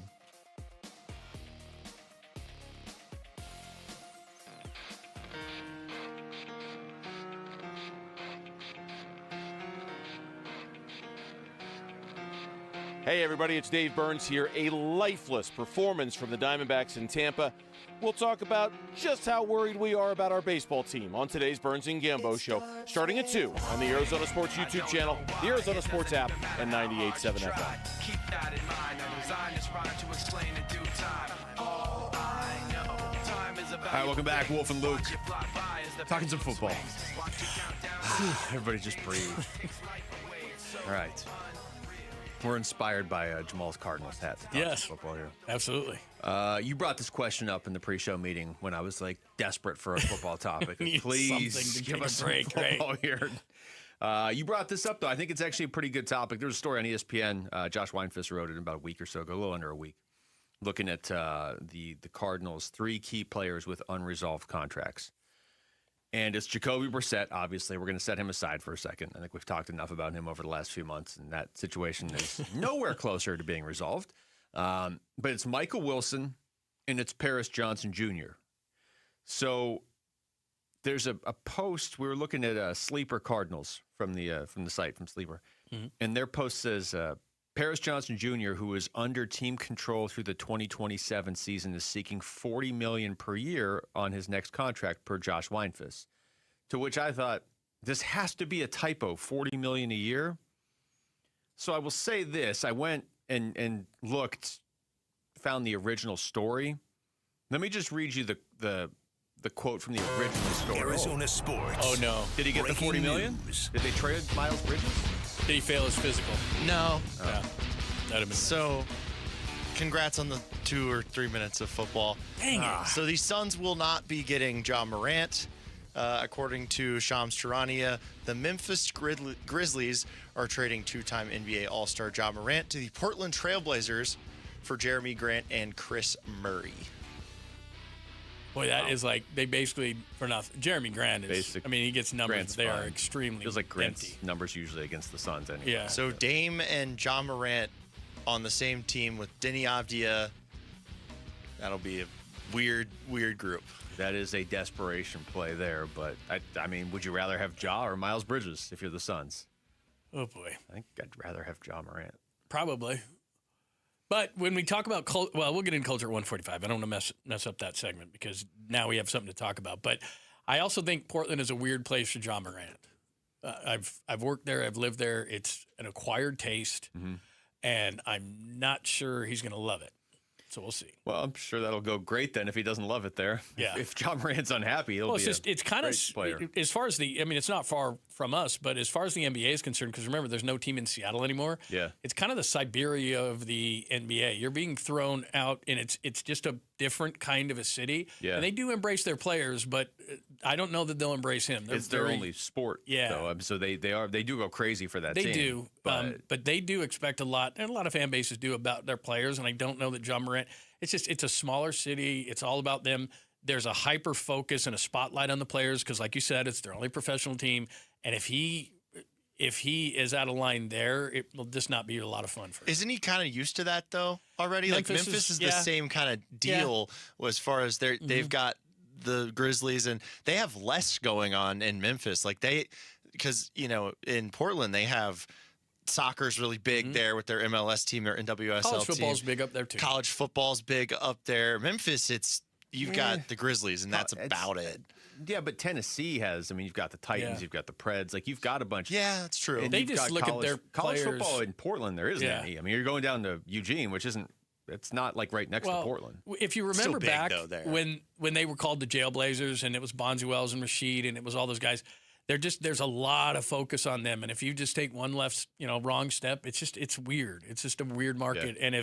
And if he's not on the straight and narrow with that, it could be an issue. But what you just mentioned on the trade front of what they gave up, it's not much. And so that's what you would have thought that, a couple of years ago, if you'd have traded that guy, it would have cost you a lot of things. No, you wouldn't have even been able to trade for John Morant a couple of years ago. If the Blazers could get it right with him, then that could be a positive trade for them. Yeah. That's an interesting conversation that maybe we could have tomorrow. Yeah. Gambo said yesterday pretty clearly that the Suns were not trading for John Morant, so it's more of just a hypothetical. But now having these two trades happen so closely, and they gave up a lot less for John Morant than we gave up for Miles Bridges. Mm-hmm. But even just in a vacuum, would you rather have John Morant or Miles Bridges? Because you can't do the whole, Ja has character questions. Well, they need more. So they need more Bridges. of what Morant does. Yeah, I think. And he's a lot more upside too. Probably not going to give you that upside, but we've seen it in the NBA. Mm-hmm. All right, let's go back to football for another minute here. So I went back and found that story on Paris Johnson Jr. because it's like, is he really asking for $40 million a year? You pulled up the numbers for the highest paid offensive lineman in football. They're not right making anywhere now near that. On a per year basis. There's a lot more to contract guarantees and all that kind of stuff in the NFL. But on a per year basis, Laramie Tunsil makes 30.1. That's the top. Okay, so Paris isn't getting 40 a year. Here's the quote from the story, though, just in case they were sort of misinterpreting what Josh Weinfuss said in the story. In the story, he said, talking about Paris Johnson Jr., there's a sentence that says, Johnson, who has told ESPN in the past that he wants to be a $40 million per year left tackle, believes this contract situation will work itself out eventually. That's part of the story. I don't know that I take that as in I better get $40 million a year next time. I think that's more of a just someday I'd like to be one of the highest paid players in the NFL. But either way, the question you had earlier before the show started, if you could only pay one, and if he really does want $40 million a year, you're only going to be able to pay only him. Actually, he'll be the entire team. But if you have one offensive lineman and 7 quarterbacks behind him, would you keep Paris or Michael Wilson? I think positional value says you have to keep Paris Johnson Jr., but I'm not paying him that number. That's an asinine number for. And again, people can believe Pro Football Focus or not, but he was the 19th ranked tackle. He's good, but there's positional value there. If the top is $30 million, you might be a top 10 guy. But if Paris Johnson Jr. is going to say, even if he says that he's going to get more than Tunsil, he shouldn't. Yeah, it's also kind of a reminder of how you need your roster you need your salaries to fit together in football. We're like, okay, wait, if we're paying this quarterback who's not even here $38 million, we really can't afford anything else. But if we are going to afford other things, can we really afford $30-ish million for our left tackle?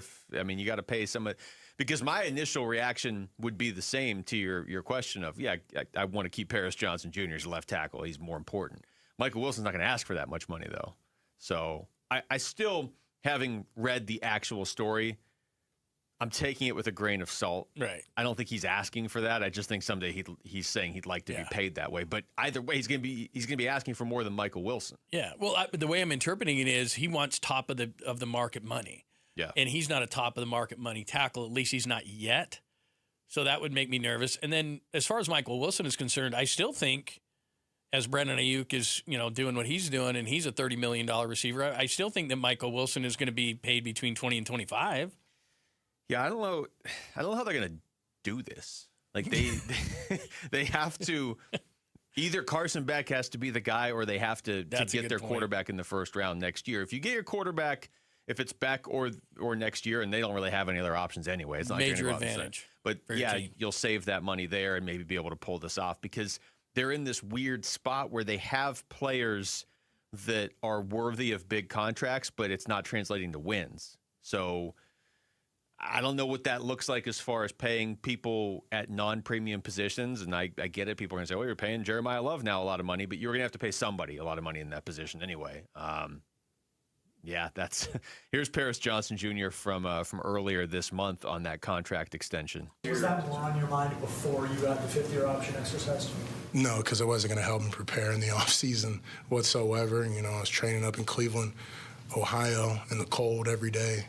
The only thing on my mind was making my time up there be worthwhile, you know, and that's trying to take advantage of the days and the training, and so that way I can come to OTAs and be sharp, you know.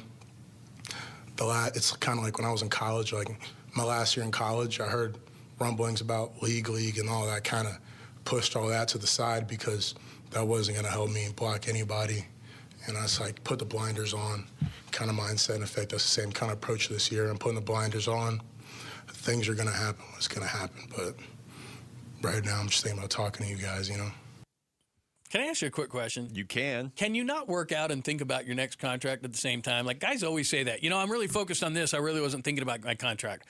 When you're like, you know, doing squats and everything, can't you be thinking, man, I'm doing this because I'm going to make money? Like, one is not separate from the other. Possibly, yes, but I've never actually been to Cleveland, so I don't know if it's different in Cleveland. So I can't speak as an expert. I think you could walk and chew gum at the same time. I think you can lift weights and think about, man, I'm doing this so I can get paid. Possible.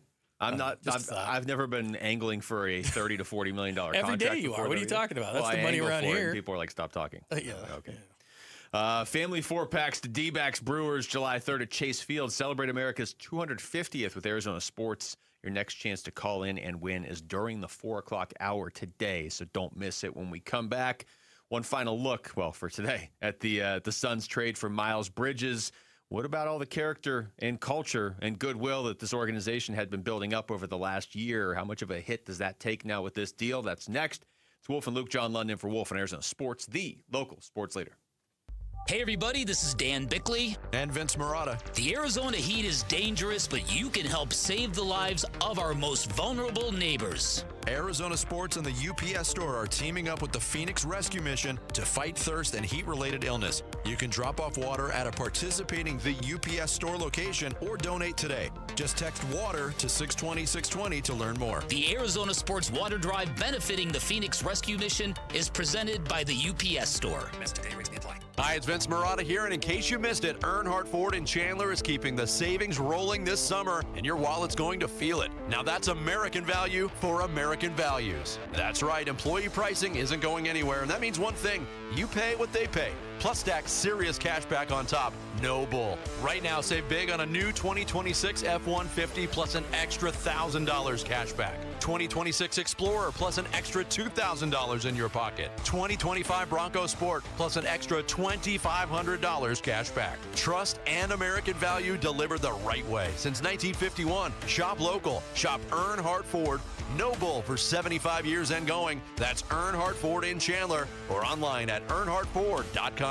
Most new vehicles include the Noble Protection Packages and added benefits, $699 for cars and SUVs, $1,598 for trucks. After all applicable offers on select new models, exclusions apply, $0 security deposit, APR terms limited. Available through Ford Credit, not all buyers will qualify. Lessee responsible for excess wear and mileage over 10,500 miles at 20 cents per mile, plus tax, title, license, and $699 fee. See dealer for details. Offers in July 6, 2026. Hi, this is Stuart Willis, President of Asset Preservation Wealth and Tax. A personal relationship with your financial advisor really matters. It's super important that you have the ability to talk about anything you need to with your advisor. So if you have been pushed off to a call center and you don't have a one-on-one relationship with your financial advisor, then reach out to us at assetpreservationwealth.com. That's assetpreservationwealth.com. Investment advisory services offered through Foundations Investment Advisors, LLC, an SEC registered investment advisor.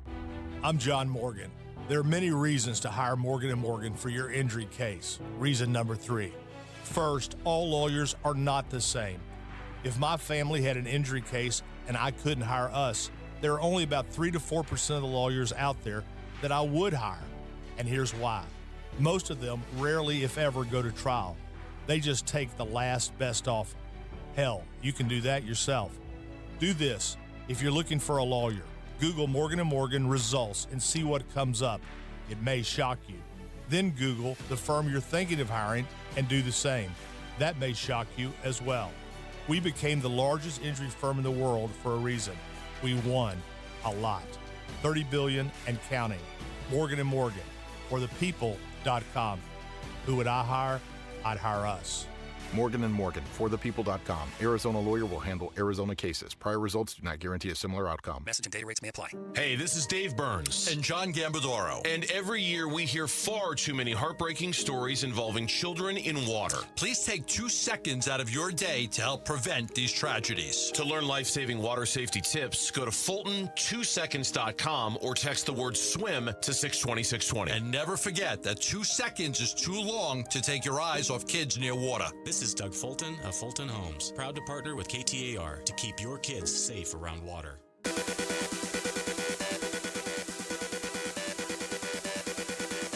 Hey, it's Vince Marotta. Will the Suns change their roster even further as free agency gets started later on Tuesday?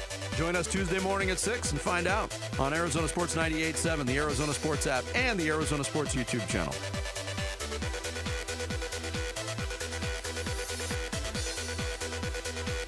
It felt like driving in here, this is going to be one of those shows where through 4 hours of talking about it, I have a better it's cathartic. You work through it. Like I come in here, I don't know how I feel about this trade.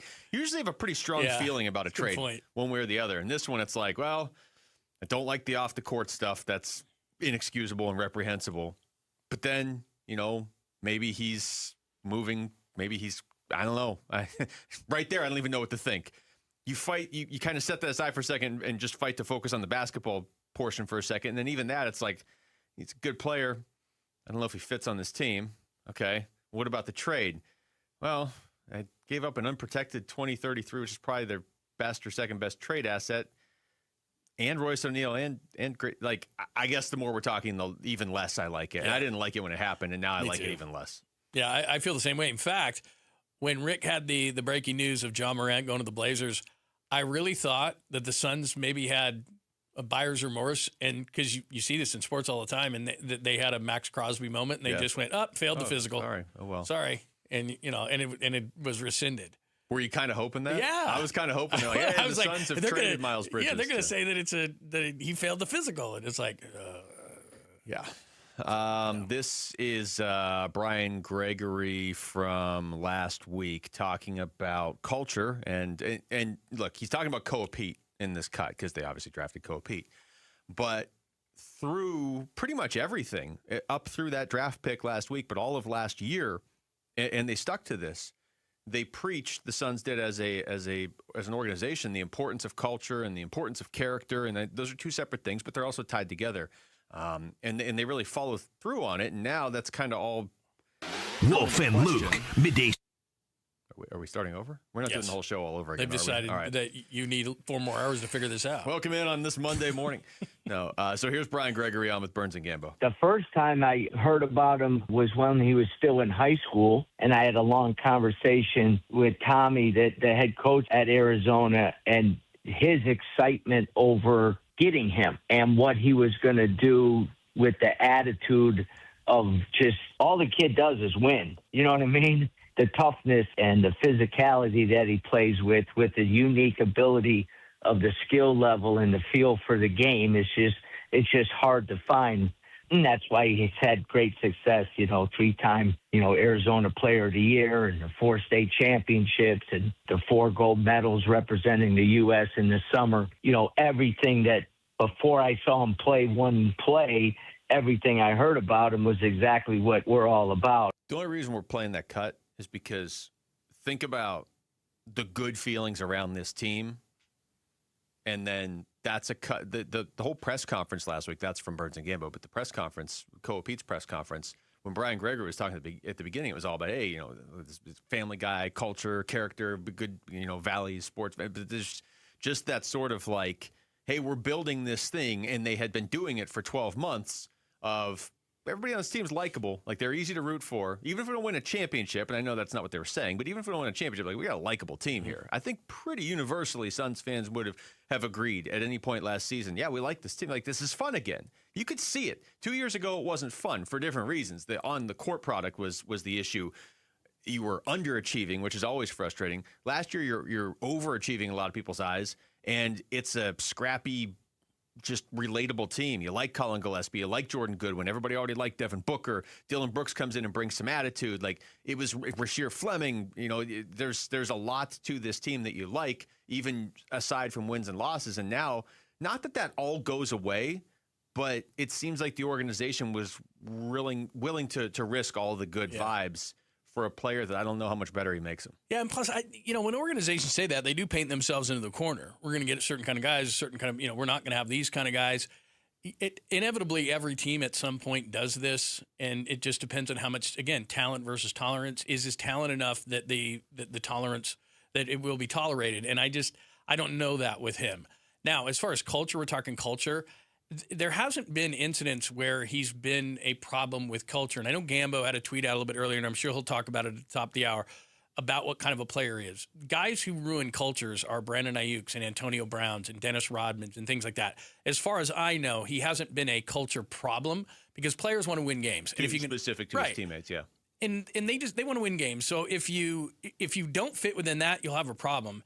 If you've done things, you don't have to be chums and best friends and go out to dinner with all these guys. There's a difference there. But where it's going to be interesting, we took some calls today, where it's going to be interesting is, will big-time corporate sponsors pull their money because they're not behind this kind of a thing? Will fans revolt and buy less tickets? Like, those are the kind of things off the court that the Suns have to, and we talked to Bobby Marks about this, decide if he is worth it, which they have done. But as far as the actual culture, there's a difference between a player who's had off the court, off the field, off the ice transgressions, and a guy who's going to ruin your culture, which he has not. He has not ruined your culture. I mean, I hear what you're saying as far as the fans or even sponsors. I don't know about sponsors. I don't. It's always dicey. I know you're not doing this, but when it's like, oh, it's on the fans now to show that they don't like, you want to just have an escape and go enjoy your basketball team. This is a basketball city. Like, fans, I'm not going to fault Suns fans if they still go to games. They want to enjoy their team. No, I'm not saying that. I know.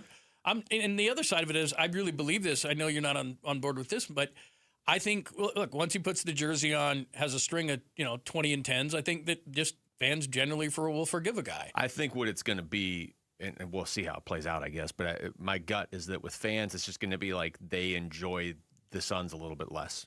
Like that's the worst. It's almost like the worst, just this like dull ache of a pain almost, right? Like, if you're a Suns fan, you really want to have to tell your kid about this guy at a game? Like, if your kid goes and says, I want to buy that jersey, you're like, eh. How about anybody else on the team? And you can still root for the Suns, but I don't know what his jersey sales are going to be like. Yeah, and he's going to be here for a while. They're going to give him an extension. You don't trade everything you traded for a one-year guy. So, like, this guy's now a part of your core. So even if it's like, I go to the games to root for Book and Fleming and Malwatch and all these guys, and then Bridges is on the team, it's not like he's on the team for a year and it's going to go like, he's here now. He's part of your core. If you start to look at like what the core is of this team, he's part of it. And then, again, basketball terms, he probably is blocking Rasheer Fleming from playing now too. So that's, here's Matt Ishbia. This is Matt Ishbia from a year ago talking about, it's from a year ago talking about just how they want to set the tone and culture. So this was coming out of the KD, Bradley Beal era. I'm the owner of the team, but I always say the team is the city's Phoenix. My job is I serve the city, and try to deliver what I say we're going to deliver and what they would be proud of. And that's where the tone starts, right? And so the vision starts with me delivering for what the fans want, right? Which is a competitive team that's fun to watch, that competes out there and has a chance at winning a championship, right? And so that's what I believe. And so I'm not a believer that an owner, I'm going to buy a team and I'm going to buy the team and I'm going to go sit in the box and just watch and just cheer them on. And not like, I have to be accountable as well. And just like any owner of any business, right? But I think the delineation when people talk new owners and like people are just silly. Like, is Matt making calls to the GM to make a trade? And what does Ishbia think about this draft pick? Like I think what my front office thinks about it, right? Like, I'm with them, and now do I have to have the right front office, the right scouts, the right personnel? Of course, and that's on me. I would say since he said that in April of 25, so right after the last season with KD and Beal and all them, I would say he delivered on all of that until now. Yesterday, you've got a lot of fans, and I think very justifiably so, that are like, I'm not on board with this. Yeah, and there's a lot of hypocrisy in that statement, and one of the parts is that, look, this was not a trade that he did not approve. You cannot get this guy with these kind of issues off the floor and not have the owner involved. Had to be. So Matt Ishbia had to rubber stamp this. And the one thing is, we'll know this, he has to be, whenever there is a press conference, he has to be there and accountable. Because he just said he was. If he's not sitting at that table, he's got to be there, and he's got to take the questions, because this is not on Brian Gregory. This is above him. There are certain trades that are above. Approving that pick, that asset pick had to go through him. Approving him, especially as a Michigan State guy, approving him being on, especially after saying things like that, this was his, and this is his rubber stamp, and he has to be accountable for it. Yeah, because this move just in general, and I almost can't wait for that press conference. I mean, the NBA is going to make it so they can't have it till at least next week anyway, just with their weird rules. But yeah, I want to hear what they say, because this move is an outlier to all the other moves they've made. All their good vibe moves and their tense players, and just the way the guys you can easily get behind, and guys that have been good basketball players. And Miles Bridges is a good basketball player, but in a lot of ways this move's a lot different. So I want to hear what their reasoning is behind it instead of speculating on it. I just want to hear what the owner and the GM say about it. All right, that's it for us. We got a lot more on this obviously tomorrow. Thanks to Rick and Jamal behind the glass. For John Lund, I'm Luke. We got Burns and Gambo next on Arizona Sports, the local sports leader. Burns and Gambo, afternoons. The one thing that all of these guys have in common when they talk Suns DNA, they all compete really, really hard. Yes. There's not one of those guys that we mentioned that doesn't compete super hard. They're getting guys that, yes, these guys have some flaws in their game. They got to figure it out. They got to work with them. They got to develop them. But you don't have to ask them to play hard. You don't have to ask them to compete. They're going to give you everything they have, and that's what that is. In other words, they're not DeAndre Ayton. Yes. You can have all the talent in the world. You can be kissed by the basketball gods with a perfect basketball body. But if you don't have the drive to play, what good is it? Burns and Gambo, afternoons 2 till 6 on Arizona Sports, the local sports leader. This 4th of July, celebrate family fun and the freedom to save at your Valley Chevy dealers. July 4th event going on now. Choose from popular models like Silverado, strong, dependable, and impressive towing capability, and 4 powerful engine choices. Or the road trip ready Equinox and Traverse, blending style, versatility, and roomy interior loaded with first-class comfort. No matter how you celebrate the 4th, it's always better in a Chevy. Don't miss out. Visit a Valley Chevy dealer near you during the July 4th event. Hello, everybody. Eric Bryan, owner of Precision Air and Plumbing. Picture this. It's 8 o'clock on 4th of July. It's 102 degrees outside, and your AC just quit. That's exactly the moment Precision was built for. We stay fully staffed all summer, nights, weekends, and holidays, because that's when you need us the most. And we never charge extra for after-hours calls. Make the Precision decision today. Call 602-FIX-MY-AC. Make a precision decision with Precision Air. Hey, it's Austin with Moxie Pest Control. When I was a kid, we didn't have much. One day, a box showed up on our doorstep. No name, no note, just things we really needed at the time. I was probably 7 or 8, and I still remember opening it and feeling what real kindness felt like. That's why we show up the way we do at Moxie Pest Control, because one small act of kindness can mean everything. Make the move to Moxie. Call Moxie Pest Control. I joke around and with my wife and call it my bionic knee. But before Ernest became a patient with QC Kinetics, it was a different story. I'd go to bed with my knee throbbing, heat, ice.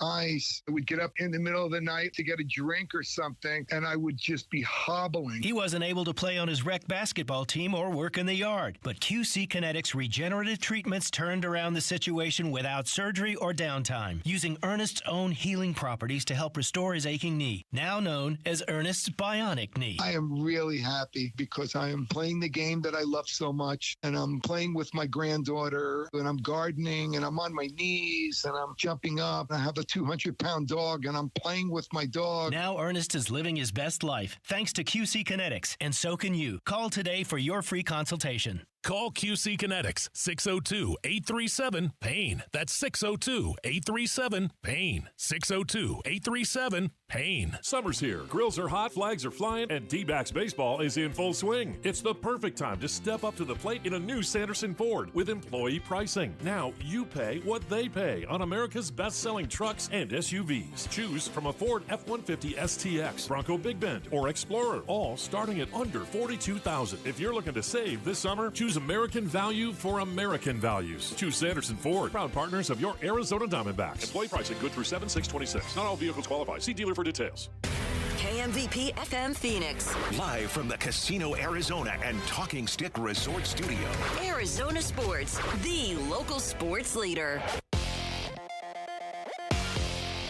I'm Mitch Vareldes with Trending Now. It's presented by Parker & Sons Heating, Cooling, Plumbing, and Electrical. Diamondbacks, they need to get right again after being swept by the Tampa Bay Rays.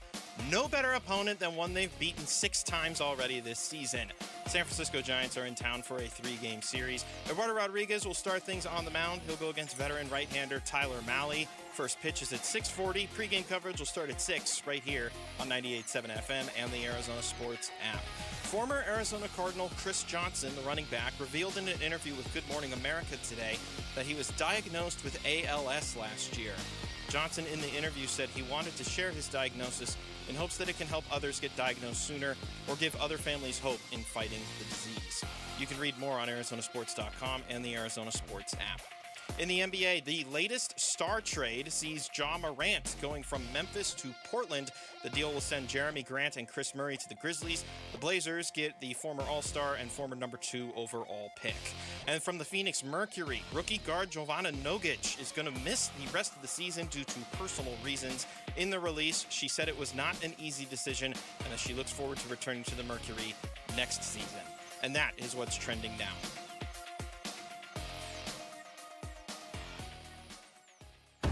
Arizona Sports, the local sports leader. Burns and Gambo starts now.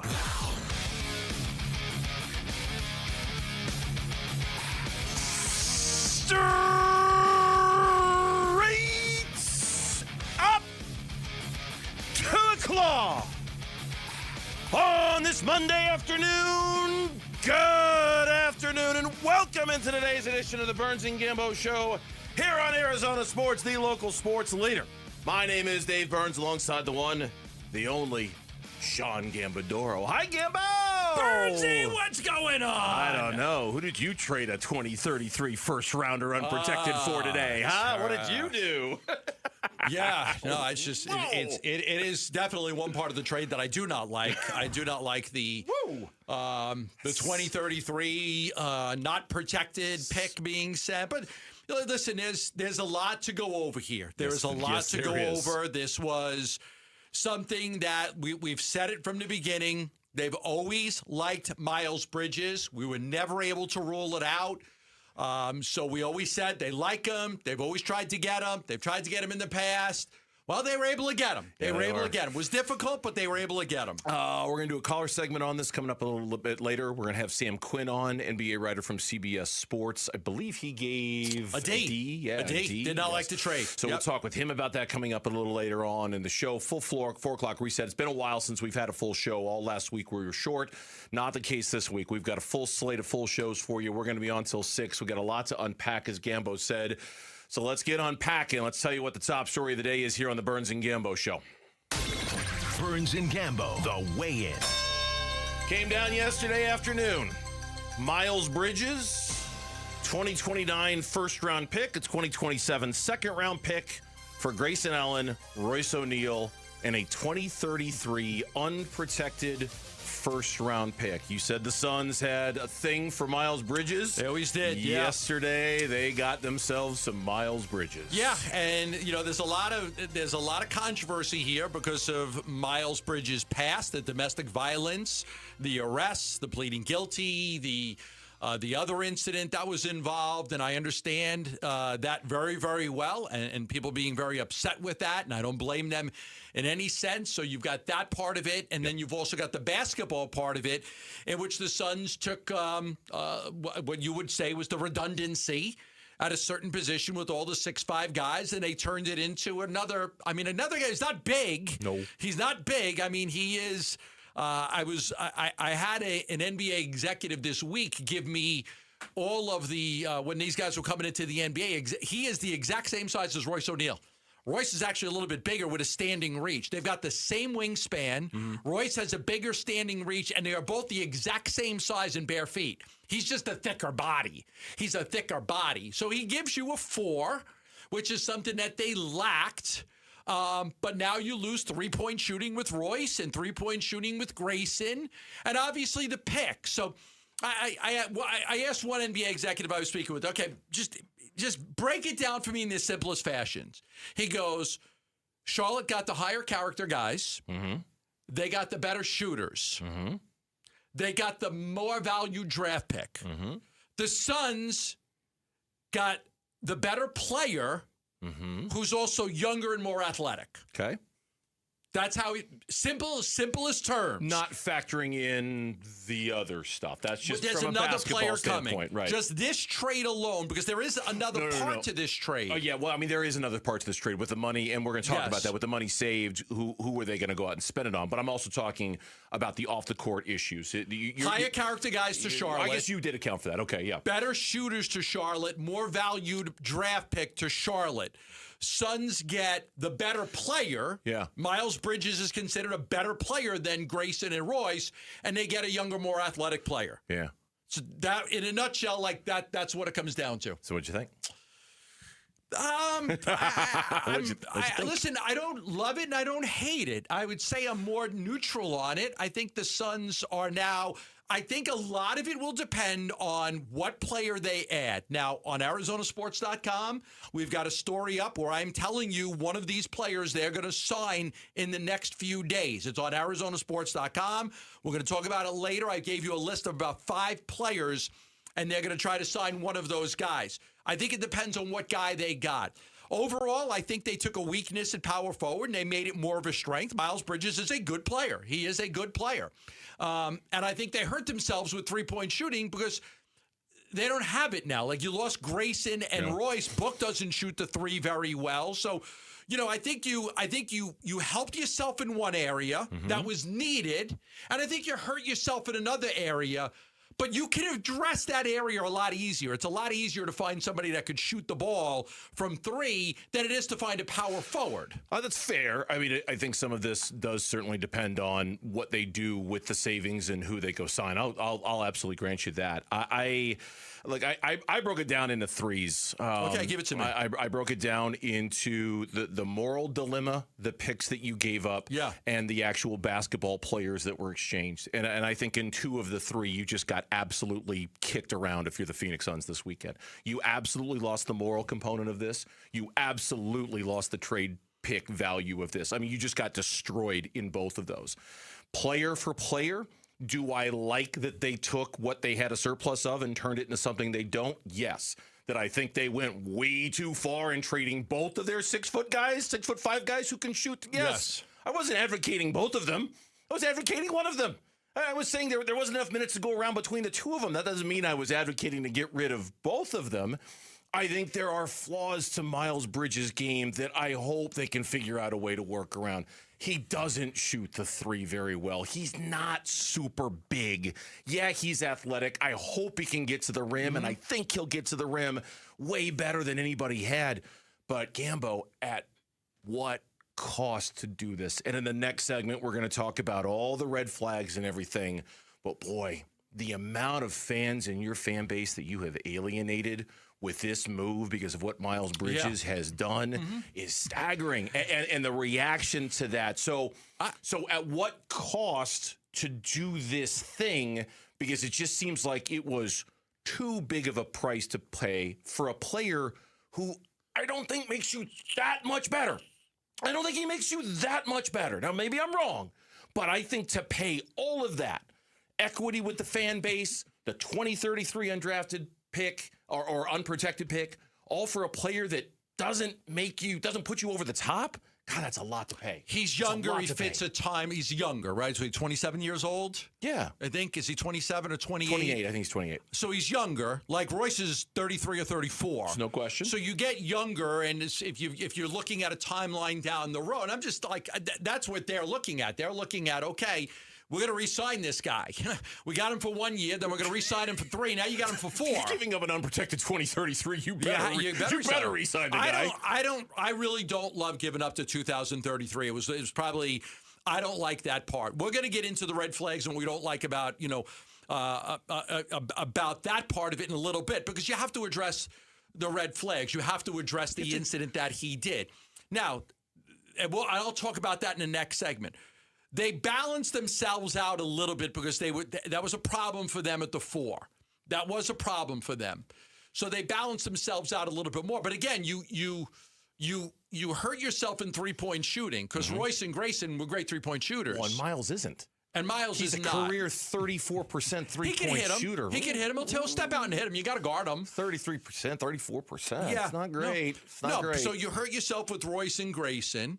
But you get better in one area and you hurt yourself in another area. I think a big part of this is going to be, what do they do in the next few days, which is going to come down within the next week. They'll have a new guard here. And who is that guard? Is he more of a playmaking guard and a point guard, or is he more of a shooting guard? I think it'll be more of a shooting guard. Yeah, and those are all the things that they had to weigh when they made this move. And like I said, we're going to get into every element of it, but it is... I mean, just yesterday, I know you were working all day yesterday on the phones, tracking stuff down, doing the Gambo thing. All day. It took me a long time as a Suns fan, as a forever Suns fan, to wrap my brain around this one. To, like, really think about it. How do I feel about this? You know, without rushing to any judgment. You know what I mean? Yeah. I don't know if I can describe it appropriately, but I spent a good chunk of yesterday just, like, processing, how do I feel about this very complex, very complicated, very lots of little pieces in here kind of deal, because it is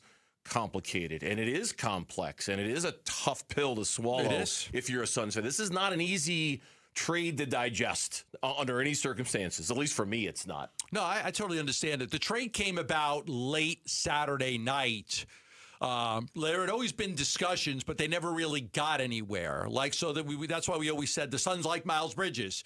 Are they trying to get him? Yes, but trades are difficult. Trades are difficult. So we never ruled it out. We always said they liked him. But on Saturday night, it kind of came about, and they were able to get the deal done. Now, Charlotte's been trying to get off of Miles Bridges for 2 years. Yeah. Okay, they've been trying to get off him for 2 years. Grayson has been, as much as I like Grayson, he's been a very unreliable player as far as health. I mean, he's breaking down. He's broken down a lot. And I like Royce, but the age factor starts to become a timeline thing. If you project 5 years out, he's 38 years old and out of the league, where Bridges, in 5 years, he's 32 or 33, and he's still in the league. So that became a factor. But late Saturday night, it came about that they had the parameters of a deal done on late Saturday night. They finalized it Sunday morning. Certainly the red flags are flying when it comes to this trade, and to Miles Bridges in particular. How concerned about them should we be? How concerned about them are they? That's next on Burns and Gambo. Diamondbacks baseball. Here's the 2-1. Vargas pops it up. Right side of the infield. Williamson has it. And that's it. Rays win it by a final score of 5-1. The Diamondbacks go 0 for Florida as they're swept by the Marlins, and now they are swept by the Rays here at Tropicana Field. The Arizona Sports reaction to the Rays sweeping the Snakes is on the way on YouTube, the Arizona Sports app, and 98.7 FM. Hey, Arizona, it's Vince Marotta. Truck Month is finally here, and Earnhardt Buick GMC in Mesa is kicking it off with their biggest deals of the season. This is the one time of year when the Valley's best GMC trucks come with the Valley's best savings. Forget all the runarounds and pressure from those other guys. At Earnhardt, you walk in as a customer, you leave feeling like family. That's 75 years of doing things the no-bull way. Right now, save up to nearly $14,000 off MSRP or get 0% financing for 60 months on a new 2026 GMC Sierra 1500 Crew Cab. And the savings keep coming with up to $6,000 off MSRP on a new 2026 GMC Canyon just in time for summer. Discover the hottest trucks now ready and waiting for you. Visit Earnhardt Buick GMC in Mesa and experience the difference, or find your perfect match at EarnhardtBuickGMC.com. We are professional grade. After all applicable incentives on select models, all offers with approved credit through GM Financial. See dealer for details. Offers in June 30th, 2026. Celebrate Independence Day with the D-backs on Saturday, July 4th. Enjoy an extended post-game fireworks spectacular show presented by Bar S. Get your tickets today at dbacks.com. Summer in Arizona is pool days, backyard cookouts, and a house full of memories. But where does it all go? The gear, the towels, the camp stuff for the cabin. Space Solutions designs custom cabinetry for the rooms that hold your life together. Closets, mudrooms, and offices. From Munns Park to Mesa, Peoria to Payson, wherever home is, will come to you with a free design consultation. Local, family-owned. Call today to book your summer install. Visit SpaceSolutionsAZ.com. Call 602-298-6956. In baseball, every decision matters. One pitch can change the game. I'm Jeff Jr., founder of Trajan Wealth. And like a good manager, building a strong financial plan takes strategy and the right team. Torey Lavello here. Jeff's right. In baseball, you can't just watch one part of the field. You have to see the whole game. And that's how we think about financial planning. Most advisors just manage investments and refer you somewhere else for taxes or estate planning. But the best teams work together. Exactly. At Trajan Wealth, we built a family office model that brings everything together. Wealth, tax, estate. One team making sure every part of your plan plays well together. That's why I trust Trajan Wealth. With my family's plan, they see the whole field. Call Trajan today. 855-TRAJAN-1. That's 855-TRAJAN-1. Advisory services through Trajan Wealth, LLC, an SEC registered investment advisor. Paid advertisement. Other services through Trajan Estate and Trajan Tax. Additional disclosures at TrajanWealth.com. As America celebrates its 250th birthday, it's amazing to think of how much has changed since 1776. Take dentistry. George Washington's teeth weren't actually made from wood, but from materials like ivory, metal, and even someone else's human teeth. Fortunately, we've come a long way in 250 years, and today, dental implants from Aria Dental Implant Center can permanently replace missing and broken teeth with a solution that looks, feels, and functions like natural teeth. No more slipping dentures and hiding your smile, just the confidence to eat and laugh the way you were meant to. In honor of America's 250th, Aria Dental Implant Center is running the Wolf Red, White, and Blue Special. 10% off your dental implant procedure this month only when you mention Wolf. Celebrate your own dental independence like I did and get 10% off. Go to AriaDentalImplantCenter.com. That's AriaDentalImplantCenter.com. Staples Easy Deal Days are here. Score up to 50% off more than 1,000 products in-store and online. Don't miss your chance to save on tech, chairs, custom print, school supplies, and more. It all ends July 4th. Staples. That was easy.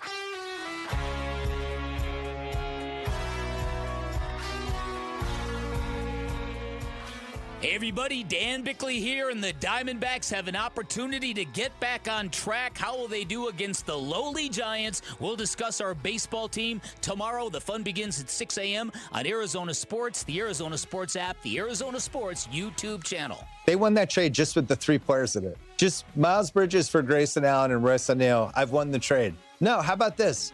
I'll throw in the worst of my 2029 swap. You'll get the less favorable version of that. And you give me your unprotected first and 33. And Phoenix is like, that sounds great. Let's do it. What a terrible trade by them. Bill Simmons giving you the mostly unfiltered view of what he thinks. We had to filter it a little bit because, we're a family station. But that's on the BS podcast, almost instant real-time reaction to what happened. And again, like we talked about in the last segment with this Miles Bridges trade, Gambo, lots to unpack here. And there's a lot to unpack when it comes to the basketball version of it, the picks version of it, and then the red flags, which are flying like it's hurricane season in the Bahamas, man. I mean, they're just, there are so many red flags about this player and the Phoenix Suns' dogged pursuit of this player, which has been going on for a while now. Yes. Pre Brian Gregory, I might add, right? Yes. Like their infatuation with, that's a good word, infatuation, obsession with Miles Bridges goes back a while. We've been talking about this player for a while now. They finally got him, and the question is at what cost? They're able to get him because there's no more suspensions by the league, and he didn't miss a year, and he played well, and the team won a bunch of games. And Charlotte said, here's this great opportunity to get off of LaMelo and to get off of Miles. Let's do it while we can. Yeah. Because their culture needed to change. It was their culture in Charlotte that needed to change, and they saw a golden opportunity. We can get off of LaMelo, and we can get off of Miles. We had a good season. We won more games than anybody expected. We're not going anywhere with this team. Let's get off those guys. Let's talk about the elephant in the room. And this is something, and in this market goes, Jerry Colangelo had more of a zero tolerance policy for domestic violence. Jerry once saw, his father commit domestic violence on his mother. We had situations with the baseball. Remember Mike DeFelice? Sure. We lit a fire under his lighter under a woman's butt. Yeah, at a bar or something like that. We had Jason Kidd with Jumana. So we've had situations involved with domestic violence here in the past that was really not tolerated. Now, what I will say is that the Suns probably are not going to say anything for 6 days because the trade's not official for 6 more days. July 6th is when it could become official, yes. When it becomes official, I would hope that there is a statement from somebody in the organization as to steps that they're going to take to make sure that Miles Bridges is an upstanding member of the community. When you take a player on the Phoenix Suns, Diamondbacks, you're a part of our community. You represent our community. We want you on our best behavior. We don't want you getting in trouble with the law and getting in trouble with things like that. So Miles Bridges has done a lot of steps to kind of, I don't want to say make right what he did because there's no making right of it, but to work on himself. He's done a lot of things to work on himself.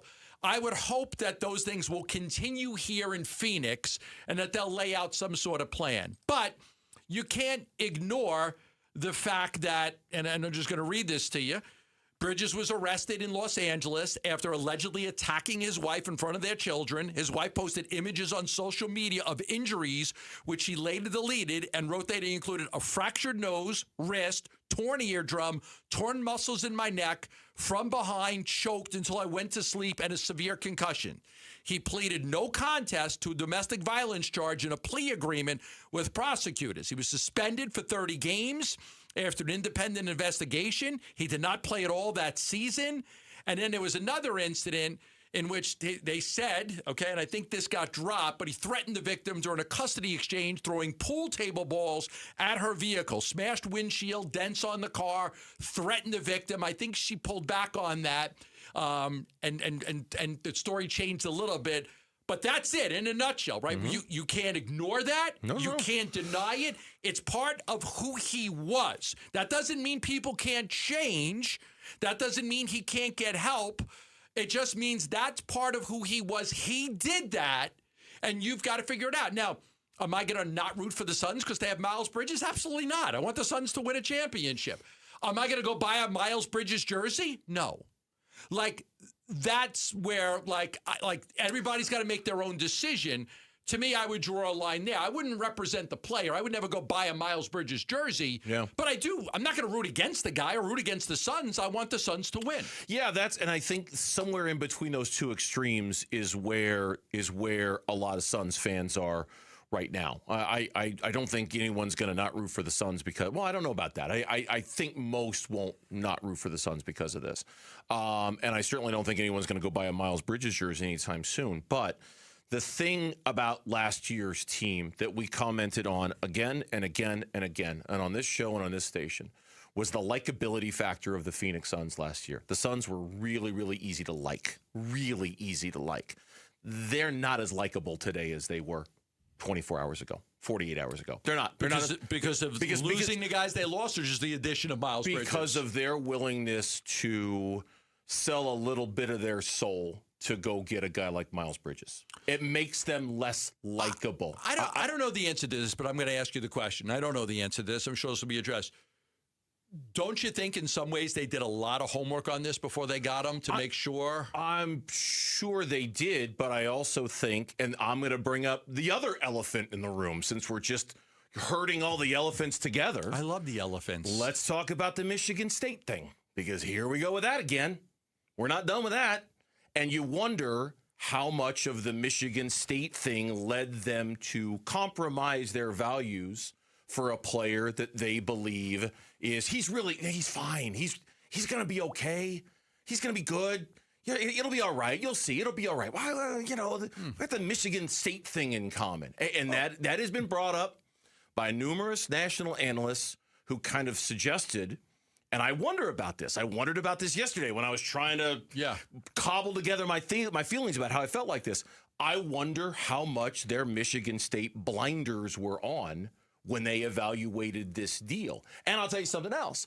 I wonder, too, how much Matt Ishbia's impatience kind of had his blinders on when it comes to this one, too. Matt Ishbia, we were all wondering all offseason, can he just sit around and do nothing? Can he really just run it back and not do anything? Looked like they were going to. Looked like they were going Looked to. like they were and going then to. on Saturday night, nope, never mind. We're going to do something. People thought the Michigan State blinders were on when they hired Brian Gregory and Jordan Ott. Yeah, and people bashed those moves, and they ended up being great moves. They did. Because it's familiarity that they had. They're doing it their way, right? Not somebody else's way. And in their way, there is, I know these people. I'm familiar with them. I know how they work. They must know something about Miles Bridges a lot deeper than any of us know. And that's fair. But I guess I would counter that with this. Is there any other team in the NBA that would give up a 2033 unprotected first-round pick for Miles Bridges other than Matt Ishbia and the Phoenix Suns? Is there any other team in this league that would have done what the Suns just did? And if you say to yourself, I think the answer to that question Probably is not. no. Yeah, I would say no. Then you have to dig into why. Then you really have to peel back the layers and say, okay, why are they the only team that would have done this? Why are they the only one? And that's where, unfortunately, fair or not, right or wrong, I kind of have to go back to the Michigan State thing and wonder how big of a slice is that in this pie. I have to. Yeah. I'm sorry. It might sound because you're right about Gregory and you're right about Ott. Mm-hmm. All of those fears were completely unfounded. And I'll say this too: this time a year ago, I didn't love the trade that they got back for Kevin Durant. I didn't think they did a great job with that. They did phenomenal with that. They did really. They did well, and they basically got rid of Durant, which was more important than the guys they added. Phenomenal is strong, but they did really well. Yeah, they did well. They did really well in that trade. So maybe I should give them a little bit more grace on this one. I just keep going back to this, Campbell. This is a really high price to pay in terms of your fan base and the draft for a player like Miles Bridges. So the way I work is I was speaking with NBA front office executive, coaches, players yesterday, trying to gather as much information as I can. Overwhelmingly, there was the unprotected pick that they gave up is way better than the pick that they swapped out. I mean, there's no ifs, ands, or buts about it. That's what they needed to do to get that deal done. Now, we have no idea what's going to happen in 2033. And I will say this, the new lottery system is only in place until 2029. So we don't know what the 2033 draft lottery is even going to look like. It might be better. It might be worse. We just don't know. But they did they now unlock the ability to make some other trades by getting control of that 29 pick. I still think I wouldn't have given up the 33 unless I had protected that pick at least top 3. It was not a great weekend for the Arizona Diamondbacks. The problems persist, and we'll shine a bright spotlight on them next on the Burns and Gambo Show. The Suns make a deal with Charlotte for Miles Bridges plus draft picks. With Grayson Allen, Royce O'Neal, and a 2033 first-round pick heading to the Hornets. We chop up this trade and maybe speculate a little bit about what else the Suns might do this summer on the Arizona Sports YouTube channel, the app, arizonasports.com, and 98.7 FM. Hi, this is Stuart Willis, President of Asset Preservation Wealth and Tax. A personal relationship with your financial advisor really matters. It's super important that you have the ability to talk about anything you need to with your advisor. So if you have been pushed off to a call center and you don't have a one-on-one relationship with your financial advisor, then reach out to us at assetpreservationwealth.com. That's assetpreservationwealth.com. Investment advisory services offered through Foundations Investment Advisors, LLC, an SEC-registered investment advisor. Wolf here, and if neck or back pain is slowing you down, you need the team that the teams trust, Desert Institute for Spine Care. These guys are the undisputed leaders in minimally invasive and endoscopic spine surgery recognized across Arizona and around the world for their expertise. They helped me get back to life, and I believe they can do the same for you. So if you're having neck or back pain, go see my friends at DISC. Desert Institute for Spine Care, online at sciatica.com. Patrick was way behind on his IRS taxes. I was in way over my head. The total amount ended up being somewhere just over $30,000. $30,000.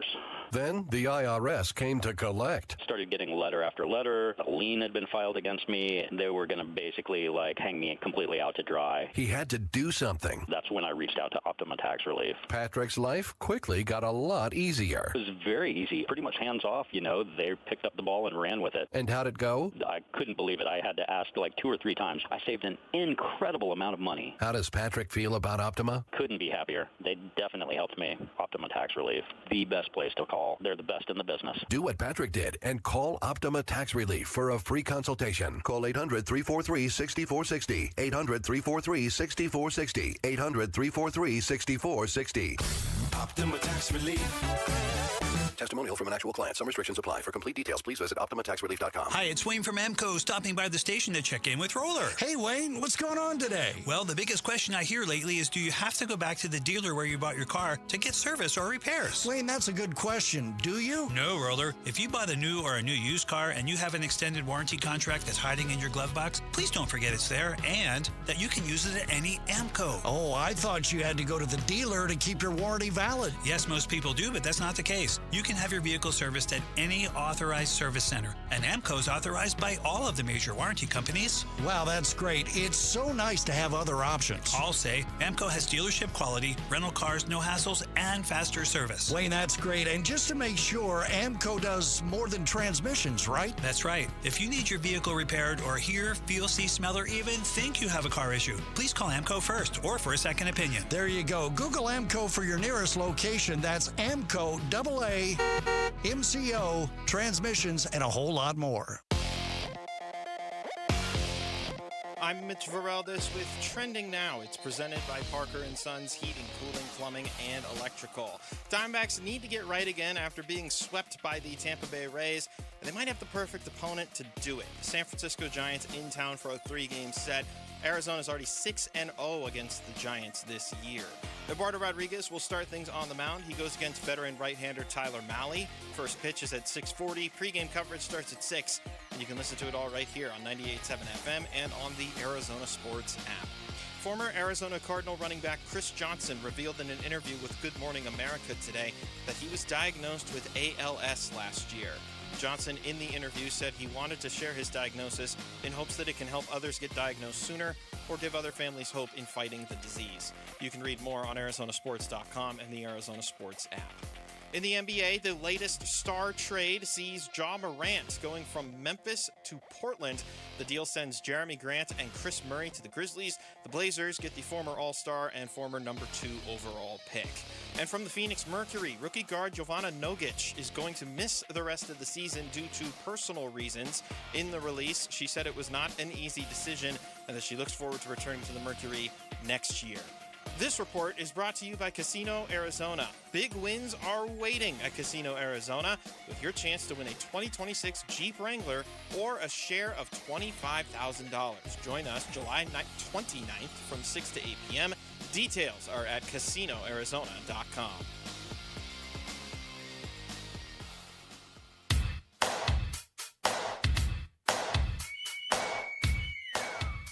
Hey, it's Luke. Was Eduardo Rodriguez able to be the Diamondbacks stopper once again? We're reacting to Game 1 of D-backs Giants tomorrow at 10 a.m. It's Wolf and Luke on Arizona Sports 98.7, the Arizona Sports app, and the Arizona Sports YouTube channel. Here's the 2-1. Vargas pops it up. Right side of the infield. Williamson has it. And that's it. Rays win it by a final score of 5-1. The Diamondbacks go 0 for Florida as they're swept by the Marlins. And now they are swept by the Rays here at Tropicana Field. They scored 10 runs in 6 games in the state of Florida this year. They can't hit. They scored 10 runs over 6 games against the Marlins and the Rays. If I have to watch one more Pavin Smith at bat, I might break something like my TV. I mean, I know he had a double yesterday. I can't watch his at bats. Don't break your TV.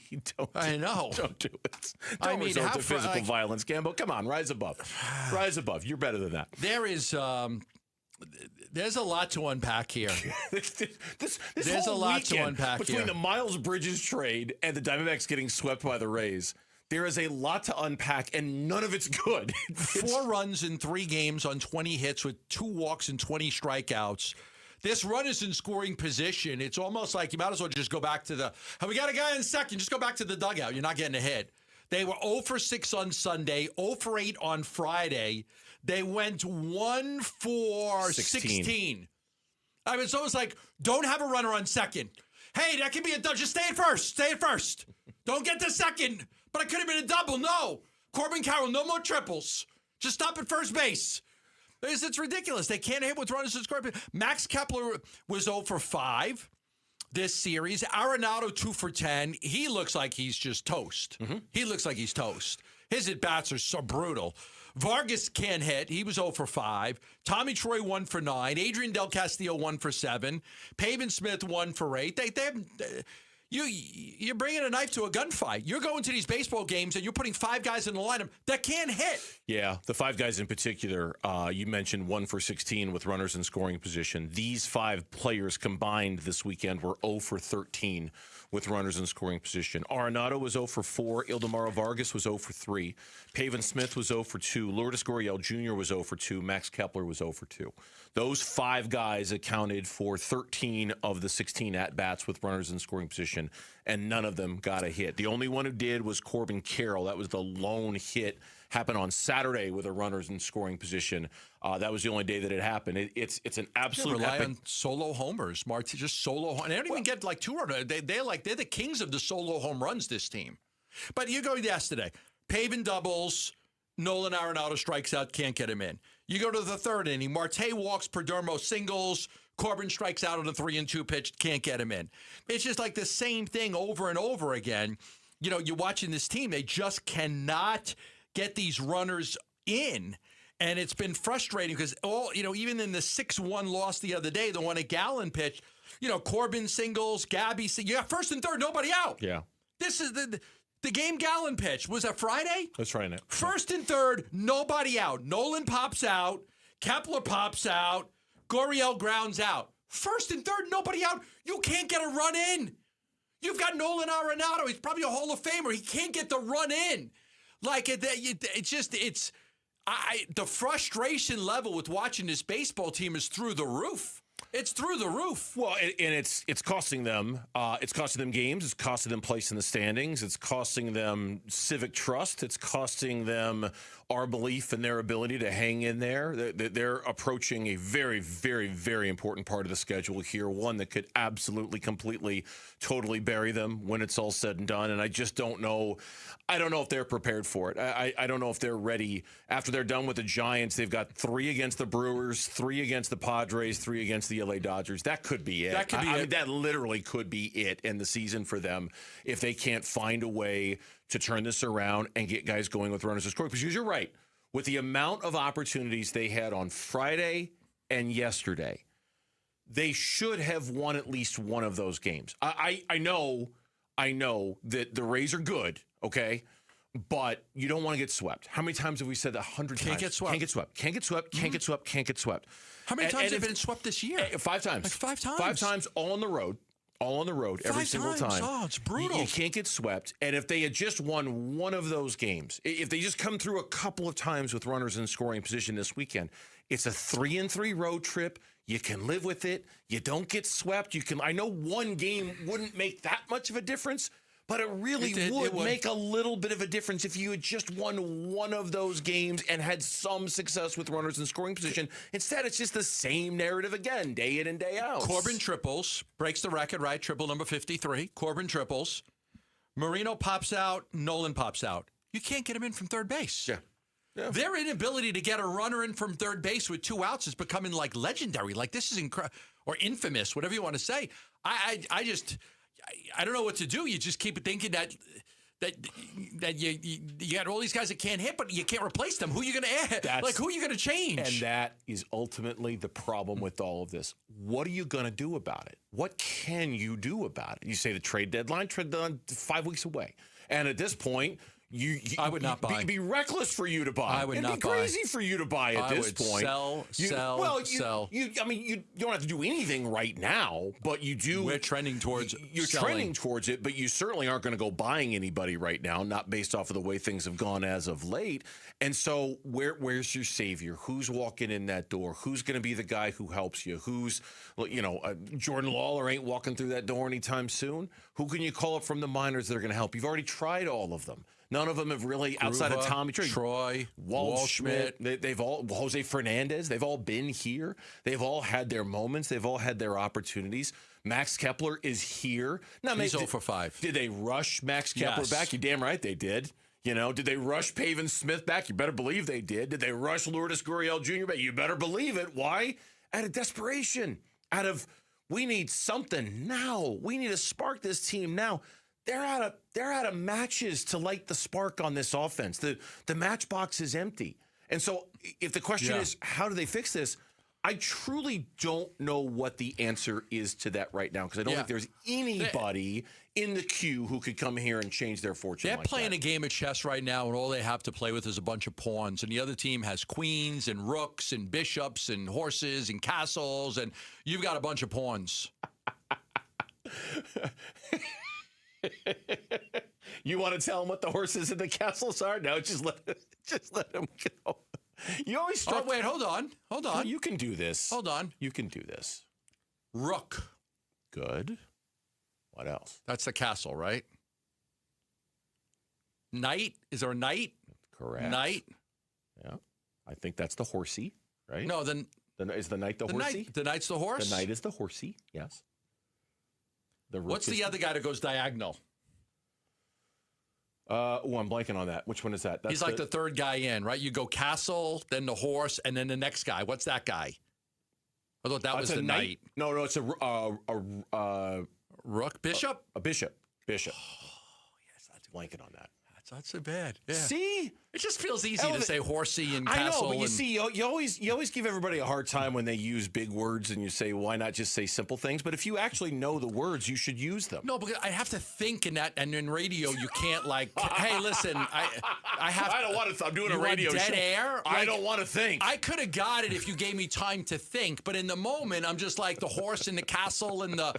It's easier for me to go that way. If you want me to get it, I can get it sometimes, but it would take me a minute, and then you'd have a lot of dead air. Family 4-packs, the D-backs Brewers, July 3rd at Chase Field. Celebrate America's 250th with Arizona Sports. Your next chance to call in and win is during the 4 o'clock hour right here on the Burns and Gambo Show, so don't miss it. So all of this talk about Miles Bridges. Are the Suns actually a better basketball team today than they were before they made this trade? That's coming up on the Burns and Gambo Show. Celebrate America's 250th birthday with Arizona Sports and America's Pastime. The D-backs host Milwaukee July 3rd and 4th. Listen today for your chance to win a 4-pack of tickets in the 7 a.m., 11 a.m., and 4 p.m. hours. America's birthday. You and 3 of your besties at Chase Field for Diamondbacks baseball and fireworks. From Arizona Sports. Keep listening for your chance to win. Dr. Jay Schwartz did LASIK surgery on me about 15 years ago, and I will tell people to this day it's one of the best things I've ever done for myself was getting that LASIK surgery done. No glasses, no contacts, no readers. I see great daytime, nighttime, up close, far away. Dr. Jay Schwartz is the team eye doctor for your Suns and your Diamondbacks, and he offers a vision correction procedure that is very right for you. If you're nearsighted, farsighted, having astigmatism, the Schwartz Laser Eye Center can absolutely help. What you need to do is you need to call 480-483-EYE, set up a free thorough eye exam. Don't forget to ask about the 2 years of interest-free financing. Yes, you could have your eyesight fixed today and pay it off over 2 years without paying any interest. How about that? Locations in Glendale, Scottsdale, Mesa. Just call 480-483-EYES, or for more information, go online at their website, teamidoc.com. Progressive presents the Museum of You. We begin our tour with a unique piece, a relic from the early big screen television era. Remarkable. Next, we find a juicer, which historians believe has only ever been used once. And finally, compact discs from the emo era. A rare find indeed. Some things should be history, but until then, you could protect what's important to you and save by bundling your auto insurance with a renter's policy from Progressive. Progressive Casualty Insurance Company affiliates and other insurers. Not available in all states or situations. Wesley Financial Group is not a law firm, and Chuck McDowell definitely not an attorney. This is Chuck. If someone talked you into buying something really silly and you want to get out of that silly little thing, my advice, get the facts. Call me and I'll send you our timeshare exit kit absolutely free. Inside, you'll learn how timeshare works and all your options for cancellation. Call Wesley now for your free exit info kit. 800-572-3344. That's 800-572-3344. Message and data rates may apply. Hey, this is Dave Burns. And John Gambadoro. And every year we hear far too many heartbreaking stories involving children in water. Please take 2 seconds out of your day to help prevent these tragedies. To learn life-saving water safety tips, go to Fulton2seconds.com or text the word SWIM to 620-620. And never forget that 2 seconds is too long to take your eyes off kids near water. This is Doug Fulton of Fulton Homes, proud to partner with KTAR to keep your kids safe around water. Hey everybody, Dan Bickley here, and joint pain is awful when you're the person who's fighting through it, but I'm betting you aren't the only ones affected by it. Maybe you love someone who struggles with joint pain. You see what they don't say, what they've slowly stopped doing. For instance, it's July, the days are long and hot, it's time to be in the pool, moving, living, and you're on the sidelines sitting it out. Let's talk about getting that life back, because at QC Kinetics, that's what's happening every day. People who were stuck in that cycle of pain are finally stepping out of it with regenerative treatments done right there in the office. No surgery, no long recovery, no putting your life on hold. Just real relief. The inflammation eases, the pain lets go, and you suddenly feel like your old self again. Go find out what's possible with a free consultation. They have clinics in Phoenix, Scottsdale, Peoria, and Chandler. Get on the books by calling 602-837-PAIN. That's 602-837-PAIN for QC Kinetics. The Burns and Gambo Social Poll. And it can be found at ArizonaSports.com. We just pass along the poll question that some studious person over there put together. Lauren is here. She's the messenger. She's got the poll question. Hi, Lauren. Hi, guys. First time we welcome you into the show today, although you've been there the whole time. Hello. I've been here. I'm pushing the buttons. You and Mitch, you're there. Everything's good. Yeah, Mitch is over there. Yeah. Hi, Mitch. Good to see you. Don't hide from us. What's poll question today? What do we got? Poll question today is about the Suns acquiring Miles Bridges. Because of course it is. And we're asking, what were your initial thoughts on the Suns trade for Miles Bridges? Here are your options. Was it, who will step up to fill the three-point shooting void? Okay. How will this affect Koa Pete's development? Okay. Did they need to trade Grayson Allen and Royce O'Neal? Or how will the Suns deal with Miles Bridges' character issues? 4. I think that's the biggest concern right now. Which, again, there's a lot of things that he did after the felony domestic violence, that court-ordered stuff and stuff on his own, that I think needs to get out there so people have somewhat of an understanding of the things that he's tried to do to make himself a better person. But I think that is just something that, it's a very hard thing to forgive, because no man should ever raise their hand to a woman, ever. Of those 4, I don't, no offense to whomever came up with this question, I don't love all of those options. So of those 4, I would say trading Grayson and Royce. Would you like me to contact the poll writers? No, the three-point shooting thing's an interesting thing. Where are they going to find three-point shooting Colin from? Gillespie is really the only one. I've got, if we're going with my first reaction, that's the closest of those 4 to what my first reaction was. 51% going with how will the Suns deal with Miles Bridges' character issues. 26% going with did they need to trade Grayson Allen and Royce O'Neal. 15% going with who will step up to fill the three-point shooting void. And 8% going with how will this affect Koa Pete's development. I think the more interesting question is how are the Suns fans going to deal with Miles Bridges' character issues because some It's fans very are really upset split. by this. Yeah. They're really, really upset And by then this. some just want to win and they don't care. Yeah. I mean, that's the truth. I've seen, not that social media is the be-all, end-all, but you look at the reaction and some are very pissed and some are like, I just want to win. He helps us win, we're fine. So let's focus on that. He helps us win, so we're fine. Yeah. And not, look, every conversation we have about Miles Bridges, understand we are well aware of the domestic violence and the red flags and the character issues and things like that. So we're never not ignoring that. We're just talking about as many elements of this story as we possibly can. Yes. So I want to make sure I say we that. spent the whole segment on it. Right. But for someone who's just tuning in, they think we're going to have a conversation about whether he makes them a better basketball team or not, and they're going to be screaming at their radio or their YouTube that, hey, why don't you address the red flags? We did, and we will, and it's always there. Does he make them better, and how much better does he make them?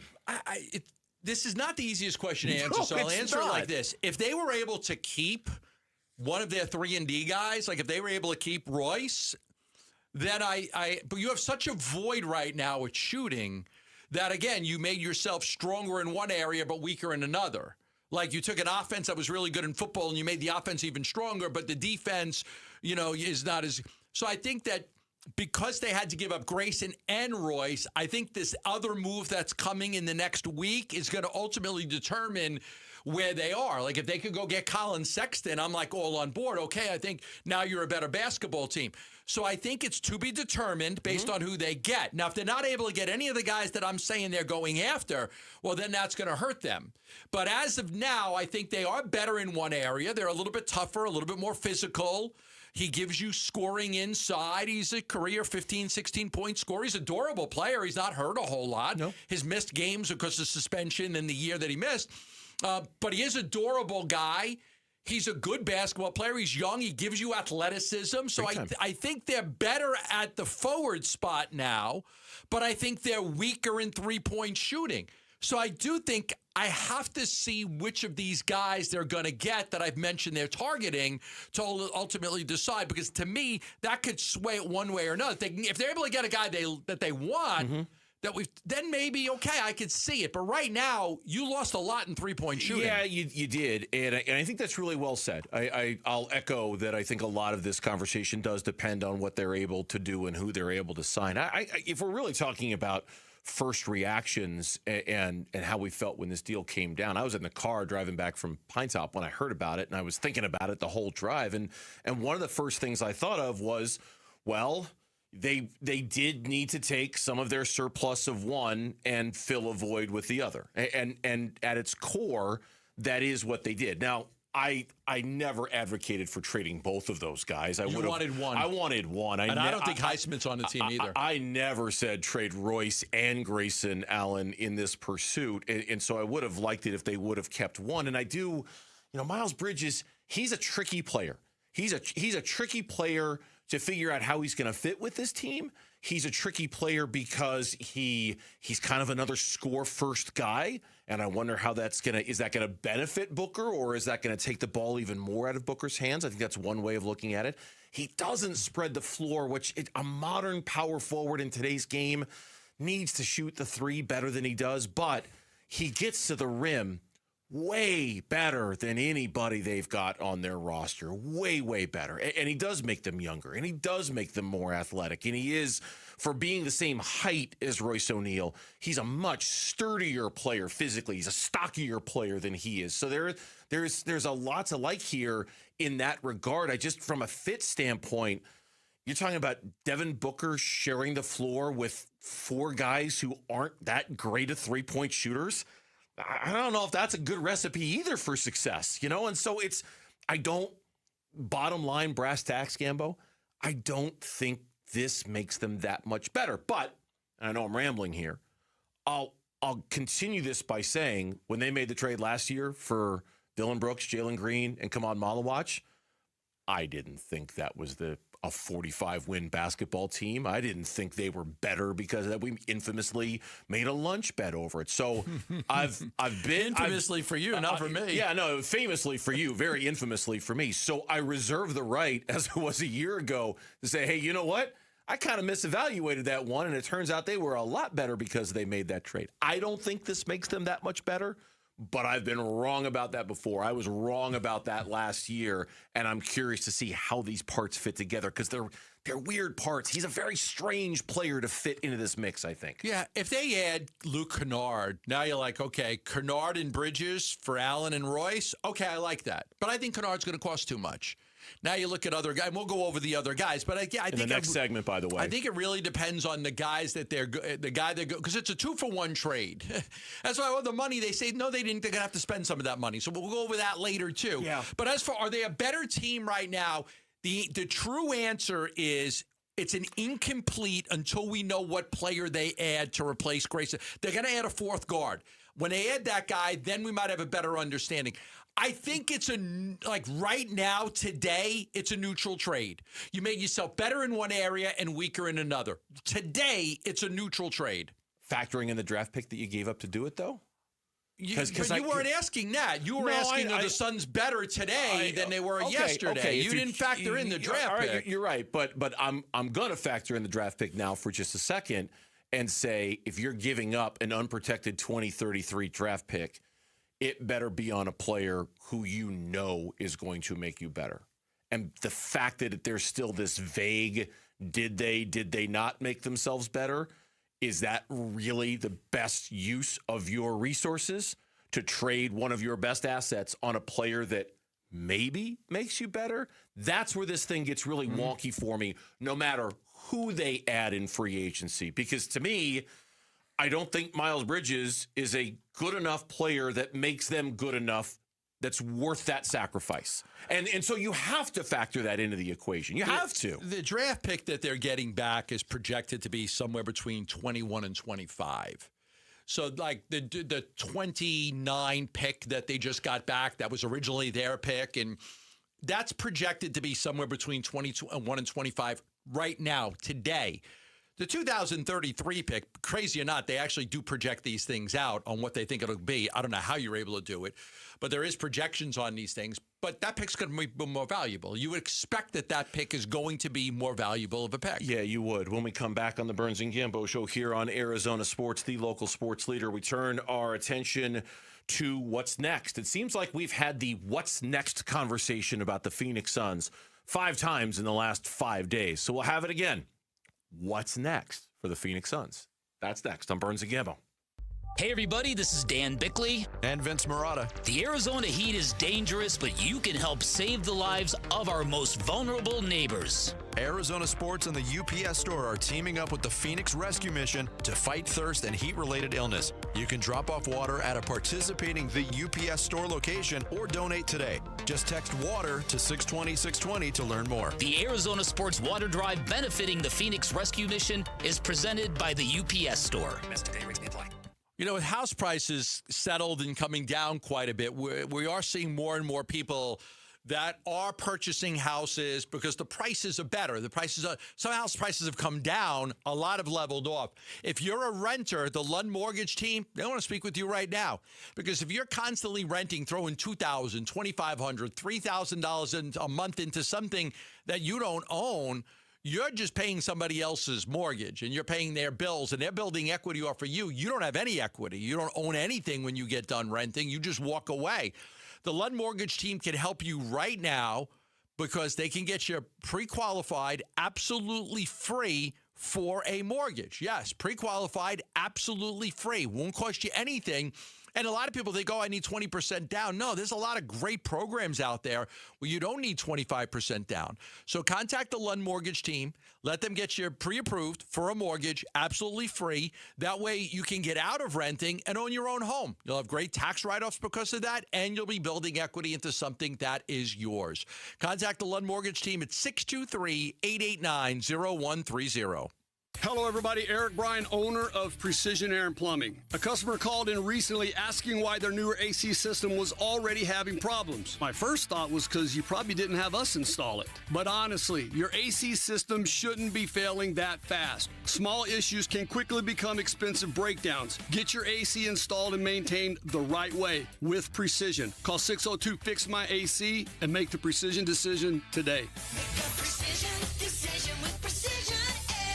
How's this sound? Employee pricing for all, and for all military veterans and first responders, another $1,000 in bonus cash at our Desert Ford dealers. Yep, that's how Ford is driving America forward for the next 250 years to come. Hey, Paul Calvisi here, and when we go there to our Desert Ford dealers, like we did just recently, leasing a Bronco Sport for my daughter, we get American value for American values, including employee pricing. Ford has been part of America for more than a century, and once again, Ford is the #1 selling truck brand in Arizona. Take that 2026 Ford F-150 truck, better than ever. Work truck or weekend warrior, and it gets better with employee pricing across a full lineup of trucks and SUVs. And again, all military veterans and first responders, you get that additional $1,000 in bonus cash at our Desert Ford dealers. Just click buyfordnow.com. Based on S&P Global Mobility retail U.S. new vehicle registrations for the truck vehicle type CYTD October 2025. Bunker to Bunker is a golf show. I'm your host, Greg Ellis. And I'm Jim Hill, Greg's co-host. And we also like to entertain our listeners. Jim's right. We play our music themes and rapid-fire games. But that's not what you mean. No, it's the fun of live radio, especially if we get a little tongue-tied. Wine cellar of aristocracy. Aristocratic, thank you. Always fun, no matter how we say it. Tune in Saturday mornings at 7 right here on Arizona Sports 98.7. Hi, I'm Katie, your friend and jeweler at Shane Company. Daydreaming about bringing your engagement ring vision to life? As a jewelry consultant, I'm here to help. Compare ring styles side by side. They're in stock and ready to try on. Then customize it with an engraving or decorative crown. At Shane Company, there are so many ways to create your dream ring at your dream price. Visit us in-store or at shaneco.com, because a friend wants you to get exactly what you want. Shane Company, your friend and jeweler. Hey everybody, Dan Bickley here with my great friend and the guy who will hook you up, Shane O'Hanrahan, GM of Chapman BMW, where the summer sales event is already in full effect. That's right, Bick, and the savings are incredible. So if you want to spend your summer in the ultimate driving machine, now is a great time to make it happen. And to all your listeners, remember to ask for me by name. I'll make sure you get the best price you're going to find in the Valley. That's Chapman BMW, 2 great locations, 1 great experience. KMVP FM Phoenix, live from the Casino Arizona and Talking Stick Resort Studio. Arizona Sports, the local sports leader. I'm Mitch Vareldes with Trending Now. It's presented by Parker & Sons Heating, Cooling, Plumbing, and Electrical. Diamondbacks, they need to get right again after they were swept by the Tampa Bay Rays. They might have the perfect opponent to do that, one they've already beaten 6 times this year. The San Francisco Giants in town for a 3-game series. Eduardo Rodriguez will get things started on the mound. He goes against veteran right-hander Tyler Mahle. First pitch is at 6:40. Pre-game coverage starts at 6. You can listen to it all right here on 98.7 FM and on the Arizona Sports app. Former Arizona Cardinals running back Chris Johnson revealed in an interview with Good Morning America today that he was diagnosed with ALS last year. Johnson, in the interview, said he wanted to share his diagnosis in hopes it could help others get diagnosed sooner or give families hope in fighting the disease. You can read more on ArizonaSports.com and the Arizona Sports app. In the NBA, the latest star trade sees Ja Morant going from Memphis to Portland. The deal sends Jeremy Grant and Chris Murray to the Grizzlies. The Blazers get the former All-Star and former number 2 overall pick. And from the Phoenix Mercury, rookie guard Jovana Nogic is going to miss the rest of the season due to personal reasons. In the release, she said it was not an easy decision and that she looks forward to returning to the Mercury next year. This report is brought to you by your Valley Chevy dealers. This 4th of July, celebrate family, fun, and the freedom to save with your Valley Chevy dealers. Spectacular offers are available right now at your Valley Chevy dealers July 4th event going on now.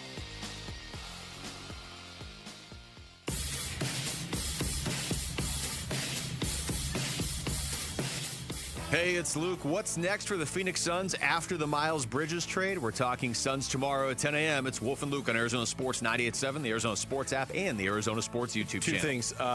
Tip jar. And number 2, I feel like this song is the theme to the entire day. Don't bring me down. Don't bring me down. Diamondbacks with runners in scoring position. A questionable trade by the Phoenix Suns. a fan base that's at least partially really, really angry about who they brought in. Yeah, don't bring me down. We're not trying to bring you down. We're trying to do our jobs. That's what we're trying to do here. But this is a really good song from a really good band. Don't bring me down. Yeah, this was always one of their biggest hits. This was one of their bigger hits. I like Sweet Talking Woman. That's a good one too. That's my favorite. Sweet Talking Woman. There's a whole bunch of good ones. All right, so the trade goes down yesterday. Miles Bridges coming to the Phoenix Suns. Grayson Allen, Royce O'Neal, completely protected. I keep saying predicted. An unprotected 2033 first on its way to Charlotte. We've talked about this deal, and we'll continue to talk about this deal because obviously it's huge news. But as we've had this conversation now with the Suns multiple times over the last week, whether it was re-signing Colin Gillespie, re-signing Jordan Goodwin, drafting Koa Pete, re-signing Mark Williams, there always comes to this, okay, what next? What next? What next? There is a next. Yeah, there is. There's a next. Yeah.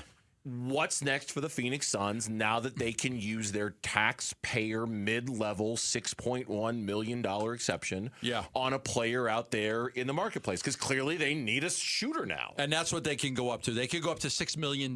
So I put out a list. We have it on ArizonaSports.com.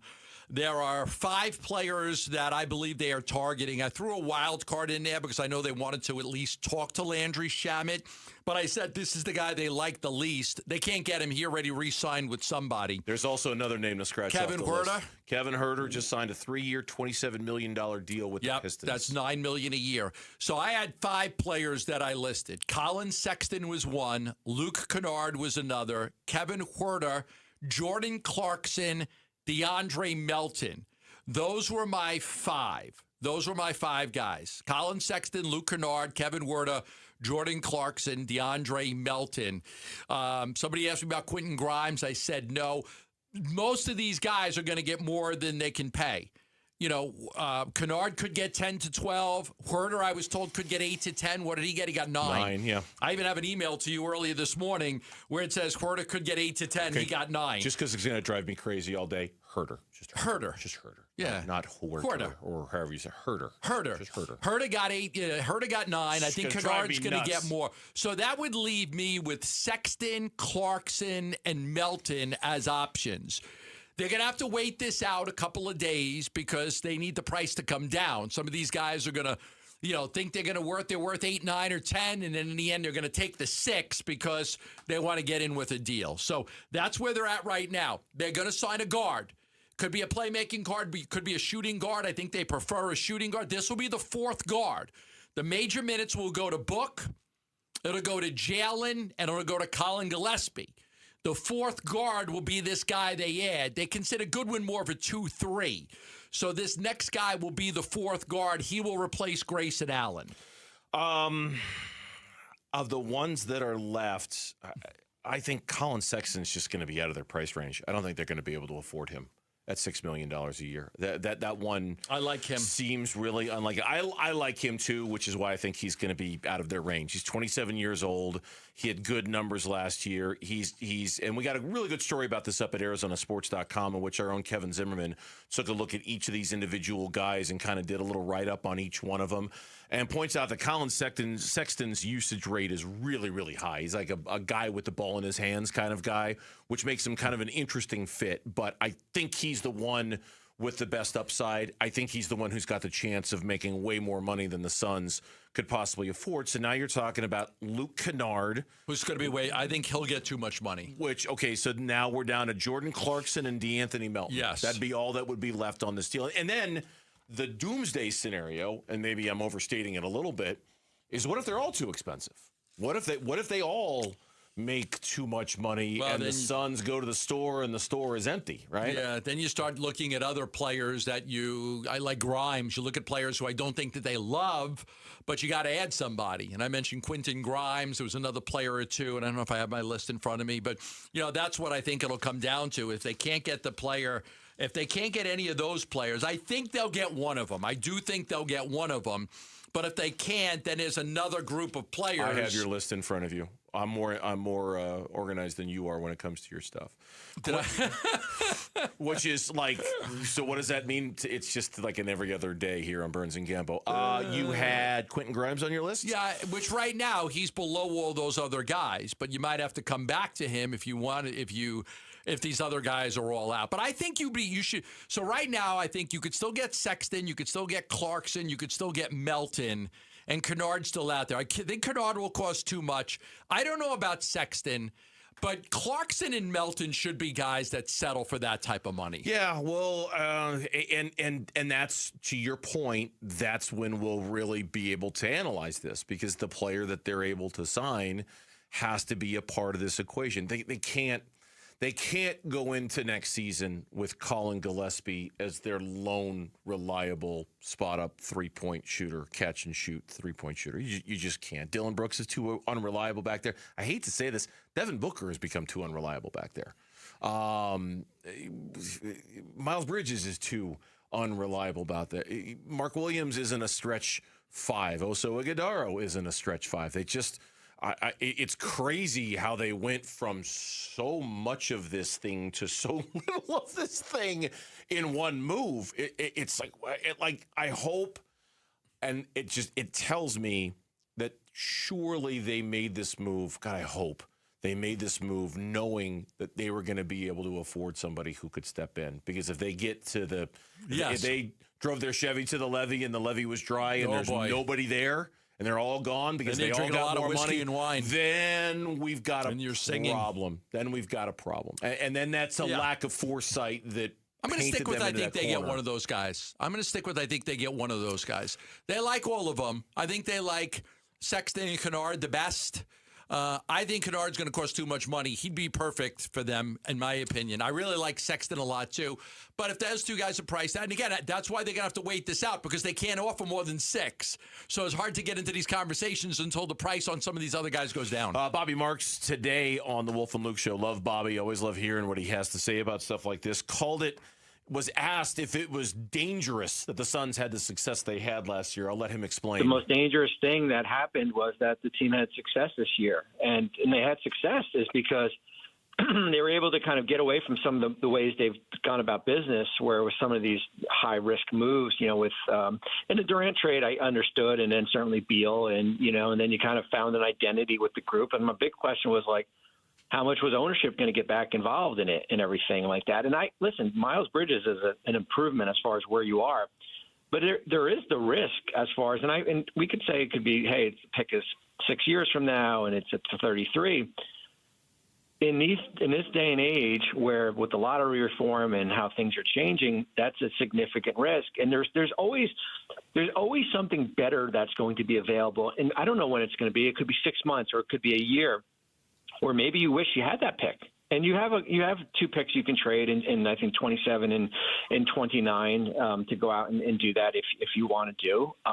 But they're the lesser of, they're 50 cents on the dollar type first round picks and everything like that. And the added risk to this deal is not being able to afford one of the free agent shooters that are out there and having to settle for something less than what you want, and that's a risk too. Did the Suns do business with Potter? Yes, they did. 50 cents they on the sold dollar? for 50 cents on the dollar. Yeah, they when it comes to, and we're going to talk about the draft pick in the next segment, because when it comes to that draft pick, there's no question they sold way too low on that. Way too low. So when we come back on the Burns and Gambo show, that's exactly what we're going to talk about here on Burns and Gambo. After we tell you about celebrating the 4th by giving back on the 5th. Vitalant's Saving Arizona Blood Drive is Sunday, July 5th from 7 a.m. to 1 p.m. at the Tempe Center for the Arts. Roll up your sleeve. Help us reach 700 donors. Please head to our contest page for more details. Did the Phoenix Suns give up too much in order to acquire Miles Bridges? We'll talk about it next on Burns and Gambo. Celebrate America's 250th birthday with Arizona sports and America's pastime. The D-backs host Milwaukee July 3rd and 4th. Listen today for your chance to win a 4-pack of tickets in the 7 a.m., 11 a.m., and 4 p.m. hours.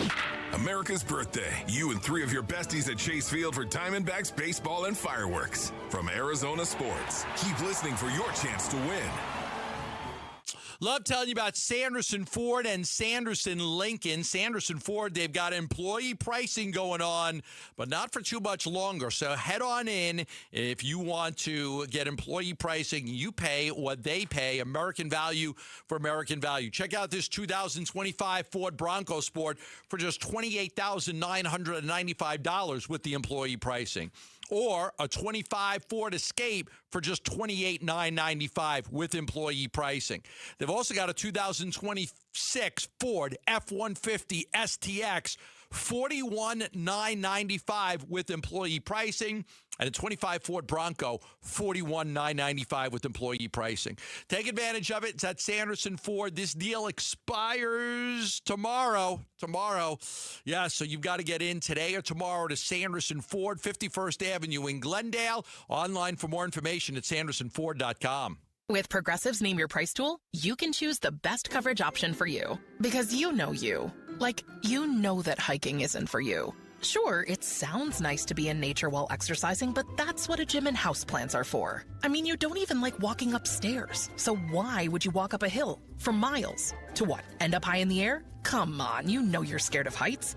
Only you know you. So get coverage options within your budget with Progressive's Name Your Price tool. Progressive Casualty Insurance Company and affiliates. Pricing coverage match limited by state law. If the world were like a Sleep Number mattress, everything would adapt for your comfort. Because as your life changes and your body changes, Sleep Number mattresses adapt and shift to give you personalized comfort night after night. And right now, new mattresses start at $1,500 during our 4th of July sale. To experience a whole new world of comfort, visit a Sleep Number store or go to sleepnumber.com. Sleep Number. To a good life sleep. Every great summer road trip starts somewhere. Start yours at Freeway Chevrolet. Right now, you can get a new 2026 Silverado 1500 for up to 0% APR for 60 months. Chevrolet. Together, let's drive. 0% APR for 60 months. Must finance with GM Financial. Some customers may not qualify. Not available with lease and some other offers. Take new retail delivery by July 7th, 2026. Freeway Chevrolet. I-10 and Ray.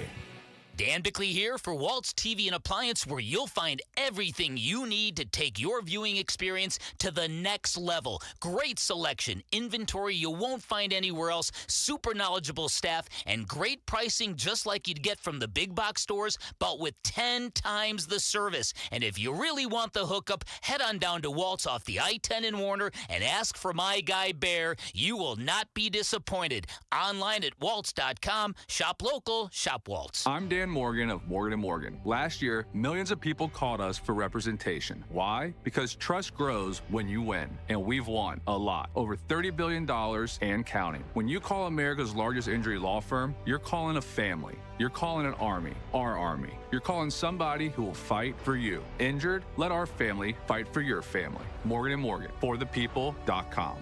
Morgan & Morgan, forthepeople.com. Arizona lawyer will handle Arizona cases. Prior results do not guarantee a similar outcome.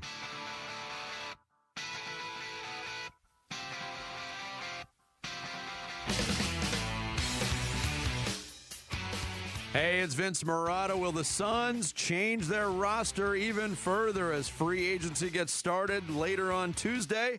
Join us Tuesday morning at 6 and find out on Arizona Sports 98.7, the Arizona Sports app, and the Arizona Sports YouTube channel. And Phoenix said unprotected 2033. I get what they're doing. What they're doing is we're exchanging a future pick for a now pick because we've traded all of our now picks, our near window picks for Durant, and we need to be able to do stuff in this period of time when Devin Booker's approaching 30 or whatever he is. That 2033 pick, just like the 2031 Suns pick that Memphis, I believe, has.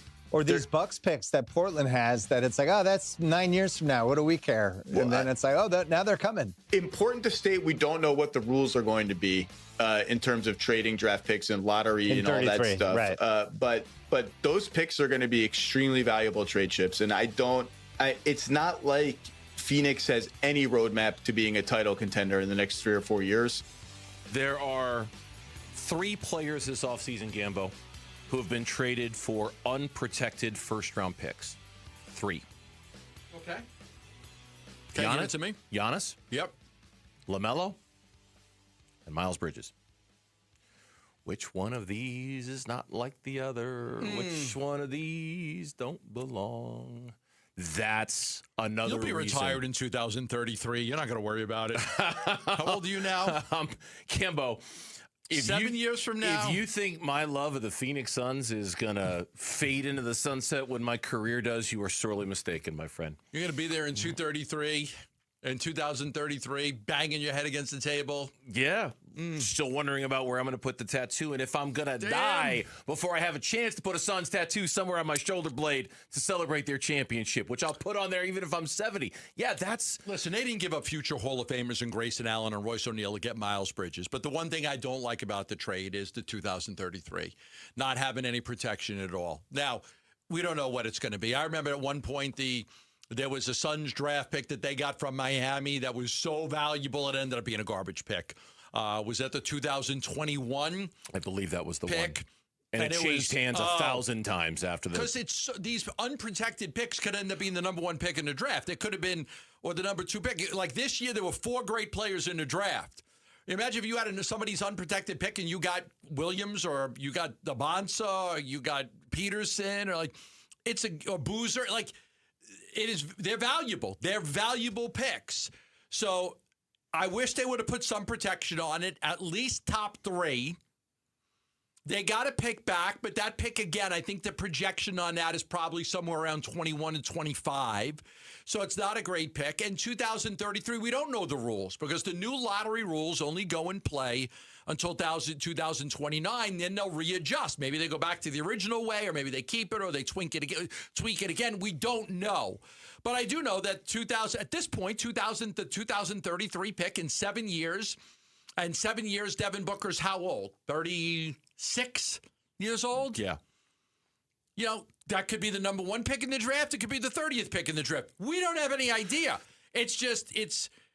To me, I would have liked to have had some protection on it if I was going to trade it. Yeah, and that's why, I keep talking about how much I was processing all of this yesterday. When I first heard about the deal, I was in the car, and I was stuck in the car for a while, so I couldn't pull up my phone and see what was going on with it.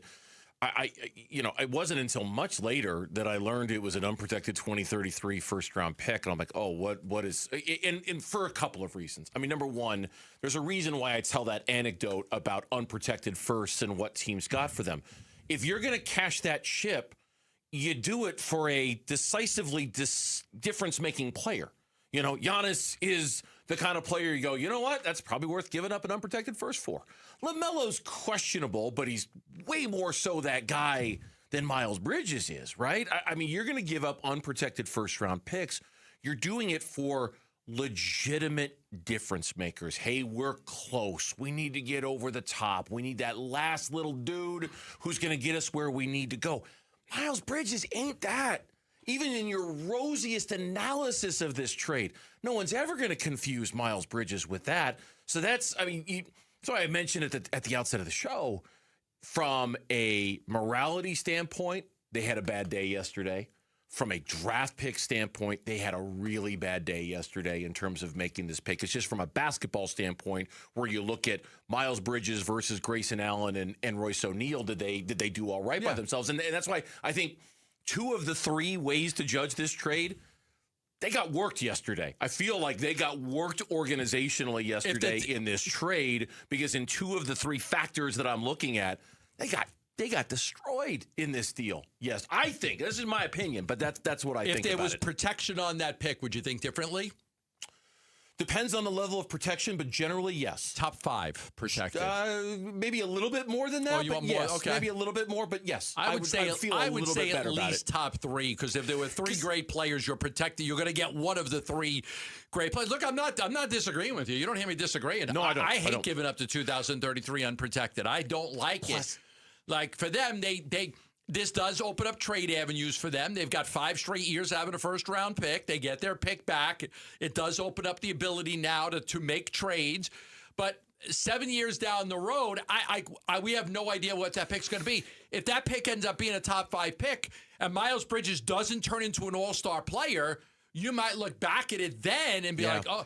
But again, like you're not going to know the full value of this trade until that pick transfers. And that's the thing is that I'm not worried about what player they could select in 2033. To me, that's not the point. Yeah, how old is that kid right now? That kid's in the 6th grade right now, or whatever it is. To me, that's not the point. He's in elementary school. Honestly, it misses the point for people who get all obsessed about, that pick's 8 years from now. Who cares?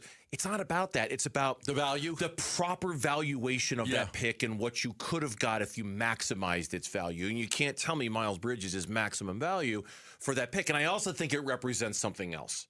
And I think it represents this idea, Matt Ishbia comes in and it's there go all the first-round picks. Let's go get Kevin Durant. There go all the first-round picks. Let's go get Bradley Beal. Oops, never mind. Big mistake. Shouldn't have done it. Let's reset. Let's kind of calm things down. And the first chance he gets to go trade an unprotected first-round pick, bang, we're doing it again. And that, to me, that's the part that makes me, is he ever going to not do this? Is he ever going to not be this way? And I'm not. They didn't get an aging Kevin Durant or a loser in Bradley Beal. They did get a young, talented player. But Kevin Durant is an elite basketball player that Miles Bridges on his best day will never dream of being. Right. But you're talking about a guy who just turned 28 years old compared to Durant. At the time you got him, he was like 34. You got Durant couldn't deliver anything to Phoenix. They couldn't win with Durant. They won one playoff series? But you understand my point? They got swept in one? But you see what I'm saying, right? Like, it was very much, we thought this offseason was going to be, and look, continuity development, stay the course. I'll cop to it. I didn't want them to do the continuity thing this offseason. I didn't. You wanted them to trade Grayson or Royce. You did. I wanted them to do one of two things. Mm-hmm. Trade Grayson or Royce. And trade Jalen Green because I just don't think he fits. Right. Okay, that's what I wanted them to do this offseason. I understand they're looking at Miles Bridges and they're saying that's a distressed asset, but usually the point of going after distressed assets is getting them cheap.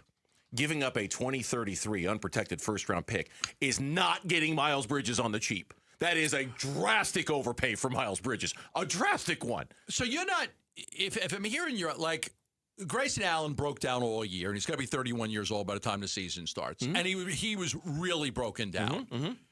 You're not that concerned about losing Allen. Royce O'Neal is going to be 34, I think, if he's not 34 already. So you're not. The 2033 pick is where you draw the line. That's if there was not a swap of the pick. If there's not a swap of the pick, you're good. I feel like I can sleep well at night with this. Well, no, I can sleep. Let me back that up. Let me back that take up for a second. You lose Allen and Royce. You get not only Miles Bridges, but you're going to get a shooter somewhere. I'm still uncomfortable with the red flags too. Okay, and there's just two reasons. There's two reasons to hate this trade. Hate it. The 2033 pick. And the red flags. Those are the two reasons to just look at this and go, oh, my God, what are we doing here? What are we doing?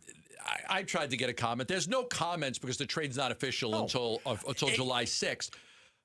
I would expect that the Suns going to be very prepared on July 6th to address the red flag issues. Uh-huh. Whether it's calming people's, and I'm sure there'll be a press conference where Miles Bridges will be asked about it, and he'll have to address it and all the things that he did, to take that terrible time in his life and get to the point that he's at right now. Speaking of red flags, there was a Sedona red flag flying on Friday night when Zach Gallen took the mound. And then there was another Sedona red flag flying yesterday when Merrill Kelly took the mound. Ruh-roh, to quote my good friend John Gambadoro. Ruh-roh. That's next on the Burns and Gambo Show. Bickley and Marotta mornings. You wonder about the mindset of this team with everything that it's gone through. This is basically the third year of post-World Series mediocrity. And you got the gut punch of the Corbin Burns and A.J. Puck news. Where is the head of this team? I think that's a fair question. Bickley and Marotta, mornings on Arizona Sports, the local sports leader. All right, back here for Liberty GMC, 87th Avenue and West Bell Road in Peoria. Shop and buy online all the time. LibertyGMCAZ.com. 4th of July weekend is approaching, deals galore. at Liberty GMC. Summer savings event going on right now. The best trucks, the best SUVs, GMC makes them. Liberty GMC has tons of them. And right now, if you want inventory, check. You want deals, check. You want trucks, you want SUVs, they've got them all right now. Up to $12,500 off the 2026 Sierra 1500 right now. Or take advantage of 0% financing for 60 months right now on the Sierra 1500. You can save $6,000 if you want to upgrade to the Sierra Heavy Duty. You can lease a 2026 Canyon, very cool truck, for just $369 a month. And that's not even getting into the deals on the SUVs, which are fantastic as well. It's all at Liberty GMC, 87th Avenue and West Bell Road in Peoria. Shop and buy online all the time. LibertyGMCAZ.com. GMC, we are professional grade. Man, I love this place. I've been surfing here since I was a kid. Now, seeing my grandson out on the water, it means everything to me. Watching him and taking in the blue waves, the sea breeze, the blurry horizon. If you have geographic atrophy, or GA, subtle changes in vision could mean it's progressing toward irreversible vision loss. Izervay is proven to slow GA progression and could help preserve your vision for longer, so you may keep seeing the world around you. Izervay, or avacincaptad pegol, is an eye injection. Don't take it if you have an infection or active swelling in or around your eye. Izervay can cause eye infection, retinal detachment, or increased risk of wet AMD. Izervay may cause blood in the white of the eye, blurred vision, or a temporary increase in eye pressure. Do not drive or use machinery until vision has recovered after an eye injection or exam. Ask your retina specialist how you can slow your GA with Izervay. To learn more, call 1-855-IZERVAY or go to izervay.com. Paid for by Astellas Pharma. Jake from State Farm. I just beat my run in PR, so I'm celebrating with the Banana Bonanza smoothie. Hey, and you can keep celebrating when you create an affordable price just for you by bundling your home and auto with the State Farm Personal Price Plan. Go bananas. I will. Hey, make it a large. Bundling, just another way to save with the Personal Price Plan. Like a good neighbor, State Farm is there. Prices are based on rating plans that vary by state. Coverage options are selected by the customer. Availability, amount of discounts and savings, and eligibility vary by state. Indeed presents hires you can't afford to get wrong, like a social media manager. Did you just post our Q4 earnings to your personal social media? Oh yeah, used a trending audio and everything. That's confidential financial data. Relax. It only went a little viral. The SEC just commented with the eyeball watching emoji. This is a job for sponsored jobs. This is what happens when you don't sponsor your job on Indeed. Next time, get matched with quality candidates with Indeed sponsored jobs. Visit Indeed.com/hire now and sponsor your job today. Hi, I'm Amanda, your friend and jeweler at Shane Company. As director of bridal design, I travel the world for inspiration so that your engagement ring stands out from the rest. My team of in-house designers and I work alongside skilled artisans to curate the most beautiful collection of exclusive engagement rings. At Shane Company, you'll find the ring that's a reflection of your unique style. No cookie-cutter designs here. See our selection in-store or at shaneco.com. Because a friend wants you to get exactly what you want. Shane Company, your friend and jeweler. 1-877 Cars for Kids. KARS Cars for Kids. 1-877 Cars for Kids. Donate your car today. Call 877 Cars for Kids to reach a friendly live agent. Donation is super easy, and your car can be picked up as soon as tomorrow. Call us now or go to carsforkids.org. 7 Cars for Kids. Donate your car today. Did you know you can donate real estate too? I'm Mitch Varell. This with Trending Now. It's presented by Parker & Sons, heating, cooling, plumbing, and electrical. Diamondbacks, they need to get right again after they were swept by the Tampa Bay Rays. They might have the perfect opponent to do that. They've beaten them 6 times already this season out of 6 games. The San Francisco Giants in town for the first of a 3-game set. Eduardo Rodriguez will get it started on the mound. He goes against veteran right-hander Tyler Mahle. First pitch is at 6:40. Pre-game coverage will start at 6, and you can listen to it all right here on 98.7 FM and the Arizona Sports app. Former Arizona Cardinals running back Chris Johnson revealed in an interview with Good Morning America today that he was diagnosed with ALS last year. Johnson in the interview said he wanted to share his diagnosis in hopes that it can help others get diagnosed sooner or give other families hope in fighting the disease. You can read more on ArizonaSports.com and the Arizona Sports app. In the NBA, the latest star trade sees Ja Morant going from Memphis to Portland. The deal sends Jeremy Grant and Chris Murray back to the Grizzlies. The Blazers get the former All-Star and former number 2 overall pick. And from the Phoenix Mercury today, rookie guard Jovana Nogic is going to miss the rest of this season due to personal reasons. In the release, she said it was not an easy decision and that she looks forward to returning to the Mercury next year. And that is what's trending now.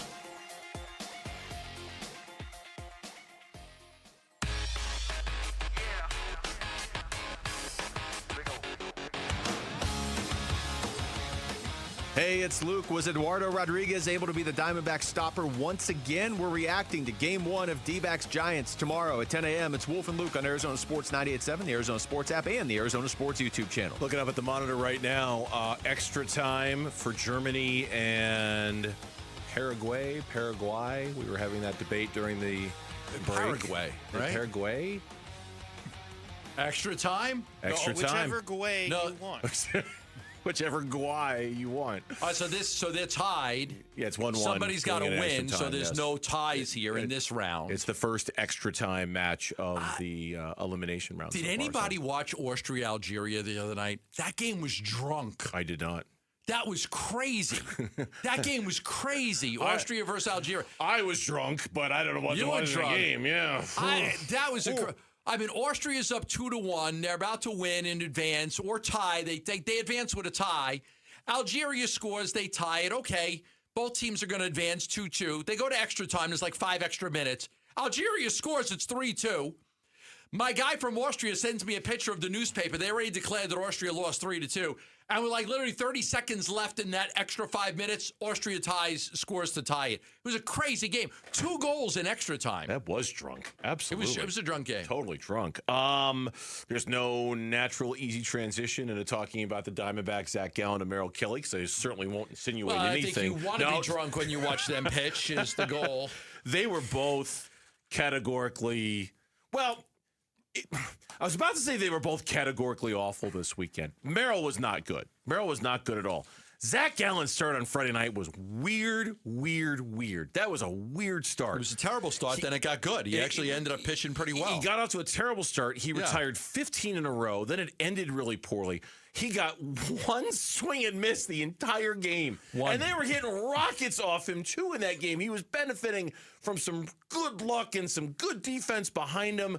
But he retires. No strikeouts. No, he had no strikeouts. One swing and miss. One swing and miss. That was the weirdest game I think I've ever seen Zach Gallen pitch. Went deep into the game. Finally went deep into the game. Right, 6 2/3. Got an out in the 7th inning for the first time this season. Yes. That had not happened all year long. But if you were watching that game, did he pitch? Did he really pitch that great? I mean, the first inning, Diaz walks. Then the next guy gets hit by a pitch. Then Caminera, who, I mean, if I'm Torey Lovullo, I'm having nightmares about that guy. Junior Caminera killed the unbelievable. Diamondbacks. He hits a 3-run homer. It's right away. It's 3-1. Yeah, Gallen retired 15 straight at one time. He did, and was pacing to have a quality start. Would have had a quality start if Torey had pulled him after the 6th.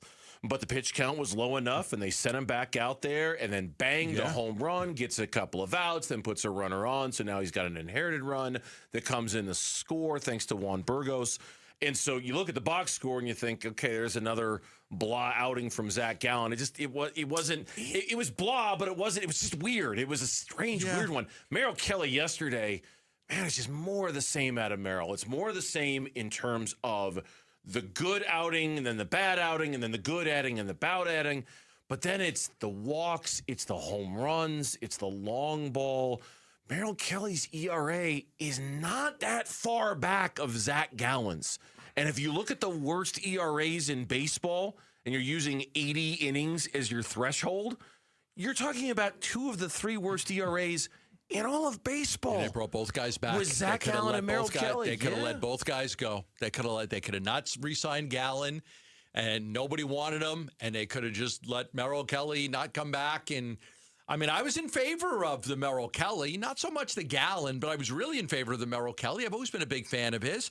6 innings, 5 runs, 8 hits. Torey Lovullo said after the game he was okay, But he got behind 1-0. Caminero with the RBI single in the first, and then gives up the solo homer to Cedric Mullins in the second. Now you're down 2-0, and in the same inning he gives up, a single to Walls and a single to the ninth hitter, and then Diaz gets the set. Now you're down 3-0, and you're like, the Diamondbacks can't score 3 runs. This game is over. Yeah.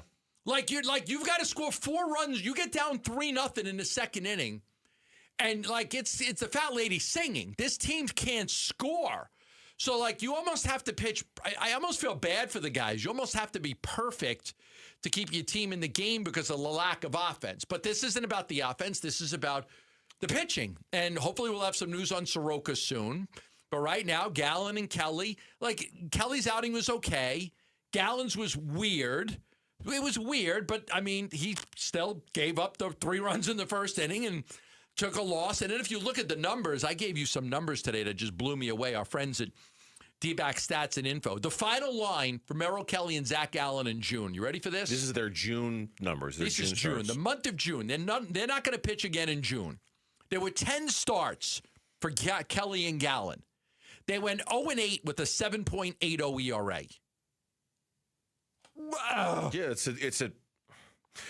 it's not only not sustainable, it's a disaster. Especially given the injuries to Soroka and Ryan Nelson. It's just intolerable. You can't.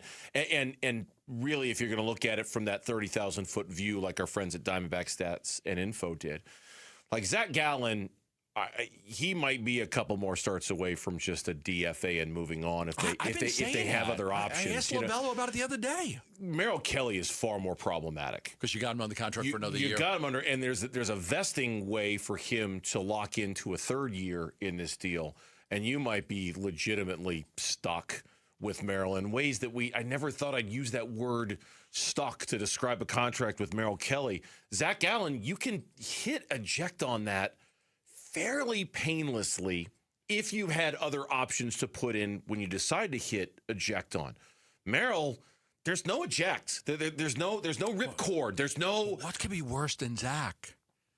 They're going to try to get him right. I get it. But so his last 11 starts, he's got 2 wins, 6 losses, and an ERA of 7.51. How do you keep going out there every 5th day? I guess that's my point about Merrill, is that Merrill really hasn't been that much different from Zach if you look at the numbers. And so at least with Zach, you have the option to say, we're done, we're moving on. With Merrill, you don't have that. You don't. You don't. Is it so bad to just give Mitch Bratt the ball every 5th day and say, I don't know. Can it be worse? Yes, it can be worse. It can be worse than the worst. You already have the worst qualified ERA among all starters in baseball. It could be worse than that? Sure. Yeah, it could be. It could be a higher ERA than that. Couldn't it be? Is it impossible? I guess so. Is it impossible to say that Mitch Bratt could have What the hell's the difference? You're not winning any games at Gallen pitches. No one can sit here and say it's statistically impossible for Mitch Bratt to have a worse ERA than Zach Gallen. It is quite statistically possible. But you asked Torey the question when we had him on last time, and he said, look, it's faith. It's the knowledge, and it's the equity, and it's the belief that we have in these guys, and that's exactly how he answered the question. Why do you have faith? Yeah, and I don't know. Maybe they were more encouraged by that start on Friday than we were, or some were. I didn't find Zach's outing on Friday encouraging at all. I know he retired 15 straight. I know he did, but if you watched it. If you lived, it didn't feel like Zach Gallen was dominating the Rays the way those numbers would suggest that he was dominating the Rays. He was throwing the fastball up in the zone a lot. High fastballs. Yeah. I think that was a little bit of a job. I'm going to throw a high fastball. But again, the ability to put the ball by somebody is haunted him this year. Family 4-packs, the D-backs Brewers, July 3rd at Chase Field. Celebrate America's 250th with Arizona Sports. Your next chance to call in and win is during the 4 o'clock hour, so don't miss it. Speaking of calling in, it is now your opportunity to call in. There have been a lot of fans chiming in on social media. Now we want to hear from you on the phone lines about the Miles Bridges trade. 602-260-9870, 602-260-9870. We'll get as many calls in as we can next on the Burns and Gambo Show. Diamondbacks baseball. Here's a 2-1. Vargas pops it up. Right Right side of the infield. Williamson has it, and that's it. Rays win it by a final score of 5-1. The Diamondbacks go 0 for Florida as they're swept by the Marlins, and now they are swept by the Rays here at Tropicana Field. The Arizona Sports reaction to the Rays sweeping the Snakes is on the way on YouTube, the Arizona Sports app, and 98.7 FM.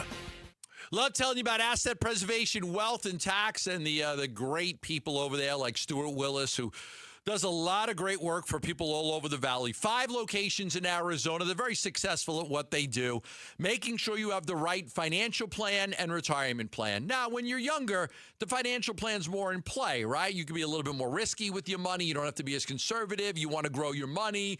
You want to have a big nest egg. And as you get older, you want to be a little bit more conservative. You don't want to lose what you've worked so hard for. And that's where the financial plan comes into play for the retirement. The retirement plan comes into play. Look, he's a fiduciary. He's always got your best interest in hand as a fiduciary. He's available to meet with you and offers a free portfolio review. And some of you say, well, I don't really have a portfolio. You probably got a 401k, maybe a Roth IRA, any investments. That's a portfolio. You meet with him, you go over it. You got nothing to lose and everything to gain. He might be the perfect person to help you, work with you, and grow that money to a point where you can retire on your terms. Give him a call at 602-877-PLAN. That's 602-877-PLAN. Investment advisory services offered through Foundations Investment Advisors, LLC, an SEC-registered investment advisor. From the people who brought you It's the Dog Park comes. It's a hot spot on your dog's leg. But the internet says you can treat it at home. You're not sure, though, because now it's oozing. Protect your dog from injury and illness with Progressive Pet Insurance. Ooh, he's licking it. Super gross, dude. Progressive Casualty Insurance Company and affiliates. Not available in all states or situations. Coverage subject to policy terms. Tired of hearing scary radio ads about the IRS? Tax Relief Advocates is different. TRA is here to tell you that if you owe money to the IRS, whether it's $5,000 or $500,000, we have a solution. TRA can eliminate or reduce what you owe to the IRS with zero risk to you. We have over 1,000 5-star reviews on Google and an A+ with a BBB. End your tax nightmare today by visiting TRA.com or call 800-583-6681. That's 800-583-6681. Hey, Arizona, it's Vince Marotta. Truck Month is finally here, and Earnhardt Buick GMC in Mesa is kicking it off with their biggest deals of the season. This is the one time of year when the Valley's best GMC trucks come with the Valley's best savings. Forget all the runarounds and pressure from those other guys. At Earnhardt, you walk in as a customer, you leave feeling like family. That's 75 years of doing things the no-bull way. Right now, save up to nearly $14,000 off MSRP or get 0% financing for 60 months on a new 2026 GMC Sierra 1500 Crew Cab. And the savings keep coming with up to $6,000 off MSRP on a new 2026 GMC Canyon just in time for summer. Discover the hottest trucks now ready and waiting for you. Visit Earnhardt Buick GMC in Mesa and experience the difference, or find your perfect match at EarnhardtBuickGMC.com. We are professional grade. After all applicable incentives on select models, all offers with approved credit through GM Financial. See dealer for details. Offers in June 30th, 2026. America First Credit Union has everything you need to get your money working. And for a limited time, new members get a $150 cash bonus for opening a checking account and $200 more for enrolling in and using direct deposit. If you're ready to do more with your money and get up to $350 cash, head to AmericaFirst.com and become a member today. Subject to membership eligibility, terms, creditworthiness, change, and conditions. Additional requirements may apply. Federally insured by NCUA. Equal Opportunity Lender. Staples Easy Deal Days are here. Score up to 50% off more than 1,000 products in-store and online. Don't miss your chance to save on tech, chairs, custom print, school supplies, and more. It all ends July 4th. Staples. That was easy. Burns and Gambo, open phones. 602-260-9870. Yeah. You used to call me on my cell phone. 602-260-9870. Going to get as many calls in as we can here on this caller segment here, talking about the Miles Bridges Phoenix Suns trade over the weekend. Let's start with Robert. He's in Phoenix. Robert, you're on Burns and Gambo here in Arizona Sports. Happy Monday to you, man. What's on your mind? What's up, fellas? Hey, Robert. Yes, I was telling Mitch so he's a former Suns coach, but he used to coach the Knicks too, and he goes by the name Mike D'Antoni. And in 2009, he had a famous quote saying he would play Satan himself if he would help him win. So it goes back to my thoughts on it. I don't condone like any of the things he did, but I think as like a fan of the Suns, then, my dad took me to my first Suns game when I was 3 years old. I'm in my late 30s now. It's like, I don't need to be friends with these players. Like, they're not in my personal life, but like, if he can help us win, then all this other stuff, I do think is going to be forgiven.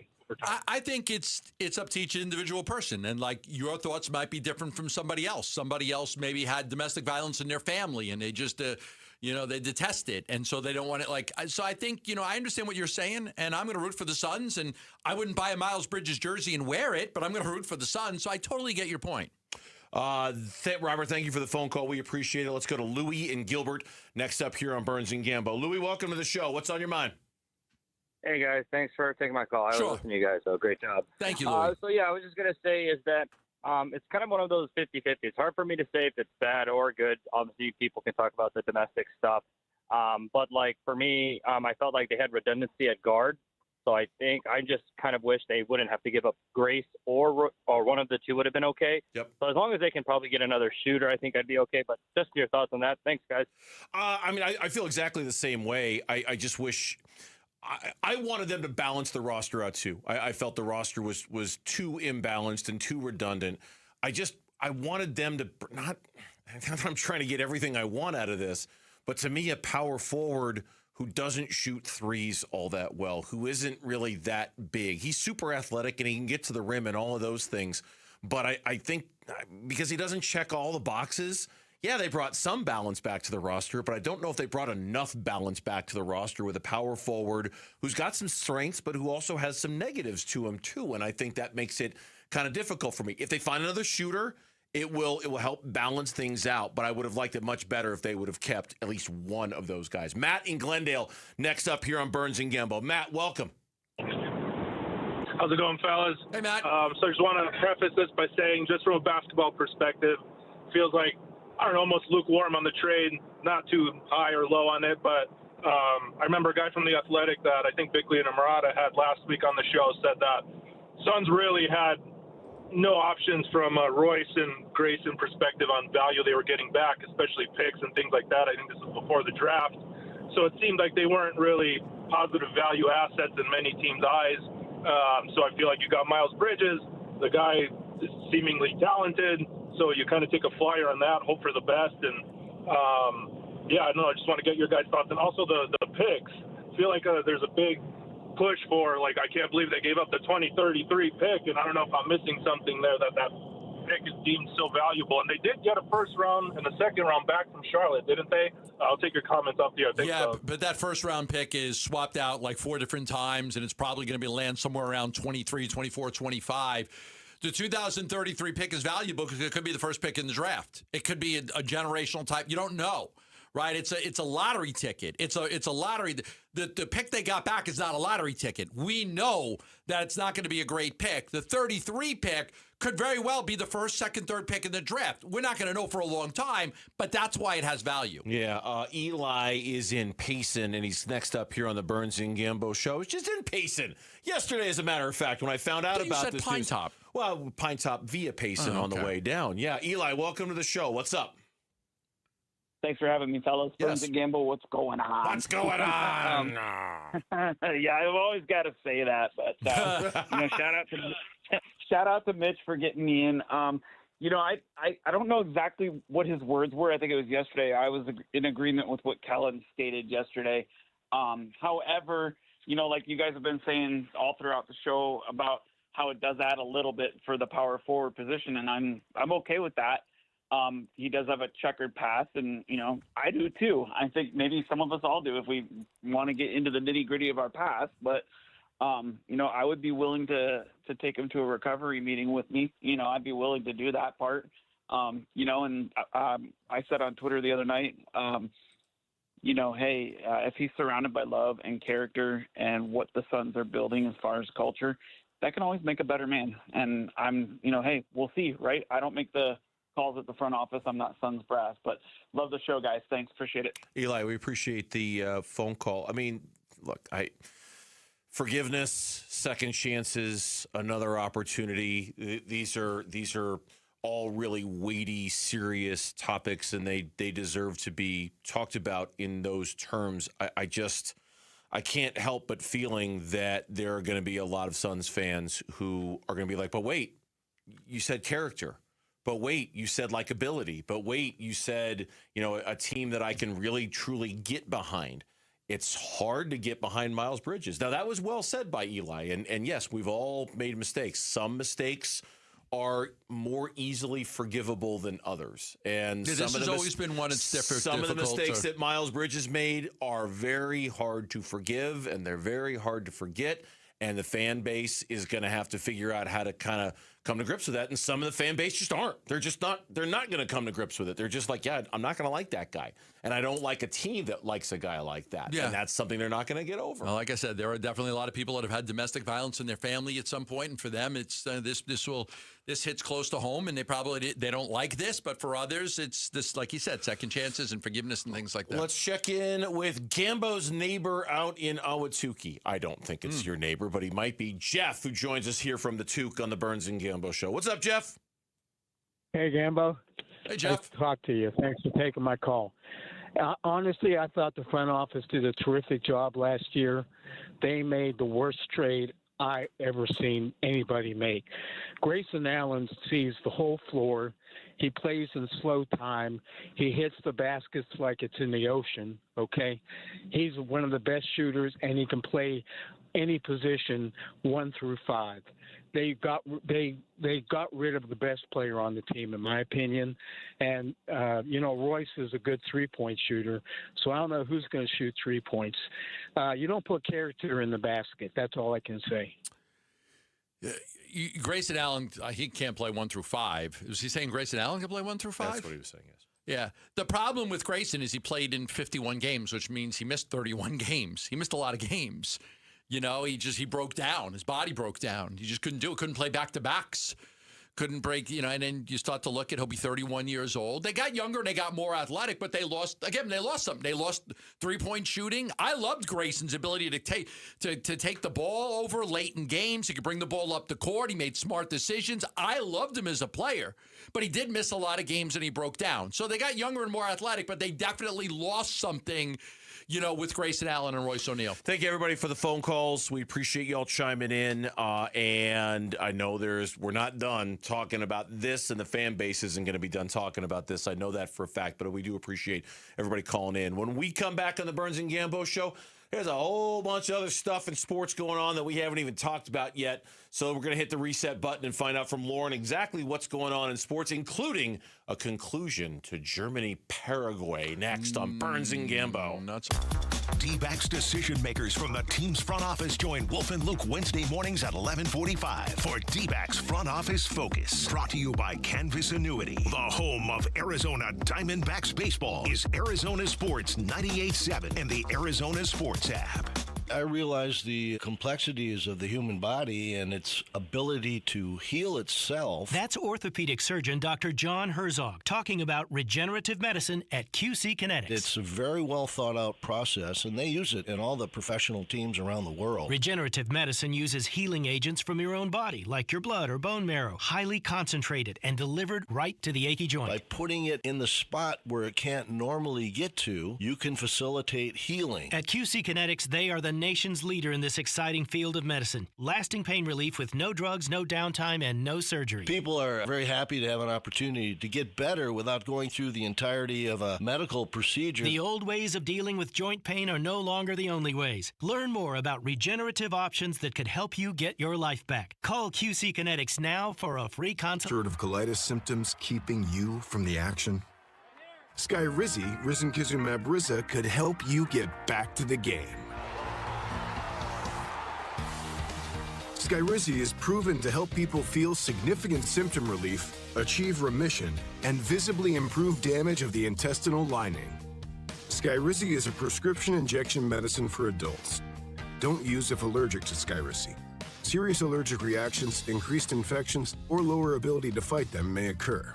Before treatment, get checked for infections and tuberculosis. Tell your doctor about any flu-like symptoms or vaccines. Liver problems leading to hospitalization may occur when treated for Crohn's or ulcerative colitis. Control is everything to me. Ask your doctor about Skyrizi, the #1 prescribed biologic in Crohn's and ulcerative colitis combined. Learn more at skyrizi.com or 1-866-SKYRIZI.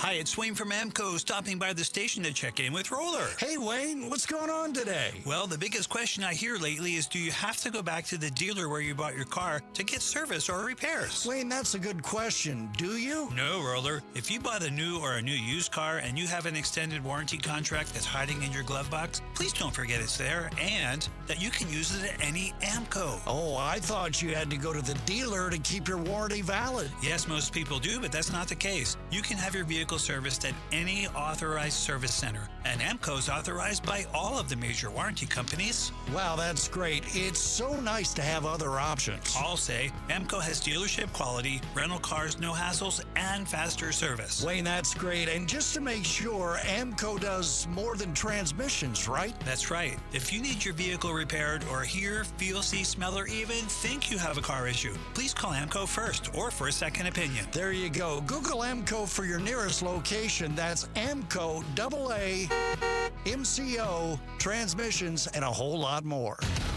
KMVP FM Phoenix. Live from the Casino Arizona and Talking Stick Resort Studio. Arizona Sports, the local sports leader.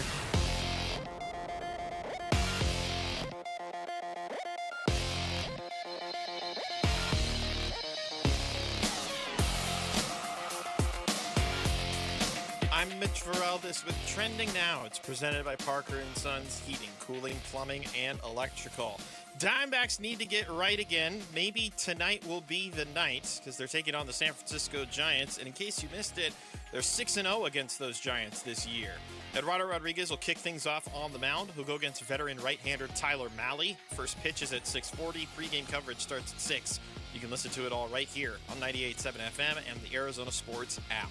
Former Arizona Cardinals running back Chris Johnson revealed in an interview with Good Morning America today that he was diagnosed with ALS last year.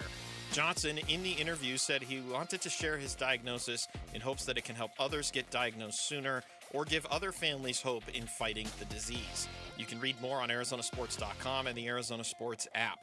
In the NBA, the latest star trade sees Ja Morant going from Memphis to Portland. The deal sends Jeremy Grant and Chris Murray to the Grizzlies. The Blazers get Morant, the former All-Star and former number 2 overall pick. And from the Phoenix Mercury, rookie guard Jovana Nogic is going to miss the rest of the season due to personal reasons. In the release, she said it was not an easy decision, and that she looks forward to returning to the Mercury next season. This report is brought to you by Casino Arizona. Big wins are waiting at Casino Arizona with your chance to win a 2026 Jeep Wrangler or a share of $25,000. Join us July 29th from 6 to 8 p.m. Details at CasinoArizona.com. Arizona Sports, the local sports leader. Burns and Gambo, the 4 o'clock reset. 4 o'clock reset. So far for most of the day, we've been pretty strictly either Miles Bridges or the Arizona Diamondbacks. There's more than that. And here to tell us what more than that, including a really awful tease by yours truly when it came to that Germany game. Germany scored, then they took the goal away. Yeah. They took the goal away. Still going on. I love the VAR system. I was just talking to Mitch about it. Seeing the little men, like the little animated men of them pop up, and then the screen goes whoosh to show you the different colors. It was a corner kick. Love it. Corner It is kick, pretty and cool, a German guy headed it in, but the goalie had gotten pushed by one of the German players. They reviewed it. They took the goal away. Yeah, I do. I like those little graphics too. It's pretty cool. It's like when the ABS system comes up. It's like somebody challenges, and you're like, you see the ball coming in, and is it going to just get the little corner right there? Yeah. So it's still 1-1. They're in the 110th minute. They got a guy that's like 7-1 on the. Just kick the ball at him. They do. They got this gigantic guy in there. on these corner kicks, Germany. So what's going on in sports, Lauren? What we got? I feel like I needed to delay just to see the corner kick in case something crazy happened. Just in case it happened, right? Didn't. So we'll move on to the top story of the day, which is the Phoenix Suns. They have completed a trade with the Charlotte Hornets. They're trading Miles Bridges, a 2029 first-round pick, a 2027 second-round pick, and the Suns. Then they're sending Grayson Allen, Royce O'Neal, and their 2033 first-round unprotected pick. I don't know if I've said this enough today. I didn't love the trade last year with Houston, with Dylan Brooks, Jalen Green, and Kaman Malawach, and they clearly knew what they were doing in that regard. So there certainly is a part of me that thinks they know what they're doing in this regard and that they've earned the right for me to trust that a little bit. There's just so much about this trade I either do not like or I really, really hate. And there's just a lot to it. I'm like, I don't love this at all. On the trade itself, I don't think we really know the full value of the trade until the Suns use this $6 million to go get a guard in, and then we can evaluate a little bit deeper. They're obviously better at power forward than they were. They got a legit power forward. He's not the tallest guy, but he plays bigger than he is. And they weakened themselves in three-point shooting because they lost two of their better three-point shooters. So they strengthened one area and they weakened another. So I think we really need to see what they do with this next move. And some other moves around the NBA.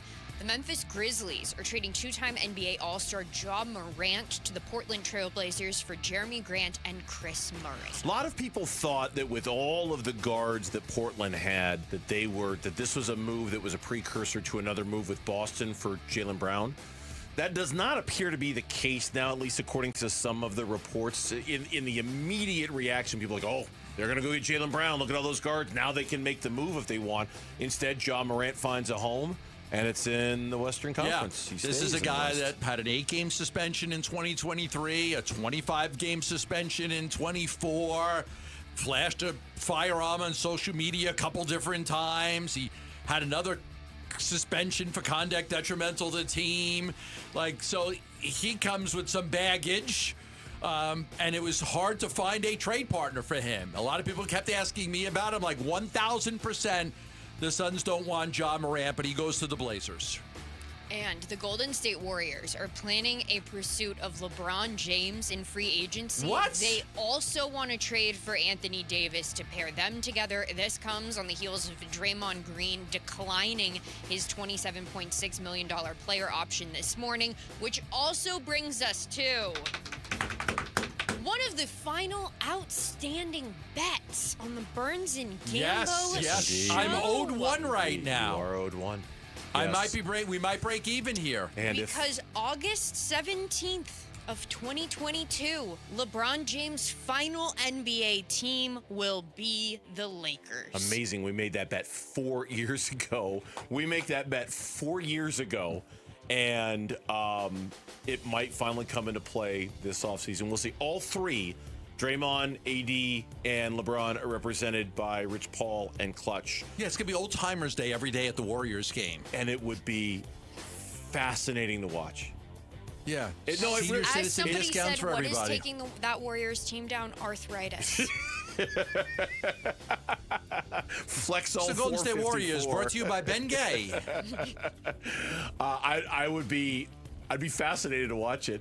I'm not going to lie. I really would. It can't work. It probably can't. It but can't just work. watching them try would be really interesting to watch. Yeah, for one game, but for 82, forget about it. No, I'd say for 25 games, it would be interesting. It'd be interesting. We'll see. The Oklahoma City Thunder, they're also picking up forward Lou Dort's $17.7 million team option for next season. Okay. A 9-year NBA veteran, Malik Beasley's been indicted on federal charges of gambling related to a sports betting scheme. Things in that scheme are point shaving and prop bets. Did these sports leagues not expect this stuff was going to happen when they opened up gambling to everybody? Stuff was happening before they opened up. Yeah, but I know, but then it was illegal. It was illegal. You had to have a bookie, and you had to Trust me, I used to have to go collect that money back in my day. I'm of the belief that because it's legal now, it's easier to track and easier to find. But it was happening before it was legal too, and I know, but a lot of people were painfully aware of that. Not everybody did it. Now it's just so easy.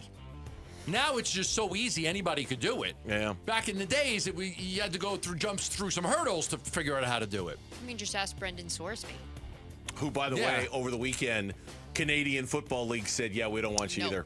We've also got an interesting update on that further down in the race. Okay. All right, some MLB news. The D-backs, they start a series against the San Francisco Giants tonight after getting swept over the weekend by the Rays. E-Rod is on the mound tonight for the Snakes. Pregame starts at 6. First pitch is at 6:40 right here. They haven't lost a game to the Giants all year, if memory serves. They're 6-0 against them. Sorry, okay. Mitch. So this needs to be that little reprieve for them to try to figure out to get things right, because after this, it's the Brewers, it's the Padres, and it's the Dodgers in a 2-week stretch that could absolutely bury the Arizona Diamondbacks. Your off game stolen. That kid threw 105 miles per hour last week. They're not 105.4. And they're not going to see Mizorowski.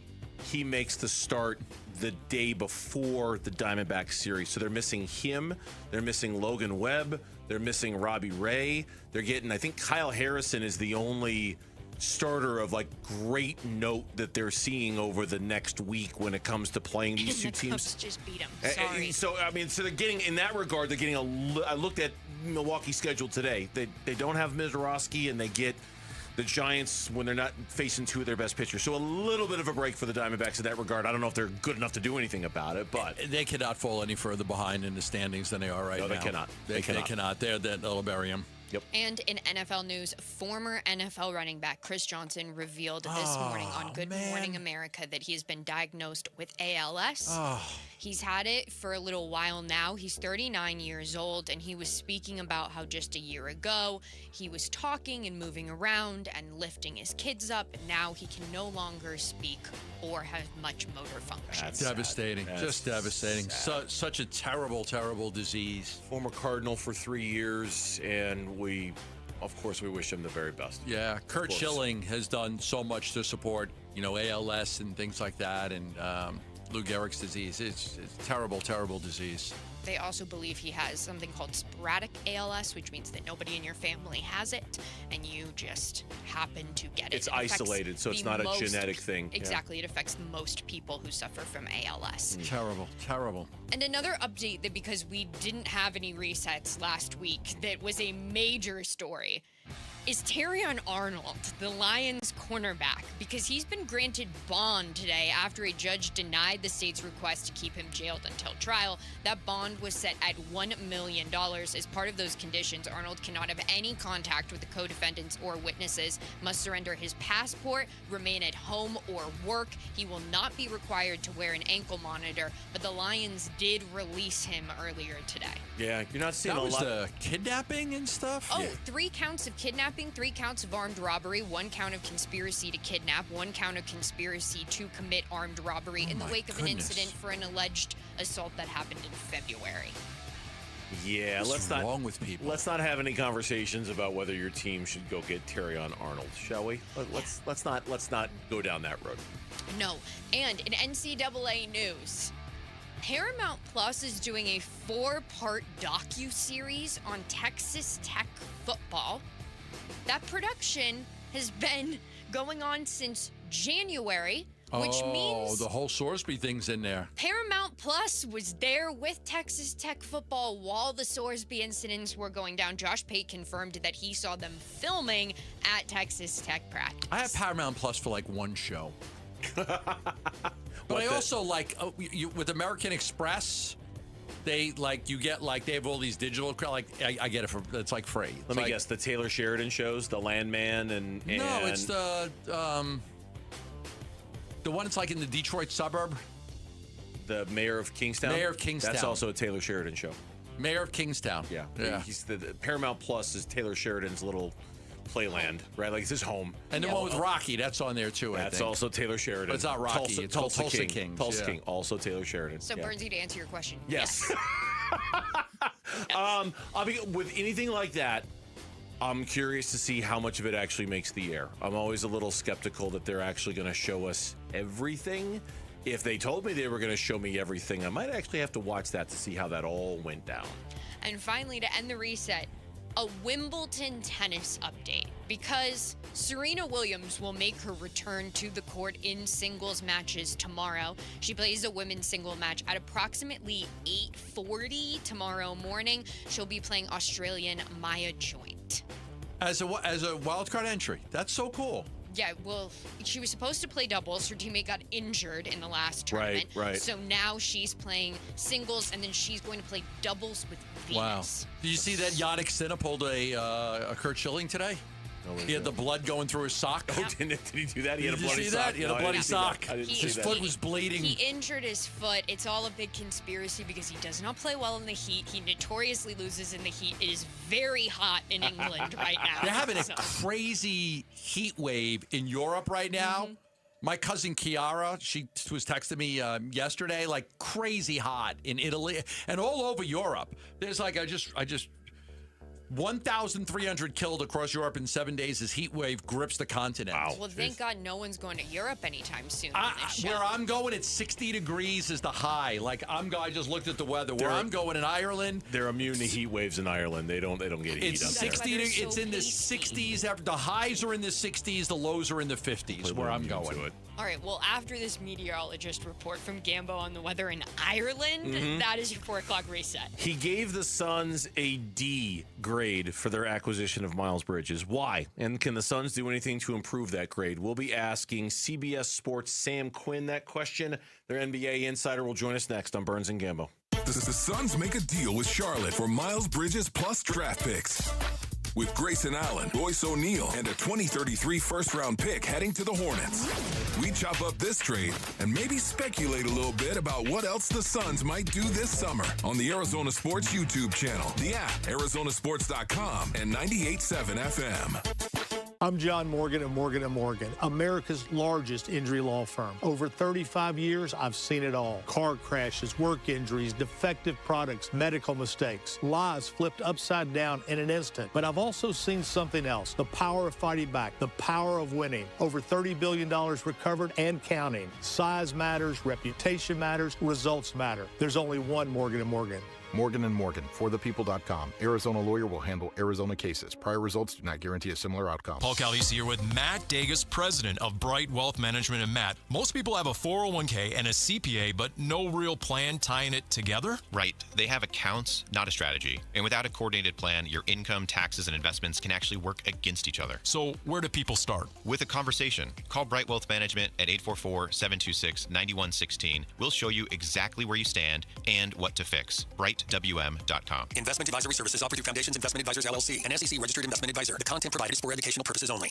I know that hiring can be challenging. You need someone to match your role perfectly. Well, now you can meet them fast on ZipRecruiter. Build your team, build it sooner.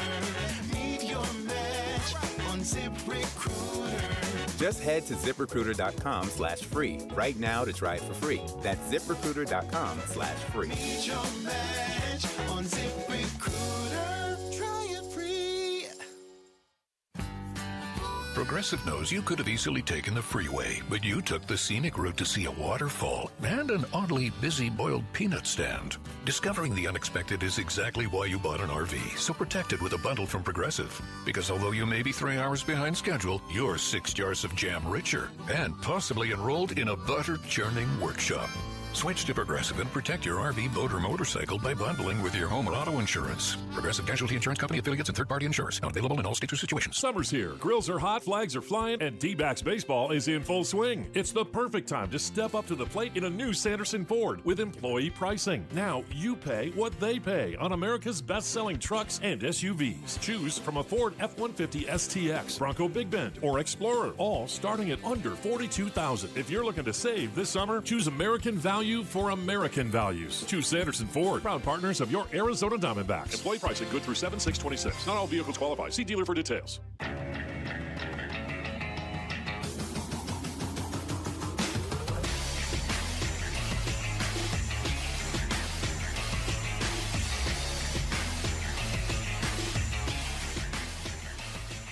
Hey, it's Vince Morata. Will the Suns change their roster even further as free agency gets started later on Tuesday? Join us Tuesday morning at 6 and find out on Arizona Sports 98.7, the Arizona Sports app, and the Arizona Sports YouTube channel. All right, welcome back. Burns and Gambo show here on Arizona Sports, the local sports leader. The reaction around the NBA yesterday was pretty swift, and for the most part, it was pretty decisive. And joining us right now, welcoming him back to the Burns and Gambo show, NBA writer for CBSSports.com. We've had him on before, and his grade was not super glowing for the Miles Bridges deal. Sam Quinn joins us here on Burns and Gambo. Sam, welcome back to the program. Hope this call finds you well. A D, huh? Yeah, I am not a big Miles Bridges fan. I think Miles Bridges has always kind of been better in theory than he has been in practice. I mean, we're on a Phoenix show here. When you think super athletic forward in that 6'7", 6'8" range, you kind of think Sean Marion, and you get a little bit excited. And that was kind of my hope for Miles Bridges when he got drafted. That just isn't the player that he's ever really developed into. He's never consistently been the productive defender that you would hope for. He's been an above-average three-point shooter 1 year out of his career. He does score at the basket, and that is something that the Suns need. I think they were 28th in paint points last season. He's not overly efficient there. The big thing that really concerns me about this fit is that if you look at the on-off numbers in Charlotte over the last couple of years, he was a different player when he played next to LaMelo Ball. True shooting around 61% when he was on the court with LaMelo over the last 2 years, around 51% when he was on the court without LaMelo Ball over the last 2 years. Devin Booker is better than LaMelo Ball in a lot of ways. I think he is a more serious traditional basketball player. He is not the playmaker that LaMelo Ball is. So I have a lot of questions here about the fit. The Suns obviously built this identity last year around defense and hustle. I don't know how much you're really losing by bringing Miles Bridges into that. You lose Grayson Allen's shooting. I have some real questions about the shooting on that team now. Royce O'Neal was important for them as well. So they obviously got the most talented player in the trade. I don't know that they got a player that actually is as productive as they're going to need and is going to fit into the way that they want to play. And then my other concern here, that 2033 first-round pick, I know people are going to make the jokes and say, oh, no, they traded away a sixth grader, whatever they're going to do. Those picks in the 2030s are really, really valuable. I think the Suns saw that when they traded that 2031 pick 2 years ago, and Justin Zanuck, the GM of the Jazz, came out afterward and said, yeah, we think we got the most valuable asset on the trade market. Look at the teams that have traded picks in the 2030s this offseason. The Miami Heat got Giannis Antetokounmpo, a two-time MVP.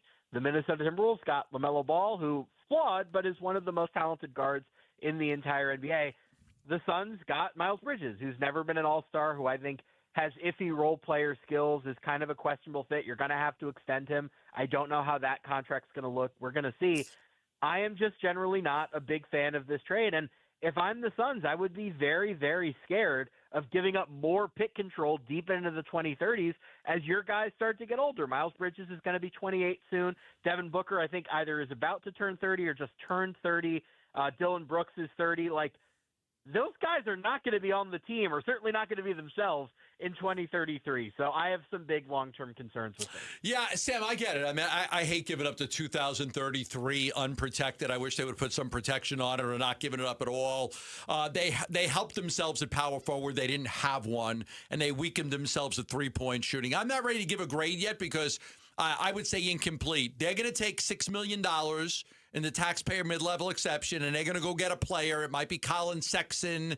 It might be DeAnthony Melton. They're going to add somebody to replace Grayson Allen as the fourth guard. And I think, to me, I kind of wait and see what happens there, because I do think they strengthen themselves in one area and then weaken themselves in another. Yeah, absolutely, right? We'll see what they do in free agency. I mean, I know. So you're saying it's going to be a fourth guard? There's no chance it's a forward? No, it'll be a fourth guard. Jonathan Kuminga? No, it'll be a fourth guard. I put out a list today of who it would be. So I had Sexton, Kennard, Herder, Clarkson, and Melton.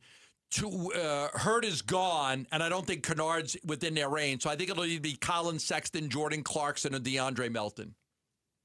Yeah, I am a big Colin Sexton fan. I have believed since he was in college that there was a good defender in there. It's never really materialized in the NBA, but the Suns obviously defended well above their talent last year. So maybe that's the team that can get him to do it. We'll see. Luke Kennard, if you could pull that off, obviously a great shooter, a bit too reluctant of one. DeAnthony Melton can defend, which would be nice. Like, those are guys that I do think could make sense for the Suns. The problem they're going to have is with the taxpayer mid-level as the money they have to offer, they're kind of low on the pecking order here, right? Yeah. Miami is obviously at the top of that mid-level list. It looks like they're going to lose Norm Powell, but I would assume any of those guards, that's the place they want to be with Giannis Antetokounmpo and with Bam Adebayo. A lot of other teams looking for guards, the cap space teams. Chicago and Brooklyn don't really have guards. I could see either of them signing multiple of those guys. Obviously, Chicago had Colin Sexton in the building last year after the deadline, so we'll see who's left. We'll see who they get. If they do well with that taxpayer mid-level, like, look, they were a playoff team last year. They were a play-in tournament team. I think that's around where they are, and I think that's where my big concern with this trade is. Yeah. That 2033 first-round pick is such a valuable trade asset that I would really hope that if you're giving it up, you're going from being a play-in team to a firm playoff team. And given how deep the Western Conference is, I'm not confident that that's what they did. Sam Quinn from CBS Sports is our guest here on the Burns and Gambo Show. And to be honest with you, our conversations today have been multifaceted and deep and very layered. And a lot of it has been questioning this deal and wondering how it can work.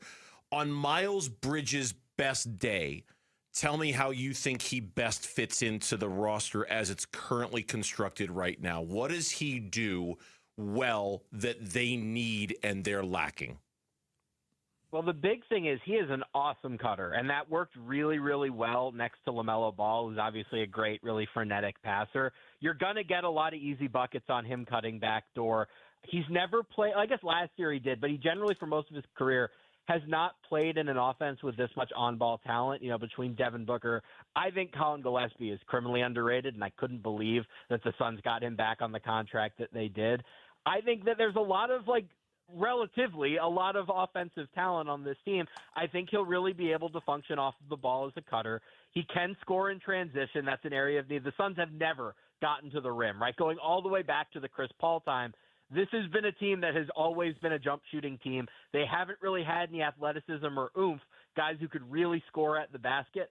Miles Bridges doesn't do it as efficiently as you would like, but he is somebody who's going to attack the rim. You're also going to have a lot of dribbling on this team, right? If you're going to have, whether it's Gillespie or Jalen Green starting at one guard, Devin Booker obviously at the other. Dylan Brooks can do a little bit with the ball in his hands. I think he tries to do a little bit more than you'd probably like. But Miles Bridges, for a power forward, can run some pick and rolls for you, can isolate a little bit, can post up. You have a lot of guys on the floor here that can at least somewhat create their own shot. Maybe not at a championship level, but at a competitive night-to-night level in the NBA. And the athletic tools are there. I've always believed he could be a very good defender. It hasn't ever really materialized. To be fair, the Suns, or the Hornets rather, have never really had great defensive talent. Maybe Jordan Ott can pull that out of him. Obviously, the Suns were way better defensively than they had any right to be given the talent they had on the roster last year. Miles Bridges is a very talented player. It's going to be about putting it together and getting the most out of him. All right, leave me with this. How much do you think a change of scenery in itself could just help Miles Bridges? I had one former coach of his tell me that he might explode in Phoenix. Charlotte was trying to get off of him for 2 years. They wanted to change their culture. They got rid of Ball and they got rid of him. But how much do you think just coming to Phoenix could change his game? As a big believer in Jordan Ott, I do think there could be something to that. I think getting him with a different coach and maybe the right coach could help. I would also just point out, remember, P.J. Washington was in Charlotte, was kind of a non-defender, somebody who wanted to be somebody who's, an on-ball player, took a lot of shots. He gets to Dallas, and they immediately make the NBA Finals with him drastically improving as a defender after the fact, after he got traded there. Maybe your hope is you leave Charlotte, and that's what happens to Miles Bridges. Now, the Hornets were a much more serious team last year than they had been really at any point in Miles Bridges' career. I think Charles Lee is a very good coach as well. So maybe a change of scenery does help. I'm not willing to say, it's going to be P.J. Washington all over again, because the Hornets were very good last year after their 4-14 start. But there is something to that. I think Jordan Ott got a lot of guys to defend last year that had not ever really defended at that level. I think they had a great defensive and hustle culture. If you can get Miles Bridges to buy into that, maybe there is something to that because he is maybe, at least athletically, the most talented player on that team now, I think, or one of them anyway. Sam, we do appreciate the time, the insights, and the content as well, because certainly we had your grade as something we were going to talk about today on the show, and instead we got to talk to you personally. So we appreciate you coming on for a few, especially during the busy off season. We'll catch up again soon, okay? Anytime. Thanks for having me on, guys. Thanks, Sam. Sam Quinn from CBS Sports, our guest on the Burns and Gambo show. They've gone to penalty kicks now. A shootout. Paraguay can win it right now with a goal. They actually could have won it with the last one. The guy missed, but they can win it right here. This is the final kick. It's tied 3-3. Paraguay against Germany. They've got the final kick. It's crazy. If they score here, they knock Germany out. If the Diamondbacks find themselves out of contention, how much of a sell-off will they execute? That is next on the Burns and Gambo show. But the kick. Diamondbacks baseball. Here's a 2-1. Vargas pops it up, right side of the infield. Williamson has it, and that's it. Rays win it by a final score of 5-1. The Diamondbacks go 0 for Florida as they're swept by the Marlins, and now they are swept by the Rays here at Tropicana Field. The Arizona Sports reaction to the Rays sweeping the Snakes is on the way on YouTube, the Arizona Sports app, and 98.7 FM. This 4th of July, celebrate family fun and the freedom to save at your Valley Chevy dealers. July 4th event going on now. Choose from popular models like Silverado, strong, dependable, and impressive towing capability, and 4 powerful engine choices. Or the road trip ready Equinox and Traverse, blending style, versatility, and roomy interior loaded with first-class comfort. No matter how you celebrate the 4th, it's always better in a Chevy. Don't miss out. Visit a Valley Chevy dealer near you during the July 4th event. Hi, this is Stuart Willis, President of Asset Preservation Wealth and Tax. A personal relationship with your financial advisor really matters. It's super important that you have the ability to talk about anything you need to with your advisor. So if you have been pushed off to a call center and you don't have a one-on-one relationship with your financial advisor, then reach out to us at assetpreservationwealth.com. That's assetpreservationwealth.com. Investment advisory services offered through Foundations Investment Advisors, LLC, an SEC registered investment advisor. We all hear the radio ads about the IRS. They tell you to be afraid, to be scared, and they try to frighten you into calling.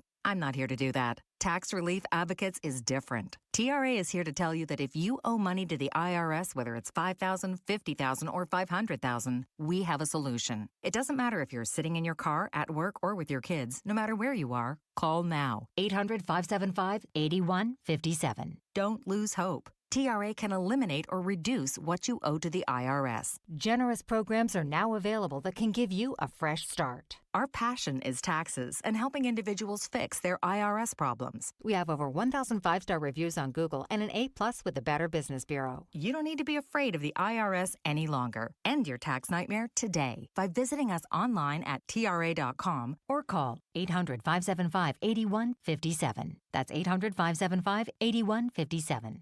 Tax Relief Advocates. Real solutions for real people. Hi, I'm Dustin, your friend and jeweler at Shane Company. As a diamond sourcing expert, I'll tell you just how differently we source our diamonds so your engagement ring can be the most beautiful. We work directly with our diamond partners who reserve the best stones just for us. We handpick and inspect each diamond, then negotiate the best price. At Shane Company, we believe this is the only way to properly buy a diamond, because a friend goes the extra mile to make sure you get your dream diamond at your dream price. Visit us in store or at shaneco.com. Shane Company, your friend and jeweler. Summer. Sonoran hot dogs, baseball games, and triple-digit temperatures. When Phoenix turns up the heat, keep your home running smoothly with American Home Shield. An AHS home warranty can help protect your wallet from pricey breakdowns on even your oldest appliances and systems like your AC, plumbing, or fridge. If they can't repair your covered item, they'll replace it. American Home Shield. Don't worry, be warranty. Sign up today at ahs.com. See ahs.com/contracts for coverage details, including limit amounts, fees, limitations, and exclusions. Hello, everybody. Eric Bryan, owner of Precision Air and Plumbing. You know, people ask me all the time why I still love doing this after all these years, especially in the Arizona summer heat. And honestly, it's because I love helping people when they need it the most. There's something really rewarding about showing up to a home that's miserable and hot and leaving knowing that that family can finally relax and feel comfortable again. That never gets old to me. Make the precision decision today. Call 602-FIX-MY-AC.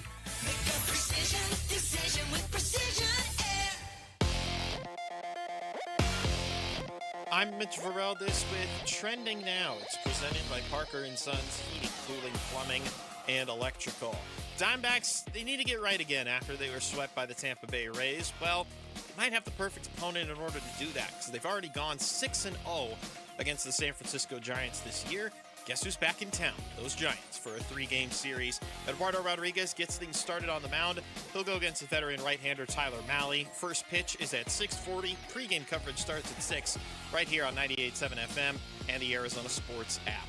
Former Arizona Cardinal Chris Johnson revealed in an interview with Good Morning America today he was diagnosed with ALS last year.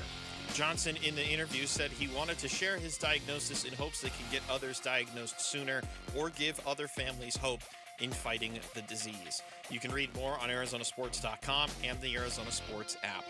In the NBA, the latest star trade sees Ja Morant going from Memphis to Portland. The deal sends Jeremy Grant and Chris Murray to the Grizzlies. The Blazers get the former All-Star and former number 2 overall pick. And from the Phoenix Mercury, rookie guard Jovana Nogic is going to miss the rest of the season due to personal reasons. In the release, she said it was not an easy decision, and she looks forward to returning to the Mercury next year. And that is what's trending now. Celebrate America's 250th birthday with Arizona sports and America's pastime at Chase Field. Right now, giving away a family 4-pack of tickets to the Diamondbacks game on Friday, July 3rd at Chase Field, plus an extended fireworks celebration after the game. If you want them, pick up the phone. We need a caller number, Gambo. 250 as we celebrate the... Mitch just walked out in protest. What day is it? It's the 4th? It's for the 3rd. The 3rd. 3. Caller number 3. Caller number 3, 602-260-9870. We're celebrating 250 years as a country. Doesn't mean we're taking Greatest 250 country in the calls. world. I know, but 250 calls is a lot. 602-260-9870. Caller number 3. And you are headed to the ballpark with the family. And you're certainly not headed home like Germany is. Paraguay. Paraguay.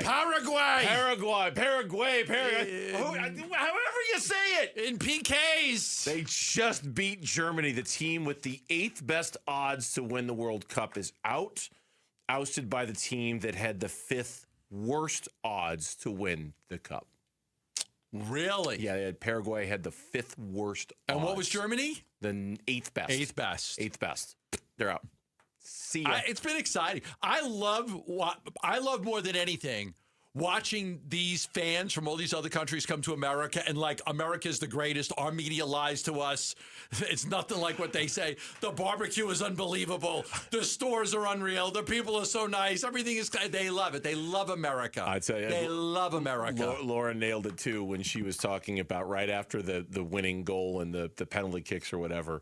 They cut to the stands, and there's some fan from Paraguay who's just a grown man in his early 30s, and he's crying, just bawling. Yeah. He's just absolutely, he's just like, I can't. I get to stay for another week and have Mexican food. Yes! Yes! What's that thing called? The chimmy what? I want another one of those. People are they're freaking out over Texas barbecue. Like they just have no idea what they're eating. Like this is they can't believe the size of the food. They've gone to Costco and they can't believe what they're seeing. You'll have to forgive us for being so negative on the Arizona Diamondbacks, but we're just speaking it the way we see it. Let's just talk about what other type of foods they're eating. This is a really rough time for the Diamondbacks right now because coming off the sweep against the Tampa Bay Rays, it feels like the slow fade has begun. The schedule after this 3-game series against San Francisco is so demanding. It's the Brewers and it's the Padres and it's the Dodgers. It could very well bury the Diamondbacks. Mike Hayes and Gambo almost defiantly a week and a half ago said the Diamondbacks were going to be buyers. Obviously, circumstances change, and the way things are trending, it makes you wonder if that flips and they become sellers, what exactly it is they would sell if they got to that point. Listen, the only big piece you have to sell and you would need his approval on a trade that would get you back a lot is Marte. Ketel Marte is a great player. He's under a good contract. He's the one guy, a switch-hitting power guy. Like, he's the one guy that would bring you back a lot, is Ketel Marte. You'll get something for some of your bullpen guys. You've gotten good years out of Ginkel and Thompson and Sewald.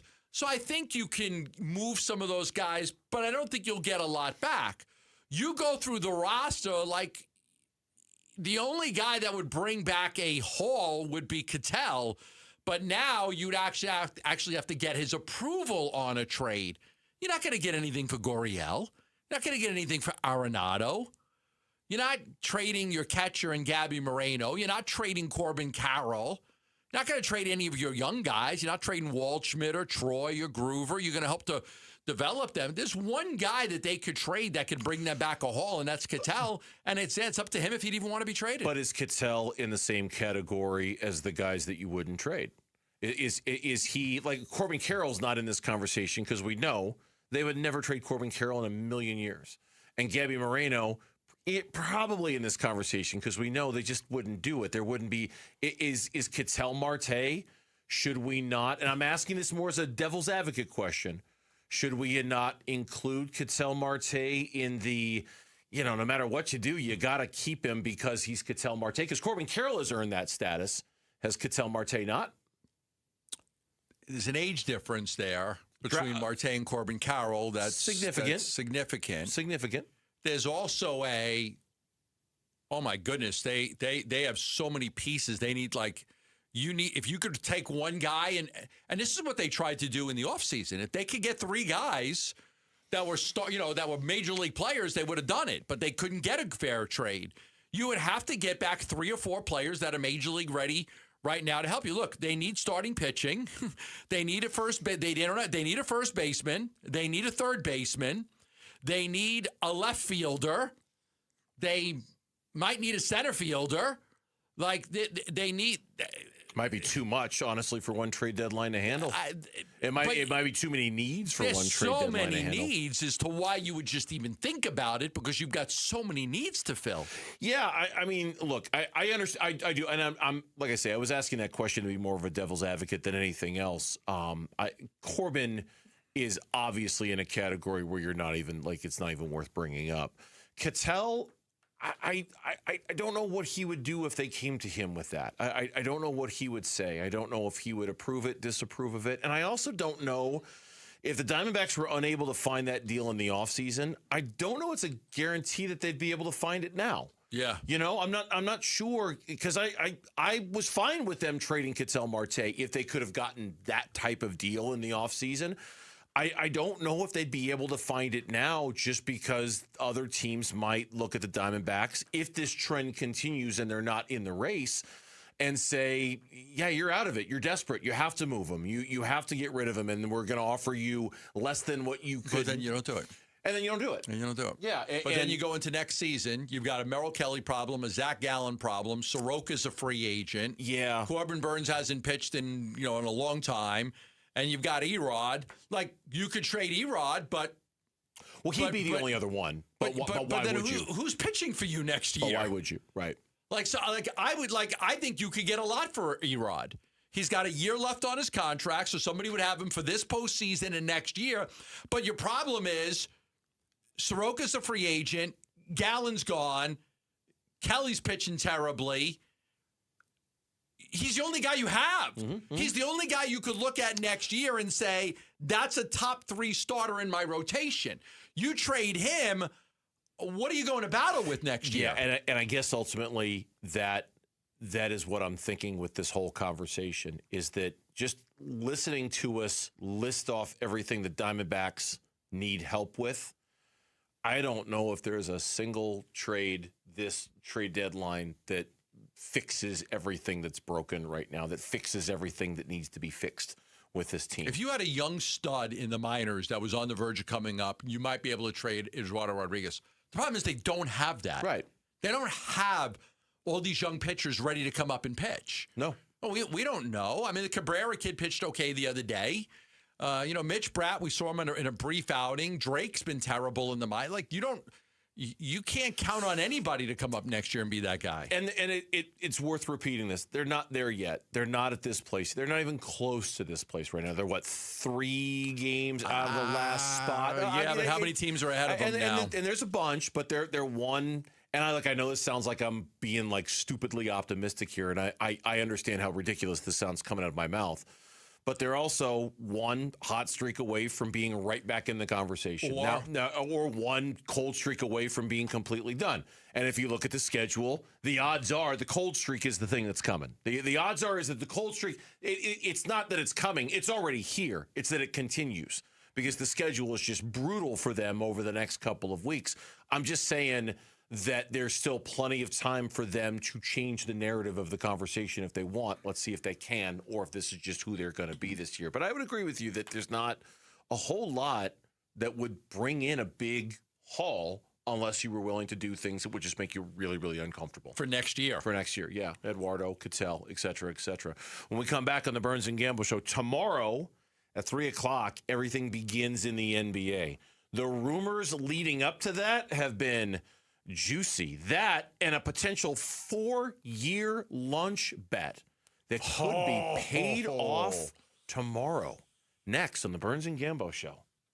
He's the president of the Arizona Diamondbacks. Derek Hall talks D-backs baseball with Bickley and Murata. Thursday mornings at 7:45. Brought to you by Freeway Chevrolet. Watch it on YouTube. Listen on the Arizona Sports app and 98.7. It's where every home run memory and walk-off victory is stored. Your brain shapes you, defines you, makes you you. But as any ball player knows, a brain or spine condition can change the game. That's why Barrow Neurological Institute is always swinging for the fences, pushing the boundaries of neuroscience medicine. Ranked top 10 in the U.S., Barrow helps patients hold on to their dreams, their memories, and themselves right here in Arizona. Barrow Neurological Institute, minding what matters most. Visit barrowneuro.org to learn more. From the FIFA World Cup to competitive business environments, grand ambitions lead to game-changing achievements. At Bank of America, we're there to support businesses at every step, providing insights and expertise to help you gain an edge. He shoots, he scores! What would you like the power to do? Explore winning business solutions at BofA.com/gamechangers. Bank of America, official bank of the FIFA World Cup 2026.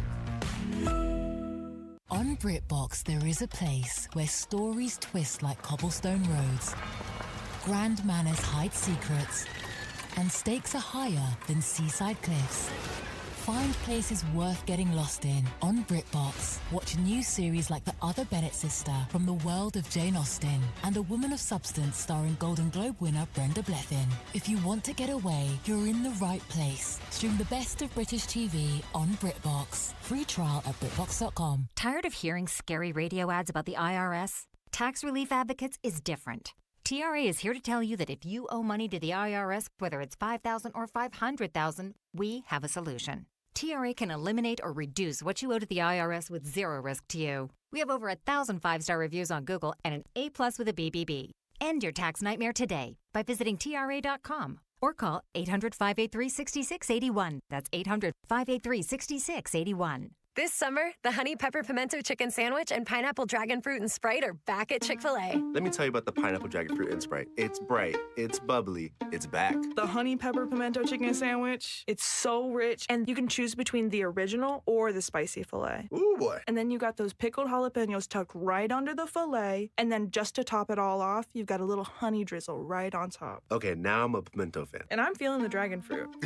Which fan favorite will you choose? Real customers paid for their testimonials. We are entering the off-season. Your weekends just opened up. So before you turn that closet project into a DIY disaster, call the pros. Space Solutions has been building custom cabinetry for Arizona homes for years with luxury quality, affordable options, and expert care from start to finish. We're a local family business, not a franchise, and we actually show up when we say we will. It's the last call for summer installs. Book your free consultation now. Visit spacesolutionsaz.com or call 602-298-6956.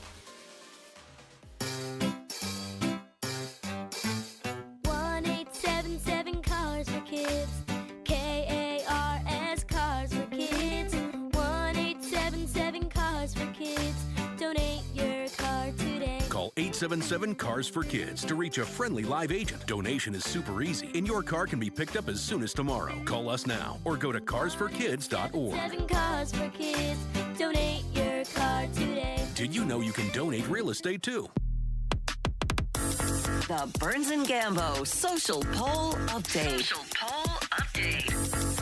All right, before we update the poll question, first of all, congratulations to Robert from Tolleson. Congratulations, Robert. You just won yourself tickets to go see the Arizona Diamondbacks. Now, if you weren't Robert from Tolleson, you still have a shot at Diamondbacks tickets for the July 5th day game. Head to the Arizona Sports app right now for your chance. It's app only. So download the app and enter before it's too late. App only. Got to download the app, and then you can enter. For the July 5th game. Yes. Congratulations to Robert and Tolleson. And then leave the app. It's a great app. Keep it. Keep it. Don't delete it. Keep it, please. Phones have a lot of storage now. You can have plenty of apps on there. Of course. And then, just keep it. Lauren has our poll question today.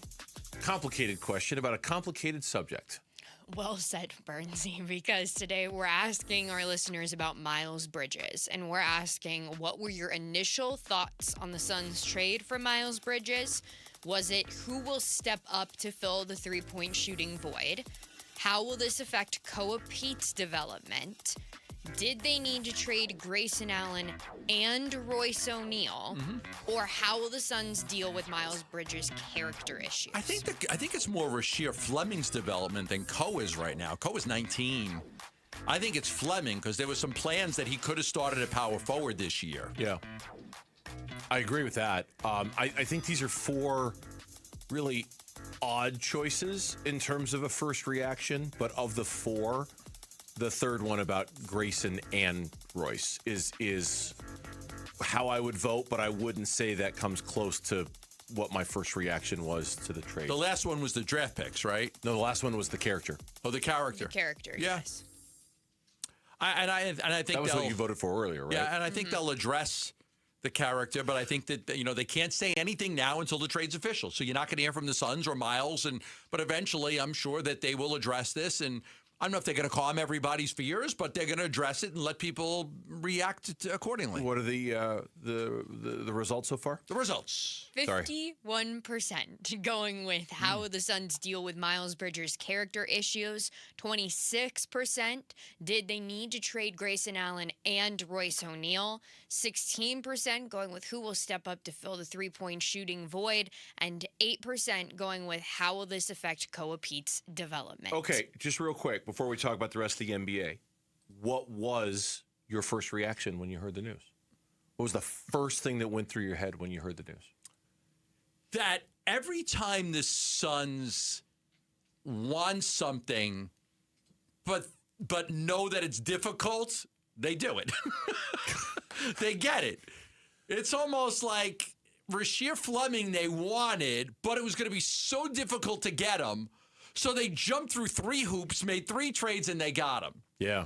Koa Pete was, man, we really like Koa Pete, but it's hard to get into the first round. Everybody wants us to give up a first-round pick and this and that. They found the one team that didn't want a whole lot, and they made it, and they got in. Like, they find these little cracks to break through. Miles Bridges, they liked him. They liked him, but it was like, it's going to be really difficult to get him because, like, it's hard to make trades, and they were able to do it. So to me, it's like every time the Suns want something, but believe it's difficult, they figure out a way. Lauren? Mine was a little bit different. Mine was just, ugh, no thank you. Yeah. And then there were a lot of people who felt, ugh, no thank you. That's exactly how I felt. And then I was confused because one of my friends texted me, oh my God, the Suns just got back Mikal Bridges. Oh, and no. that just took me on an emotional roller coaster. But luckily, I had seen the Miles Bridges. I want to ask you something, in all honesty. As a woman, do you think about it differently in any way? Because Absolutely. You're a woman and he was involved with beating up the mom of his kids in front of the kids? Yes, and the fact that there's photographic evidence, the fact that he pleaded guilty to part of it, the fact that he got suspended because of it, and then you hear somebody like Matt Ishbia and Brian Gregory talk so highly of Suns culture, and to bring in a guy like this seems to affect that culture? I reserve judgment, but I still hold. I want to value your opinion as a woman because we're two guys here talking to a mostly male audience, but I wanted to see what a woman's perspective on it would be. And it's funny. And thank you for providing that. I kind of had, it was almost like a combination of your guys' reaction. It was, I was in the car driving back from a weekend up north, and I thought, be careful what you wish for. You know, I think that was the first thought that went through my head. Be careful what you wish for, because they've wished for Miles Bridges for a long time. Yeah. And they got him. And they've pissed off and alienated fans, some fans because of it. And they paid a mighty, mighty, mighty price to get him. And that was be careful what you wish for. You wanted him. You wanted him bad. You got him. And I hope the cost was something that you can pay, because it comes at a mighty, mighty, whether it's fans like Lauren, whether it's like fans with the draft pick, that was an expensive acquisition on multiple levels for the Phoenix Suns. Be careful what you wished for. You might get it. I do believe that people can change. And I do believe that there are some things with second chances, but I also I'm not, if you decide you don't want to root for the Suns again, that's your prerogative. I think you could easily root for the Suns and not support Miles Bridges, but not wearing his jersey and buying his jersey and stuff like that. So I do think that there's some middle ground in there. NBA free agency, in many ways, it's already begun. This is how it works in just about every league. Tomorrow is the official, tomorrow at 3 o'clock, I believe, is when you can start agreeing to deals with free agents, and things can happen. You're not allowed to announce it until July 6th. But tomorrow at 3, the moratorium is lifted and you can start making deals. It's clear that the two most fascinating ones that are out there, there have been a whole bunch of things that have happened already, but the two most fascinating things that are out there both center around the teams in Los Angeles. Number one might be the conclusion of a bet that Gambo and I made literally 4 years ago. In 2022, we made a bet that LeBron James' final NBA game will, in fact, be played with the Los Angeles Lakers. You have that side of it. I have the no, he's going to play somewhere else side of it. You got all the other teams. The rumors are strong that the Lakers are not being super aggressive in pursuing LeBron, and the Warriors are. And the Warriors have the full mid-level ready to offer to him, and that if they can figure out a way to swing a trade for Anthony Davis as well, that the Golden State Warriors might attempt to bring in Anthony Davis and LeBron James to add him to Steph Curry, Kristaps Porzingis, re-sign Draymond Green because he opted out of his deal to help facilitate all of this in one last glory shot for that organization. Yeah, and the reality and the rumors are that they're not going to hire any coaches. They're going to just hire a bunch of physical therapists on the sidelines because they just don't, all those guys are coaches on the court. They don't need any coaches. They're just going to have 7 physical therapists. Each guy will have their own guy. It would be I don't know. Look, it'd be a train wreck. But it'd be a train wreck. I'd love to watch him try. I really would. I'd be fascinated to watch him try. I really would. I mean, it's not going to work. It would be Anthony Davis, LeBron James, Draymond Green, Steph Curry all on the same team. I would. They won't win 50 games. I want it to happen just so I can see what it looks like when it does. I really do. I want it to happen. It looks like Old Timers Day. It would be. It would be. But I just what can they tap into? What past glory can they find? LeBron was still a good player this year. Yeah, but Steph was still a good player this year. But what did they win? No, nothing. I mean, they won nothing. No, they didn't. And Anthony Davis will get hurt 4 times and miss 35 to 40 games. That will happen for sure. But it's not like LeBron and Steph were done, cooked, past their prime this year. Those guys can still play. They can still play, and I just wonder what it would look like when they're together. Play-in tournament team at best. The other story is Kawhi Leonard.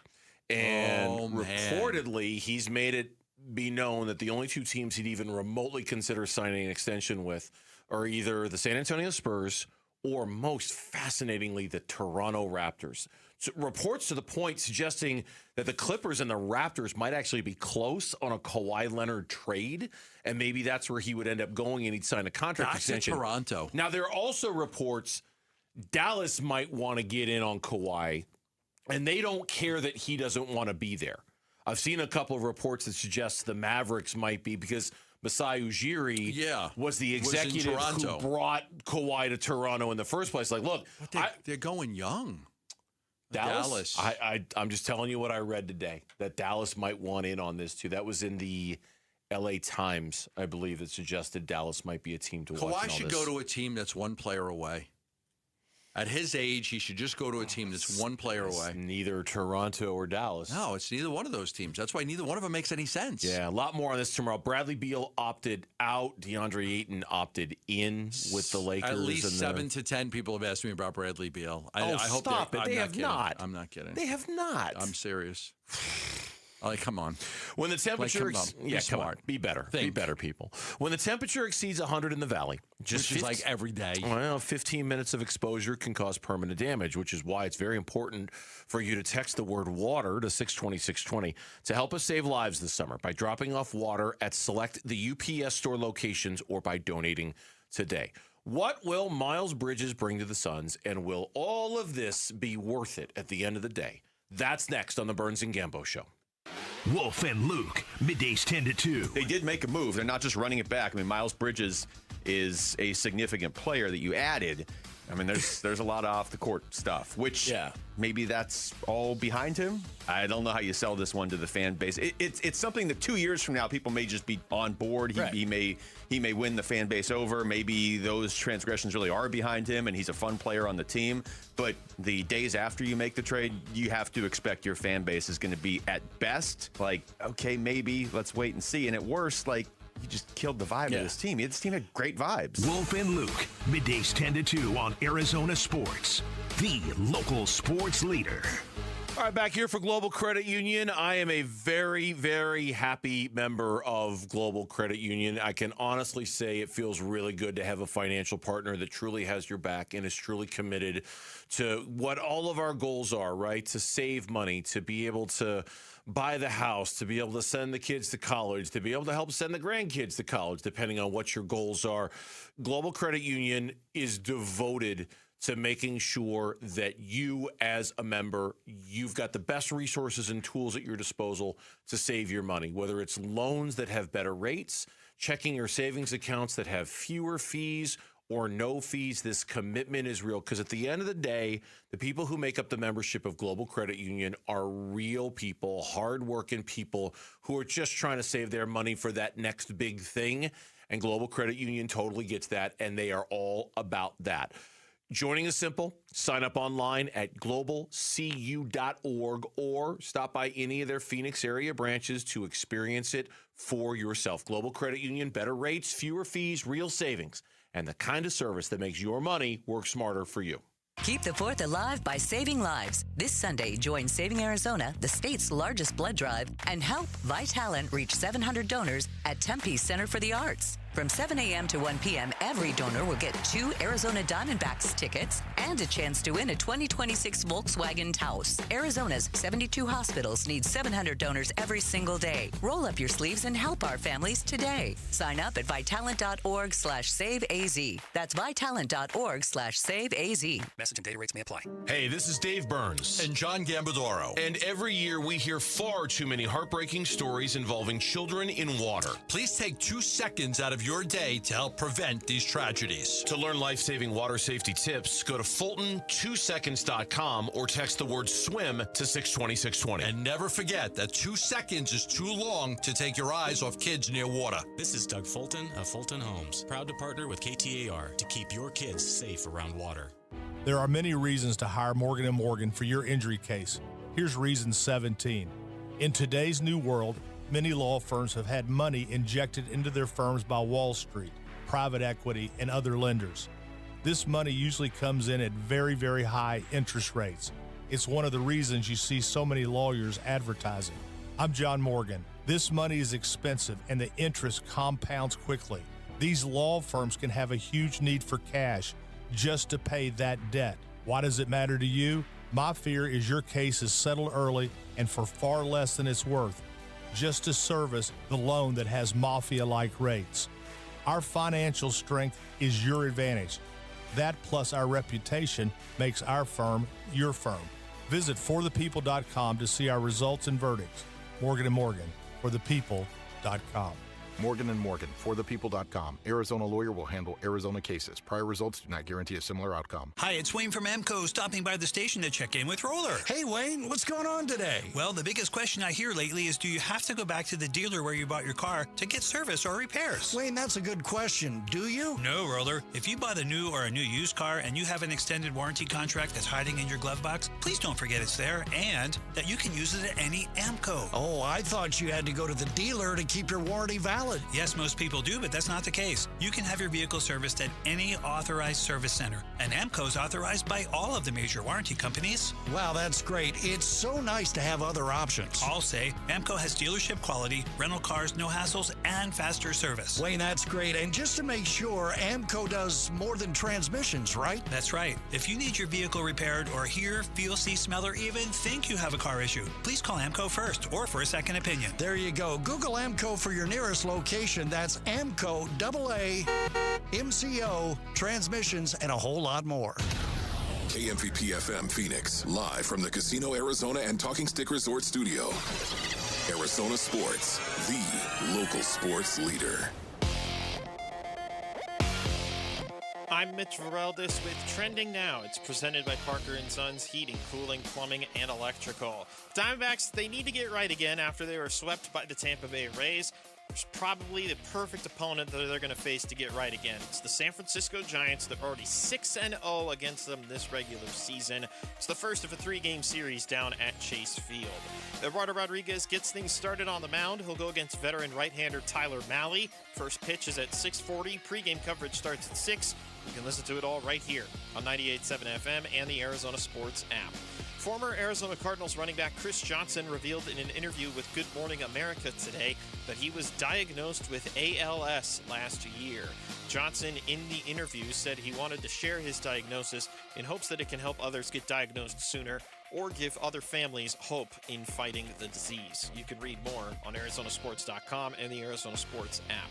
In the NBA, the latest star trade sees Ja Morant going from Memphis to Portland. The deal sends Jeremy Grant and Chris Murray to the Grizzlies. The Blazers get back the former All-Star and number 2 overall pick. And from the Phoenix Mercury, rookie guard Jovana Nogic is going to miss the rest of this season due to personal reasons. In the release, she said it was not an easy decision, but she looks forward to returning to the Mercury next year. This report is brought to you by Sanderson Ford. Employee pricing is here. You pay what they pay on F-150s, Broncos, and Explorers, starting under $42. American value for American values. It's Sanderson Ford.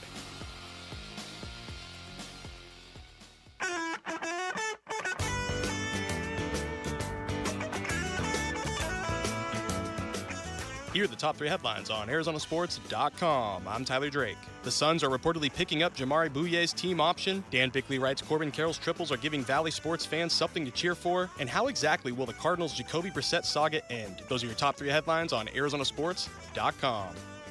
Yeah, I'll tip jar this. I knew you would. Yeah. I knew you would. I was going to, but I was just going to wait for you to do it. Steely Dan. It's a great tune. It's a great tune. Good band. Yeah. Steely Dan, good band. Generational music. Music is generational. Welcome back, Burns and Gamble Show. 5 My o'clock. kid's going to some concert in the next couple days. I'm like, I have no idea what he's going to see. It's who is it? I'll tell you. It is Don Tolliver. No, I don't know who that is. Don Tolliver. Yeah, not sure. But Lauren knows. She's got the nod of approval in there. You know who that is?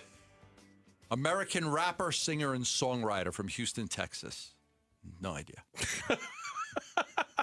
But that's okay. You know what? That's cool. That's fine. Right. That's cool. Gambo, I'll tell you confidently right now, you would not like his music, so do not waste your time. He's going. I'm going to be in Ireland, so like he'll go to the concert. I'll be in. Knock yourself out, kid. I'll be in Ireland. I'll be somewhere. Have How fun. could you get any further away from going to that concert? Yeah, you're going there. I'll be in 2 days. I'll be in Ireland and then Scotland. See ya. So we circle back to our top story of the day. Miles Bridges is now a member of the Phoenix Suns. The deal won't be officially consummated until July 6th is when it could become official. But by now, I think we all know the deal. It's Grayson Allen, it's Royce O'Neal. It's an unprotected 2033 first-round pick in exchange for Miles Bridges, a second, and then you're basically getting your first-round pick back that you traded them, I think, in the Nick Richards deal or the Mark Williams deal. That's right. You're getting that one back. They also made a deal with them for Nurkic, so they've done like 3 deals with Charlotte in the last year and a half. Somebody put the side-by-side of Hazen in Seattle. The total of what the Suns have sent to Charlotte and the total of what Charlotte has sent to the Suns. Do me a favor, if you're a Suns fan, do not look this up on the internet because it will just depress you even further how much you have given up and how little you have received in exchange with Charlotte over the course of these deals. Just don't do it. It'll drive you to drink if you're not careful. We have, I think, we've largely gone for a mostly questioning, sometimes negative view of this trade for most of the course of the day. I mean, I think whether it's the red flags, which we're going to talk about in the next segment, whether it's the 2033 first, whether it's dealing Grayson and Royce and not one or the other, there's been a lot that we've talked about. I think it's taken a largely kind of negative, boy, I'm just not sure if this is a good idea kind of a view.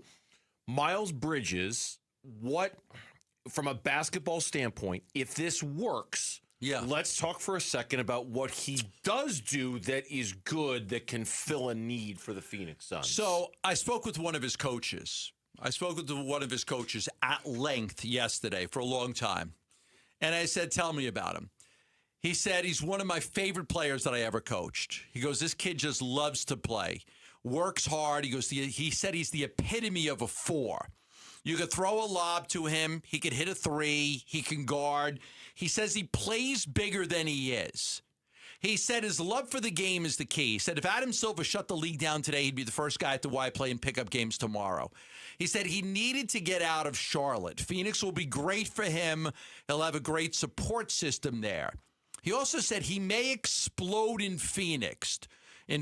Don't be surprised if the best version of him is yet to come. He said his only issues were off the court, never on it. Once he got between the lines, he was happy. He was never late for practice. He was a great teammate. He was very coachable, never caused a problem. He was truly a pure joy to coach. Now, that's someone who coached him. Mm-hmm.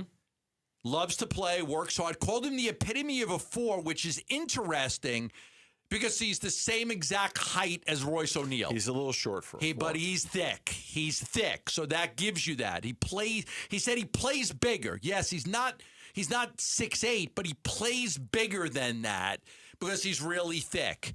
And he said, he's great. You could lob the ball to him. He can guard different players. He is physical, really athletic. He liked him. He just really liked him. And I didn't know what to expect when I made this call, but I said, you coached him. What can you tell me about him? And he said he was absolutely one of my favorite players I ever coached. Yeah, look,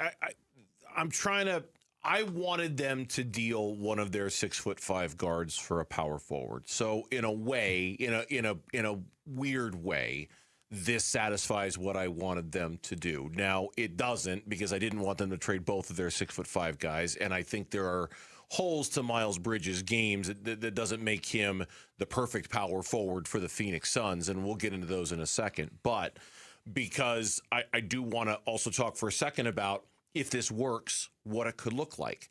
And I think if this works, it's going to look like them playing with a much greater pace than they did a year ago. Like the get out and go game and the transition offense, which at times was really not very good last year at all. In fact, it was really not good at all. I think could get a boost from this. I think their rim presence and having a guy who can get to the rim. They were terrible at that last year. Just terrible. And I think Miles Bridges, even though he might not be the best at it, he's way better than anything they've got when it comes to somebody who can force the issue at the rim. Yeah, their rim rate was 28th in the league. They were 28th. They were terrible. And I think he's going to improve that. I think he's going to improve the athleticism. Defensively, it's a mixed bag, but I think he can do some things there. So there is a path where I can see him doing things that they didn't do last year.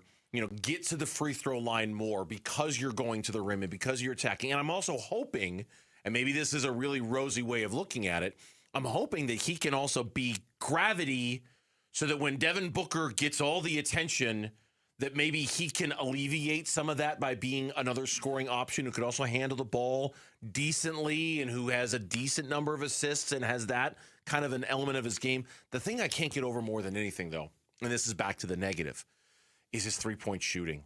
It scares me to death that your starting lineup could be, literally a bunch of guys who don't shoot threes at all, top to bottom. I know. Devin Booker, Dylan Brooks, Jalen Green, Miles Bridges, Mark Williams. Nobody there is a real credible knockdown three-point shooter baller type guy. And that makes me nervous, man. It's how they won a lot of their games early in the season. We'd come in here and say, they outscored their opponent by 7 from 3. It's 21 points. That's why they won. They outscored their opponent by 8 from 3. That's 24 points. They won. You lose Grayson and you lose Royce. You lose 2 of your prolific three-point shooters. And as we've said over and over again, Devin Booker's three-point shot has abandoned him the last 2 years. It's abandoned him. He doesn't even want to take it. On a normal night, Devin Booker's 1 for 5 from three-point range. He's just not the three-point shooter he once was.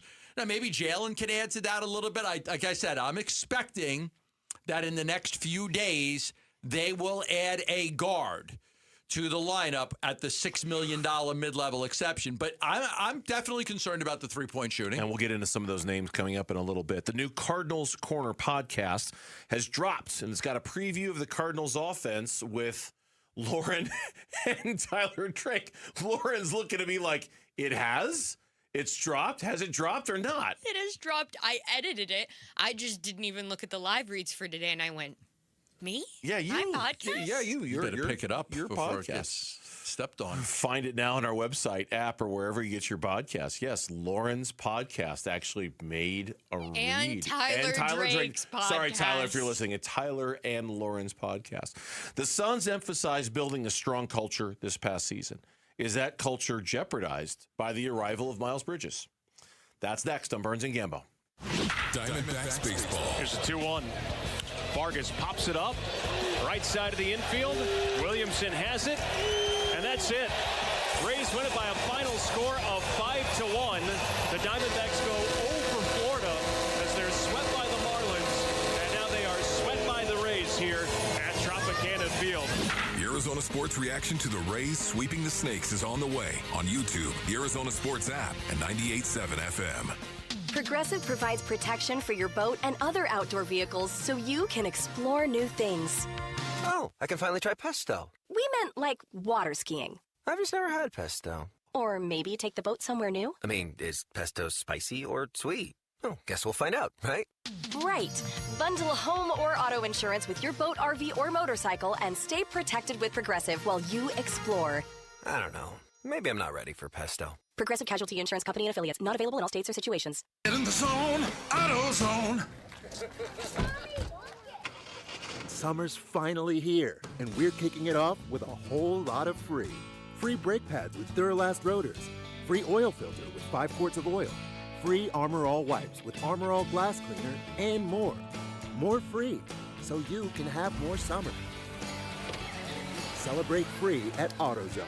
Now through July 27th. Restrictions apply. Get in the zone, AutoZone. You know, it's been more than a century that Ford has been here for those who build America, for those who believe that giving everything we've got today will pay off tomorrow. If that's who you are, then Ford believes that you should pay what Ford employees pay. American value, literally, for American values. Hey, Paul Calvisi here, and it's here at our Desert Ford dealers. Employee pricing across a full lineup of Ford trucks and SUVs. Remember, Ford is the #1 selling truck brand in Arizona. So on a 2026 Ford F-150, do not miss employee pricing plus $1,000 cash back on a 2026 Ford F-150, or get employee pricing plus $2,000 cash back on a Ford Explorer and 2025 Ford Bronco while it lasts at our Desert Ford dealers. Just click buyfordnow.com. Based on S&P Global Mobility, retail U.S. new vehicle registrations for the truck vehicle type CYTD October 2025. If you have unfiled taxes or are in debt to the IRS, this is important news. Did you know the IRS has programs specifically designed to help people struggling with tax debt? Powerful tax assistance programs that can save you thousands if you qualify. No one knows these programs better than the experts at Optima Tax Relief, America's most trusted tax resolution firm, A-rated by the Better Business Bureau. Their award-winning tax attorneys and licensed professionals have resolved over $3 billion of tax debt for their clients. One call to Optima can start the process, helping to put an end to your worries about wage garnishment, asset seizure, and other aggressive IRS actions. Find the best options to solve your tax problems. Call the experts at Optima Tax Relief today for a free consultation. Call 800-343-6460. 800-343-6460. 800-343-6460. Optima Tax Relief. Some restrictions apply. For complete details, please visit OptimaTaxRelief.com.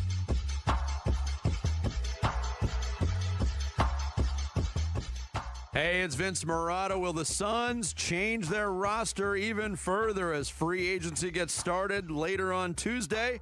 Join us Tuesday morning at 6 and find out on Arizona Sports 98.7, the Arizona Sports app, and the Arizona Sports YouTube channel. They won that trade just with the three players in it. Just Miles Bridges for Grayson Allen and Royce O'Neal. I've won the trade. No, how about this? I'll throw in the worst of my 2029 swap. You'll get the less favorable version of that. And you give me your unprotected first and 33. And Phoenix is like, that sounds great. Let's do it. What a terrible trade by them. Bill Simmons on the BS podcast. Did not like the trade. Did not like it. There are a lot. Honestly, there are a lot of people who do not like the trade. We had Sam Quinn on. He gave it a D. I think John Hollinger hated it at The Athletic. Hated it. I think it's somewhat of an incomplete because there is another move that's going to come because of the savings. Immediately after the trade, it's like, oh, the Suns saved $20 million in tax. No, they didn't, because they're going to take – there was a 2-for-1. It's not fair. It's a 2-for-1. They're going to add another player. That player is going to be in some ways part of the trade because they're taking the money they saved and they're going to spend it on a player, and then you can evaluate it a little bit more. But, I think in this trade – they helped themselves in one area and hurt themselves in another. I'm almost neutral on the trade, but I certainly don't think the Suns won the trade. Yeah, it's ESPN gave him a D+. John Hollinger called it the worst transaction of the NBA's offseason so far. He said that hurts. Trae Young was previously the worst, the contract extension he signed with the Wizards. He said this is now the worst. This is the worst transaction in the NBA offseason so far. This is a terrible move for the Suns. I mean, look, we've talked about a lot about this. And to me, there's almost like three different distinct categories to look at this at. There's the basketball look, Grayson, Royce for Miles. There's the draft pick look, which is the 2033 unprotected first to get one of your firsts back. And then there's the red flag issue. And I think on the red flag issue, it's a big L for the Suns. I think on the draft pick front, it's a big L for the Suns. And it's just whether the basketball side of things can be good enough to somewhat make up for it. The morality part of it and the reaction among the fan base has been harsh and strong. And because a lot of people are saying, let me say this real quick. A lot of people are saying, hey, you told us, not you, John Gambadoro, you, the Phoenix Suns, told us that character matters, likability matters, building a team that we can feel good about and root for matters. Culture matters. And you go out and get Miles Bridges. And I understand this concern. I feel this concern. There are a lot of fans who are like, well, wait a minute. What happened to everything you've been telling us the last year about roster building? And then you go out and get Miles Bridges? It's left a lot of fans feeling a little disenfranchised right now that their organization that they love would go do something like this after everything they had said leading up to this moment. I detest domestic violence in any way. No man should ever raise a hand to a woman. You're not a man. You're not a man if you actually hit a woman. So I'm totally against it. I get what you're saying. With that being said, at some point they're going to have a press conference and they'll have to address it, and he'll have to address it, and the Suns, Brian Gregory, will have to address it. Here's what we do know. Miles Bridges had a court-mandated program. He committed to completing 52 weeks domestic violence counseling and 52-week parenting classes completed. He completed 100 hours of community service. He's been subjected to weekly narcotics testing and abided by a 10-year protective order. He apologized for the pain and embarrassment caused by the incident and stated he spent his time away from the court prioritizing therapy. He served a 30-game suspension from the league. I mean, at some point, like, this is what we need you to do, and he did those things. Now, if you want to keep punishing for it, you could. If you want to dislike him for it, you could. It's your prerogative. I'm not the moral police. Everybody has to make their own mind up. What I would like to hear, and I'm curious to see what you have to think, at some point the Suns are going to address the media, and he is, and I would like to hear some type of continuation of treatment for him, like an alcoholic or a gambler or a drug addict, right? I mean, you could stop being an alcoholic for 2 or 3 years, but you're still like an alcoholic, right? You still have to go for classes and stuff like that. Of course. I would like to see some sort of continuation here in Phoenix. I want to make sure the Suns have a support system around him to make sure that he doesn't slip up and have anger management issues and things like that. Now, maybe he's fine. I don't know. Like, there hasn't been any incidents since this, but this is on his record. I would like to see them address it and tell everybody what they're prepared to do to make sure that he is a model member of this community going forward. Yeah, that's certainly part of it. And I'll be, given how sensitive people are to this issue and how sensitive their fan base is to this issue, that will be a really interesting, how do you address this if you're the Phoenix Suns? How does Matt Ishbia talk about this? How does Brian Gregory talk about this? How do they deal with it? Because this goes beyond, like every time we've talked about this trade from a basketball sense, whether we're talking about how Miles Bridges fits or the 2 guys that they lost or the draft picks and how upset we are that they gave up the unprotected 2033. I mean, we've done it all with the idea that the underlying theme of this conversation is, and oh, by the way, he did this terrible, terrible, terrible thing a few years ago. Awful. And Charlotte couldn't wait to get rid of Miles Bridges. 2 years tried to trade him. Couldn't wait to get rid of him. And they needed him to have a season like he had last year. To trade him. To try to drum up some interest in Miles Bridges. So all of that kind of adds up to this boy, I need Matt Ishbia or Brian Gregory to justify, and I'm curious to see what they say, why they did something that maybe nobody else in the league would have done in terms of what they traded to get Miles Bridges. And I want to know what they're going to say about that. What is it? What they traded for him or why they traded for him? Why they traded for him. Okay, why? You want to know why? Why they traded for him. Yeah, what is it about him? You want to hear they did their homework. Because I think the price is too high. I think the price was too high. I think the price that they paid because of the pick in draft capital is too high. And I think the price that they paid in terms of the angst and anger among some in their fan base is too high of a price for them to have paid. So what I want to hear from them is, what do you think justifies that? What is it about this player that makes him rise above the cost you had to pay to get for him? Because it's expensive. It's expensive when you hear people react what do you want to hear the them red say? Flags. What do I want to hear? What do you want to hear them say? They did all their homework on him. They vetted him. They know him, and you know what? I'll be honest with you. What do you want to hear? I don't. Like, is there anything that they could say to make you be like, oh, okay, I get it. You know what? I'd have to think about it. I know what I don't want to hear him say. Mm-hmm. I don't want to hear them say, we know him from our Michigan State days and we think he's going to be fine. I don't want to hear that. Nope. I don't want to hear that.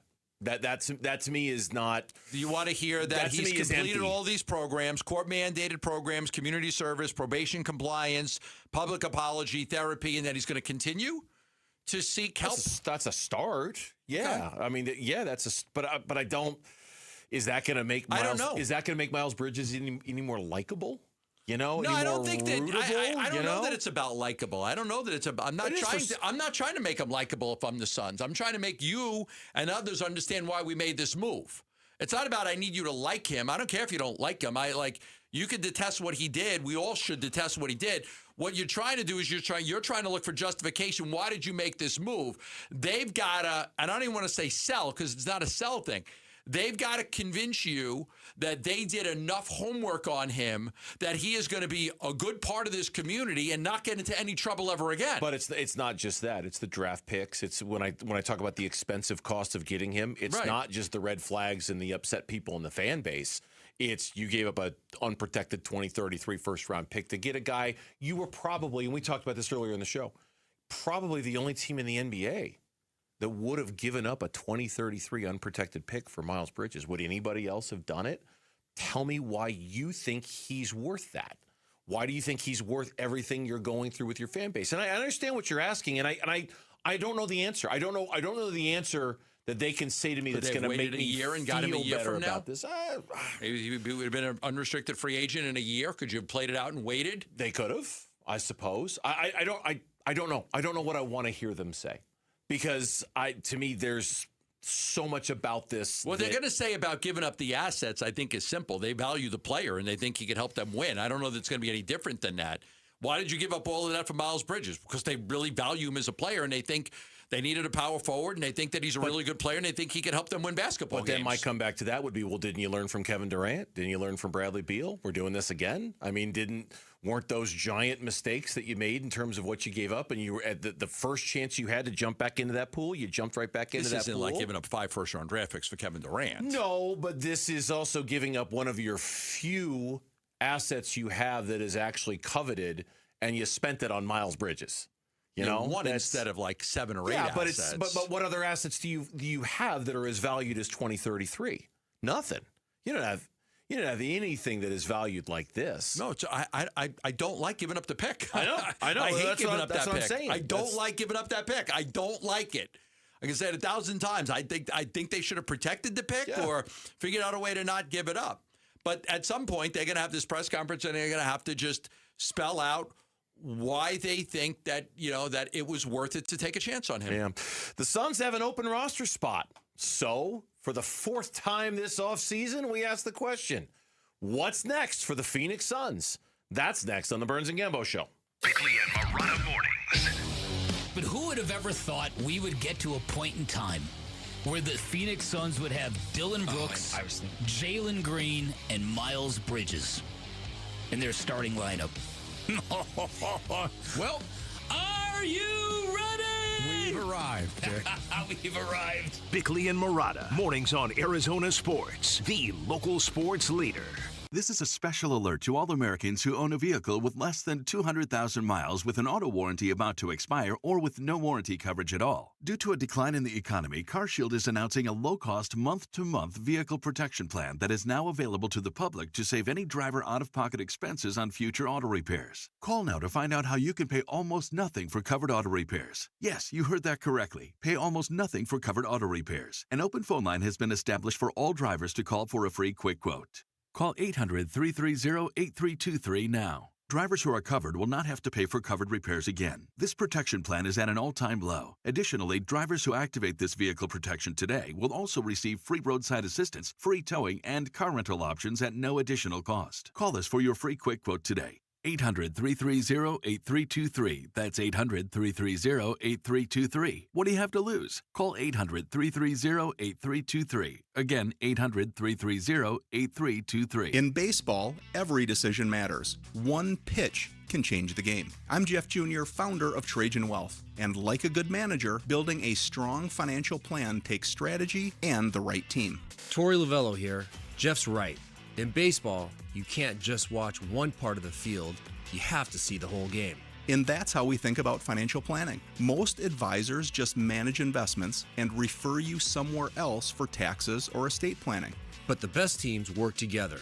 Exactly. At Trajan Wealth, we built a family office model that brings everything together. Wealth, tax, estate. One team making sure every part of your plan plays well together. That's why I trust Trajan Wealth. With my family's plan, they see the whole field. Call Trajan today. 855-TRAJAN-1. That's 855-TRAJAN-1. Advisory services through Trajan Wealth, LLC, an SEC registered investment advisor. Paid advertisement. Other services through Trajan Estate and Trajan Tax. Additional disclosures at TrajanWealth.com. I'm Matt Morgan of Morgan & Morgan, America's largest injury law firm. I've had the privilege of seeing miracles, broken families rebuilt, every crash, every workplace injury, every medical mistake. Fighting back can work. We've gone toe-to-toe with insurance giants, and we've won a lot. Over $30 billion recovered. Size matters. Reputation matters. Results matter. There's only one Morgan & Morgan. Morgan & Morgan, forthepeople.com. Arizona lawyer will handle Arizona cases. Prior results do not guarantee a similar outcome. I'm Mitch Vareldes with Trending Now. It's presented by Parker & Sons Heating, Cooling, Plumbing, and Electrical. Diamondbacks need to get right again after they were swept by the Tampa Bay Rays. They perhaps have the perfect opponent to get right. One they've already beaten 6 times this year. That would be the San Francisco Giants in town for a 3-game series. Eduardo Rodriguez will start things on the mound. He goes against veteran right-hander Tyler Mahle. First pitch is at 6:40. Pre-game coverage starts at 6. You can listen to it all right here on 98.7 FM and on the Arizona Sports app. Former Arizona Cardinals running back Chris Johnson revealed in an interview with Good Morning America today he was diagnosed with ALS last year.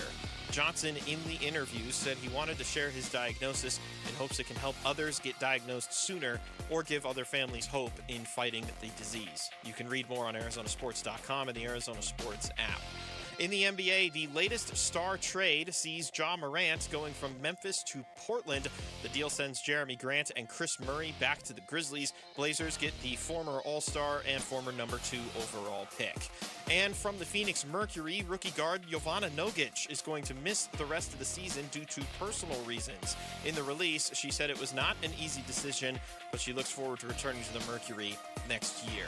This report is brought to you by your Valley Chevy dealers. This 4th of July, celebrate family, fun, and the freedom to save with your Valley Chevy dealers. Spectacular offers are available right now at your Valley Chevy dealers. July 4th event going on now. Arizona Sports, the local sports leader. Burns and Gambo, what's on tonight? What's on tonight's games we're going to watch this evening, and it's brought to you by Global Credit Union. Explore the benefits of becoming a member by going to globalcu.org, your world of financial possibilities. D-backs and the Giants tonight, 6:40 first pitch, the opener of a 3-game series, as the Diamondbacks try to figure some things out. Nobody better to figure things out against than Mitch's San Francisco Giants. Yeah, if you can't figure it out against them, we're talking all this smack, man. Be careful. Be careful. If there's one thing I've learned from today's show, it's be careful what you wish for because you might get it. Well, they have beaten them like a drum. The Diamondbacks are 6-0 against them this year. And the Diamondbacks have outscored them 39-17, out-hit them 60-44. They've owned them. With that being said, who knows? Be careful what you wish for. You might get it. We'll preview that game coming up in about 10-15 minutes from right now. Again, that starts at 6:40. World Cup action. There's one. We've had 2 matches, I think, so far. One right? match going on right now. Is it the Netherlands? No, who is it? Give me a minute. Netherlands versus Morocco starts at 6. Starts at 6. Okay, so that's on tonight too. Netherlands, Morocco in another elimination match tonight. Paraguay has eliminated Germany. Brazil knocked out Japan. Yesterday, Team Canada advanced to the round of 16 as well. Yes. I've still got the USA, Norway, Austria. I'm actually starting to catch a little World Cup fever. I'm not going to lie to you. Hey, I'm kind of interested now. USA, let's get there. Yeah. Let's get to the round of 16. So we're not. I don't think we're calling it a Gambo 5. Are we calling it a Gambo 5? No, I didn't call it that. Okay, I wasn't sure. If I just ended up with 5 names. I wasn't sure if we called it that or not, but the panic that just ran through me when I went, "Where's the sounder?" You better say no because I don't know where the sounder is. You should play it just for old time's sake if you can find it. One of the things about this trade that you've said that I completely agree with is that part of the analysis of it also has to do with what are they going to do with the money that they've got in free agency now. They've got the tax-paying mid-level exception, which is like $6.1 million. They clearly need to add a shooter given that Colin Gillespie is really the only knockdown, catch-and-shoot, three-point shooter they've got on the roster right now after trading both of them in the Miles Bridges trade. They have to add somebody. They're going to add somebody. And today on Twitter, you put out a list of 5 players with a wild card that the Suns, if they can afford, they might go after. Couple of those players are already gone. And we said that. I mean, I did preface my information that I put out. I prefaced it by saying, and here's what I said. I expect that here's 5 names who I expect they will be targeting. A couple of these guys may get between 8 and 12 million and be priced out. But again, this is who they're going to look at. They're just hoping that, once 1, 2, 3, they're hoping one of these guys drops to their range, but they knew damn well that 2 or 3 of these guys were going to sign bigger deals, and 2 of them did today. Kevin Huerter signed a deal with the Detroit Pistons. $9 million a year. 3 years, $27 million. He is off the list. And in your wild card, Landry Shamet, who was last on my list. They were going to talk. They were going to talk to him, but he wasn't a priority. For them. The other guys were more priority. 4 and 24 to stay with the Knicks. Yeah, $6 million a year, which is in their price range. So that leaves 4 players that they can still get on my list. Luke Kennard, who I think is going to get a lot of money. I think he's going to get 10, 11, 12 million a year. We'll see. Colin Sexton, Jordan Clarkson, DeAnthony Melton. I believe that the Suns will sign one of those players in free agency with their $6 million taxpayer mid-level exception. I'm going to take a guess right now. You ready? You're going to say it's Melton? Nope. Jordan Clarkson. Ooh, okay. I think he's going to. I bet he's the only one that is in that salary range. I think. Who would you like? I want Sexton. I would like Sexton. Me too. I would like Sexton. He's the one. I think he's the one with the most skill. I'd go Sexton 1, Kennard 2, but it's close between Sexton and Kennard. Yeah. I almost said Kennard, but it's Sexton. Kennard's such a good shooter. Sexton 1, Kennard 2, Melton 3, Clarkson 4. That's how I would rank those guys. And I think Clarkson, I'm guessing Clarkson is the only one who salary-wise is going to come within that range. I bet. I think Sexton's going to get way more than 6. I think with Kennard is going to get more than 6. I think he'll get 10, maybe 11. I think even Melton, because he's a good glue guy, I think he is going to get a little bit more than 6 and will probably be priced out. Kennard is just Colin Sexton's a good three-point shooter. Luke Kennard's on another planet three-point shooting. He was 48% from 3 last year. Yeah, and Kennard Sexton's a good three-point shooter. It's not that he's a bad three-point shooter. He's a good three-point shooter. 40% from three-point last season. Right, but Kennard is just he's lights out. That's what he does. Clarkson didn't have a great season shooting the 3 last year, but his minutes were down a little bit. That might have something to do with it. And Kevin Zimmerman wrote about this at azsports.com. I think he is the most realistic target on this list. Melton, I just think Melton he's a good defender. He has proven to be, a really reliable glue guy for a few rosters since he used to be on the Suns. Started with the Suns. I just think someone's going to value that and what he can bring, and it's going to push him out of the price range. The nightmare and scenario. He does not shoot the 3 well. No, he was, 29% last year, I think? In the past, he was better, but he didn't shoot it well last year. The year before that, he was 37%. The year before that, 36%. The year before that, 39%. He was up to 41 at one point, but he did not shoot it well last year. Yeah. The panic point is if all these guys are gone. Now you start shopping in a different Quentin part Grimes. of the store. I didn't put Grimes. I think they're going to get one of these guys. If they don't, then you're starting to look for. I would mean Grimes is a guy. Gary I'll try Trent to Jr. Yeah, I don't think they like either one of those guys. But yeah, you'd be bottom of the barrel, right? Yeah. You'd be bottom of the barrel, Can't always get what you want. Are they going to get what they need is the question with that. What do you want more of, a playmaking guard or a three-point shooter? Me too. Point shooter. Me too. They need somebody who can knock down some shots. I also I do really like Kobe Bryant's shot. It's so beautiful. It's just his shot is so perfect. Does he ever hit the rim? Everything hits the net. Now, I don't know that he can help them this year. Maybe he can. They got to develop. But he is such a nice shooter. Yeah.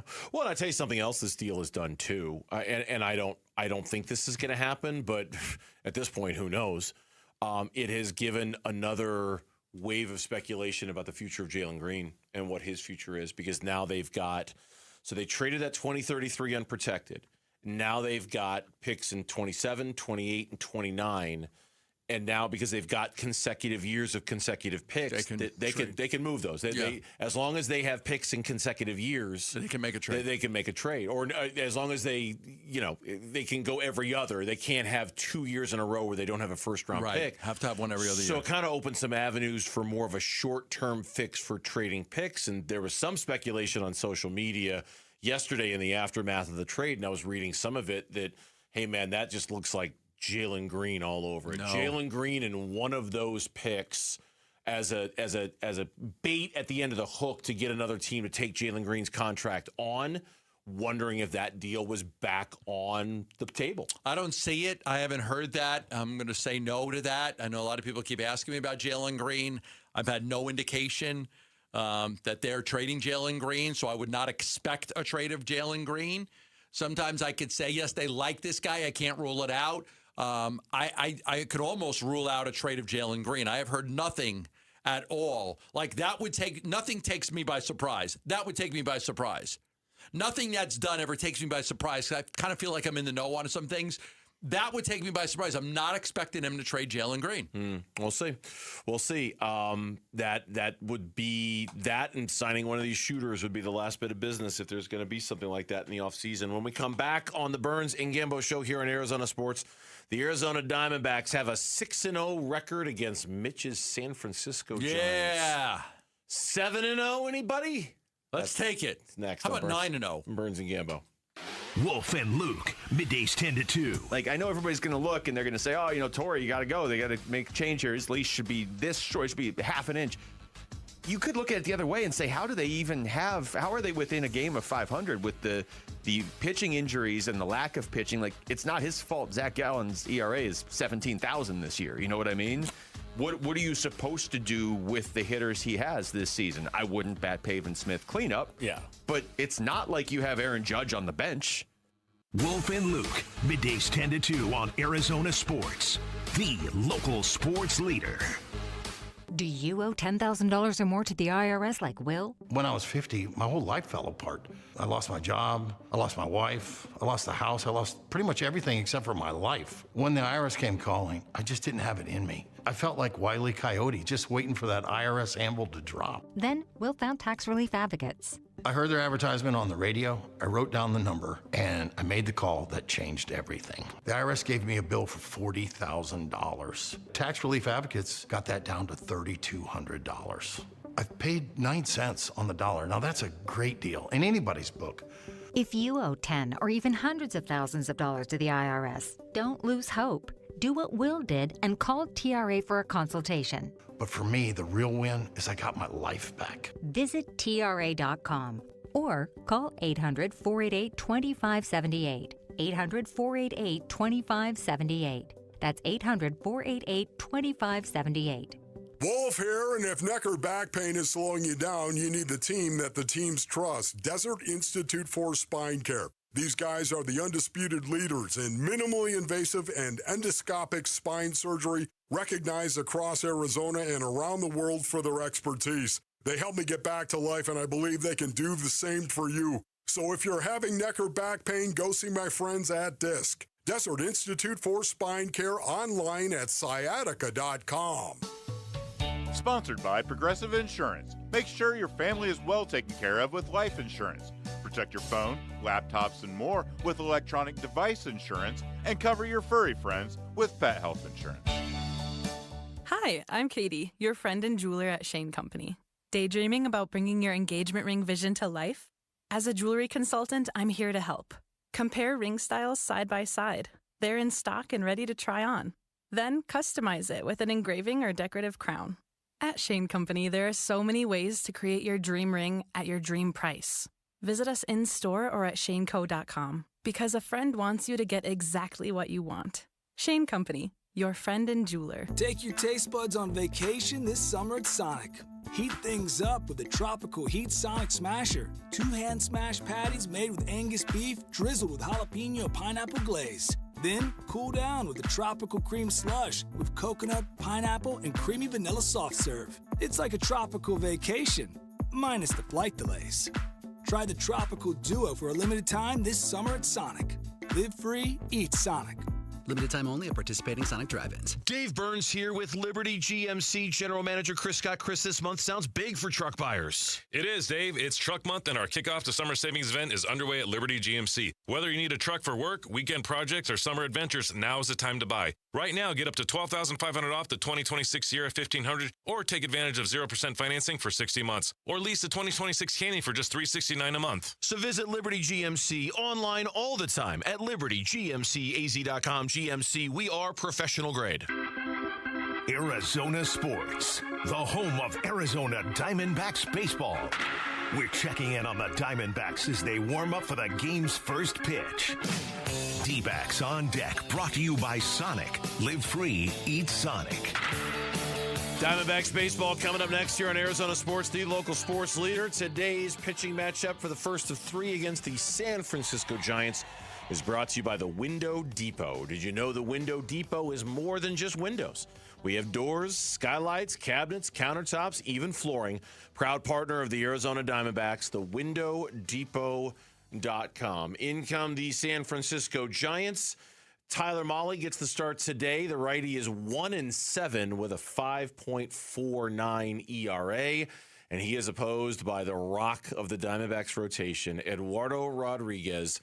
The lefty is 6-2 with a 2.27 ERA. Yeah, Mahle's he had one of his best starts of the year in his last outing against the A's. That was at Oracle Park on June 24th. Came off the injured list, 5 2/3 scoreless, allowing just 2 hits. The Giants won that game. They've actually won their last 2 series. Facing the Diamondbacks for the 8th time in his career and the 2nd time this season. He's 0-2 with an 8.10 ERA over his 2 starts against the Diamondbacks this year. So he hasn't had much success. He's got a 3.32 ERA in 7 games at Oracle Park, but he's really struggled in his road starts with an 8.88 ERA. Eduardo Rodriguez, on the other hand, for the Arizona Diamondbacks tonight, his last start out came against St. Louis, got a no decision. It was a great start. Went 6 2/3, gave up 3 hits, 3 walks, 5 strikeouts.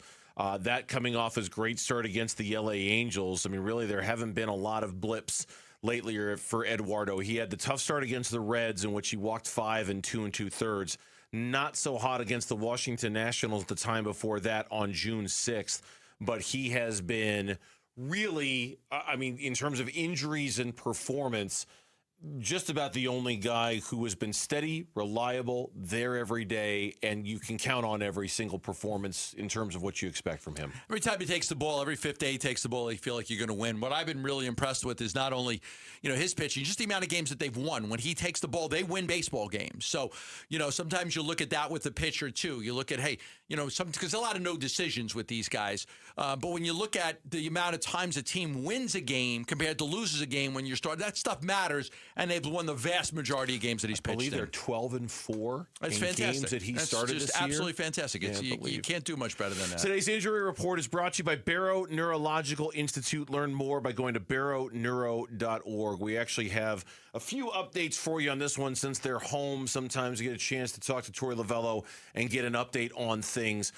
This is Torey Lovello pregame today with a Michael Soroka update. That glute injury is fairly asymptomatic, so he's going to begin his throwing program, bullpens, etc., and building up as best he can, as fast as he can to return to us. So hopefully it's not a long period of time before he gets back here, but I don't have the exact day of when everything's officially going to be starting to when we can get that clock counting backwards for him getting here. But I'll keep you guys updated on that. He went a little deeper on why he thinks Soroka's return could be quick. Yeah, it's a fast turnaround. Yeah, exactly.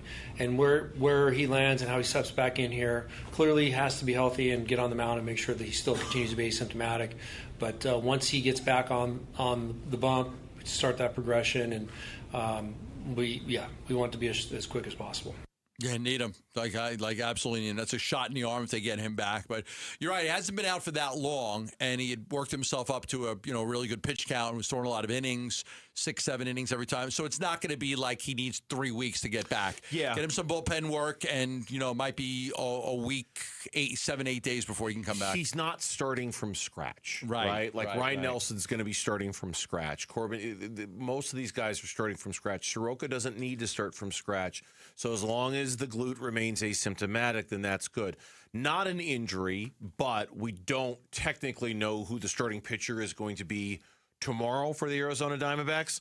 But Torey Lovello kind of gave it away. We sent him out. He's talking about Brandon Pfaadt, by the way. With the idea of getting him stretched out and putting him back into the position that he's had the most success with. And he accepted that responsibility. He was accountable. And we knew that it was a matter of time before he started to get on a little bit of a run and get the reps that he needed and find himself back here in the big leagues. I know that it's not a mystery. We have a spot that's available tomorrow. He's on the taxi squad today. So, yeah, if an alien comes and picks him up and takes him away, things might change. But for right now, we can assume that he's going to be ready to fire here very, very soon for us. And he deserves that opportunity. He did what he was supposed to do. What has he done? He's filled up the zone. He's continuing to shape pitches the right way and attack the zone the right way. There's a few guys on that roster I would love for an alien to come down and take away. It's a few. I'll give the alien a list. Hey, I got a list.